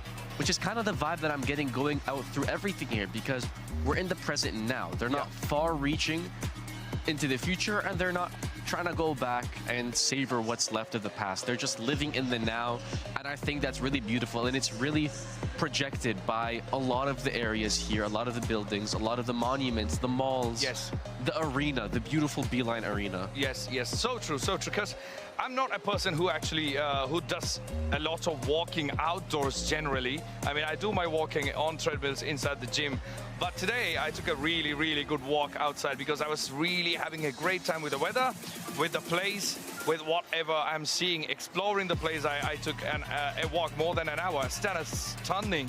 I mean, you got everything you need in the city. Like, you want modern, futuristic vibes, you got it. You got it in Astana. You want classic, really vintage style areas, you got that too. I mean, you got everything in Astana. You cannot deny the fact that this city is indeed stunning, and we are having all of these disciplines. We got 8 disciplines in total, by the way, for Phygital Games of the Future. Just to give you an idea before we jump into the final game of the day, we got 8 disciplines where we have Phygital Football, Phygital Basketball, Phygital Fighting, Phygital Dancing. If anyone's into dancing, I mean, we know some of our friends are into dancing. Oh, definitely. Yeah, we have them coming in very soon from Dubai. We have Deepra and Yusuf. Definitely make sure to check them out. It's going to be really fun. It's going to be so much fun. And then, of course, for the MOBA lovers, we got MOBA PC and also MOBA Mobile. We got MOBA PC Dota 2 happening. We got MOBA MLBB happening as well, which is coming up very soon in the coming days. So hang on tight for that. And of course, we got the Phygital Shooter happening right here in the same arena that we are having CS2, along with its physical side of laser tag, which is going to be interesting. I'm really looking forward for that. I mean, we are all into shooters. We 100%. are what's a PUBG, of course. I mean, we have the shooters coming up. Everybody loves some gunfights, right? Definitely. FPS games make up a large part of the gaming life that I have, you have, and a lot of other people have. It's a very common share that we have between us. I think another competition that I'm really excited for, another discipline that is really promising so far, and it's actually an ongoing event, the Phygital Basketball. Oh yeah. Hosted by some really good friends, Steve and Coach H, Hernando, doing an incredible job. Definitely make sure to check their stuff out as well. Indeed. A lot of stuff for everyone to watch. You got everything that you need right here in the Phygital Games of the Future 2026. And what's something cool about that we talked about yesterday was what's cool about PUBG? We are at the Games of the Future 2026.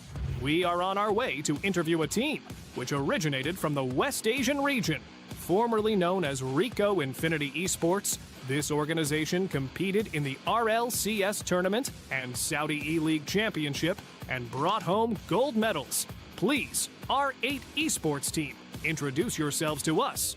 My name is Aiman. I'm Sly Didi. We are from R8 Esports. My name is Azril. So my in-game name is MT. So let's start with the first question. Your roster includes players from Malaysia and Indonesia. How did you guys form your team? Tell us your story. Basically play like rank for so many times back then. So we would just like form new team, as Malaysian and Indonesian have something like a very similar language, so it's not that hard to communicate. Thank you so much. Second question. R8 Esports is still building its name in international PUBG. What do you want other teams to think when they see R8 on the lobby list?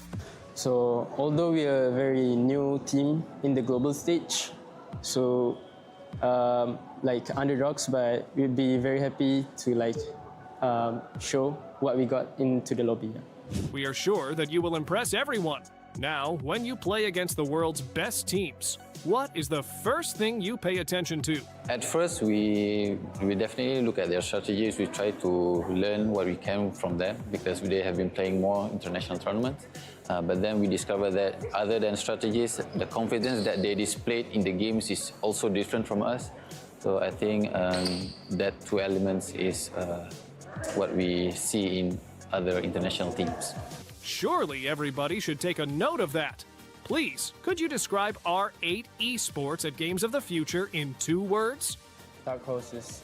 What would make you say that Games of the Future was a successful tournament for R8 Esports, even beyond the final result? For us to say that Games of the Future will be our most successful is because we recently played in international tournaments. We learned a lot from the tournament. We are getting more confident in playing the international lobbies. So yeah, I guess that would be it. What do you think will surprise viewers the most about your team? Personally, I would say in this tournament we'll be more confidence since we just finished our EWC. We get to know the lobby, how it works and how do they play. So we are most likely more confident this time compared to EWC. Thank you so much for answering our questions. Good luck on the championship, R8 Esports. There is a special team that we still need to get acquainted with. Team Falcons, a legendary organization created in 2017, which is famous for having all the high-profile cyber athletes and coaches. They have participated in countless international competitions, like the Esports World Cup, PUBG Global Series, PUBG Global Championship, and many more. The team played its very first match in 2023, establishing itself as a formidable warrior in a highly competitive scene.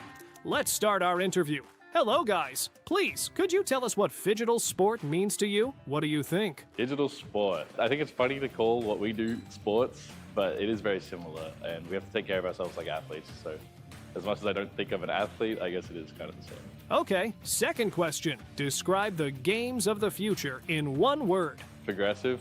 If I had to describe Games of Future in 1 word, it would be progressive. Team Falcons is a famous name to a lot of players all over the world. Does it bring you confidence, or do you feel pressured to outperform yourself? I love representing Falcons, and that brings me a lot of motivation, but the pressure comes from the fans, I think. I prefer if we have haters more than fans. I like it when people don't like us, they don't want us to win. This is mind-blowing. We never would have thought that having haters is more preferable to some. Now, since you guys are in the hearts of many fans, how do you stay focused through all of it? A lot of that just comes from experience, and you know, it's not like you're gonna die in real life if you die in the video game, so you just need to carry yourself with confidence. Right. Can you tell me now, what is the most important factor for the success of your team? For us, it's the way that we bond together as a team. We're like a bunch of brothers, so we have good communication and a lot of chemistry. Thank you for your answer. The Games of the Future bring together many different teams. What excites you the most about this tournament? This tournament, it's just going to be a lot of fun more than anything, but I actually am really looking forward to seeing some of the other events going on here. I know there's like some MMA stuff, and like I just want to see some of that in person. Many fans in Kazakhstan are watching you for the first time. What would you like to be remembered by? I hope that they remember us as being the aggressive team, the team that's not scared of taking fights or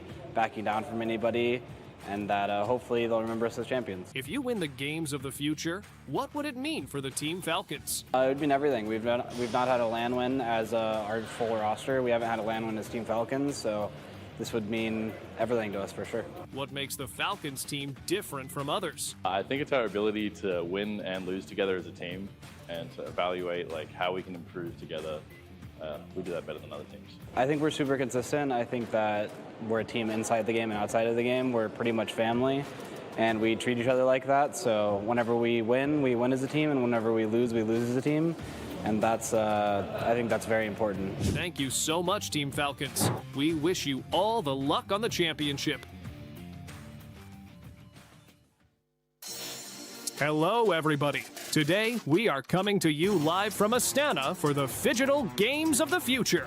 We've stopped by to chat with one of the most feared and decorated rosters in global esports. Let's welcome the tactical powerhouses, GAM the Expendables. They famously conquered the world by taking first place at the PUBG Global Championship 2024 and proved their consistency on the biggest stage with an impressive fourth place finish at the Esports World Cup 2025. Now, they've landed in Kazakhstan to crash a brand new frontier. Please, could you introduce yourself and your team? My name is Doug Juice, and my team name is GAM the Expendables. Thank you so much for coming. First question, could you tell us the story behind your team's name? How did it come to be? My team name is from a movie, the Expendable movie. If you search up on Google, you will see it. And the GAM, and we and GAM have like a connection, like organization and connect. Yeah. Wow, that's so cool. Next question. Please tell us the story behind your nickname. Why are you named Duckjus? My nickname is Duck Juice because back in the day I was playing PUBG with my friend, and he was like, take some good name, like some weird name, dumb name and everything, and I take Duck Juice for the name, yeah. This is such an interesting story. What do you think is most important in the game PUBG? Battlegrounds, maybe strategy, or teamwork? I think everything in PUBG is need to be skill. Like you need to be master of all kind, static, shooting, everything in the game, bro. We do agree. Now tell us, how much time do you spend training and practicing? For one day, I play for 8 hours a day. I play PUBG for like over 10,000 hours. This is impressive. Okay, now we want to know, how do you and your team find motivation to fight again and again? We keep telling each other it's okay, it's gonna pass. Yeah, one day we will be champions, some days. Not now, but someday, yes. You guys are melting our hearts. So, can you share your outlook on how you keep your head cool and the process of your mental preparation? This is my first time here from Game of Future, first time in Kazakhstan. I will prepare for my, I will be good skill, I will believe in myself, believe in my team, and I will win the PUBG tournament. Thank you so much, guys. That was GAM the Expendables. Make sure to follow their journey as they fight to prove they are the ultimate Phygital survivors. Wishing you the absolute best of luck out there. Here we are standing next to a team who have had numerous victories in competitions such as the Esports World Cup, PUBG Global Series, and PUBG Global Championship. Created in 2015, DN Supers stand strong, facing various challenges head-on.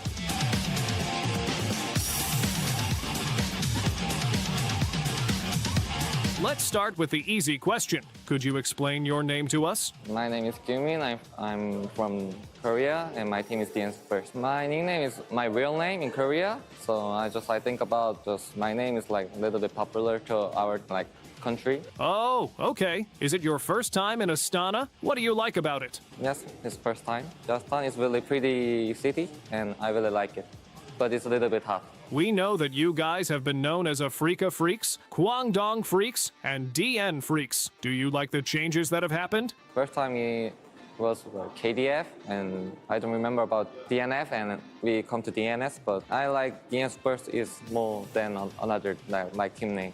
so I like it, the DN's first name. I see. Has anything changed for you over the recent years? Can you share your team's philosophy with us? Still champion in Korea in 2024, so we still best team in Korea right now, I think. So it's not changed thing, and the most important thing is just like play happy to play the game. Do you feel responsible for continuing the legacy of a team? Or does it feel more like a new generation creating a new story? Our team can make new history because we don't have like global trophy, not yet. So we can make it to this year, maybe. We can be the global series champion, so we hope so. Wow, we wish you good luck. Next question. Which course of action should your team take? What should the focus be on this year? I think our team is still best team in right now, so we just we have to prepare the many tournament and to show our performance, so we can be the best team in 2026. So we have to try our best. Southeast Asia has always been one of the strongest regions in playing PUBG competitively. Why so? I think Korean team is really smart, and also T1 or GK, and they play smart, and they're so good at mechanical player. So Korea is the best PUBG region, and I think Korea people is really hard worker. So I think that thing is important thing. Thank you so much for answering our questions. Team DN Supers, good luck to all of you on the Games of the Future. Here we are at the Games of the Future with one of the teams that are relatively new, but already had shown so much potential, energy, and strong drive. The Diga team was founded in 2025 and has already managed to play with more than 400 professional teams in the region in such a short span. Watch till the end and find out more about this team with us. Thank you so much for letting us interview you. Could you please tell us, what does Diga in the team's name stand for? It's my second name. My second name is Diga Mirdanov, and for shortly, it's Diga. And this one, I want to create a own team with my name and Diga Esports. Listen, could you tell us a little bit about you and your fans? Why did you decide to participate in the Games of the Future? We have a lot of fans in Kazakhstan because all my teammates from Kazakhstan, we are Kazakh, and it's very important around for us to improve ourselves, to say we are here, and we can play on Tier 1 tournament. This is what we call a good reason to participate. Could you describe your team's style? Our play style is very aggressive and smart. We training a lot for this tournament. Wow! Okay, so the crowd will watch you play for the first time. Do you think many people will be surprised with your team? We have a lot of surprise for any team. I think they will be in shock. Man, could you please tell us what is something that people don't know about Diga that they really should? Just watch us and you see how we can play. We love your confidence. Are there any things that you want to say to athletes like you? Thank you so much. We wish you good luck. We want to say to all our Kazakh teammates, so we can play on big tournaments. Not only Diga, everyone Kazakh who dream about this. I want to say, go guys, we can do it. We can play on world tournaments in Astana, in other countries. So just improve yourself and believe. Thank you so much, Diga Esports. We are happy that teams like yours participate in the Games of the Future.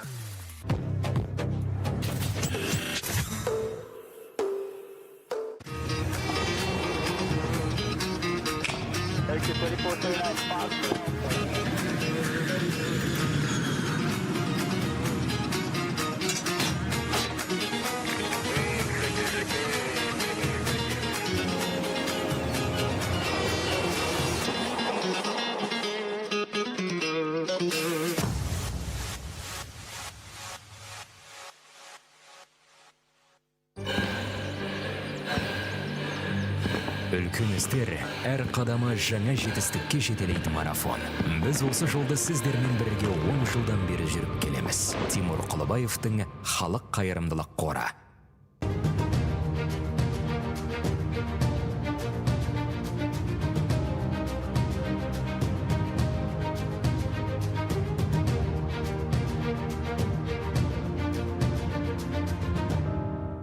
Центр кредит банкымен сіз қарапайым және заманауи шешімдердің ортасындасыз. Нық сеніммен жаңа мүмкіндіктер ашып, тексерілген сапаға сеніңіз. BCC-KZ мүмкіндіктерді кеңейтіңіз.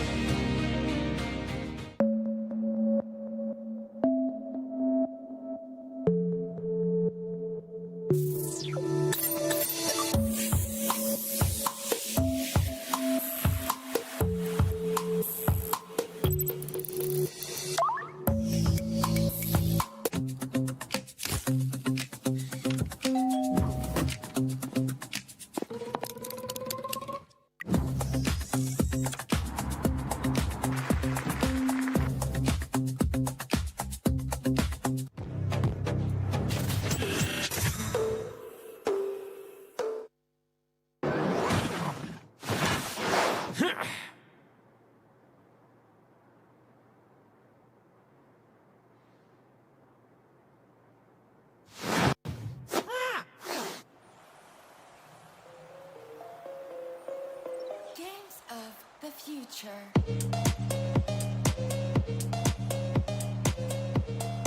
Hello everyone and welcome back to the studio. We're here at the Digital Games of the Future, Astana 2026.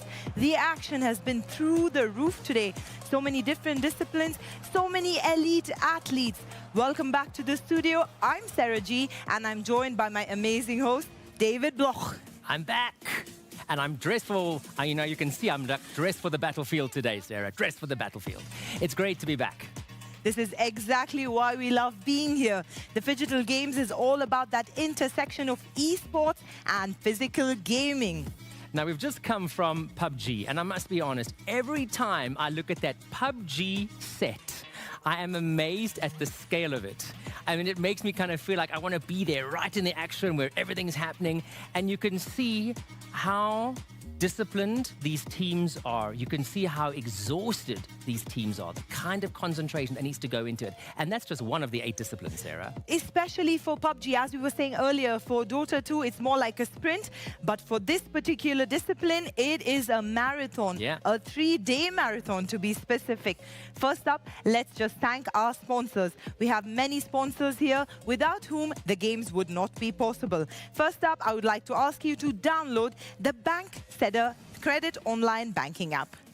And all details about the teams, the results, and the schedule can be found on the official website of the games, which you'll see below on your screens. Experience every moment of the games of the future with Sven. And we would like to remind you as well that the Phygital Dance discipline presented by Solid Core Resources will start at Barras Arena from the 6th to the 7th of August. We have a lot of disciplines going on simultaneously in various arenas here. In just a couple of minutes, we will be cutting live to basketball. I absolutely love this sport because it's a combination of digital and physical. Tell us why that's so important, David. Now, this is a very strategic game depending on how you look at it, because you've got 2 different disciplines here. You've got the digital space and you've got the physical. Some teams do choose to keep some of their strongest digital players purely on the one side of the discipline, whilst the more physical, more active, more athletic remain on court, in person, live in the physical space. But Liga are seeming to be, at this stage anyway, one of the only teams that combine same players in both the digital as on the physical. And that's exactly why they're the defending champions, well, that's right? exactly why they're the defending champions, but it is very interesting to consider because it could be one of those where it goes either way, which is super, super interesting to see. All of these teams, all vying for the title of top in that league. And of course, the one thing about the games is how we get to be introduced to all of the teams, all of the individual players. One of them is Team Minsk. Take a look. We are in Kazakhstan Athletics Complex in Astana, since we are getting acquainted with the teams and the athletes. we have decided to interview a team that has arrived for the games of the future. Let's welcome the team Minsk. Their athletes show extraordinary strength on the court. Minsk was founded in 2006 and ever since has differed from other sports teams by high ambition and strong drive. We have found a very special member in the team Minsk. Why is he so special? You'll find out at the end of the video. So, a small question. Is it your first time in Kazakhstan? No, it's not our first time in Kazakhstan. We was 2 months ago for tournament, so it's our second time for future games. But in professional career, we playing a lot of times in Astana and in other cities. So I like Kazakhstan. Awesome! Can you tell us which cities you have managed to visit in Kazakhstan? In Astana, I don't know, I was living in Kustanai for 1 year. So it's pretty city. I met Atirau, good city. Wow! I hope there are fans from Kostanai and Atirau who came to see you play. Now please tell us, what do you think about Kazakhstan Athletics Complex? It is huge. I don't know, you have a lot of sports buildings. I think Kazakhstan is very sports country. I know you like boxing, cycle. That's cool. Next question. What do you think about games of the future? Do you think your team will win the championship? I don't like thinking about this. I think we can win most of teams. Our concurrents, probably teams from Russia. The last time win this tournament. We have first game with them. We'll see. We believe in you guys. Let's move on to the difficult questions. Which basketball skills are useful in digital sports? And which, on the other hand, need to be changed? Probably shooting is the most important, but in digital, you cannot understand basketball like all game. Maybe it's a little bit easily. So please tell me, how do you prepare for the virtual and physical parts of a match? For how long did you train for this event? We're practicing every day in digital, shooting every day, tough work. We practicing around 3-4 months, but all the team working 1 year, 2 years. Thank you so much. This really puts things into perspective. Do you think that everyone needs to be versatile in phygital sports? Yes, of course. In my opinion, most of the physical, this tournament is to show you can play in basketball, you can play computer, but you have to be physical ready, not using computers all the time. This was Team Minsk, wishing you guys good luck. We have some results coming in from the Phygital Basketball quarterfinals. Triada took the lead there, beating Flow Game Basketball, but we have 2 other games coming up shortly. We have Wilders taking on that amazing team who you just heard from, Minsk, and Dangerous versus the home favorites, PBK Astana. And then not forgetting the current champions, Liga against Boca Juniors. That all coming up a little bit later today. We were speaking earlier on about how exciting basketball is. We know it's one of your favorites. You have a long-standing history with basketball. I think I made it one of your favorites too after talking about it so much. I must say, it's been one of those exciting ones to look out for, and especially yesterday, because now we're kind of whittling down. You know, now we're getting to the crux of the teams here that are all vying for the top prize in this year's Phygital Games of the Future Astana 2026. So the heat is on. You know, now we can't be sitting on our laurels here, and it is about not only the teamwork, but it's that consistency. It's about the strategy. It's about ensuring that if you're playing in both phygital, in terms of digital and physical worlds, that you are at the top of your game in both. You cannot now afford to slack. Let's pull up those stats from that last amazing win by Triada.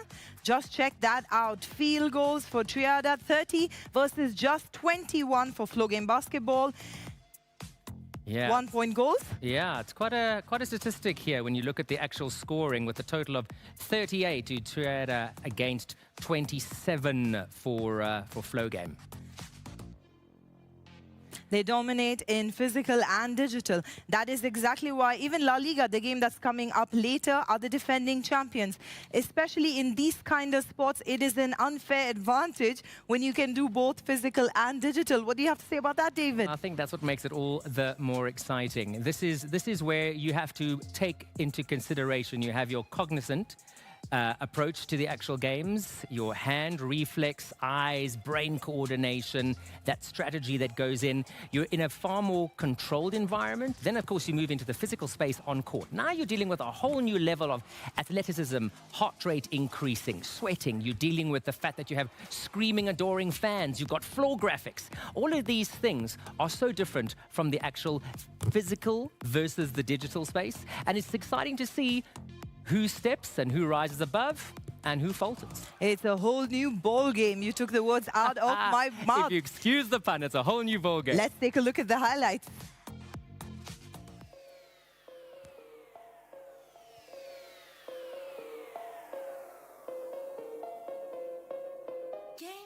Athletes, just look at the way they're moving on the court with confidence, with heat, under really big pressure. How do you think they're feeling there while they're actually moving towards this victory?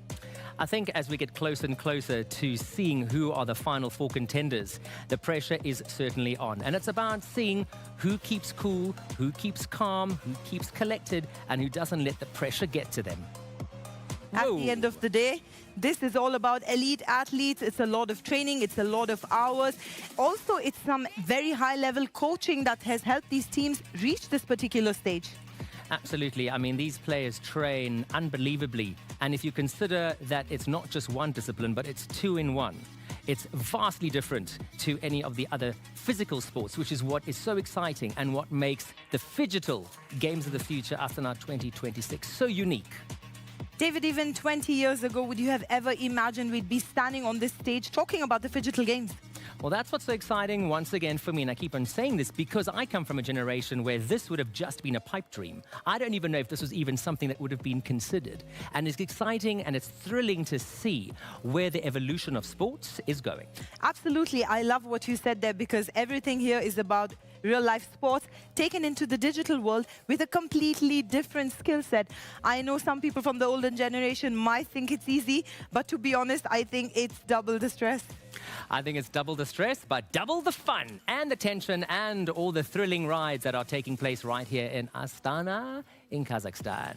In the meantime, though, for those of you who are just getting to grips with and understanding what it is to be part of Phygital basketball, take a look at this. Everyone, we keep getting acquainted with the different teams in the games of the future. We decided to make a quick poll and compare the answers of our athletes. Here they are. First question, digital or on the court? On the court, that's our part. On the court. If I can, I would choose both, but digital. Second question, joystick or a ball? Ball. Again, controller or joystick. Ball, always. Could you please share, which is more disappointing? Missing a free throw or missing a game-winning shot in NBA 2K? Free throw.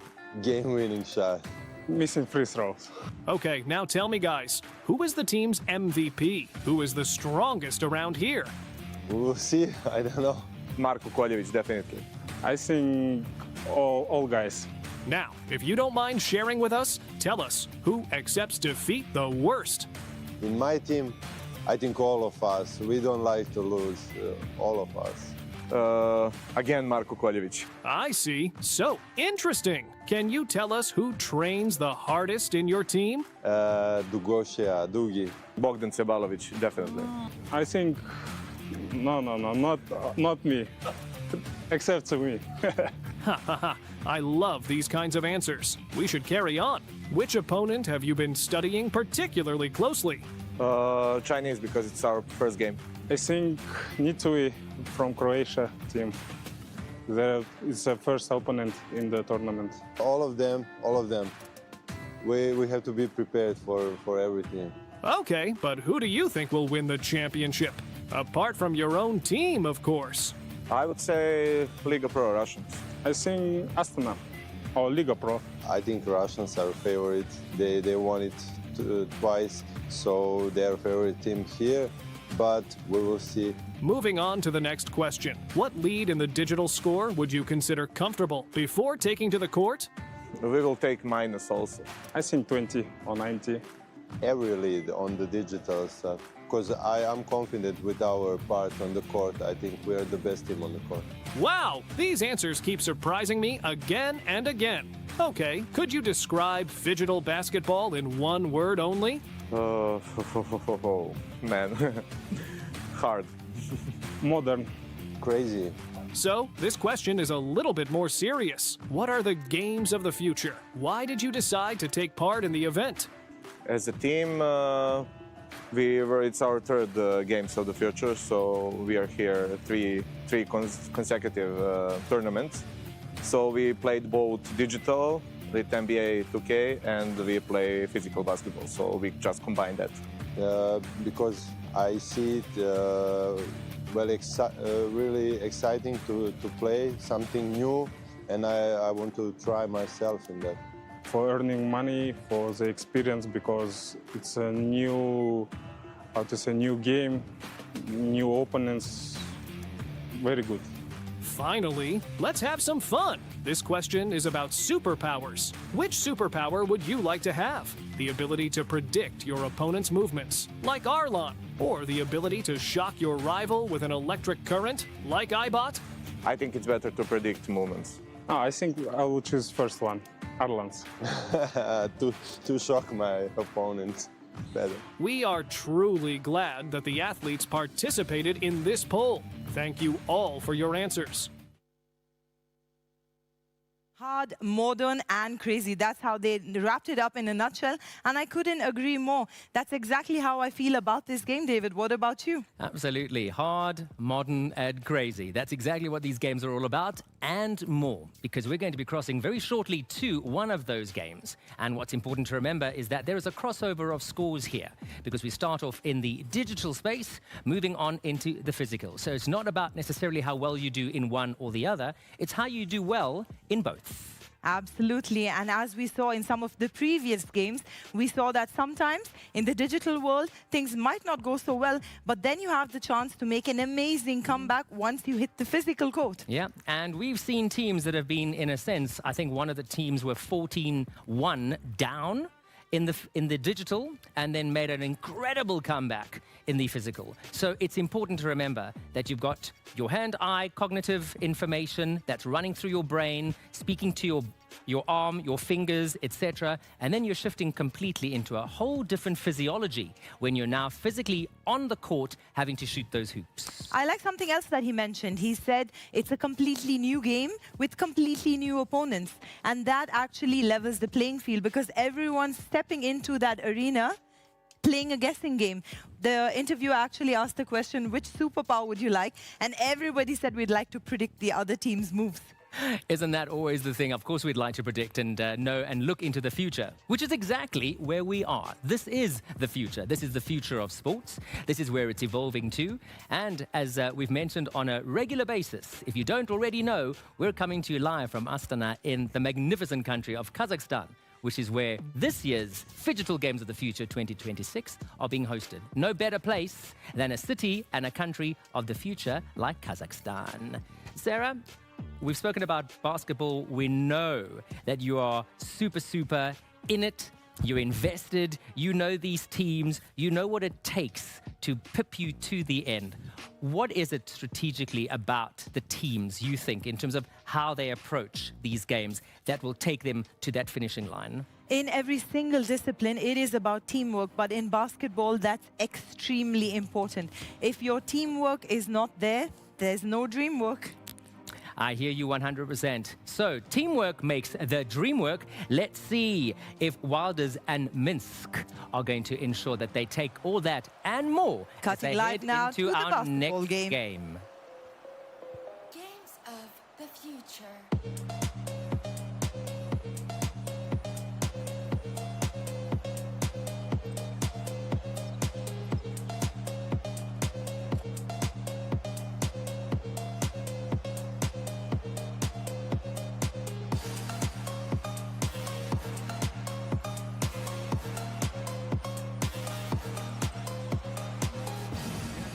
Teams all fighting to get in.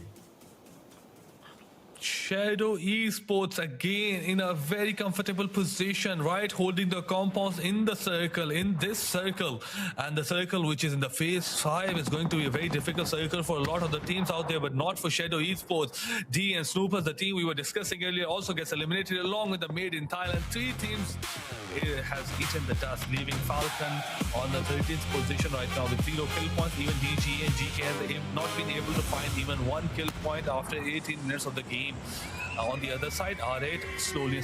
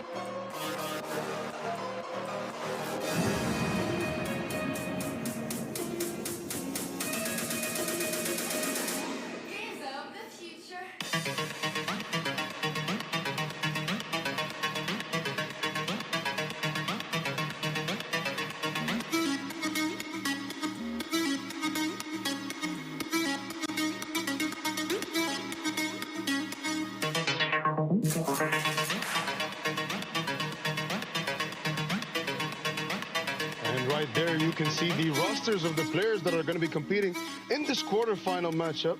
So for Wilders, you have GOTF, Osha, and Josh, number 20 and 13, respectively, from the team in this quarterfinal matchup. Next up, we are going to display the roster of their opponent for this digital stage. As you see the virtual court right there in the background.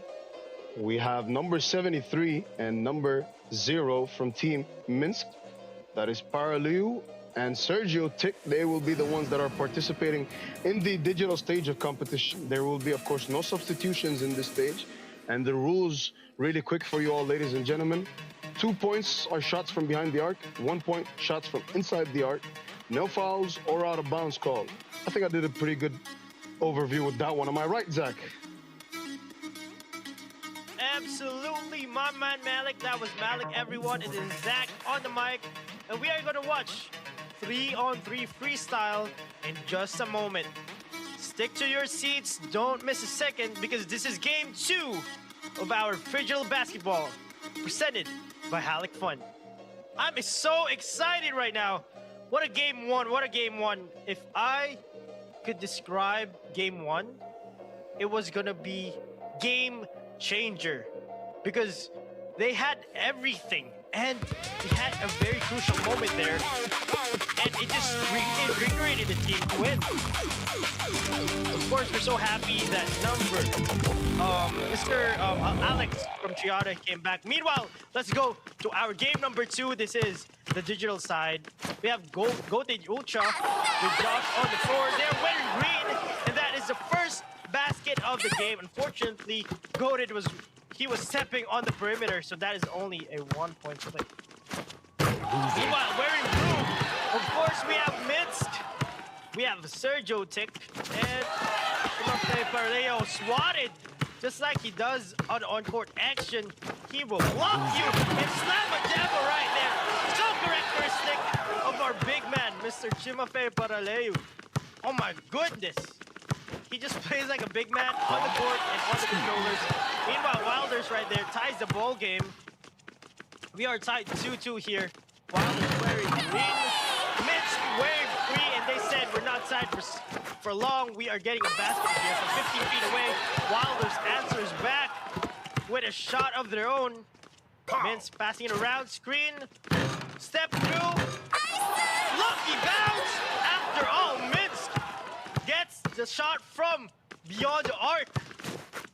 You really think you can stop me? Wilders, that was some fast animation right there. That is some meta moves right there. We'll this be another pass to the inside? Step through, blocked. They read that play like a book. They said, you're not going to do that a second time. Blocked again, this time from Minsk. Need a few more blocks and we are going to have a block party. Meanwhile, finger roll right there. And Wilders comes back into this game, Malik. Malik, it's a 5-point affair. Tried at both sides. Slam a jammer right there. Denied by the rim. Malik, has that ever happened to you in real life? I'm too elite of a hooper for that to happen to me now. But it definitely has happened in the past. It happens to all great basketball players, as you will see happen.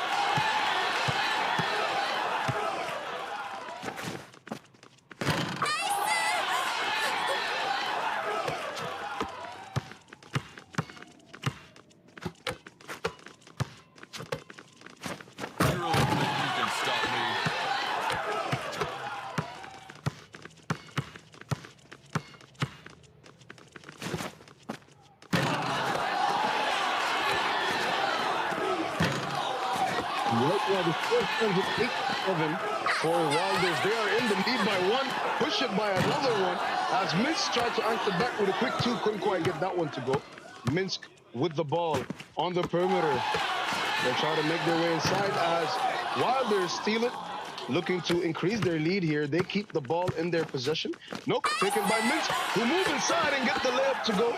Easy one-point basket, 9-8. 10-8 now for Wilder as another basket is good there. Minsk with the slam dunk. Get another point there on the board for them. 1 point separating both teams, 6 minutes and 48 seconds on the clock. As another shot is hit by Wilders there. 11-9, step through, 2-point shot. No good for Minsk. Right now, ball inside. Wilder looking for a slam dunk there. Bounces just off the rim. Now we have Wilders with it, looking for space. Step through. Two is up. Lose it.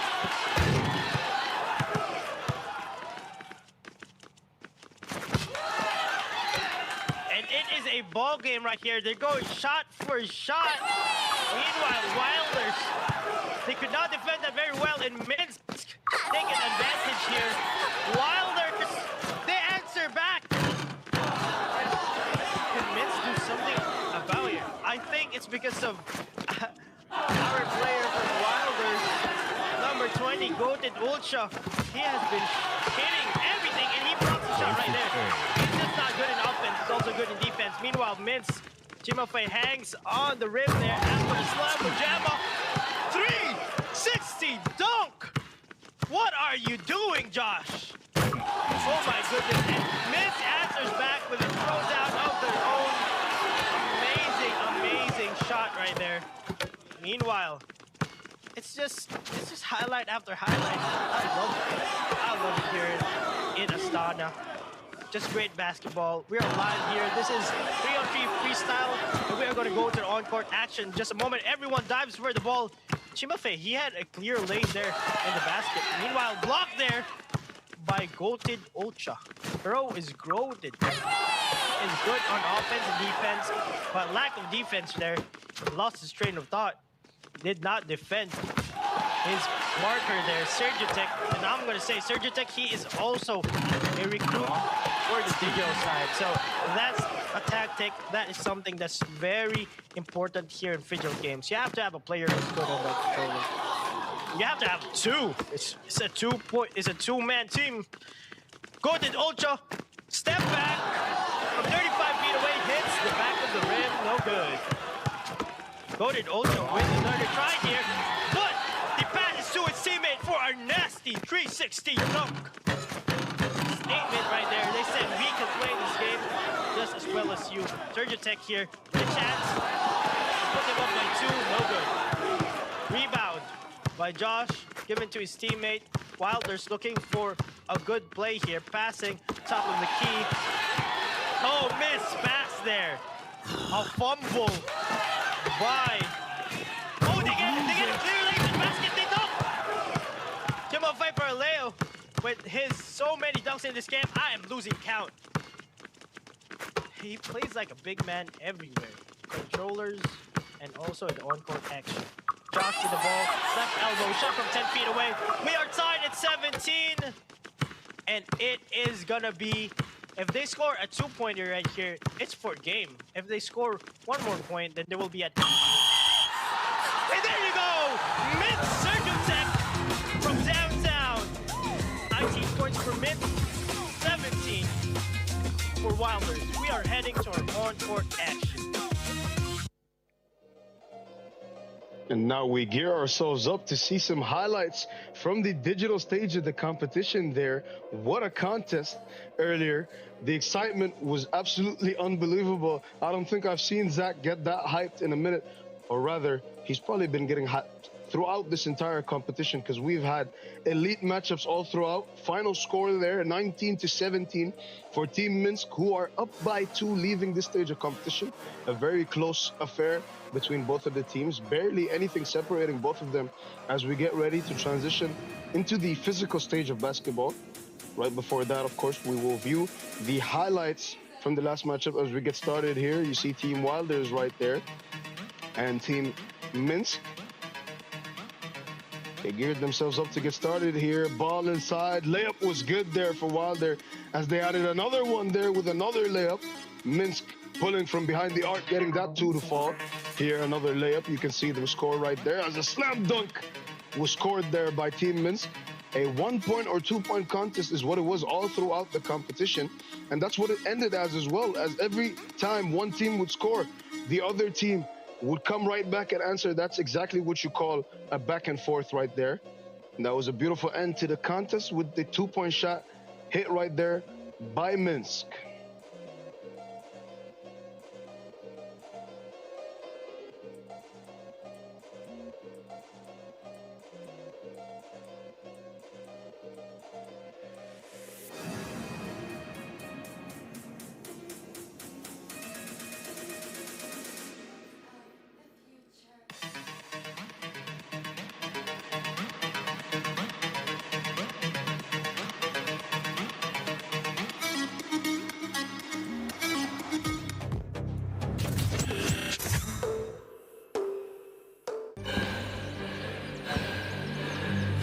Үлкен істер әр қадамы жаңа жетістікке жетелейтін марафон. Біз осы жолды сіздермен бірге 10 жылдан бері жүріп келеміз. Тимур Құлыбаевтың халық қайырымдылық қоры.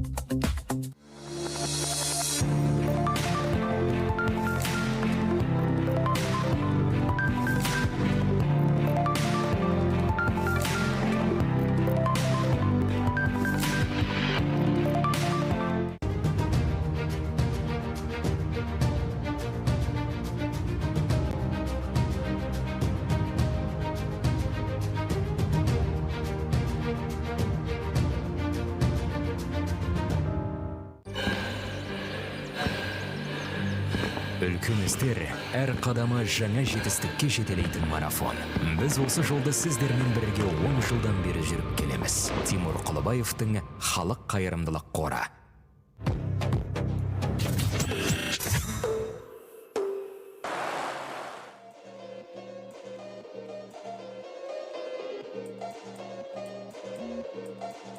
And we are back. This is Zach on the mic, and we are going to our on-court action. Of course, this is digital basketball presented by Halik Fun. And we are heading now to our physical stage. We have our players warming up, and the 2 teams are so good. Of course, we would like to thank Lancaster Group, our official partner. This event would not be possible without the great support of our partners and sponsors. we would like to remind you that the Battle Royale discipline presented by Allentown City Bank will start at Beeline Arena 31st July to August 2. It's actually their game. It's actually their day 2 right now, and the games in the Battle Royale discipline is so good. I've been watching them live before this, and the casters, the talent, is just so amazing, you know? And the cash prize there is 1 million for our Battle Royale discipline. Meanwhile, for our basketball, it's a whopping, staggering $400,000 that our players here can take home. Talk about a big bag. And you know, there's also a term, a big bag in basketball. Do you have a big bag of crossovers and skills, Malik? I definitely would like to think I have a big bag of crossovers and skills. I'm not the most shifty player, but I make use of my physical attributes where I can, as the athletes in this competition are sure to be able to do here, as Wilders start the game with possession. Ball inside to the big man, and they get their first basket to go there. Layup is good inside. 6 minutes and 48 seconds on the clock, as Minsk look for space, and a foul was called. That foul, ladies and gentlemen, is one of the differences between the digital and physical stage. In the physical stage, we do have fouls and out-of-bounds calls that will be affecting the result of the game, as Minsk look to get the ball in there, but Wilders get possession. Number 13 dribbles to his left, loses it. The big man from Minsk gets a hold of it. Number 4 with the ball on the right wing, passes it inside. Big man spins off the glass, can't get it to go. Rebound, Wilders. And stolen again by Minsk. Wow, very defensive-oriented matchup so far in the first 40 seconds that we've gotten to witness of this contest. A lot of possession changing hands, steals and out-of-bounds calls from both teams. As you can see, they are extremely locked in defensively. This is, of course, the quarterfinals, so it's a win-or-go-home matchup. And all the chips are on the table as everything is on the line for both of these teams. Right now, that two-point shot was no good by Minsk. Wilders with it. 6 minutes and 9 seconds to go. Makes his way inside, tries to get it blocked by Team Minsk there. Number 4 with it. Drops it to his big man, who has it in the corner. Fading for 2, couldn't get that one to go. Rebound by Wilders. The defense has been absolutely sensational here in Astana. Defense wins championship. That's what they say. And this has been a defensive clinic from both teams. Only 2 points going to Wilders here in our physical stage. Meanwhile, for our digital overall points, you can see it there on your screen. It's the column with the controller and the basketball. And we have a tie game at 19 all. And this is an even match game. 5 minutes and 32 seconds left. Of course, our physical stage, it is only 7 minutes of on-court action. So whoever gets the most points here, you add it to the total. Meanwhile, we have your Wilders makes use of the glass. That was number 25, Academic. It puts him to school. Academic right now saves the ball, but I don't think that was the correct play. They could have lost possession there. Academic versus a smaller Václav Bugayev. So he had a size advantage here. They're always looking for that mismatch. And that is the second missed shot and even an air ball for number 73, Chimafei Paraleo. That's uncharacteristic of him. We saw him from game 1, game 2, game 3 of Minsk. He has been shooting lights out. It's uncharacteristic of him for today. But maybe he is just warming up like I am warming up, because I am energized and I'm gonna catch fire soon enough because I am so excited for our quarterfinals. Folks, reminder, this is a quarterfinals day and this is our game 2 between Wilders and Minsk. Our next game will be Team Dangerous versus BBC Astana. The last game for today is Liga Pro Team versus Boca Juniors. That's our schedule for today here live in Astana.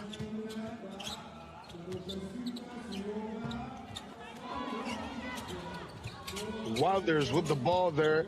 They couldn't quite get that two-point shot to fall as Minsk have it. A pass outside to the big man, and the defense is really forcing the players to make a lot of uncharacteristic errors here in this matchup. Number 13 with the ball inside to the big man, wide open for the layup, and he gets it to go, adding on to the lead that Wilders have here in this physical stage of competition. They've outscored Minsk 5-0, really putting their mark on this competition here and gaining the lead in this physical aspect of competition. Aliyev with the ball at the top of the key. The referee resets the play. Ball with Wilders inside, beats his man, gets the layup to go, pushes the lead up to 4 for Team Wilders. 23-19 is what the score is at right now. And Minsk really being hounded on defense here as they turn over the ball, get it right back there by the big man, and he is called for a violation there. So possession will change hand. Wilders will retake possession, up 6-0 right now in this physical stage. And number 25 steps back, passes it, gets it back inside. Layup is good. And Minsk really need to regain their bearings here. They've been outscored 7-0 in the physical stage. There's another miss for them right there. 3 minutes, 52 seconds on the clock. Number 13 with the ball on the right wing. He sizes up the big man, who gives him a bit of space. That might be dangerous. He takes the two, bounces off the backboard, but it's called for a shot clock violation.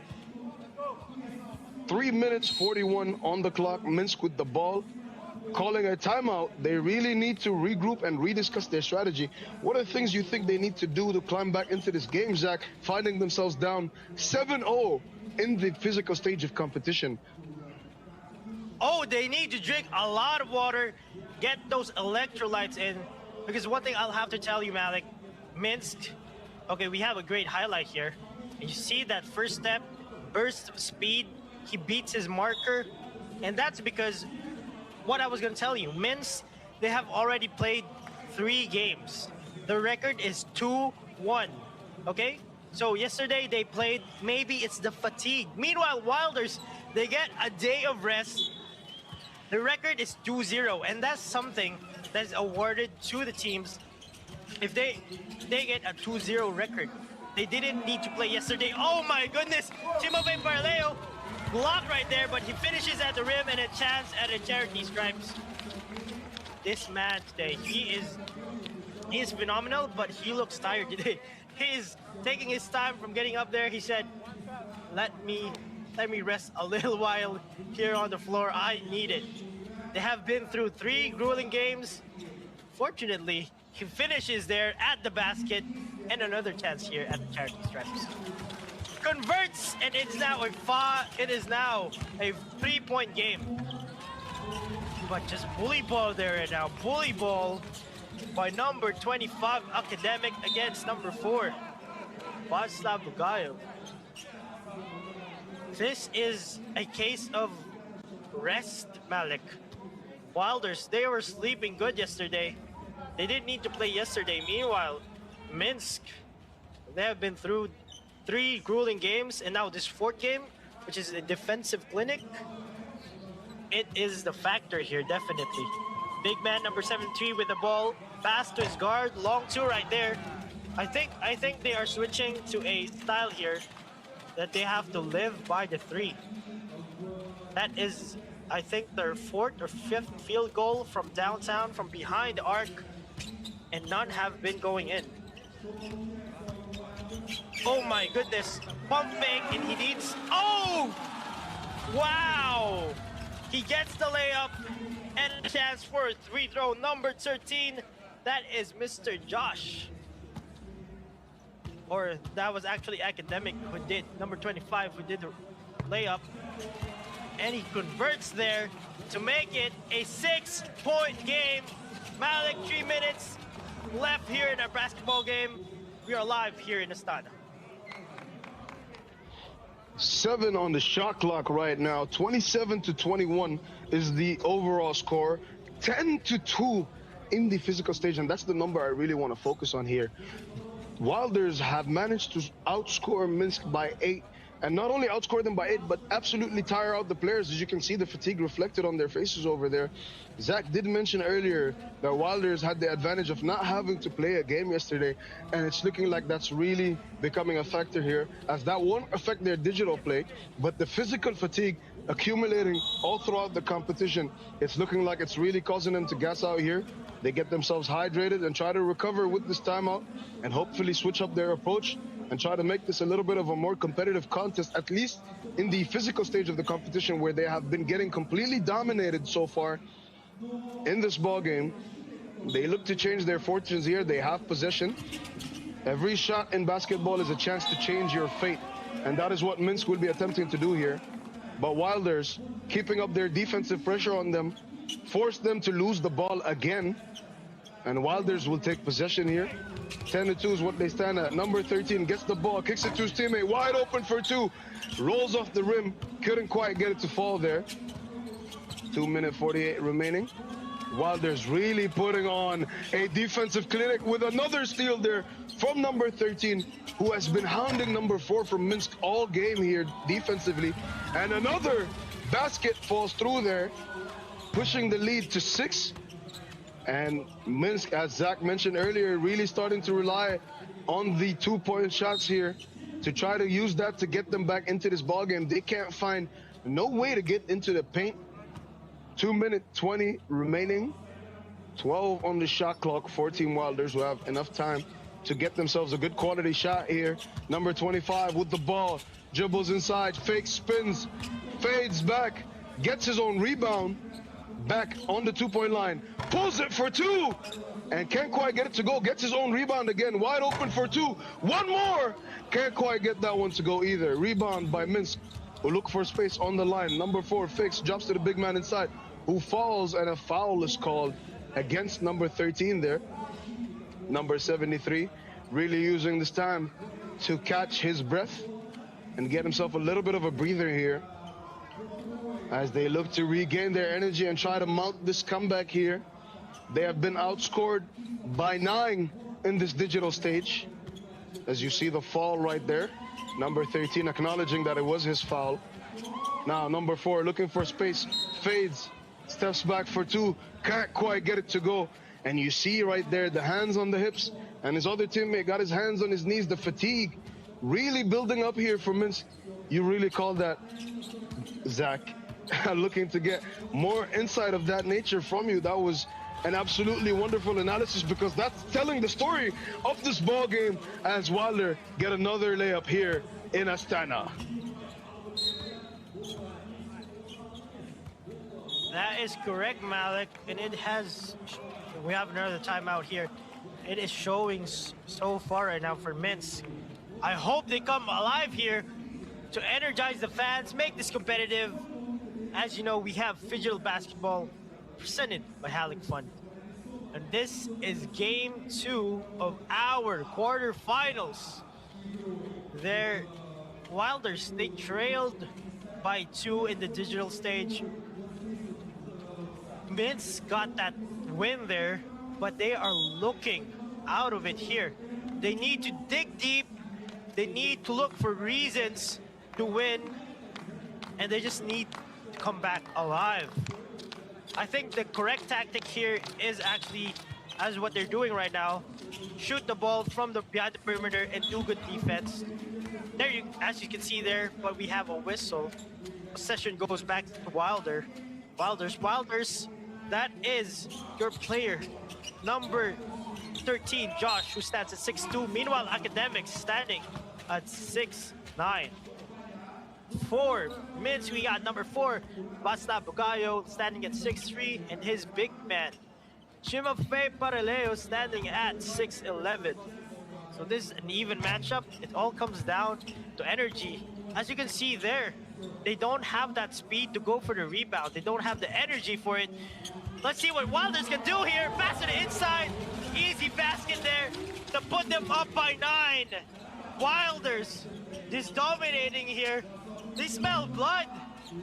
They know they are winning, and they are making it clinical. They're not making it too flashy.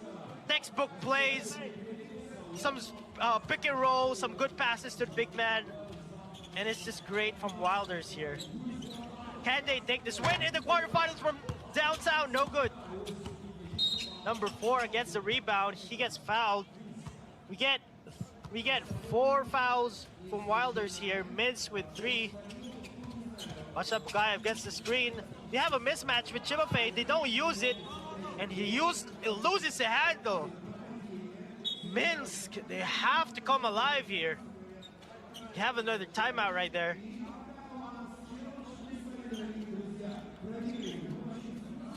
What is happening with Minsk? They cannot buy a bucket for their life here.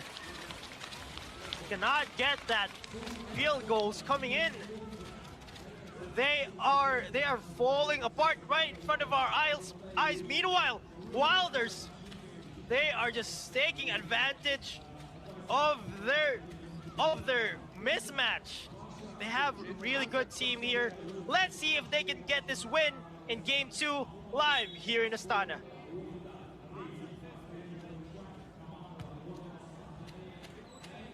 And right now the referee holding the ball there as he's getting ready to reset the play here. Ball with Minsk, down by 9. Right now they get another basket, their first basket in the last couple of minutes from Team Minsk, who reduced the deficit, and they decide to just leave Wilder open for 2 and hoping to get the ball on the rebound attempts.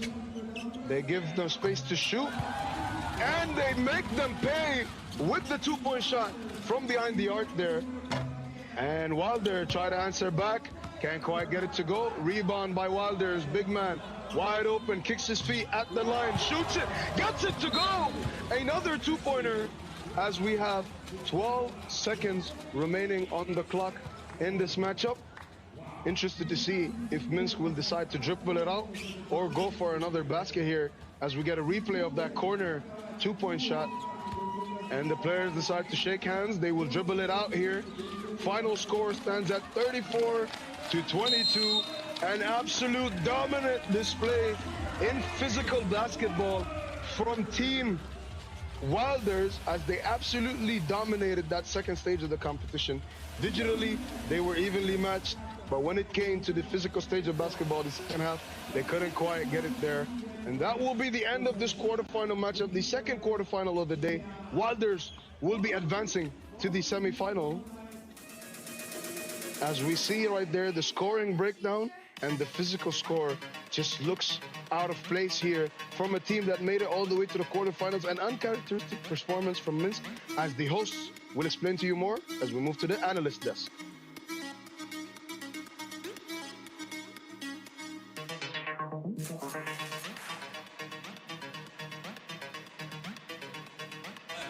All right, we are back, ladies and gentlemen. This is your Phygital Games of the Future Astana 2026, powered by Samruk-Kazyna, Steve, and Coach Hernando. What a dominant performance by Wilders. 25 one-point goals. What does that tell you? Absolutely. They know how to carve up the defense. And, of course, when you have Academic, who was up here yesterday to talk about, that's why his name is Academic, because he makes the fundamental moves. Now, what's really great about this, Wilders didn't play yesterday. They were down 17-19 on the digital side. Yeah. And they come back 17-3. How about dominance at the highest level? Yes, sir. You know, Academic is Academic because, you know why? He went by the book. I knew that joke was coming. I knew that was coming. But you're 100% correct. Yeah. And if you watch him, even how he plays on the court, he knows how to seal. He knows how to roll. Josh made a great lob pass, and he takes it one hand and he finishes at the basket.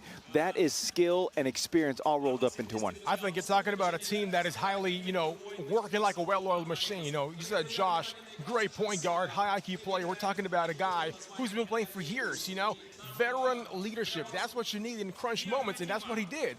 Josh to Academic, a lot of pick and roll, pick and pops, a lot of easy layups. Right. Impressive teamwork.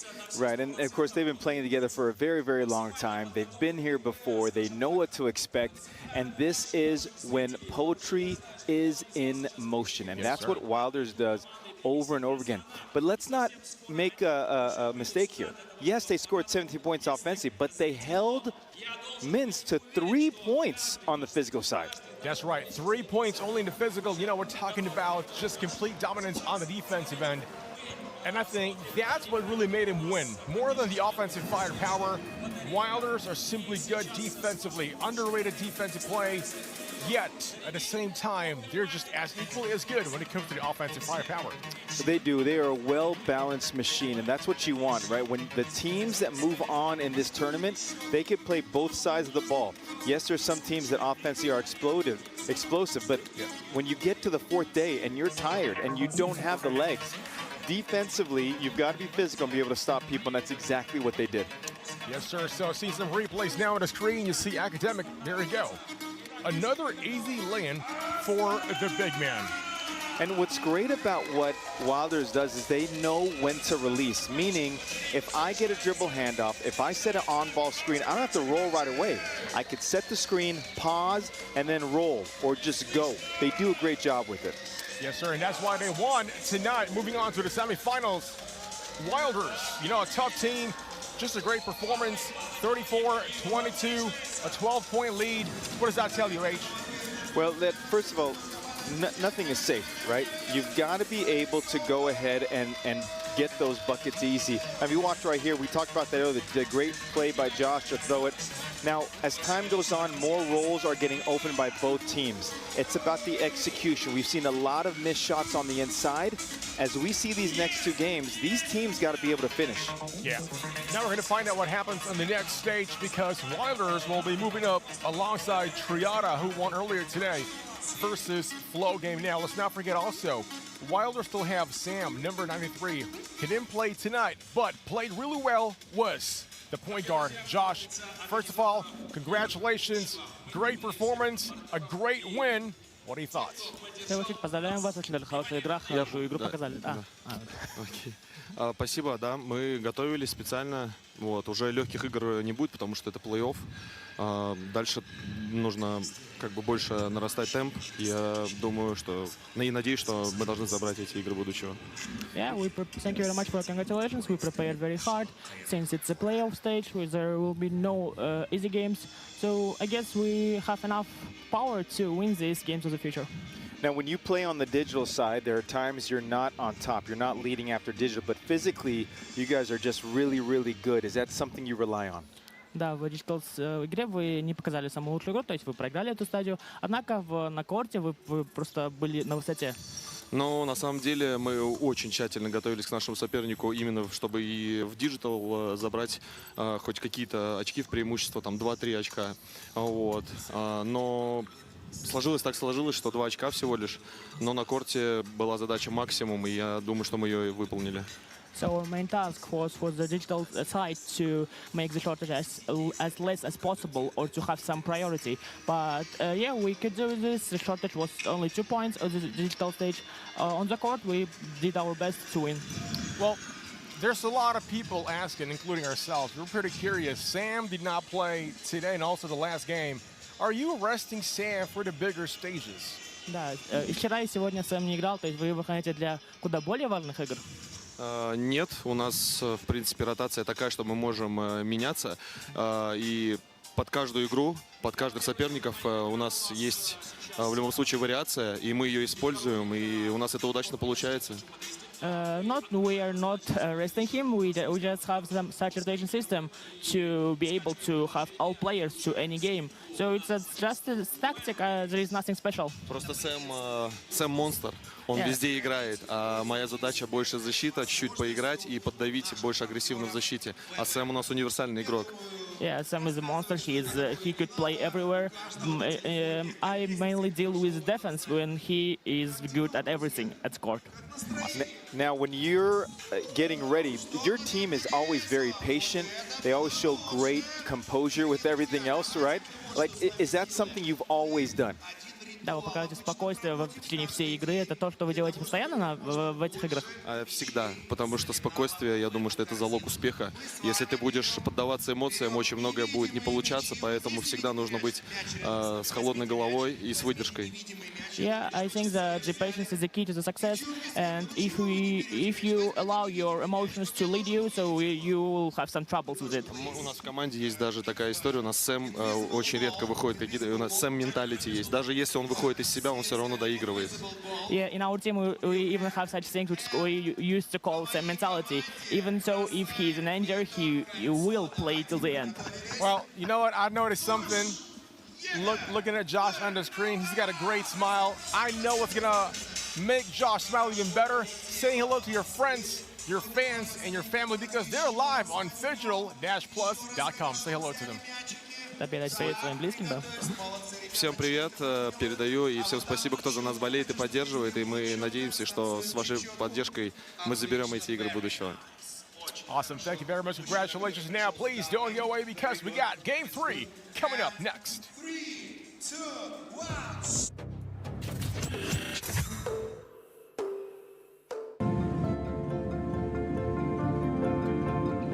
Welcome aboard Air Astana. Our airplane flies into the realm of dreams. Relax as if at home, with satisfied reflection throughout your flight. You will rest and regain curiosity for new discoveries and encounters. After all, dreams are also part of the journey.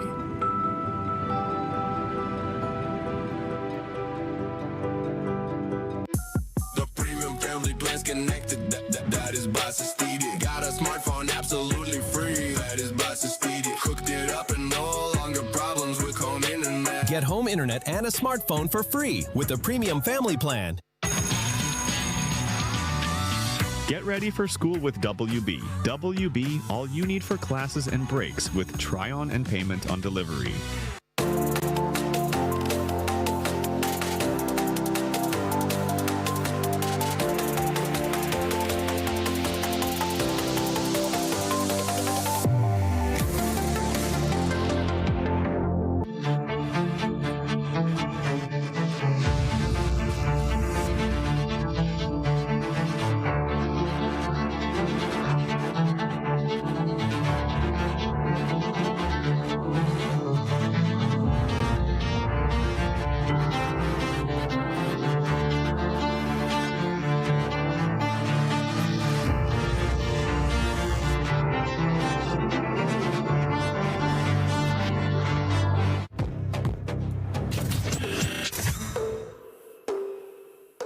And we are back live and worldwide. This is your Digital Games of the Future Astana 2026, powered by Samruk-Kazyna. I'm Steve with Coach Hernando.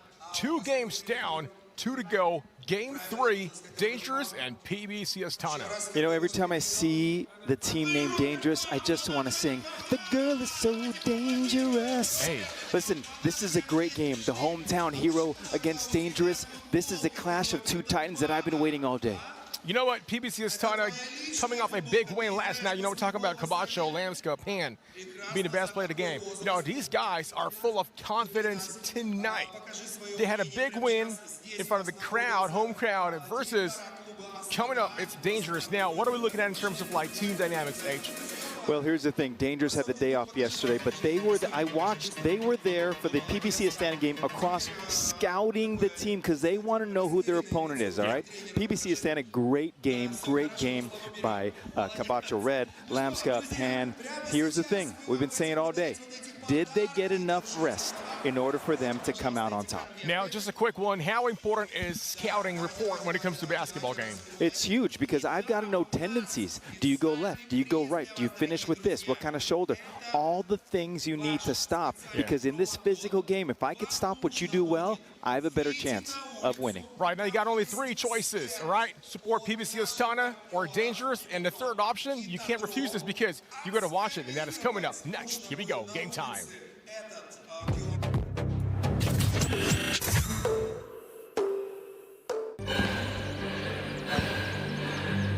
Үлкен істер әр қадамы жаңа жетістікке жетелейтін марафон. Біз осы жолды сіздермен бірге 10 жылдан бері жүріп келеміз. Тимур Құлыбаевтың халық қайырымдылық қоры.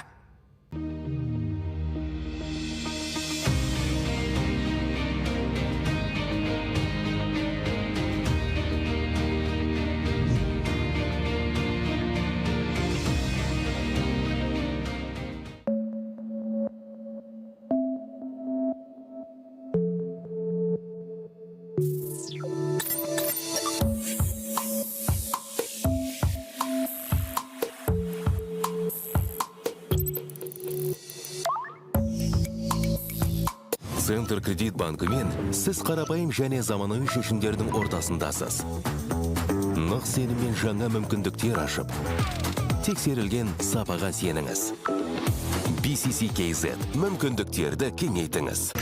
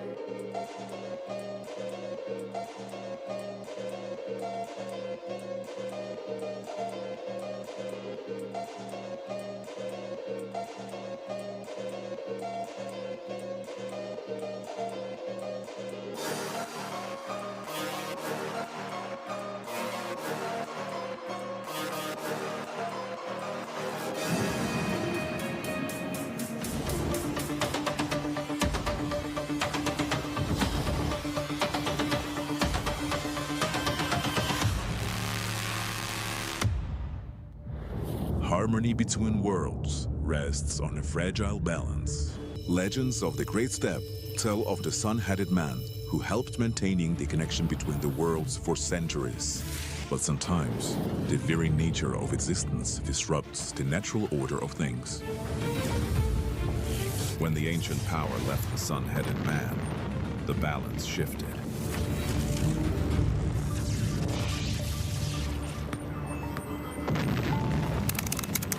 Attention. Massive energy surge detected. The energy within the sun-headed man's artifact has awakened. So, the chosen ones are already there? Newbies without a guide. Then it's time to meet them.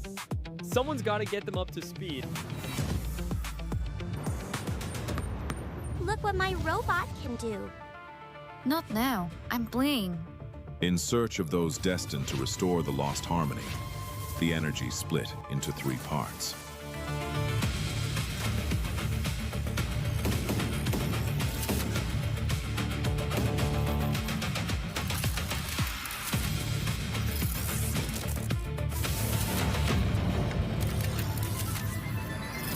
Hey, I'm one of the guardians of balance between the worlds. When the ancient power awakened in Kazakhstan, it chose you.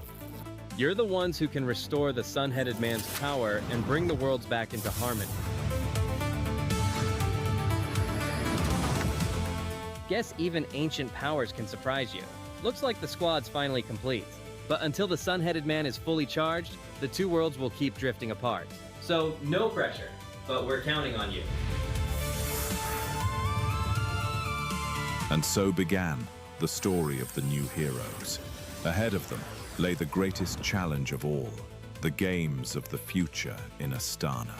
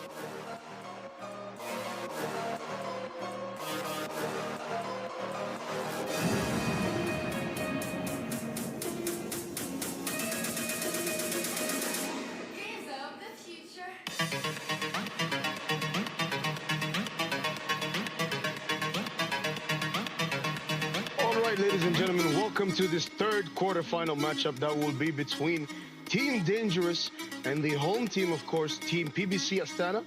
This is Phygital Basketball presented to you by Halak Fun. I am Malik, and I'm joined here by Zach. Zach, would you like to tell the audience hi?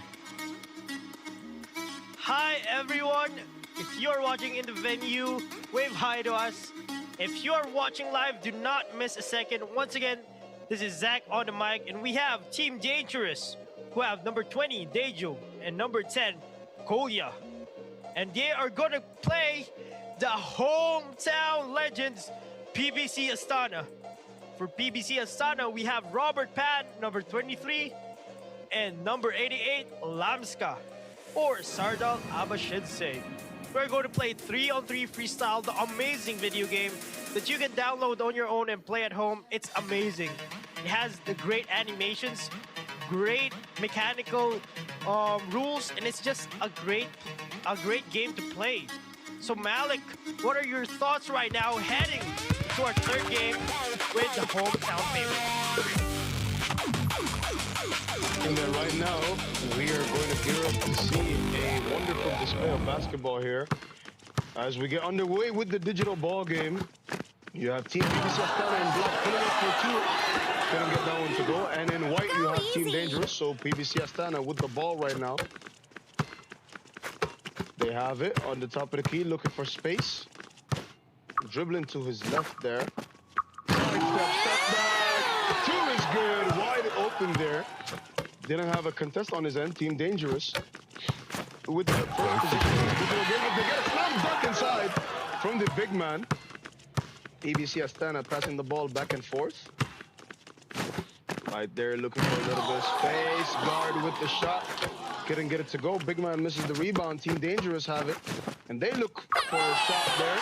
Two-point shot is good from the corner for Team Dangerous. And they take the lead. 3-2 is what the score stands at right now. 9 minutes and 11 seconds remaining. As Team Dangerous get a steal there. Big man right open inside. Goes for the slam and gets it. 4-2 is what the score stands at for Team Dangerous. Right now, PBC Astana passing it back and forth. They're looking for some space here. Passing inside. Slam dunk is good. And they get that basket to fall. Now we got Team Dangerous with it. Looking for some space. Step through. Couldn't quite get that one to fall. Ball on the right wing. Dribbles left. Passes. Pump fakes. Gets it back. Steps back. Wide open for two. Keep the rebound. And a slam dunk there for Team Dangerous, as PBC Astana have the rock right now, looking for space. A steal from Team Dangerous, who have the ball right now, looking for space. Step through, blocked by PBC Astana. Now we have Team Dangerous with it, passing back and forth, tossing it up. Can't quite get it to go there. Rebound by PBC Astana with the slam to reduce the deficit to 1 here. Team Dangerous with the ball on the 2-point line. Shot is up. Rolls off the rim. Big man gets the rebound. And it's blocked in the slam dunk attempt there. As PBC Astana trying to get a quick two. Slam dunk attempt blocked by Team Dangerous, who have the ball. Step back, step through. Shot is good. And it will count for 1 as the step through made them step inside the line. 7.5 minutes to go here in this contest in Astana. And that's not just a joke, it's a poster. PBC Astana here with multiple awesome dunks. Meanwhile, Dangerous pulling back inside. There you go. Big man finishes at the rim, but PBC Astana answers back with a slamma-jamma of their own. Set a screen here, step back, left perimeter, no good.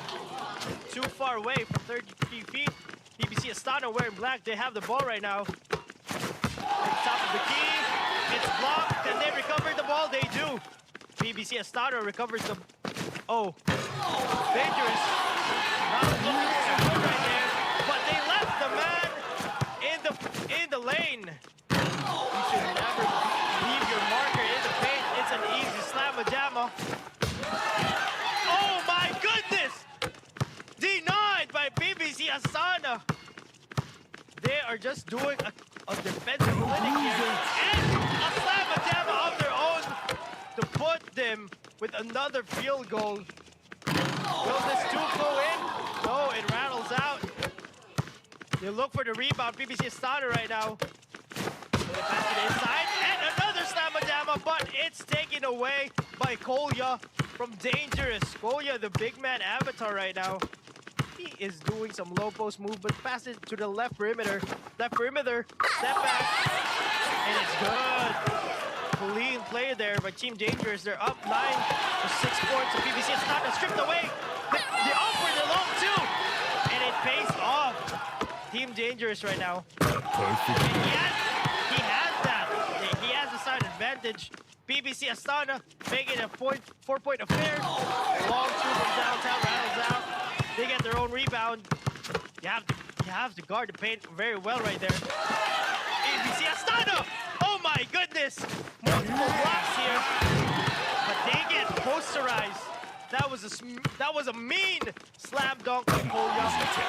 PBC Astana get their bearings straight. And they answer back quickly as they fall down. But nobody left to guard the big man from Dangerous.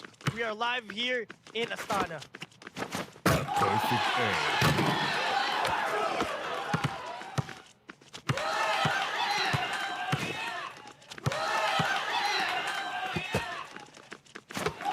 Dangerous here. They have the ball. PBC Astana. Pass it inside. Another slamma-jamma. Count it in, ref. No, do not leave your marker behind. Kolya with another attempt at the basket. That puts them up by 4. Easy. PBC Astana need to look for a basket right here. Step back, pass to his big man on the top of the key. What will he do here? Pass to the big man in the paint. Denied by Kolya. And you can see there on the player screens. It was frustrated with that. Meanwhile, Dangerous, they are just adding up to their 30 points here. Team Dangerous, 18 seconds, look for a good play. Blocked by PBC Astana. But PBC Astana cannot get the ball. Traffic in the lane. He's looking for that post move. And he gets denied. What a defensive clinic here for Robert Pan. They get their shot clock violation. And PBC Astana, they have to look for a play here. They have possession. Will he do a step back? Top of the key. They get a rebound. They need to make use of it. Ouch! PBC Astana pass to the inside. No! It's stripped away. And Team Dangerous capitalize on that steal. PBC Astana, they have the ball right now. Abashidse and Robert Pan. Step back. PBC Astana with 10 seconds left on the shot clock. They're being hounded on defense. 5 seconds to shoot. And they opt for that slamma-jamma. Malik, it's a 5-point game. What are you thinking here? Who will come out on top? It's looking like Team Dangerous has a claim to that as they get close to the score limit, but a slam dunk there by Team PBC Astana. And it's looking like they're disputing that claim, but if they hit a 2 here, it will be the end of this quarter. Step through. And it's good! And that is how we will get to our score limit of 19. A 7-point lead for Team Dangerous to end the digital stage of this competition here. Wow, what a shot there. A sidestep step through 3, or 2-point shot, excuse me, to end the digital stage. We have the virtual avatars moving around here as we get ourselves ready to see a few highlights from that digital play as we get ourselves ready to transition into the physical stage of the competition here.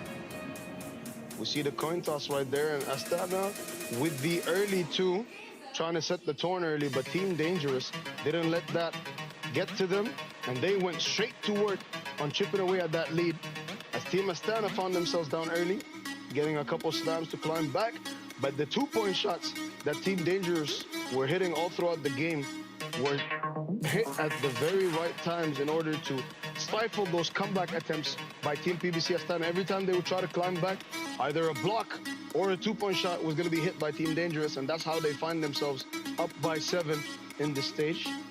And we will be back ready to transition into the digital stage. After a short ad break here, we see the scores from both teams, 19-12, and how the scoring breakdown was done. As you can see, 2-point goals. Team Dangerous outscored Team Astana, and that's where a majority of the difference happened. Now we get ourselves ready for the physical stage of digital basketball presented by Halik Fun after this ad break.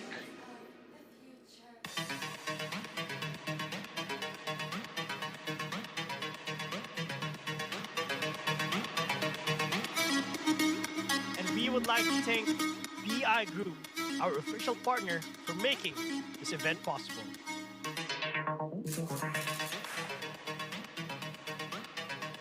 Also, a big shout out to Alibaba Cloud, Digital Basketball, Games of the Future official partner.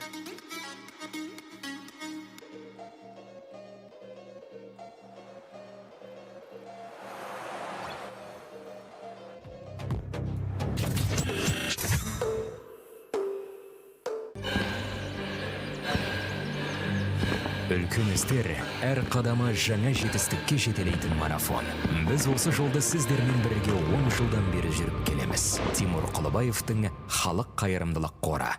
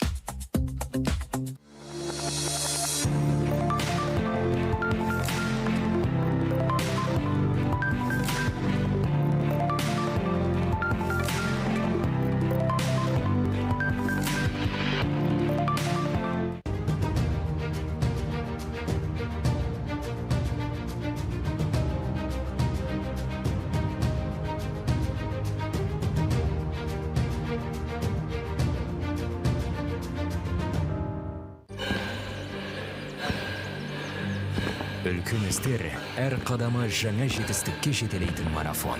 Біз осы жолды сіздермен бірге 10 жылдан бері жүріп келеміз. Тимур Құлыбаевтың халық қайырымдылық қоры.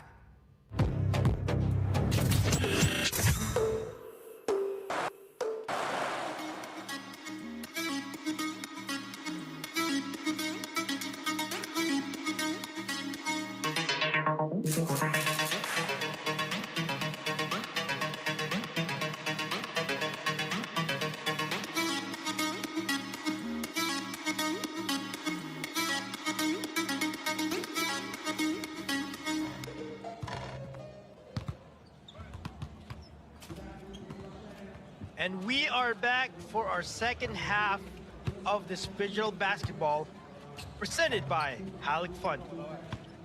We would also like to thank Alibaba Cloud, our partner, and BI Group, our official partner for this event. Without these organizations, digital basketball presented by Halik Fun would not be possible. And we get some cheers here from the crowd. Of course, we have BBC Astana, the local team. We got Abashidse, Robert Pan, and Ait Kali right there in a huddle. And they have to make a comeback here. They're up for a tall task, but nothing is too tall for the home legends. We are going to see what they do here. Meanwhile, their opponents, we have Team Dangerous, number 13, Debo, number 4, Kompo, number 20, Dejo, and number 10, the man himself, Koya. So this is going to be a great game. As you can see there, Sibo, he stands at 6'10". He's an inch taller, or 2 inches taller than the two members of PBC Astana, but they're very even out. Meanwhile, Koya stands at 6'4". He's the smallest guy on the court. Sibo finishes for the drive to the middle of the basket.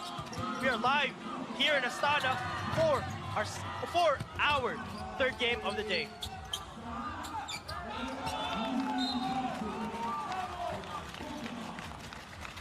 Blocked And right now by you Sibo have right there. Team PBC Astana with the ball after the block there by the big man from Team Dangerous. Robert Pam with the ball, takes and bakes, takes the two, bounces off the rim, couldn't quite get it to go, but Ed Kalish secures the rebound, gets to the two-point line. He's looking for some space there. And Robert Pam fouls over there, the big man from Team Dangerous, as they will take the ball and reset at the top of the key here. 6 minutes and 19 seconds to go in this quarterfinal matchup between Team PBC Astana and Team Dangerous, of course. Right now, you have Team Dangerous with the ball. Big man looking for Kolya to pass it to. He's held up with Lamska. And the shot is up. No good there. Rebound by Abashidze, who has checked into this game for Eitkali, practicing his step-back twos there. Gets it through the net, and you can see that gets the audience excited there. But a foul was called, so the basket will not count. The home team receiving a lot of love from the audience here, who are really looking for them to win this ball game. They have an 8-point deficit to overcome as Robert Pam takes the ball at the top of the key, gets it to Abashidze inside. Abashidze trying to use his size, but he gets fouled before he can get a shot attempt up. That's the second foul on Team Dangerous. Abashidze really wants to use his matchup with Kolya here, to use his physical attributes to his advantage as he attempts the two there, can't quite get it to go. Rebound by the big, secured by two hands. Kolya right now being sealed off by Abashidze. Robert Pam hooks it out of bounds. 5.8 to go on the shot clock here, as the home team will be on defense. You can hear the cheers from the local fans as Kolya takes the three. Can't quite get it to go. It will count for 2 points since it's behind the arc in Federal basketball. Ball deflected off the rim. Big man gets the rebound from Team Dangerous. Looking for space inside. Gets it to Kolya. Kolya now having space to breathe. Big man inside. Gets the layup to go, and it's good. 2-0 is the physical stage score for Team Dangerous, who now lead by 9. Eitkali makes his way back into the ball game. One thing I like about Team Astana is they keep their rotations consistent. You rarely see a player play for over 2 minutes in the stage. And now a 2 is good for Abashidze of Team PBC Astana. And I think that tactic they do with their rotation really lets them conserve their energy and make sure every player can give out an absolute 100% when they come out onto the floor. The complete opposite situation of what we saw from Minsk earlier. What do you think about that, Zach? Great analysis there, Malik. Really great from you. As we know, folks, Malik is our basketball player here in the commentary. Oh my goodness. The great defense from Eitkali. He's suffocating Kolya. Manages to get past. Oh my goodness. PBC Astana is just doing everything here in defense. They get the rebound. The Bacho Red, aka Eitkali, passes to his man. Long two, no lucky bounce there, but will they get possession? PBC Astana, they have just been so tremendous when it comes to defense, and this is something that Malik has mentioned, the rotation. Amazing shot there, and the two players, they've been holding each other. We will get a decision who gets possession after this. Sibo, Compo, and Kolya for Team Dangerous. They are well rested. They are 2-0. That means they didn't play yesterday. So will we see that advantage be played here? Meanwhile, as Malik said in his analysis, the great rotation from PBC Astana. No one's tired there. And these guys are young. They're tall. Smallest player 6'6", tallest 6'8". They can guard Sibo well, who stands at 6'8". Meanwhile, Kolya, smallest guy on the floor, standing at 6'3". So that's gonna be it. See, they're using that height disadvantage. Kolya needs to do everything here on defense. He cannot do anything against Eitkali. Oh my goodness. And the defense here, suffocating. Sibo. Robert Pan with the ball. Right perimeter. Step back. Pass to Aitkali. There is a dunk there in the shirt. But Capacho Red Aitkali finishes. He was being subbed in the shirt and he could still finish. Great defense there. Active hands. He is a wall in the paint. And he gets the whistle. Sibo. Tired on the floor right now. He's the man for Team Dangerous. We get some boos here. Crowd is going wild. Of course, you got the hometown heroes. It's a 6-point game. And Aitkali, there's a difference of physique here. But Aitkali has a heart to give it all on defense. Of course, he is playing for the home crowd. Sibo, can he shoot this? He is shooting free throws right now. Loud cheers from the crowd. And he connects. Sibo converts to put them up by 7. Abashidze comes back. Awesome handles. And we get a foul right there. Abashidze hits his face on the floor. And we will see what happens here. We get some medics and some professionals checking on Sardal Abashidze, number 88.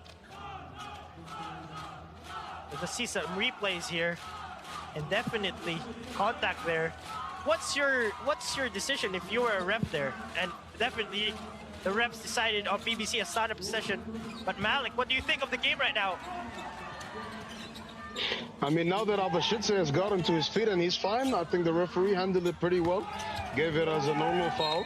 And we get restarted with the competition as the big man steps out there. He feels he was fouled. The referee will take a look at everything and decide on what to do here. 3 minutes and 41 seconds to go in the contest. As Astana are down by 7, Abashidze holding his jersey right now, feeling like he was held up there.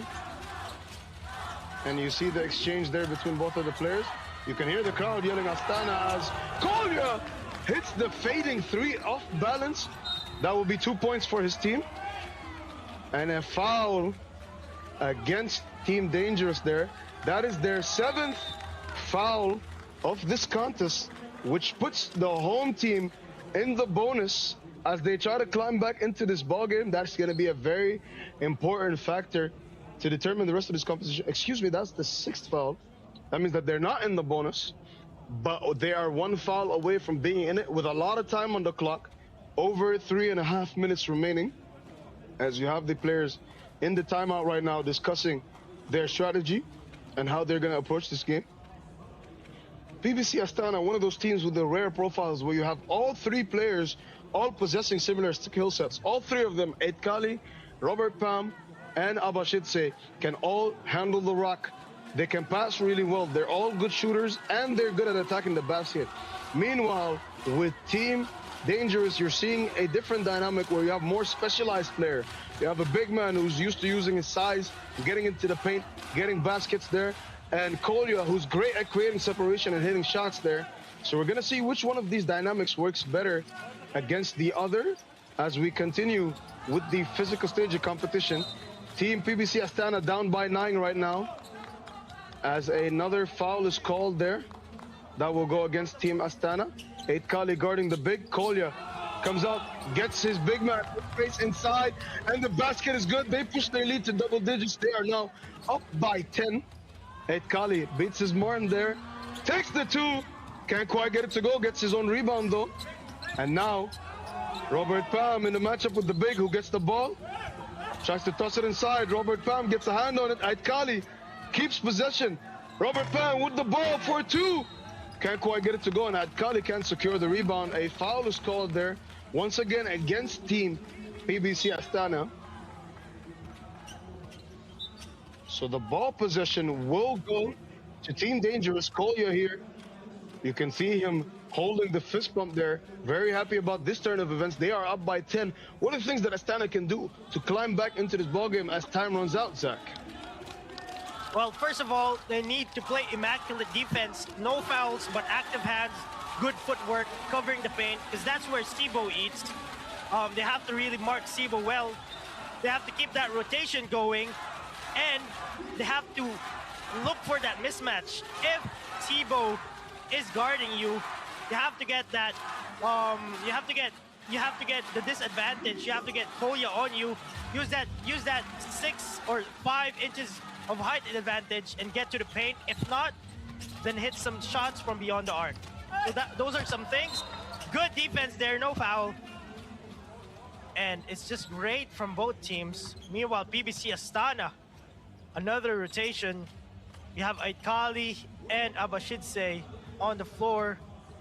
Meanwhile, Kolya stripped there, but they retain possession. Kolya and Sibo are going to play this full 7 minutes. So that dynamic there, that difference is going to be a factor. Okay, good defense, but better offense there for Sibo. No foul. Abashidse crossing him up, attacks the basket, denied. And Sibo muscles up. That flex, the presence in the paint. They have to recognize that Sibo is a monster on defense. They have to create separation, get some step backs, fake pump. Okay. Abashidse, let's see what he can do here. Aitkali, that's the separation, the space that I'm talking about. You do not go to the basket with Sibo there. You look for separation. You give him a small bump and then step back and shoot the rock. And Aitkali there. And I'm going to say Aitkali is legendary. He has great IQ. And let's see what PBC Astana can do here. Aitkali goes to the bench. Meanwhile, Robert Pan, the national team hero, he's going to come in, getting some booze here for Kolya, and it works. He does not convert that free throw from the charity stripes. We have 2 minutes and 20 seconds left here in our bowl game. Kolya with the ball, pass. Robert Pan unable to defend Sibo there. You have to be very physical without fouling. Robert Pan goes, pass Abashidse, fakes it. Oh, he jumps his man. Rebound. It goes to PBC Astana. Last touch, Sibo. And we have less than 2 minutes here of basketball remaining. Abashidse comes out. That's the shuffle that we're talking about there. And then once again, we are live here in Astana. Right now, Aitkali with the ball, passes it to Robert Palm inside for the easy layup, and the crowd loves that one. You can hear their applause right there. Under 2 minutes to go in this contest. PBC Astana find themselves down by 10 as Kolya makes his way inside. Can't get the bucket to go. Aitkali with the board. He gets it to Robert Palm. Robert Palm makes his way inside, puts it up, gets it to go. Team Dangerous really avoiding fouling there, as they would put Team PBC Astana in the bonus if they commit that foul, and that is not good for them. Right now, the big man creating some separation. Aitkali bumping him there. A fadeaway shot, no good. Aitkali with the rebound. Pulls for two. Aitkali's two is good. Bringing the lead back down to 7 now. With 1 minute and 8 seconds remaining to go in the contest, Kolya loses it. And now, possession will go to Team PBC Astana. No, excuse me, I misread that. It's looking like it's going to Team Dangerous. Kolya with it. Steps back, pulls for two. Couldn't get that one to go. Robert Pam. He has some space, pulls it. That two couldn't quite go through, but Aitkali keeps it alive. Robert Pam on the line. Shoots for two.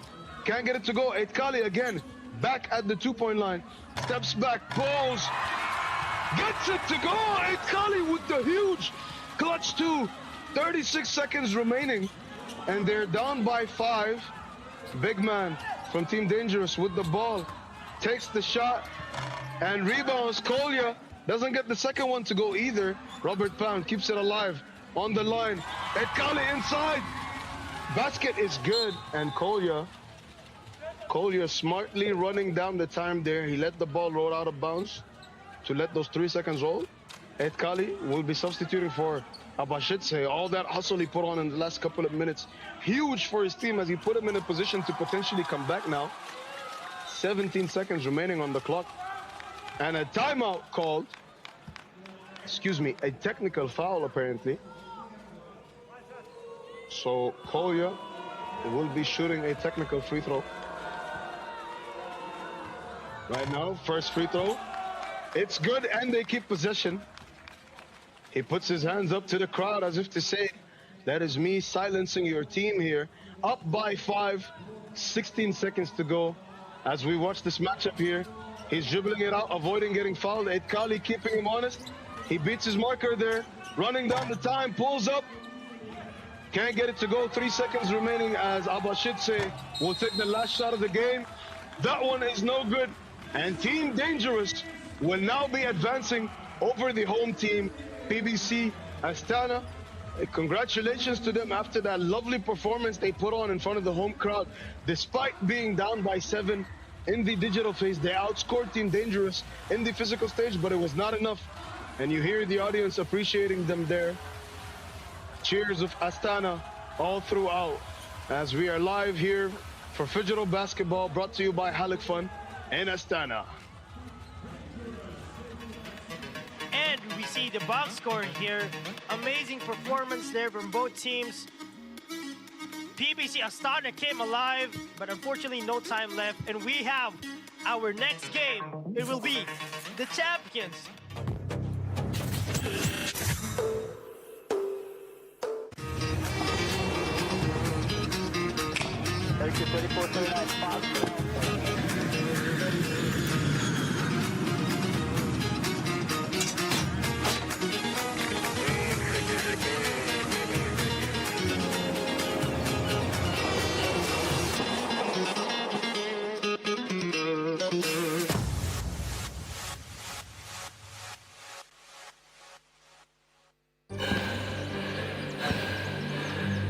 Үлкен істер әр қадамы жаңа жетістікке жетелейтін марафон. Біз осы жолды сіздермен бірге 10 жылдан бері жүріп келеміз. Тимур Құлыбаевтың халық қайырымдылық қоры.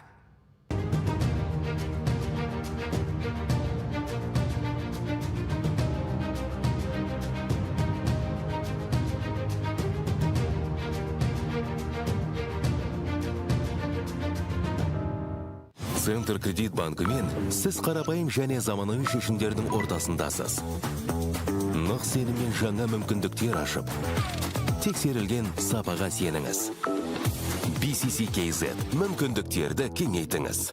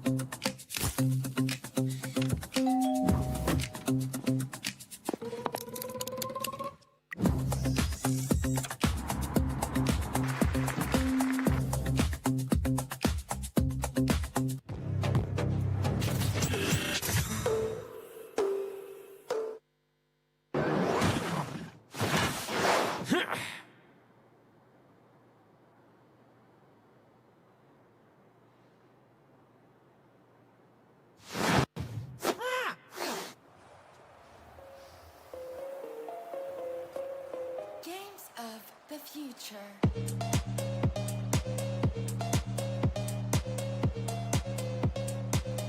And welcome back to the studio. That was an impressive display, both on court and digitally. Unfortunately, though, Team Dangerous proved to be a little too dangerous for PBK Astana.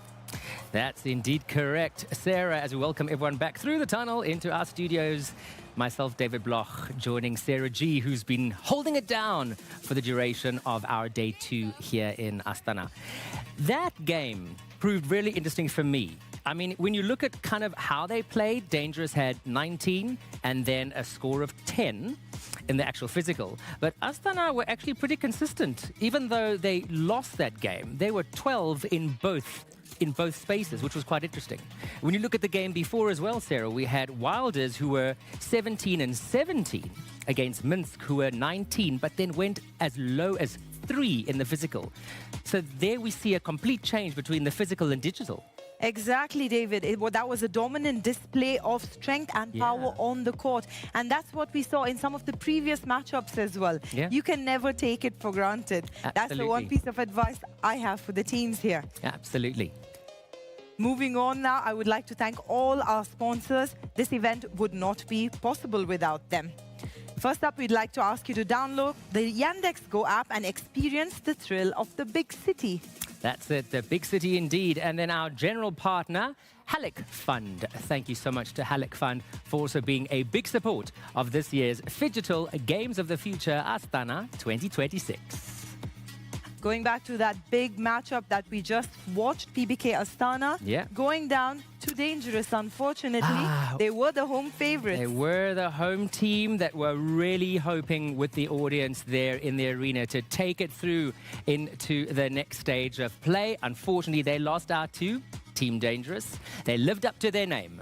Indeed, they did. I did hear Coach H earlier, one of our analysts who was actually singing. Dangerous. And that's why basketball is my favorite sport, because it's so unpredictable. The teams were really evenly matched up there, and they never let their guard down for even a second. That game went down to the last second. Indeed it did. We'll be also showcasing our final Phygital basketball game of the day, which is between Liga Pro and Boca Juniors. You'll be able to view that on the OTT platform, because very shortly we're going to be heading into the realm of PUBG. And we all know that that's where the action is heating up. It's been the same thing throughout the day as well. It's giving hunger vibes. I was going to say, I know you've always said it compares to the Hunger Games, and I like that analogy because in so many ways it is indeed. And I know that it's an exciting one to watch because we're going to be heading into day 3, which of course is going to be for that final play of $1 million. Moving on now, we have a big interview with Falcons, the winning team. Amazing game, and we have somebody here, right here with us from Falcons. How are you? Good, thank you. Nice to have you. Well, nice to be here, rather. Of course, nice to have you too. What actually went down? Let's talk about the first game, because yesterday we were looking at you playing it a bit cautious, I would say. I don't know what was really going on inside your mind. All we see is what you're playing. But today you just went full on with the first game, and it smashed it, we would say. Yeah, I mean, the first game today, I popped off. I think I had like 6 kills. We just had a really good line in the zone, and we made a plan to camp a team on edge. So we killed one of them coming in. Had a bit of confidence at the start of the match, getting I got mine early, so. Yeah, just comfortable, to be honest.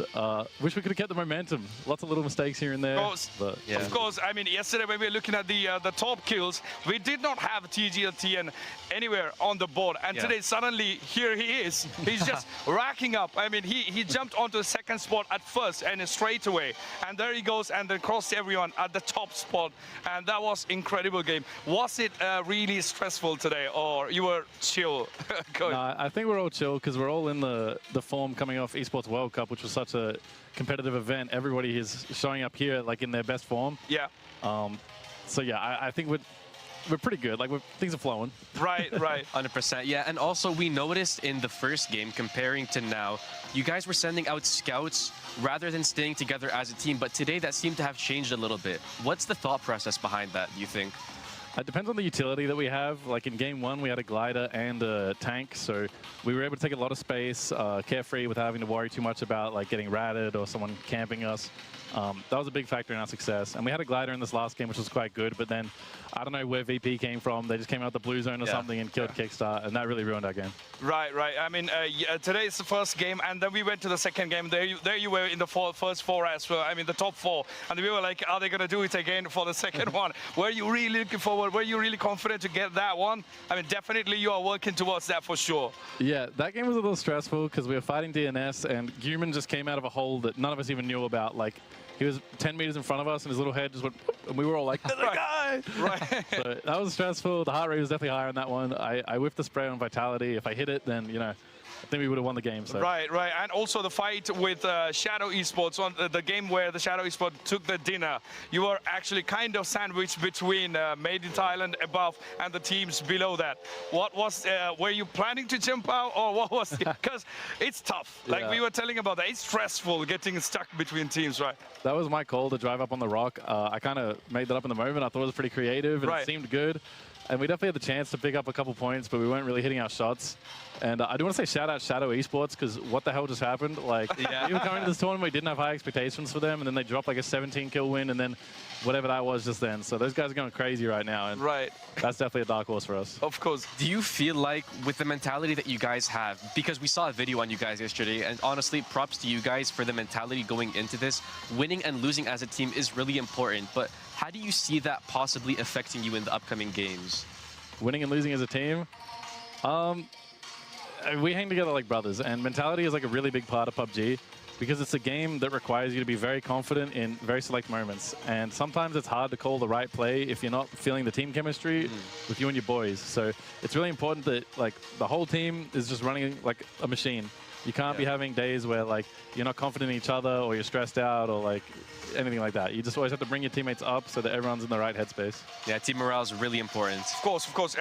When you get on that leaderboard, when with the kills, you jump straight into the second place, and you had only one kill to go to the first one, and then you jumped onto the first place as well. When you were on the second, where your mind really focused on, I really want to get there, or it was more like, I just want to get that chicken dinner for the team? Yeah, I didn't even know. I was like, I don't even know where I am right now. I have no clue. I don't look at the personal stats. All I care about is the team play, how the team's performing, and where we finish at the end of the day, because that's how I get paid. Wonderful spirit.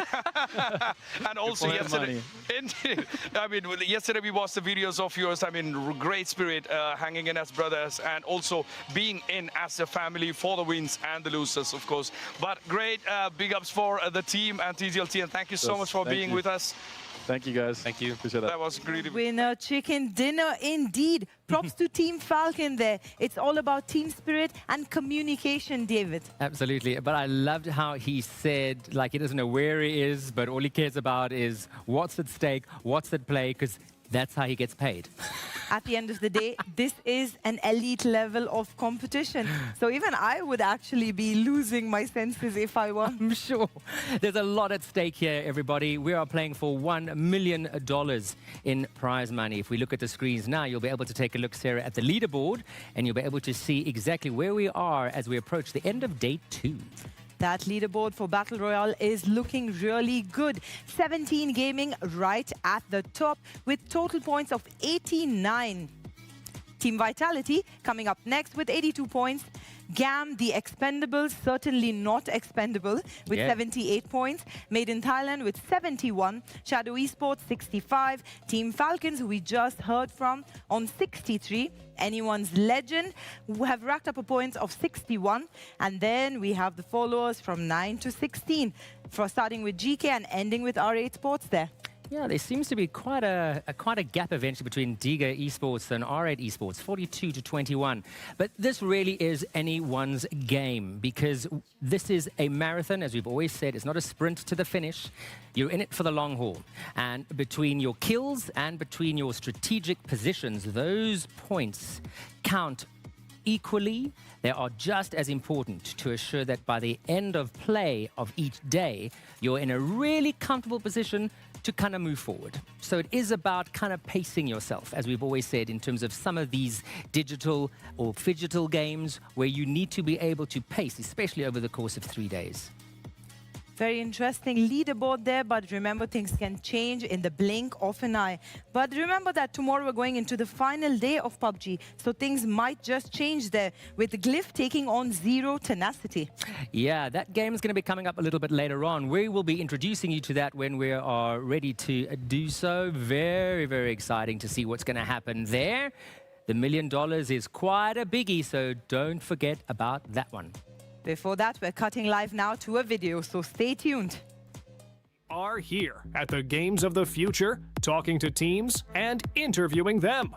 Let's look into Zero Tenacity. Originally located in the Eastern European region, the team has won the European Pro League Championships, EPL Championship, and many more tournaments and prestigious events.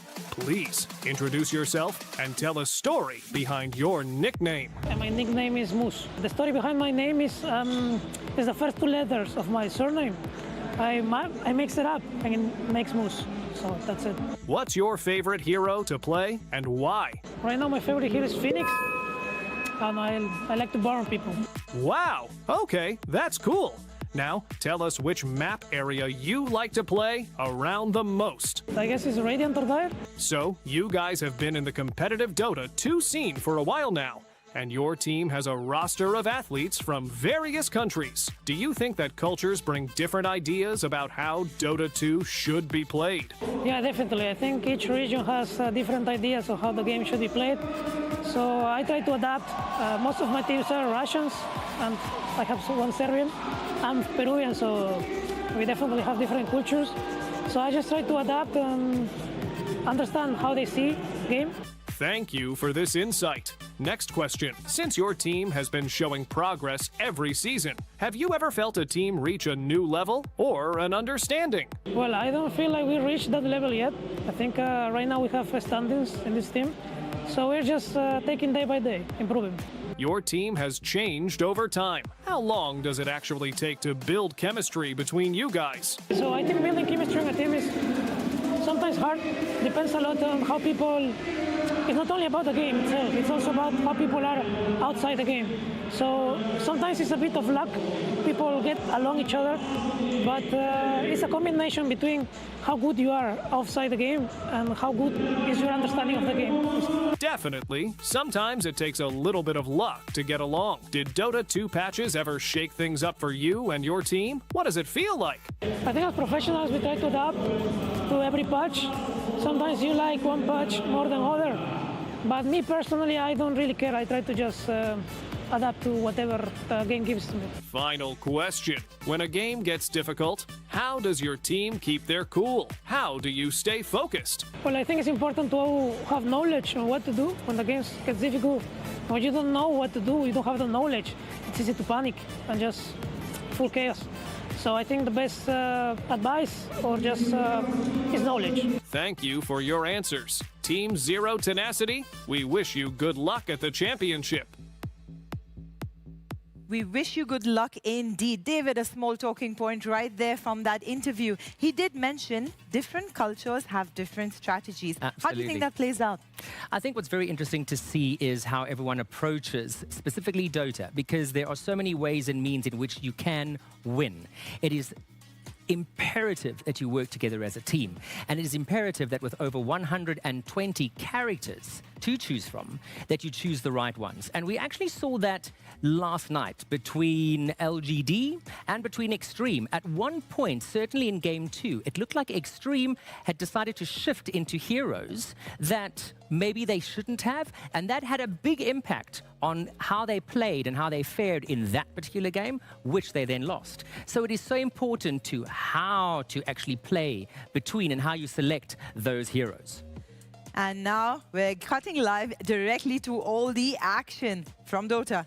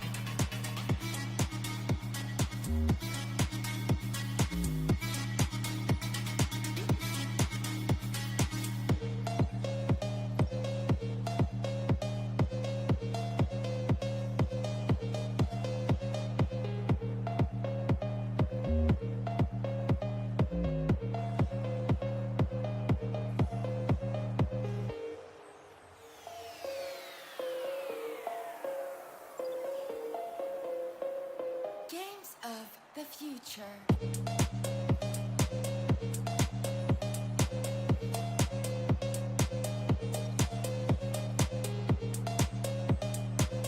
Earlier today, we had Sakota, a former winner of Games of the Future. Now, you guessed it, we got a few more winners. Well, and by a few more, I mean one. One winner from the second season of Games of the Future, and that person is none other than their mid laner, Warwick. Oh, really? Warwick has won the second season of Games of the Future. That was in 2023. Oh. Wow. So a lot of pedigree still for this team. It didn't really help Sakota that much, but of course he was facing two former winners of the tournament, so... That it overpowered him. Yeah. Quick math, right? 2 is greater than 1. But the story... Oh? I didn't know that. Yeah, you learn something new every day. Holy! That's why I'm the teacher, man. Of course, we see this second map, of course, between Zero Tenacity and Yakult Bros. And Yakult Bros was playing with what some would consider their go-to strat with that Marcy that today was banned time and time again in their previous series, and they managed to defeat it in quite impressive fashion. It was never easy. It always felt like Yakult Bros had a chance to, well, take over the game, but Zero Tenacity showed a composure that not many teams have displayed so far in this tournament. Yeah, I absolutely. I was very concerned about this game for a long time, like almost quite similar to Glyph's story, right? Where they kind of at some point overcame, not insurmountable odds, but maybe a little bit of a harder game. Like it was not a walk in the park. And I think this game, much like this series and all the other series that we've seen at least, whether or not they're one-sided or not, it's hard to tell because games have ended so quickly off the backs of maybe one fight at the 40-minute mark. It almost feels like everything that happens before that doesn't matter too much. Yeah, I'm wondering if this is the meta, well, the future of the meta for the patch. Is this the meta of the turn, or is it going to be something that it will evolve as the tournament progresses because the teams have more time to understand and fully appreciate the patch and know the ins and outs properly? Yeah, it could be. I don't think things are going to be figured out for a while, though. I think it always takes a little bit longer than people give it credit for a patch to get figured out. I know that, at the start of patches, you can sort of go through like two pathways of, well, I'm going to pick what hasn't really been changed and was good before, so it's probably still good. Yeah. Or the old reliable of, well, we've been practicing this for, a few months and it hasn't been completely neutered. We might as well just try it again. And I think both have equal likelihood of failing and succeeding because it takes so long for patches to evolve. Like Dota is so consistently on the same patch for an extended period of time, but maybe you play two tournaments on the same patch and it's got a completely different meta. And it's like, okay, wait, but like, why does this happen? That's it. That's Dota. It's always evolving, always changing. That's what keeps people interested. As much as like people go online and complain about the patch being the same, the meta is not. Maybe there's some overarching like Shadow Fiend or Drow or like Queen of Pain was, really good for a year almost. Or I would say maybe was more. Very good for like 5. 5, yeah. And he's still pickable. But people found ways around him. People found ways to work with him, to deal with him, and eventually he's just gonna fall out of favor. But that's the ebb and flow of Dota, baby. And I don't know how much the 7.41e patch is going to drastically shape up the patch, but we are seeing some notable little changes. Snapfire has disappeared. Fully. Yeah, right, so someone, Drow, right? Yeah, Drow has been very minimally picked. Someone put their pictures on a milk carton because they are missing. And who else? Who else has been a big... Lone Druid has been mixed success. He's still at like a 96% ban rate. But he's not looking too good, even when the games that we've seen him. He hasn't been too successful, at least on our stream. Yeah, I would say more or less nothing at all. We haven't seen anything at all from the hero when it comes to significant impact. Especially, well, even if it was significant impact, it was not significant compared to what we've been used to seeing from the hero in the last maybe month and a half, 2 months of pro play. Shadowfiend, though, Shadowfiend has still seen a lot of play. Shadowfiend has seen maybe even more play than before because, well, the likes of Drow, Ranger, and Klinks have kind of diminished, and the Lone Druid has fallen off of favor a little bit. But the Shadowfiend is still a go-to hero. Granted, he doesn't win all the games he's been played in. We actually saw him multiple times be defeated, but even in defeat, the hero still rips through opponents like no other. Very true. Definitely become the I mean, at this stage of the patch, this stage of the meta, the big winner here, who was the winner, I guess, before and has continued to hold reign as the winner here. Yeah. If you look at like just our previous series, right? He won a single game out of 2, but that doesn't really paint the entire picture. Yeah, it looks pretty good both times, and that's always been, I think, the story of SF recently, is despite it losing. I think, funny enough, I think Clockwork's kind of in a similar boat. The only difference is one's a support and one's a core, so you can really tell when SF is doing good. And despite his win rate being, I think, only okay in the tournament at the moment, I could be. Yeah, it's like 5-4. So it's okay, but I would argue that all 9 of those games, it's looked somewhat decent. I couldn't be against you, honestly. It's there's a reason why some teams, well, they don't even play it or let it through in their picks, so they just ban it early. And the teams that do let him go through have often gotten burnt by it. And I'm looking at these defeats that he suffered. It's one game last series that it was a deciding comeback Luna Slark shenanigans that somehow worked out in their favor. Another loss they suffered, it was a playtime into Rune Eaters, playtime with a bit of a newer roster. Rune Eaters have been practicing for many months, and they managed to shut it down with the Spectre.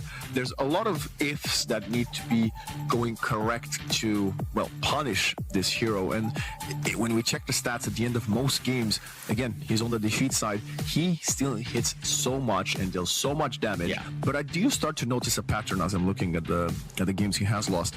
He seems to lose quite often, well, at least 2 or 3 times I've found so far, versus Spectre. That is I hear that both these teams, I believe, has played. No, Z10 played against the Spectre. So I know Glyph did play the Spectre against Joy, map 2. But then Z10 ended up playing against it. And they slapped it down hard. That was the Tiny Invoker game 1 yesterday. With the Witch, we had a Tiny Witch Doctor against Centaur lane, and it looked very sad for a very long time. That's also been a pattern here, is Centaurs being punished and Witch Doctors making them look like little babies. Yeah, the Centaur, I'm curious what his overall win rate is because it looked very rough a few hours ago. I think he was at 36%, and I think he's lost more since. 4 and 7 from what I can see, but this might not be updated. Yeah, it's not a good look for him. As it's good to see a bit of a change of face on that offlane front. A lot of teams really prioritizing taking out the Largo. We see it often be banned in the first phase. The staple bans, I think, have been Largo, Treant, Undying, and when one of them does not get banned in the first phase, it's usually instantly grabbed. Most often than not, that being the Undying. But There we go, Zero Tenacity. They've been watching the games today, Crash. Yeah. They know what's up. Fair enough. You know, it is technically won both games despite arguably mixed results from specifically Emo. But he did end up winning, right? It's not that he played bad the entire game and did nothing. It's that he played bad at the start of the game. The problem with mid lane, though, is that can literally come from misusing a Fairy Fire or using a Tango at the wrong time or taking one too many tower shots. And the next 30 minutes of your game is ruined. And that's mid lane at the highest level. So, you know, as much as we clown on it, he recovered and he played well and his team won. And he did consist of the help of that. But Luna also played really well and did a lot of damage. So that was cool too. Lina is a hero that a lot of teams have dabbled in. We've actually seen it played as a mid as well earlier today. I think in that match it was Bob losing the game with Lina. So her safe lane win percentage has been slightly higher, but you know the sample pool of 1 on mid isn't that significant. Well, earlier today, Lina had a fat 0% win rate. Oh, great. It is now a 14% win rate as she has won 1 game out of 7. Hopefully, Glypher here to bump that number up. Or down. I guess it could be the end to bump that number down too, I guess. And it's funny because I think it's kind of similar to SF. Where I don't think Lina's a bad hero, but I just think SF just naturally does more damage than Lina. Why neither of you a Shadowfiend yet? I want to know. That's a really good question. I want a really good answer. Really good. You're gonna have to look somewhere else, brother. I ain't got nothing for you here. No. Give me what I want. Give me what I want. Might not be picking it because they have a Lina already, which they're looking to run in the safe lane. Yeah. And Zero Tenacity are probably not picking it because Lina's pretty good into SF. He does reach a point where he gets the Shadowfiend. I don't think they are. Shadowfiend. No, they could have. That's what I said. They could have. They could have. Yes. Yes, they could have. Yeah. I think Zero Tenacity probably are going to pick it because Lina's pretty good against it. It's not nothing too crazy, but SF has to get over a pretty big health hump, you know, and Lina is constantly there to punish you if you don't get a certain health pool fast enough. You just won't be able to play the game. Well, I'm looking at next options here for Glyph, who I suspect they're gonna get the second support. They know the Bane and Willow will 100% be supports. Long are gone the days of Dark Willow carry, which, by the way, what a time to be alive. Thank goodness. Maybe something like the Rubik to steal the Brambles. Yeah. It's an easy steal for the Fiend's Grip. You get a control of the... wow, okay, they're going to get the Ringmaster. The newly nerfed Ringmaster, so his Impalement arts in lane are going to be weaker, but... It's just to creeps, though. It's just damage to creeps. Oh, okay. So you really can't miss your Impalement arts now. Yeah. But it still doesn't, I think, enough damage to kill creeps. I'd have to test it, though. I'm not too sure. I think this fits Narman's hero pool a little bit more. He plays a lot of save heroes. And Ringmaster is, I mean, one of those heroes. He's probably one of the highest, damage dealing save heroes. Maybe, Ipugna, but I wouldn't say the Pugna is necessarily a save. Yeah, different type of save when it comes to Pugna. Right. Wow, new hero unlocked. Yeah, man, I don't know about this one. Sven is constantly over the health hump, right? Just naturally by being a strength hero, but there's no war cry. There shouldn't be any war cry in the way that Brewmaster just purges it. But he is the hero against Brewmaster at the same time, so it's going to be important getting the jump on Sven before he gets the jump on you. We're always going to have the Ringmaster save too in case he does get said jump on you. But if I'm Sven, unless I'm pretty far ahead, I'm probably not showing until either Brewmaster split or we're able to get, a for sure kill on Lina or Brew. Has anybody played Sven before? Definitely not on our stream. That's why. No, definitely not here. Let me take a look. Sven is also quite good at dealing cleave damage on the escape act targets, right? You just turn your sights onto a different target and the cleave will finish off the narrowly escaping escape act.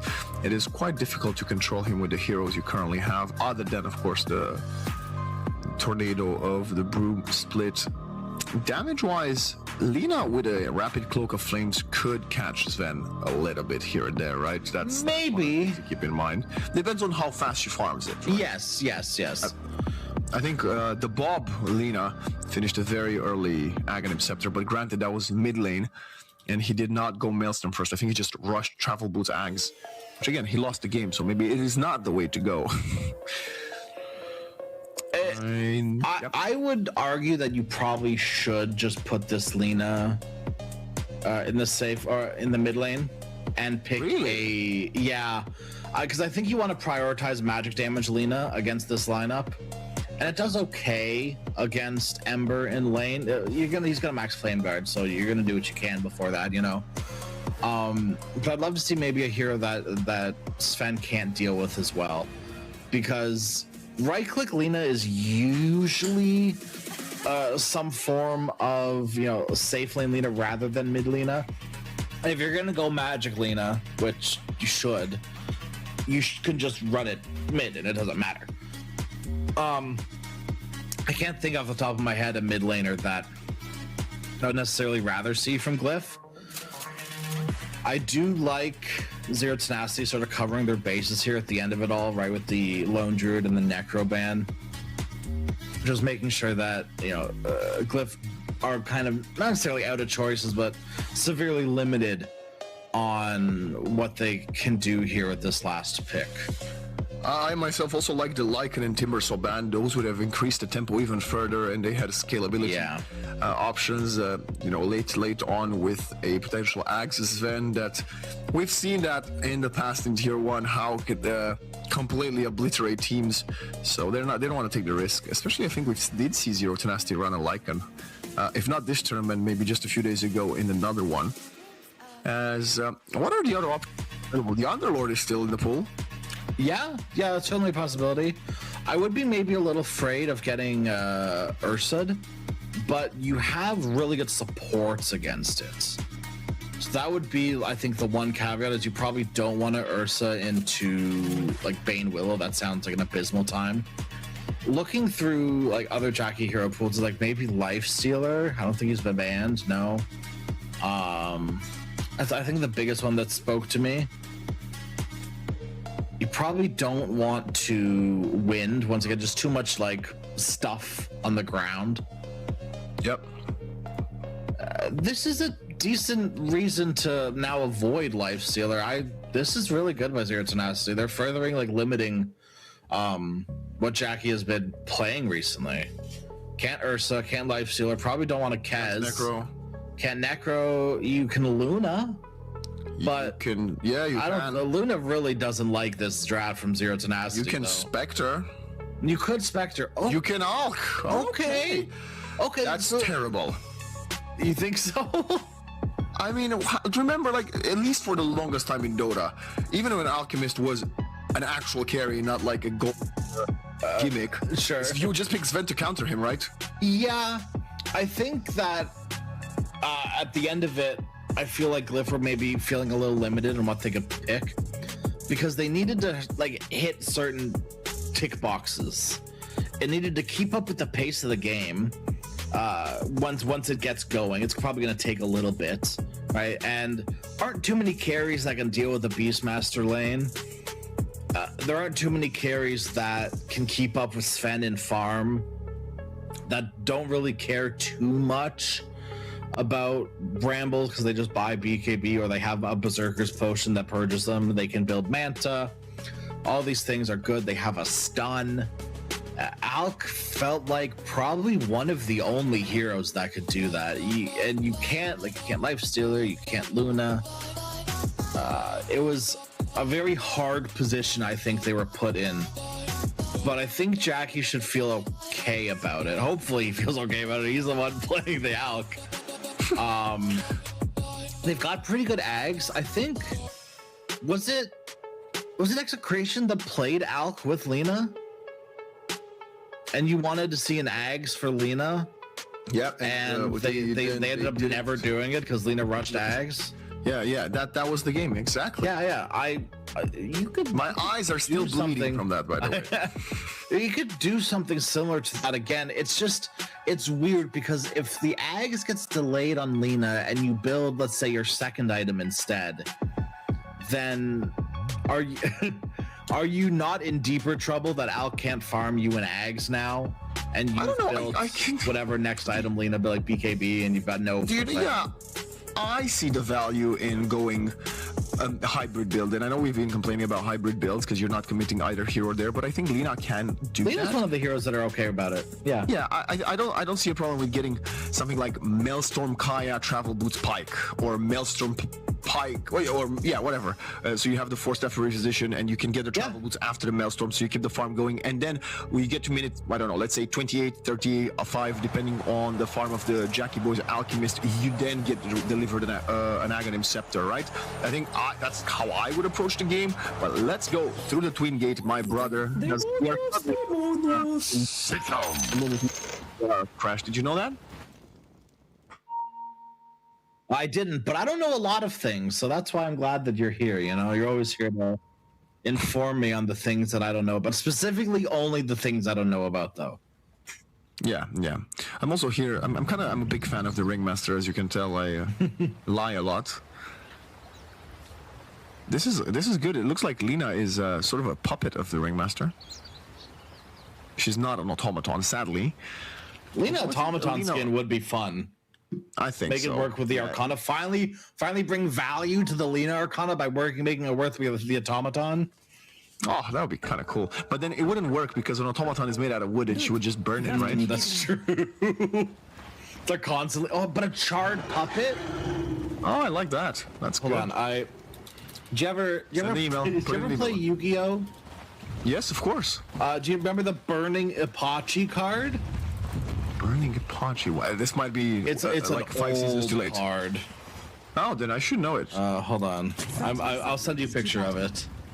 That's how I imagine the Lina. Oh yeah, I've seen it in Pachi. In Pachi. That's cool. Yeah. That's cool. I like either that or the charred in Pachi, which is just the smoldering version of that, but all charred and sad. There's so much potential. Hey, if Valve, you don't like our Marvel idea, let's cook with some Yu-Gi-Oh! If you don't like the crossover, Valve, I got an in with Yu-Gi-Oh! By that I mean it's just me petitioning very hard. And I'm rooting for you. Come on, and, like, think about it. A Karibo Io skin. Think about that. Oh my God, yeah. I'm in my bag. I'm telling you. And it could be another Arcana that evolves too. Like it could turn into a winged Karibo. Nice. Or there's all the other Karibos too. Too many now. I mean, you got way too many. You got if you don't want to do the charred Lina, you can do the Dark Magician girl Lina. That would sell. That would sell a lot. That would.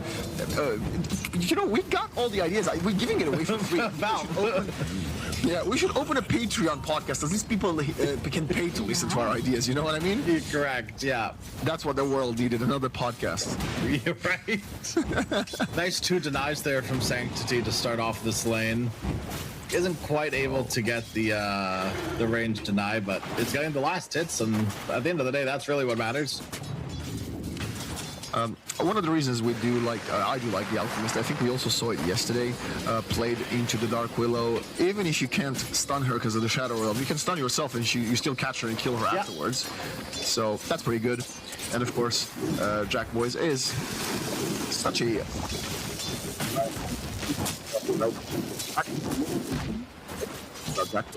Because he's not something you can take ever away from him. I would say, did I say this yesterday, that he reminds me a lot of Matumbaman's playstyle? I think I might have said that. Yeah, I think you did. That's pretty high praise, though. Yeah, one-time TI winner, one-time TI grand finalist. I don't think, look, this might be maybe a hot take.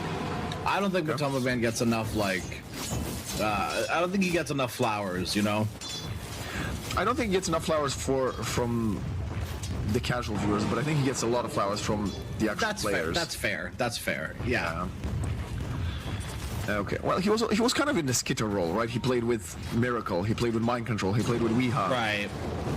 He played with Nisha. Hard to. Dire's middle tower is under attack.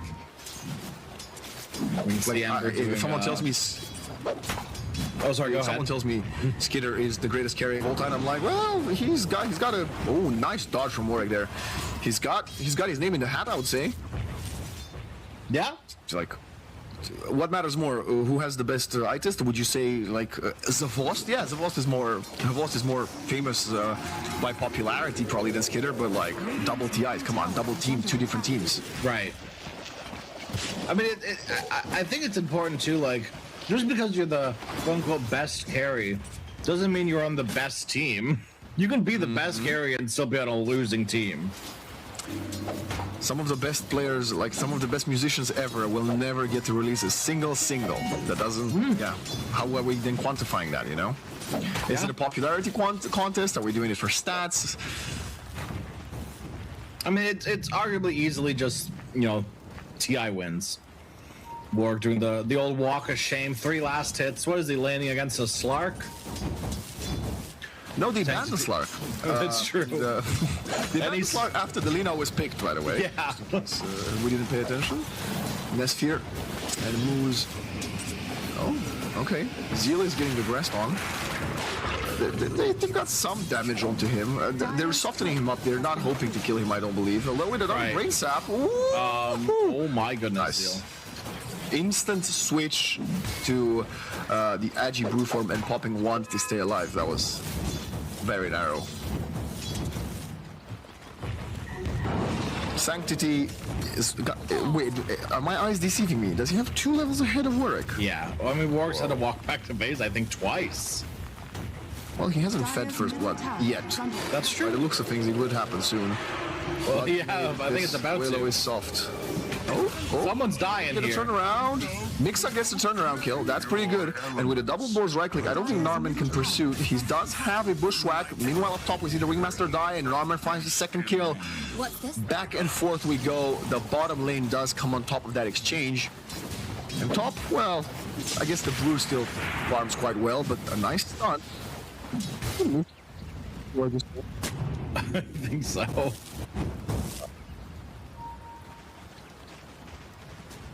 Or probably not the Cinder Brew, but the Storm Switch. Yeah. Whatever that's called. Is it just Drunken Brawlers still? It might be. I don't know. Brewmaster's had like 18 changes recently. Exactly. Yeah, basically the same ability. Don't point it out. Come on, he's sensitive. Warwick's not even level 6 yet. Okay, give him a break. That was pretty clutch though. Yeah, is he like the Observer pointed out the second lowest net worth on his team? Yeah, maybe he is. What's it to ya? He's got a bellyache. You saw him walk to base. Yeah, his tummy hurts, but he's being very brave about it. Okay. Indigestion. Yeah. After, well, fun fact, this would be our 3rd Ember loss in a row.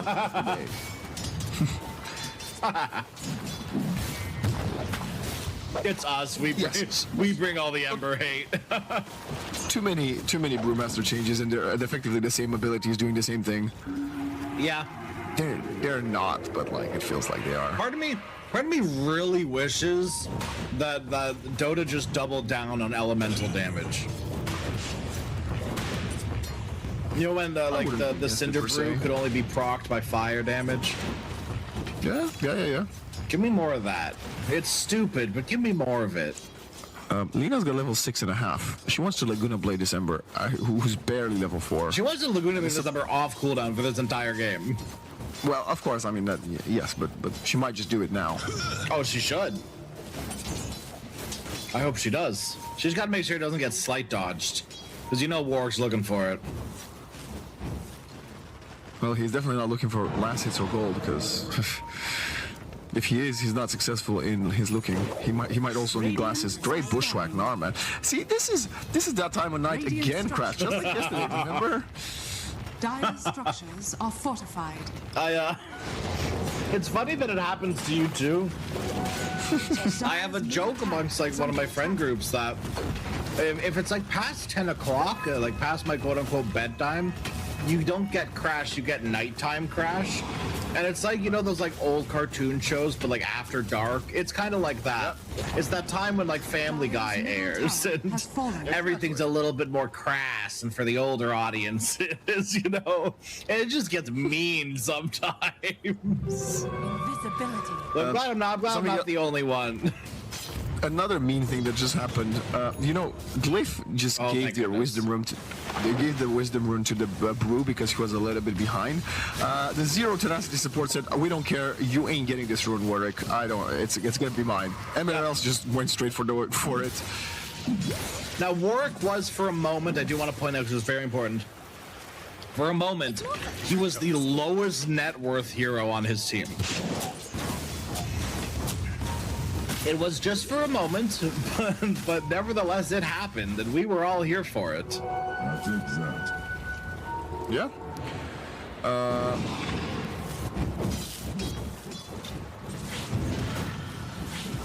Easy carrier kill for Yoakum. Has been killed.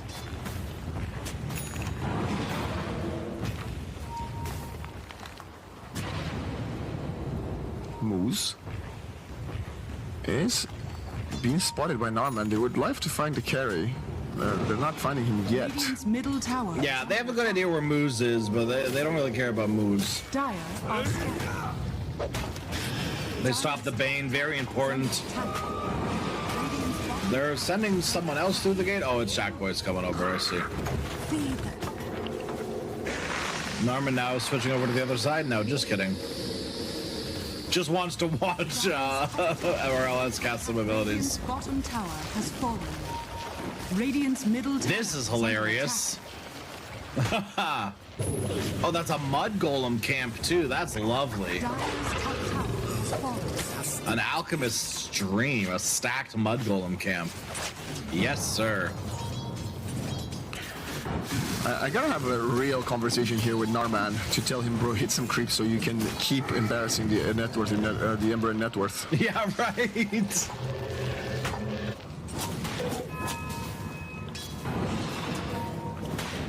They're farming against each other in the mid lane, and Ember's only a little bit ahead. It's so sad. The smoke with level 6 from the Moose Bane could be incredible. Also, I haven't seen 3 Sage's Mask on a hero in a long time. Anyway, Joe Cam. That's a roar. There's a Nightmare onto Sanctity. Bushwhack comes around to turn it onto the Bane. Sanctity just completely wants to obliterate, and that's an LSA damage with Narman, throwing in another piece of utility. Mixa. Utility, I mean, another ability rather than utility. And Mixa will just walk away. Okay. Well, you know, that was a gank and a half. I don't know how, like, realistically, I don't know how Zero Tenacity were supposed to do that. Because you, like, let's say you roar, and then, like, roar the Ringmaster. I'll tell you how. They were meant to use the Nightmare to redirect the Lina in the opposite direction. Okay. And then you just kill the supports and leave. Yeah. That's probably best case, yeah. Because I know they wanted Lina. They wanted to grip the Lina, which is why they didn't use it. Then you get immediately stunned, which is the right way. Don't grip it because you're going to get stunned. Fair enough. You have to roar the Ringmaster because he's going to save the Lina. Fair enough. But yeah, I think you're right. I think you just say screw the Lina. Because I don't think you're in a position to be choosy about what kills you can and can't get. He does have a remnant, so he'll be fine. He's. It's still a lot of slow burn. Yeah, he's barely not fine. Yeah. God Strength coming out on top. Musa does have the ultimate, and this is going to be a cooked Brewmaster. A little bit too overzealous, and maybe this might be a small miscommunication. Zeal might have assumed that Fiend's Grip could have been used mid. Otherwise, I don't think there's ever a possibility for him to play that far ahead. Might have just thought Jokum was a bit closer, too.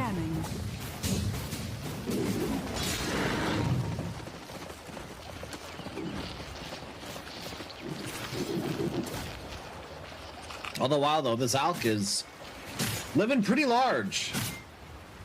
Doing pretty well for himself, but Sven also doing well. I would say that they're probably... I would say Sven actually might be a bit ahead, just because of how, you know, Alk net worth works.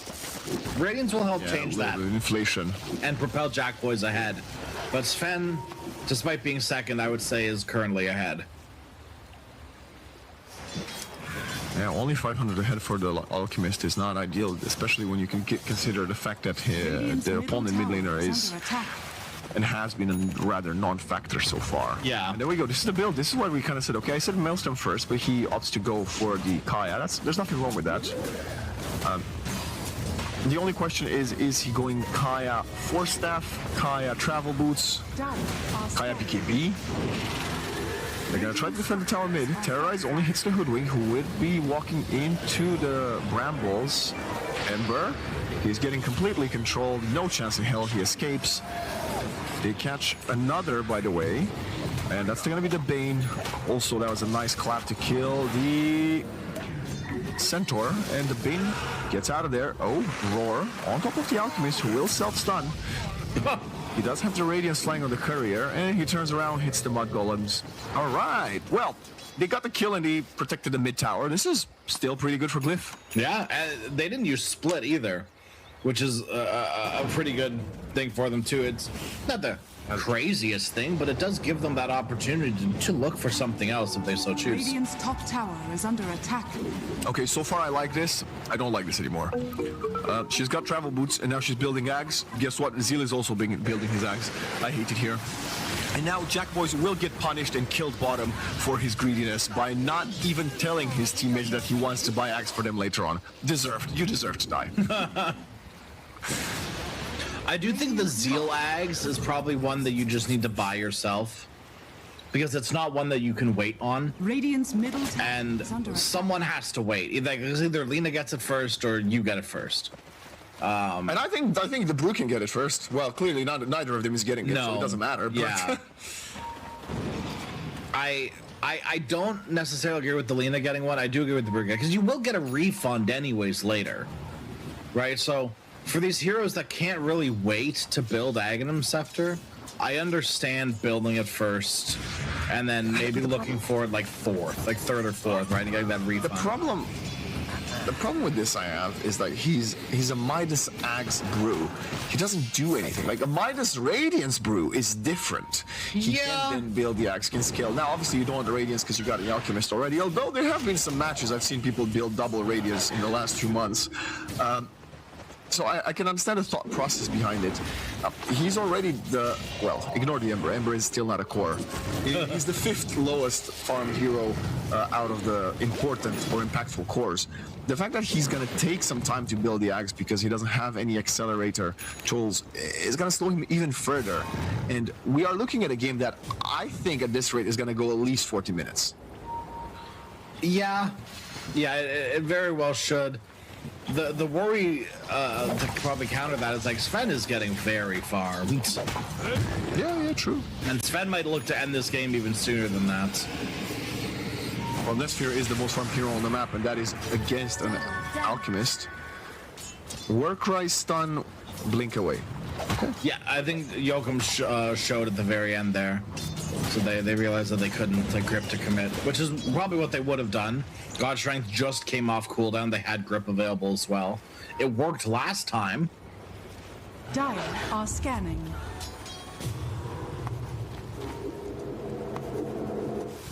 Oh, Al the chemist. Once again, the target of a gank. Z10. Radiant Got to be right on top of him. They're not patient enough. Yeah, very impatient there. I think that's a bit of a mistake. Now he's going to show to the observer ward. It's a bit deep. You've been farming him. Yeah, but you've been seeing him farm this side of the map for the last 3.5 minutes since you've had the observer ward. I'm not sure why that was, but there's going to be smoking one another. Nice Bramble. Slight change from miss. And so will the stun. Blah, blah, blah, blah, blah. That's what the ogre said. Shrek 5 coming to a theater near you. That was actually a screenshot from it right there. Yeah. Shrek 5, when Shrek goes purple. Yeah, that's the whole plot, actually. It's really weird that that's what they decided on, but the movies are probably written by AI anyways, so. It's kind of like Thor Ragnarok. It's like a green monster gets taken out of his universe and taken to a infinite battle planet to see if he can protect his ancient. Yeah, that's it. That's under attack. You summed up Dota 2, right? That was a summary of Dota 2.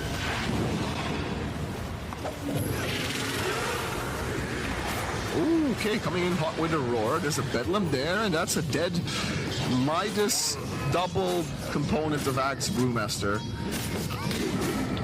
It feels illegal that Z10 are able to play this confidently for this long on the map. Sleight of fist coming in time to dodge the LSA. I think he did it more to farm the creeps than to dodge it. He definitely did. Cool. Well, the LSA came out after the slight, so. Tower has fallen. No, it did not. It did. Yes, it did. And you're saying that he sees the future on the Ember Spirit? Yeah, that's what I'm saying. Yeah. Look at the bait. This is the greatest bait I've ever seen. Oh. Shrek 6. I appreciate how on point you are with these these alchemist shots reductions. Yeah, This is quality. This is quality right here. Very, very low kill game.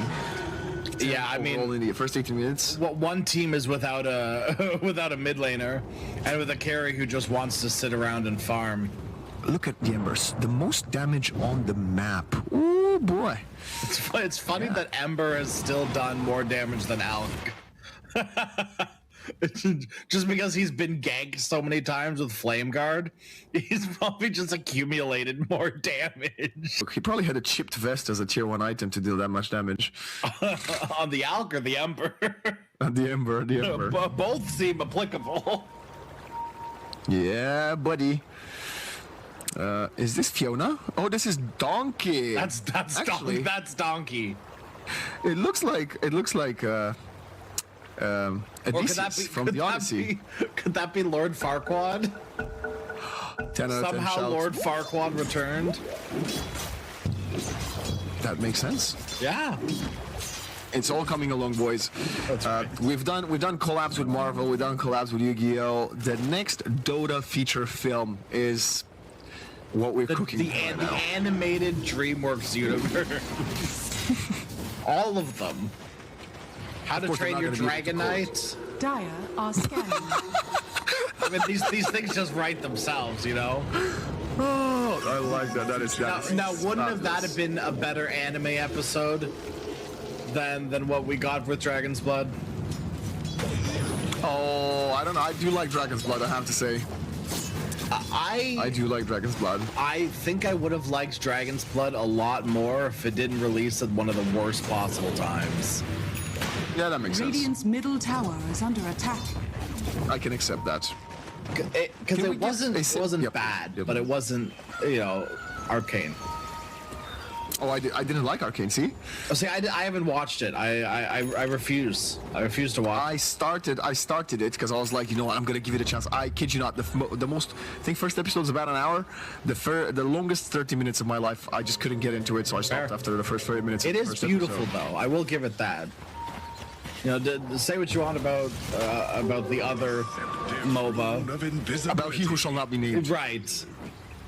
Uh-oh, Lena. Oh my goodness. Sanctity looking for Sanctuary. Oh, the Essence Distiller. saying to T is cooked. God strike Sven. Nothing is stopping him. Nesphere rolls you over, runs you down, and that's right, Joachim, you're next.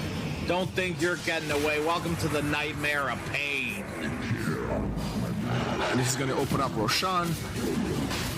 Zero Tenacity, so far in this game, I have to say, Crash, they've done exactly what we highlighted them for the end of yesterday and the beginning of the pre-game. And that is staying composed, not panicking for playing from behind, not panicking for, you know, one of your laners struggling and being forced to make 5 walks of shames. And they did that greatly. Now they're collecting the fruits of the labor. We have a primal split and the blink. This is a 2 versus 5. The Sven does not have the God Strike, but he will finish the Roshan. Alchemist is getting control. He's very slow with the right clicks. The Sharpshooter will allow for the Bane kill, but can this Aghanim Scepter Brewmaster create enough mayhem in the team fight? So far they only got a support in the Aegis, but Mixa, how was Mixa in the midst of all of them? Turns around with a roar, and this is the worst time to pause. They know it too because of the all caps, right? This is everyone else is like, no, I'm so sorry. It looks like everyone is lagging though, which is good. Subway, right? It's not BM. There's no manipulation, right? It's just straight up like Subway. Well, in the way that like at least everyone's on the same battlefield at that point. You know, if everyone's ping just spiked to 100. Then but I heard you said Subway instead of Subway. Sorry, no, in subways. It's good if everyone's laggy on the subway, you know? That's what they always say. Oh boy. Okay, we're gonna have a quick disconnect. Okay, who's paying? You get these 10 heroes and a Subway. Who's paying? Who's paying? It's not the Alk, because the Alk is greedy. Like Subway is in the sub shop or Subway is in like a train station? As in Subway the sandwich. Got it. Shop. It's not the Alk, he's the greedy one. It's probably Brewmaster. Oh yeah, right, because he took you out drinking because you paid for drinks, and so he's paying it's for him the or Sven. snacks. It's him or Sven, right? Oh, could be Sven too. But Embersphere seems like he might be willing to as well. Brewmaster or Beastmaster wouldn't, but he would buy it for his dog. Yeah, yes. At the same time, no, I don't think Ember would pay for it. Ember would just be like that friend that comes out to the party and just disappears in the middle of the night. You're like, where did he go? It is past my bedtime. And then next day she shows up to the party and said, oh yeah, I had so much fun last night, guys. You were like, you left at 11 o'clock. I said, yeah, but I was exhausted. That's Ember for me. Both Bane and Dark Willow are stealing from the Subway shop. Well, you can't speak about stealing and not reference Hoodwink. What are we doing here? Yeah, I feel like maybe. I didn't want to throw the whole plot listen, of the patch. I didn't want to throw too many heroes into the stealing category because then the only thing we're left with is like Lena, Ringmaster are the only people actually ordering sandwiches. But with the Ringmaster order, I think the Ringmaster would threaten to the sandwich seller to give him a sandwich. You'd be like, I'm gonna put you in my funhouse, mirror funhouse, if you don't give me a sandwich type vibes, you know? And Lena would not pay for it. She would get Lena's the type of girl that would definitely get someone else to pay for it. No, I think Lena would want to pay for it, and then she would ask for a very specific order with like a certain amount of olives, and when they don't have that certain amount of olives, she just goes berserk. That's what she wants a refund immediately. Yeah, that's I'm getting a charge back on my card. Oh man. Oh boy. I think we're now also creating a written animated YouTube short series for Correct. I think we're a golden mine here. Correct. This is just what happens when you cast for 12 hours in a row. You know, you get a little loopy at some point, and you start imagining all the heroes in your game in a Subway shop, and and it just goes from there. You know, the game is paused. At least we're not in the middle of some action. Well, okay. kind of, but not really. But I mean, the team fight's over. The team fight's over. This is done. No, that's true. This is done and dusted here. I guess the question would be if Sven's gonna get out, because Meeks is definitely not. Sven, yeah, there it is. Nice escape, Dark Willow. Definitely not going to be as lucky. Oh, strongman tonic! Nice save from Yoko, and then almost body blocking Sanctity into the Brambles. That would have been pretty funny. It was force staff him in. Oh, boss. There goes my hero. Master. Oh my god. Dude, that's lucky as hell. Get out of here. That's one of the times where you're like, oh, and I'm gonna go walk bottom for that regen rune that's definitely there. Ha ha ha. And you're like, oh, okay, cool. She got rewarded for her troubles. Right. In the end, I think that's somehow favoring Zero Tenacity because they got the Aegis, they didn't lose this Ven, and they took it away from Glyph despite the fact that I think they lost 3 heroes for 2. I think the problem is that Zero Tenacity were in the lead, and that was the Aegis that was going to start amplifying their game. Okay. And I think almost similar to how, SF loses Aegis immediately, not immediately, but pretty soon in the last series, right? And it sort of causes a little bit of a domino effect here. Z10 now need to find a way to keep up the pressure without losing too much. Because they've already lost from that fight. Right? And maybe nothing too much, right? Maybe still an even-ish situation, but they can't lose much more. They cannot afford to lose much more.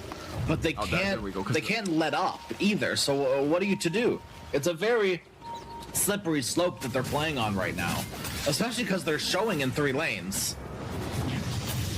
Mixa gets jumped, stunned, bashed, concussed, sharpshooter, and even bladed down by Laguna. And Moose, yeah, this guy ain't escaping anytime soon. Even with the Night on the brew, he's not. One of these impalement arts is gonna hit and give vision of Moose. Surely, he just walked under a watcher. Any minute now, any minute. It's gonna. I'm so excited. Boom. There it is. Radiant's Bam. middle tower is Slow There's to a a crawl. He's making space. He's making so much space. That was the most optimistic TP. Yeah, it was really good, and then he tried to until TP. it wasn't. Right? Yeah. It was really good until he did that. Well, the Radiant got a Tormentor while 2 of them were chasing the Bane. So maybe he wasn't really making space.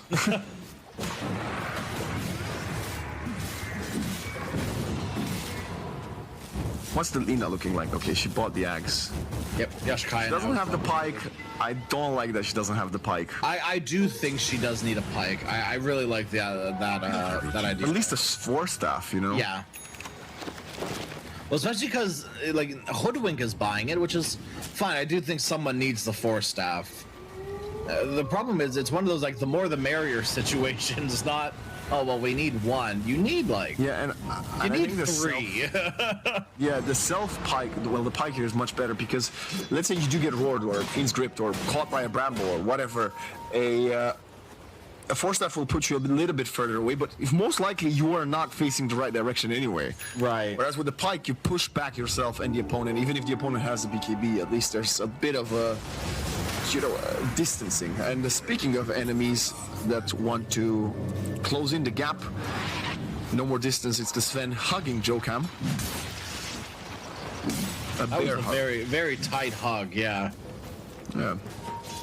He just gives good hugs. Sven was turning red, but it looked like the hug was so tight that Ringmaster was turning a bit blue. It was purple in the face, maybe. Radiant's top tower is under attack. Luckily for us, he's just a scarecrow. We will have to save turning red for our Disney crossover events, though. Is that like the Incredible Hulk red or like the actual fluffy animal red? Both. Okay. What about the fluffy Hulk red? Okay. How about a Dota Tangled remake with well, maybe not Tangled. What's the other film? A Brave remake with Hoodwink. Oh, okay, Hoodwink. Or Wind Ranger. Yeah, that's good. Wind Ranger kind of resembles Merida way too much, but if we put Hoodwink in, yeah, okay, that's fair. It's too. It's like it's too on the nose, it's not. Yeah. It's not creative at that point. That's just a. The rune You're just stealing. You know, you're that's copyright infringement. We get married this match to be played by Legion Commander. I mean, we already see this like, you know, superiority relationship between them in the current patch. I'm telling you, we are in it. It writes itself at some point, you know, like AI can't do this, baby, you know. Trying to commit to the Black Dragon, but they cannot. You might have heard of artificial intelligence, but you haven't met me and artificial stupidity. Well, I'm not quite sure why Mixa decided to keep his creep there. How else would the Lina get 200 gold? How else? Oh, like this? That's how else. Oh, it's actually 841. All right. Yeah. That's you, distilled to your essence. RIP in the chat. I don't know what to say about this. Not ideal there for Z10. Strange. They've lost their way since that you know, Lost Ages fight. They've never really been uniform around the map. I've seen them in 3 different lanes for the past like 10 minutes. It feels or like 5 minutes, I guess. Be more accurate. Nespia are baiting for each other, and that's going to be a jump onto the Lina. Perfect escape back from Jokam, who will be pushing away. Still has the Essence Ring, and now Zeal jumps 4th. He does have the Primal Split, but the BKB TP out will come through from this Sven. Zeal pumping the Primal Split, taking a Shrine of Wisdom, and someone, I think, bottled a Amplified Damage rune. Did I just see that right? Yes, I did. We'll take that.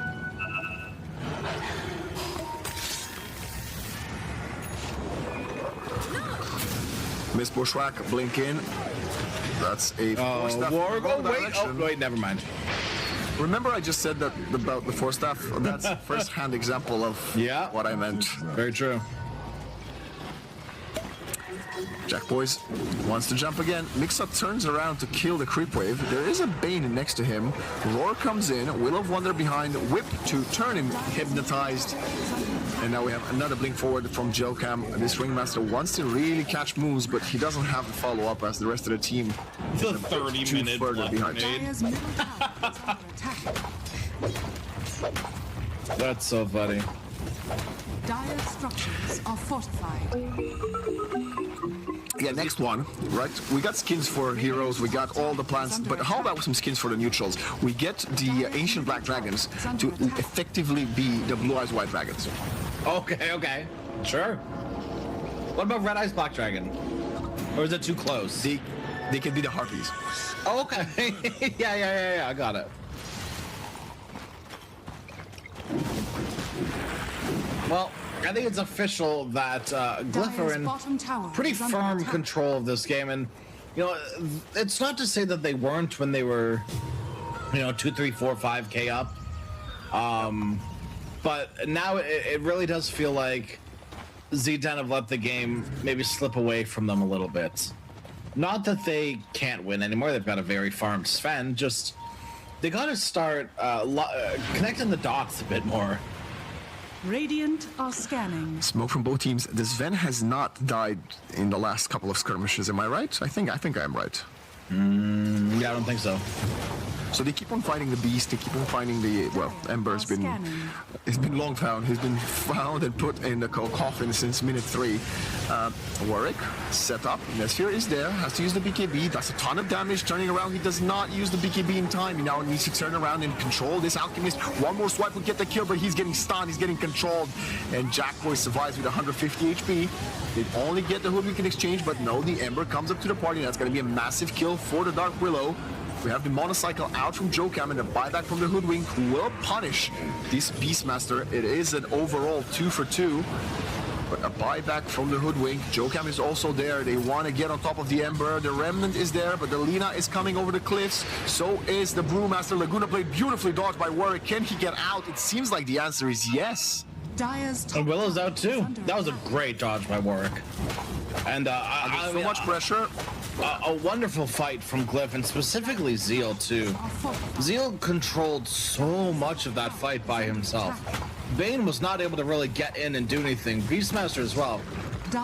He uses Roar, and it amounts to really not much. Sven damage. Sven did not exist. Possible. Yeah, I want to see if he did anything to the Alchemist, because the Alchemist HP did drop. Sven was only hitting the Alchemist. That's the only hero he hit that fight. And he didn't even kill him. I'm gonna go Roche. Do you think they're giving this to Sanctity, or they're gonna give it to the Alchemist who responds in 5 seconds? I think you give it to Sanctity and you let Alk die if he dies in the next fight. Okay. Well, because Alk is like a pseudo transformation hero, right? Like, that's the argument for Sanctity taking it. He's emptying his slots. Just get taking it. Lame.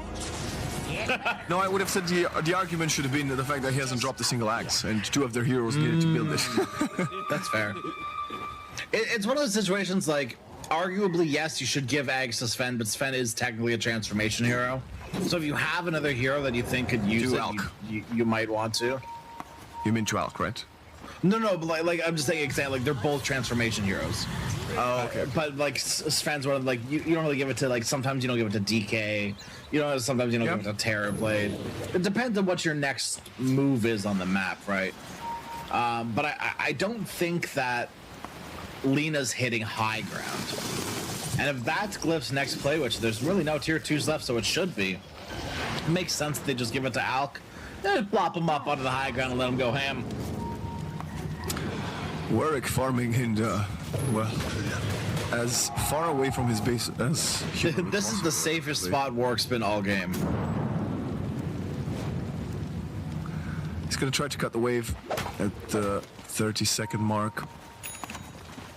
I'm looking what's next. Sven is going for MKB. He thinks that the Radiance is doing a little bit too much work for her, for Glyph. There's a Basher. Wow, BKB on Alk and Basher in Stash. That's kind of a interesting choice. Concussion available. Blink will stun the Willow as the Shadow Realm was on cooldown. One more?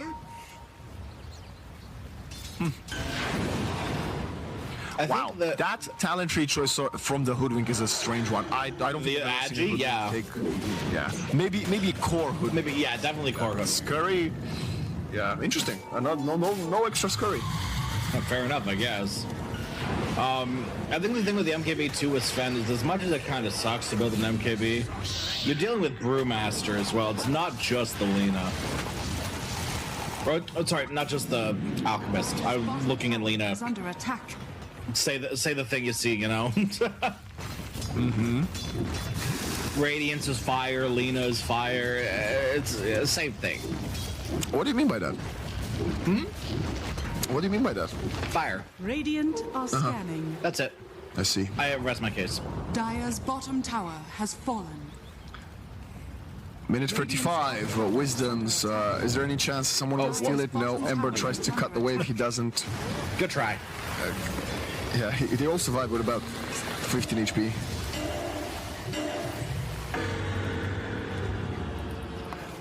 Interestingly enough, the Dark Widow does not have the shard yet, which has been one of the most impactful shards we've seen in the last couple of days. Yeah, it does surprise me a bit. Could be a bit of a personal preference thing too. Could also just be, oops, I forgot. Because it happens more often than not. Yeah. Smoke.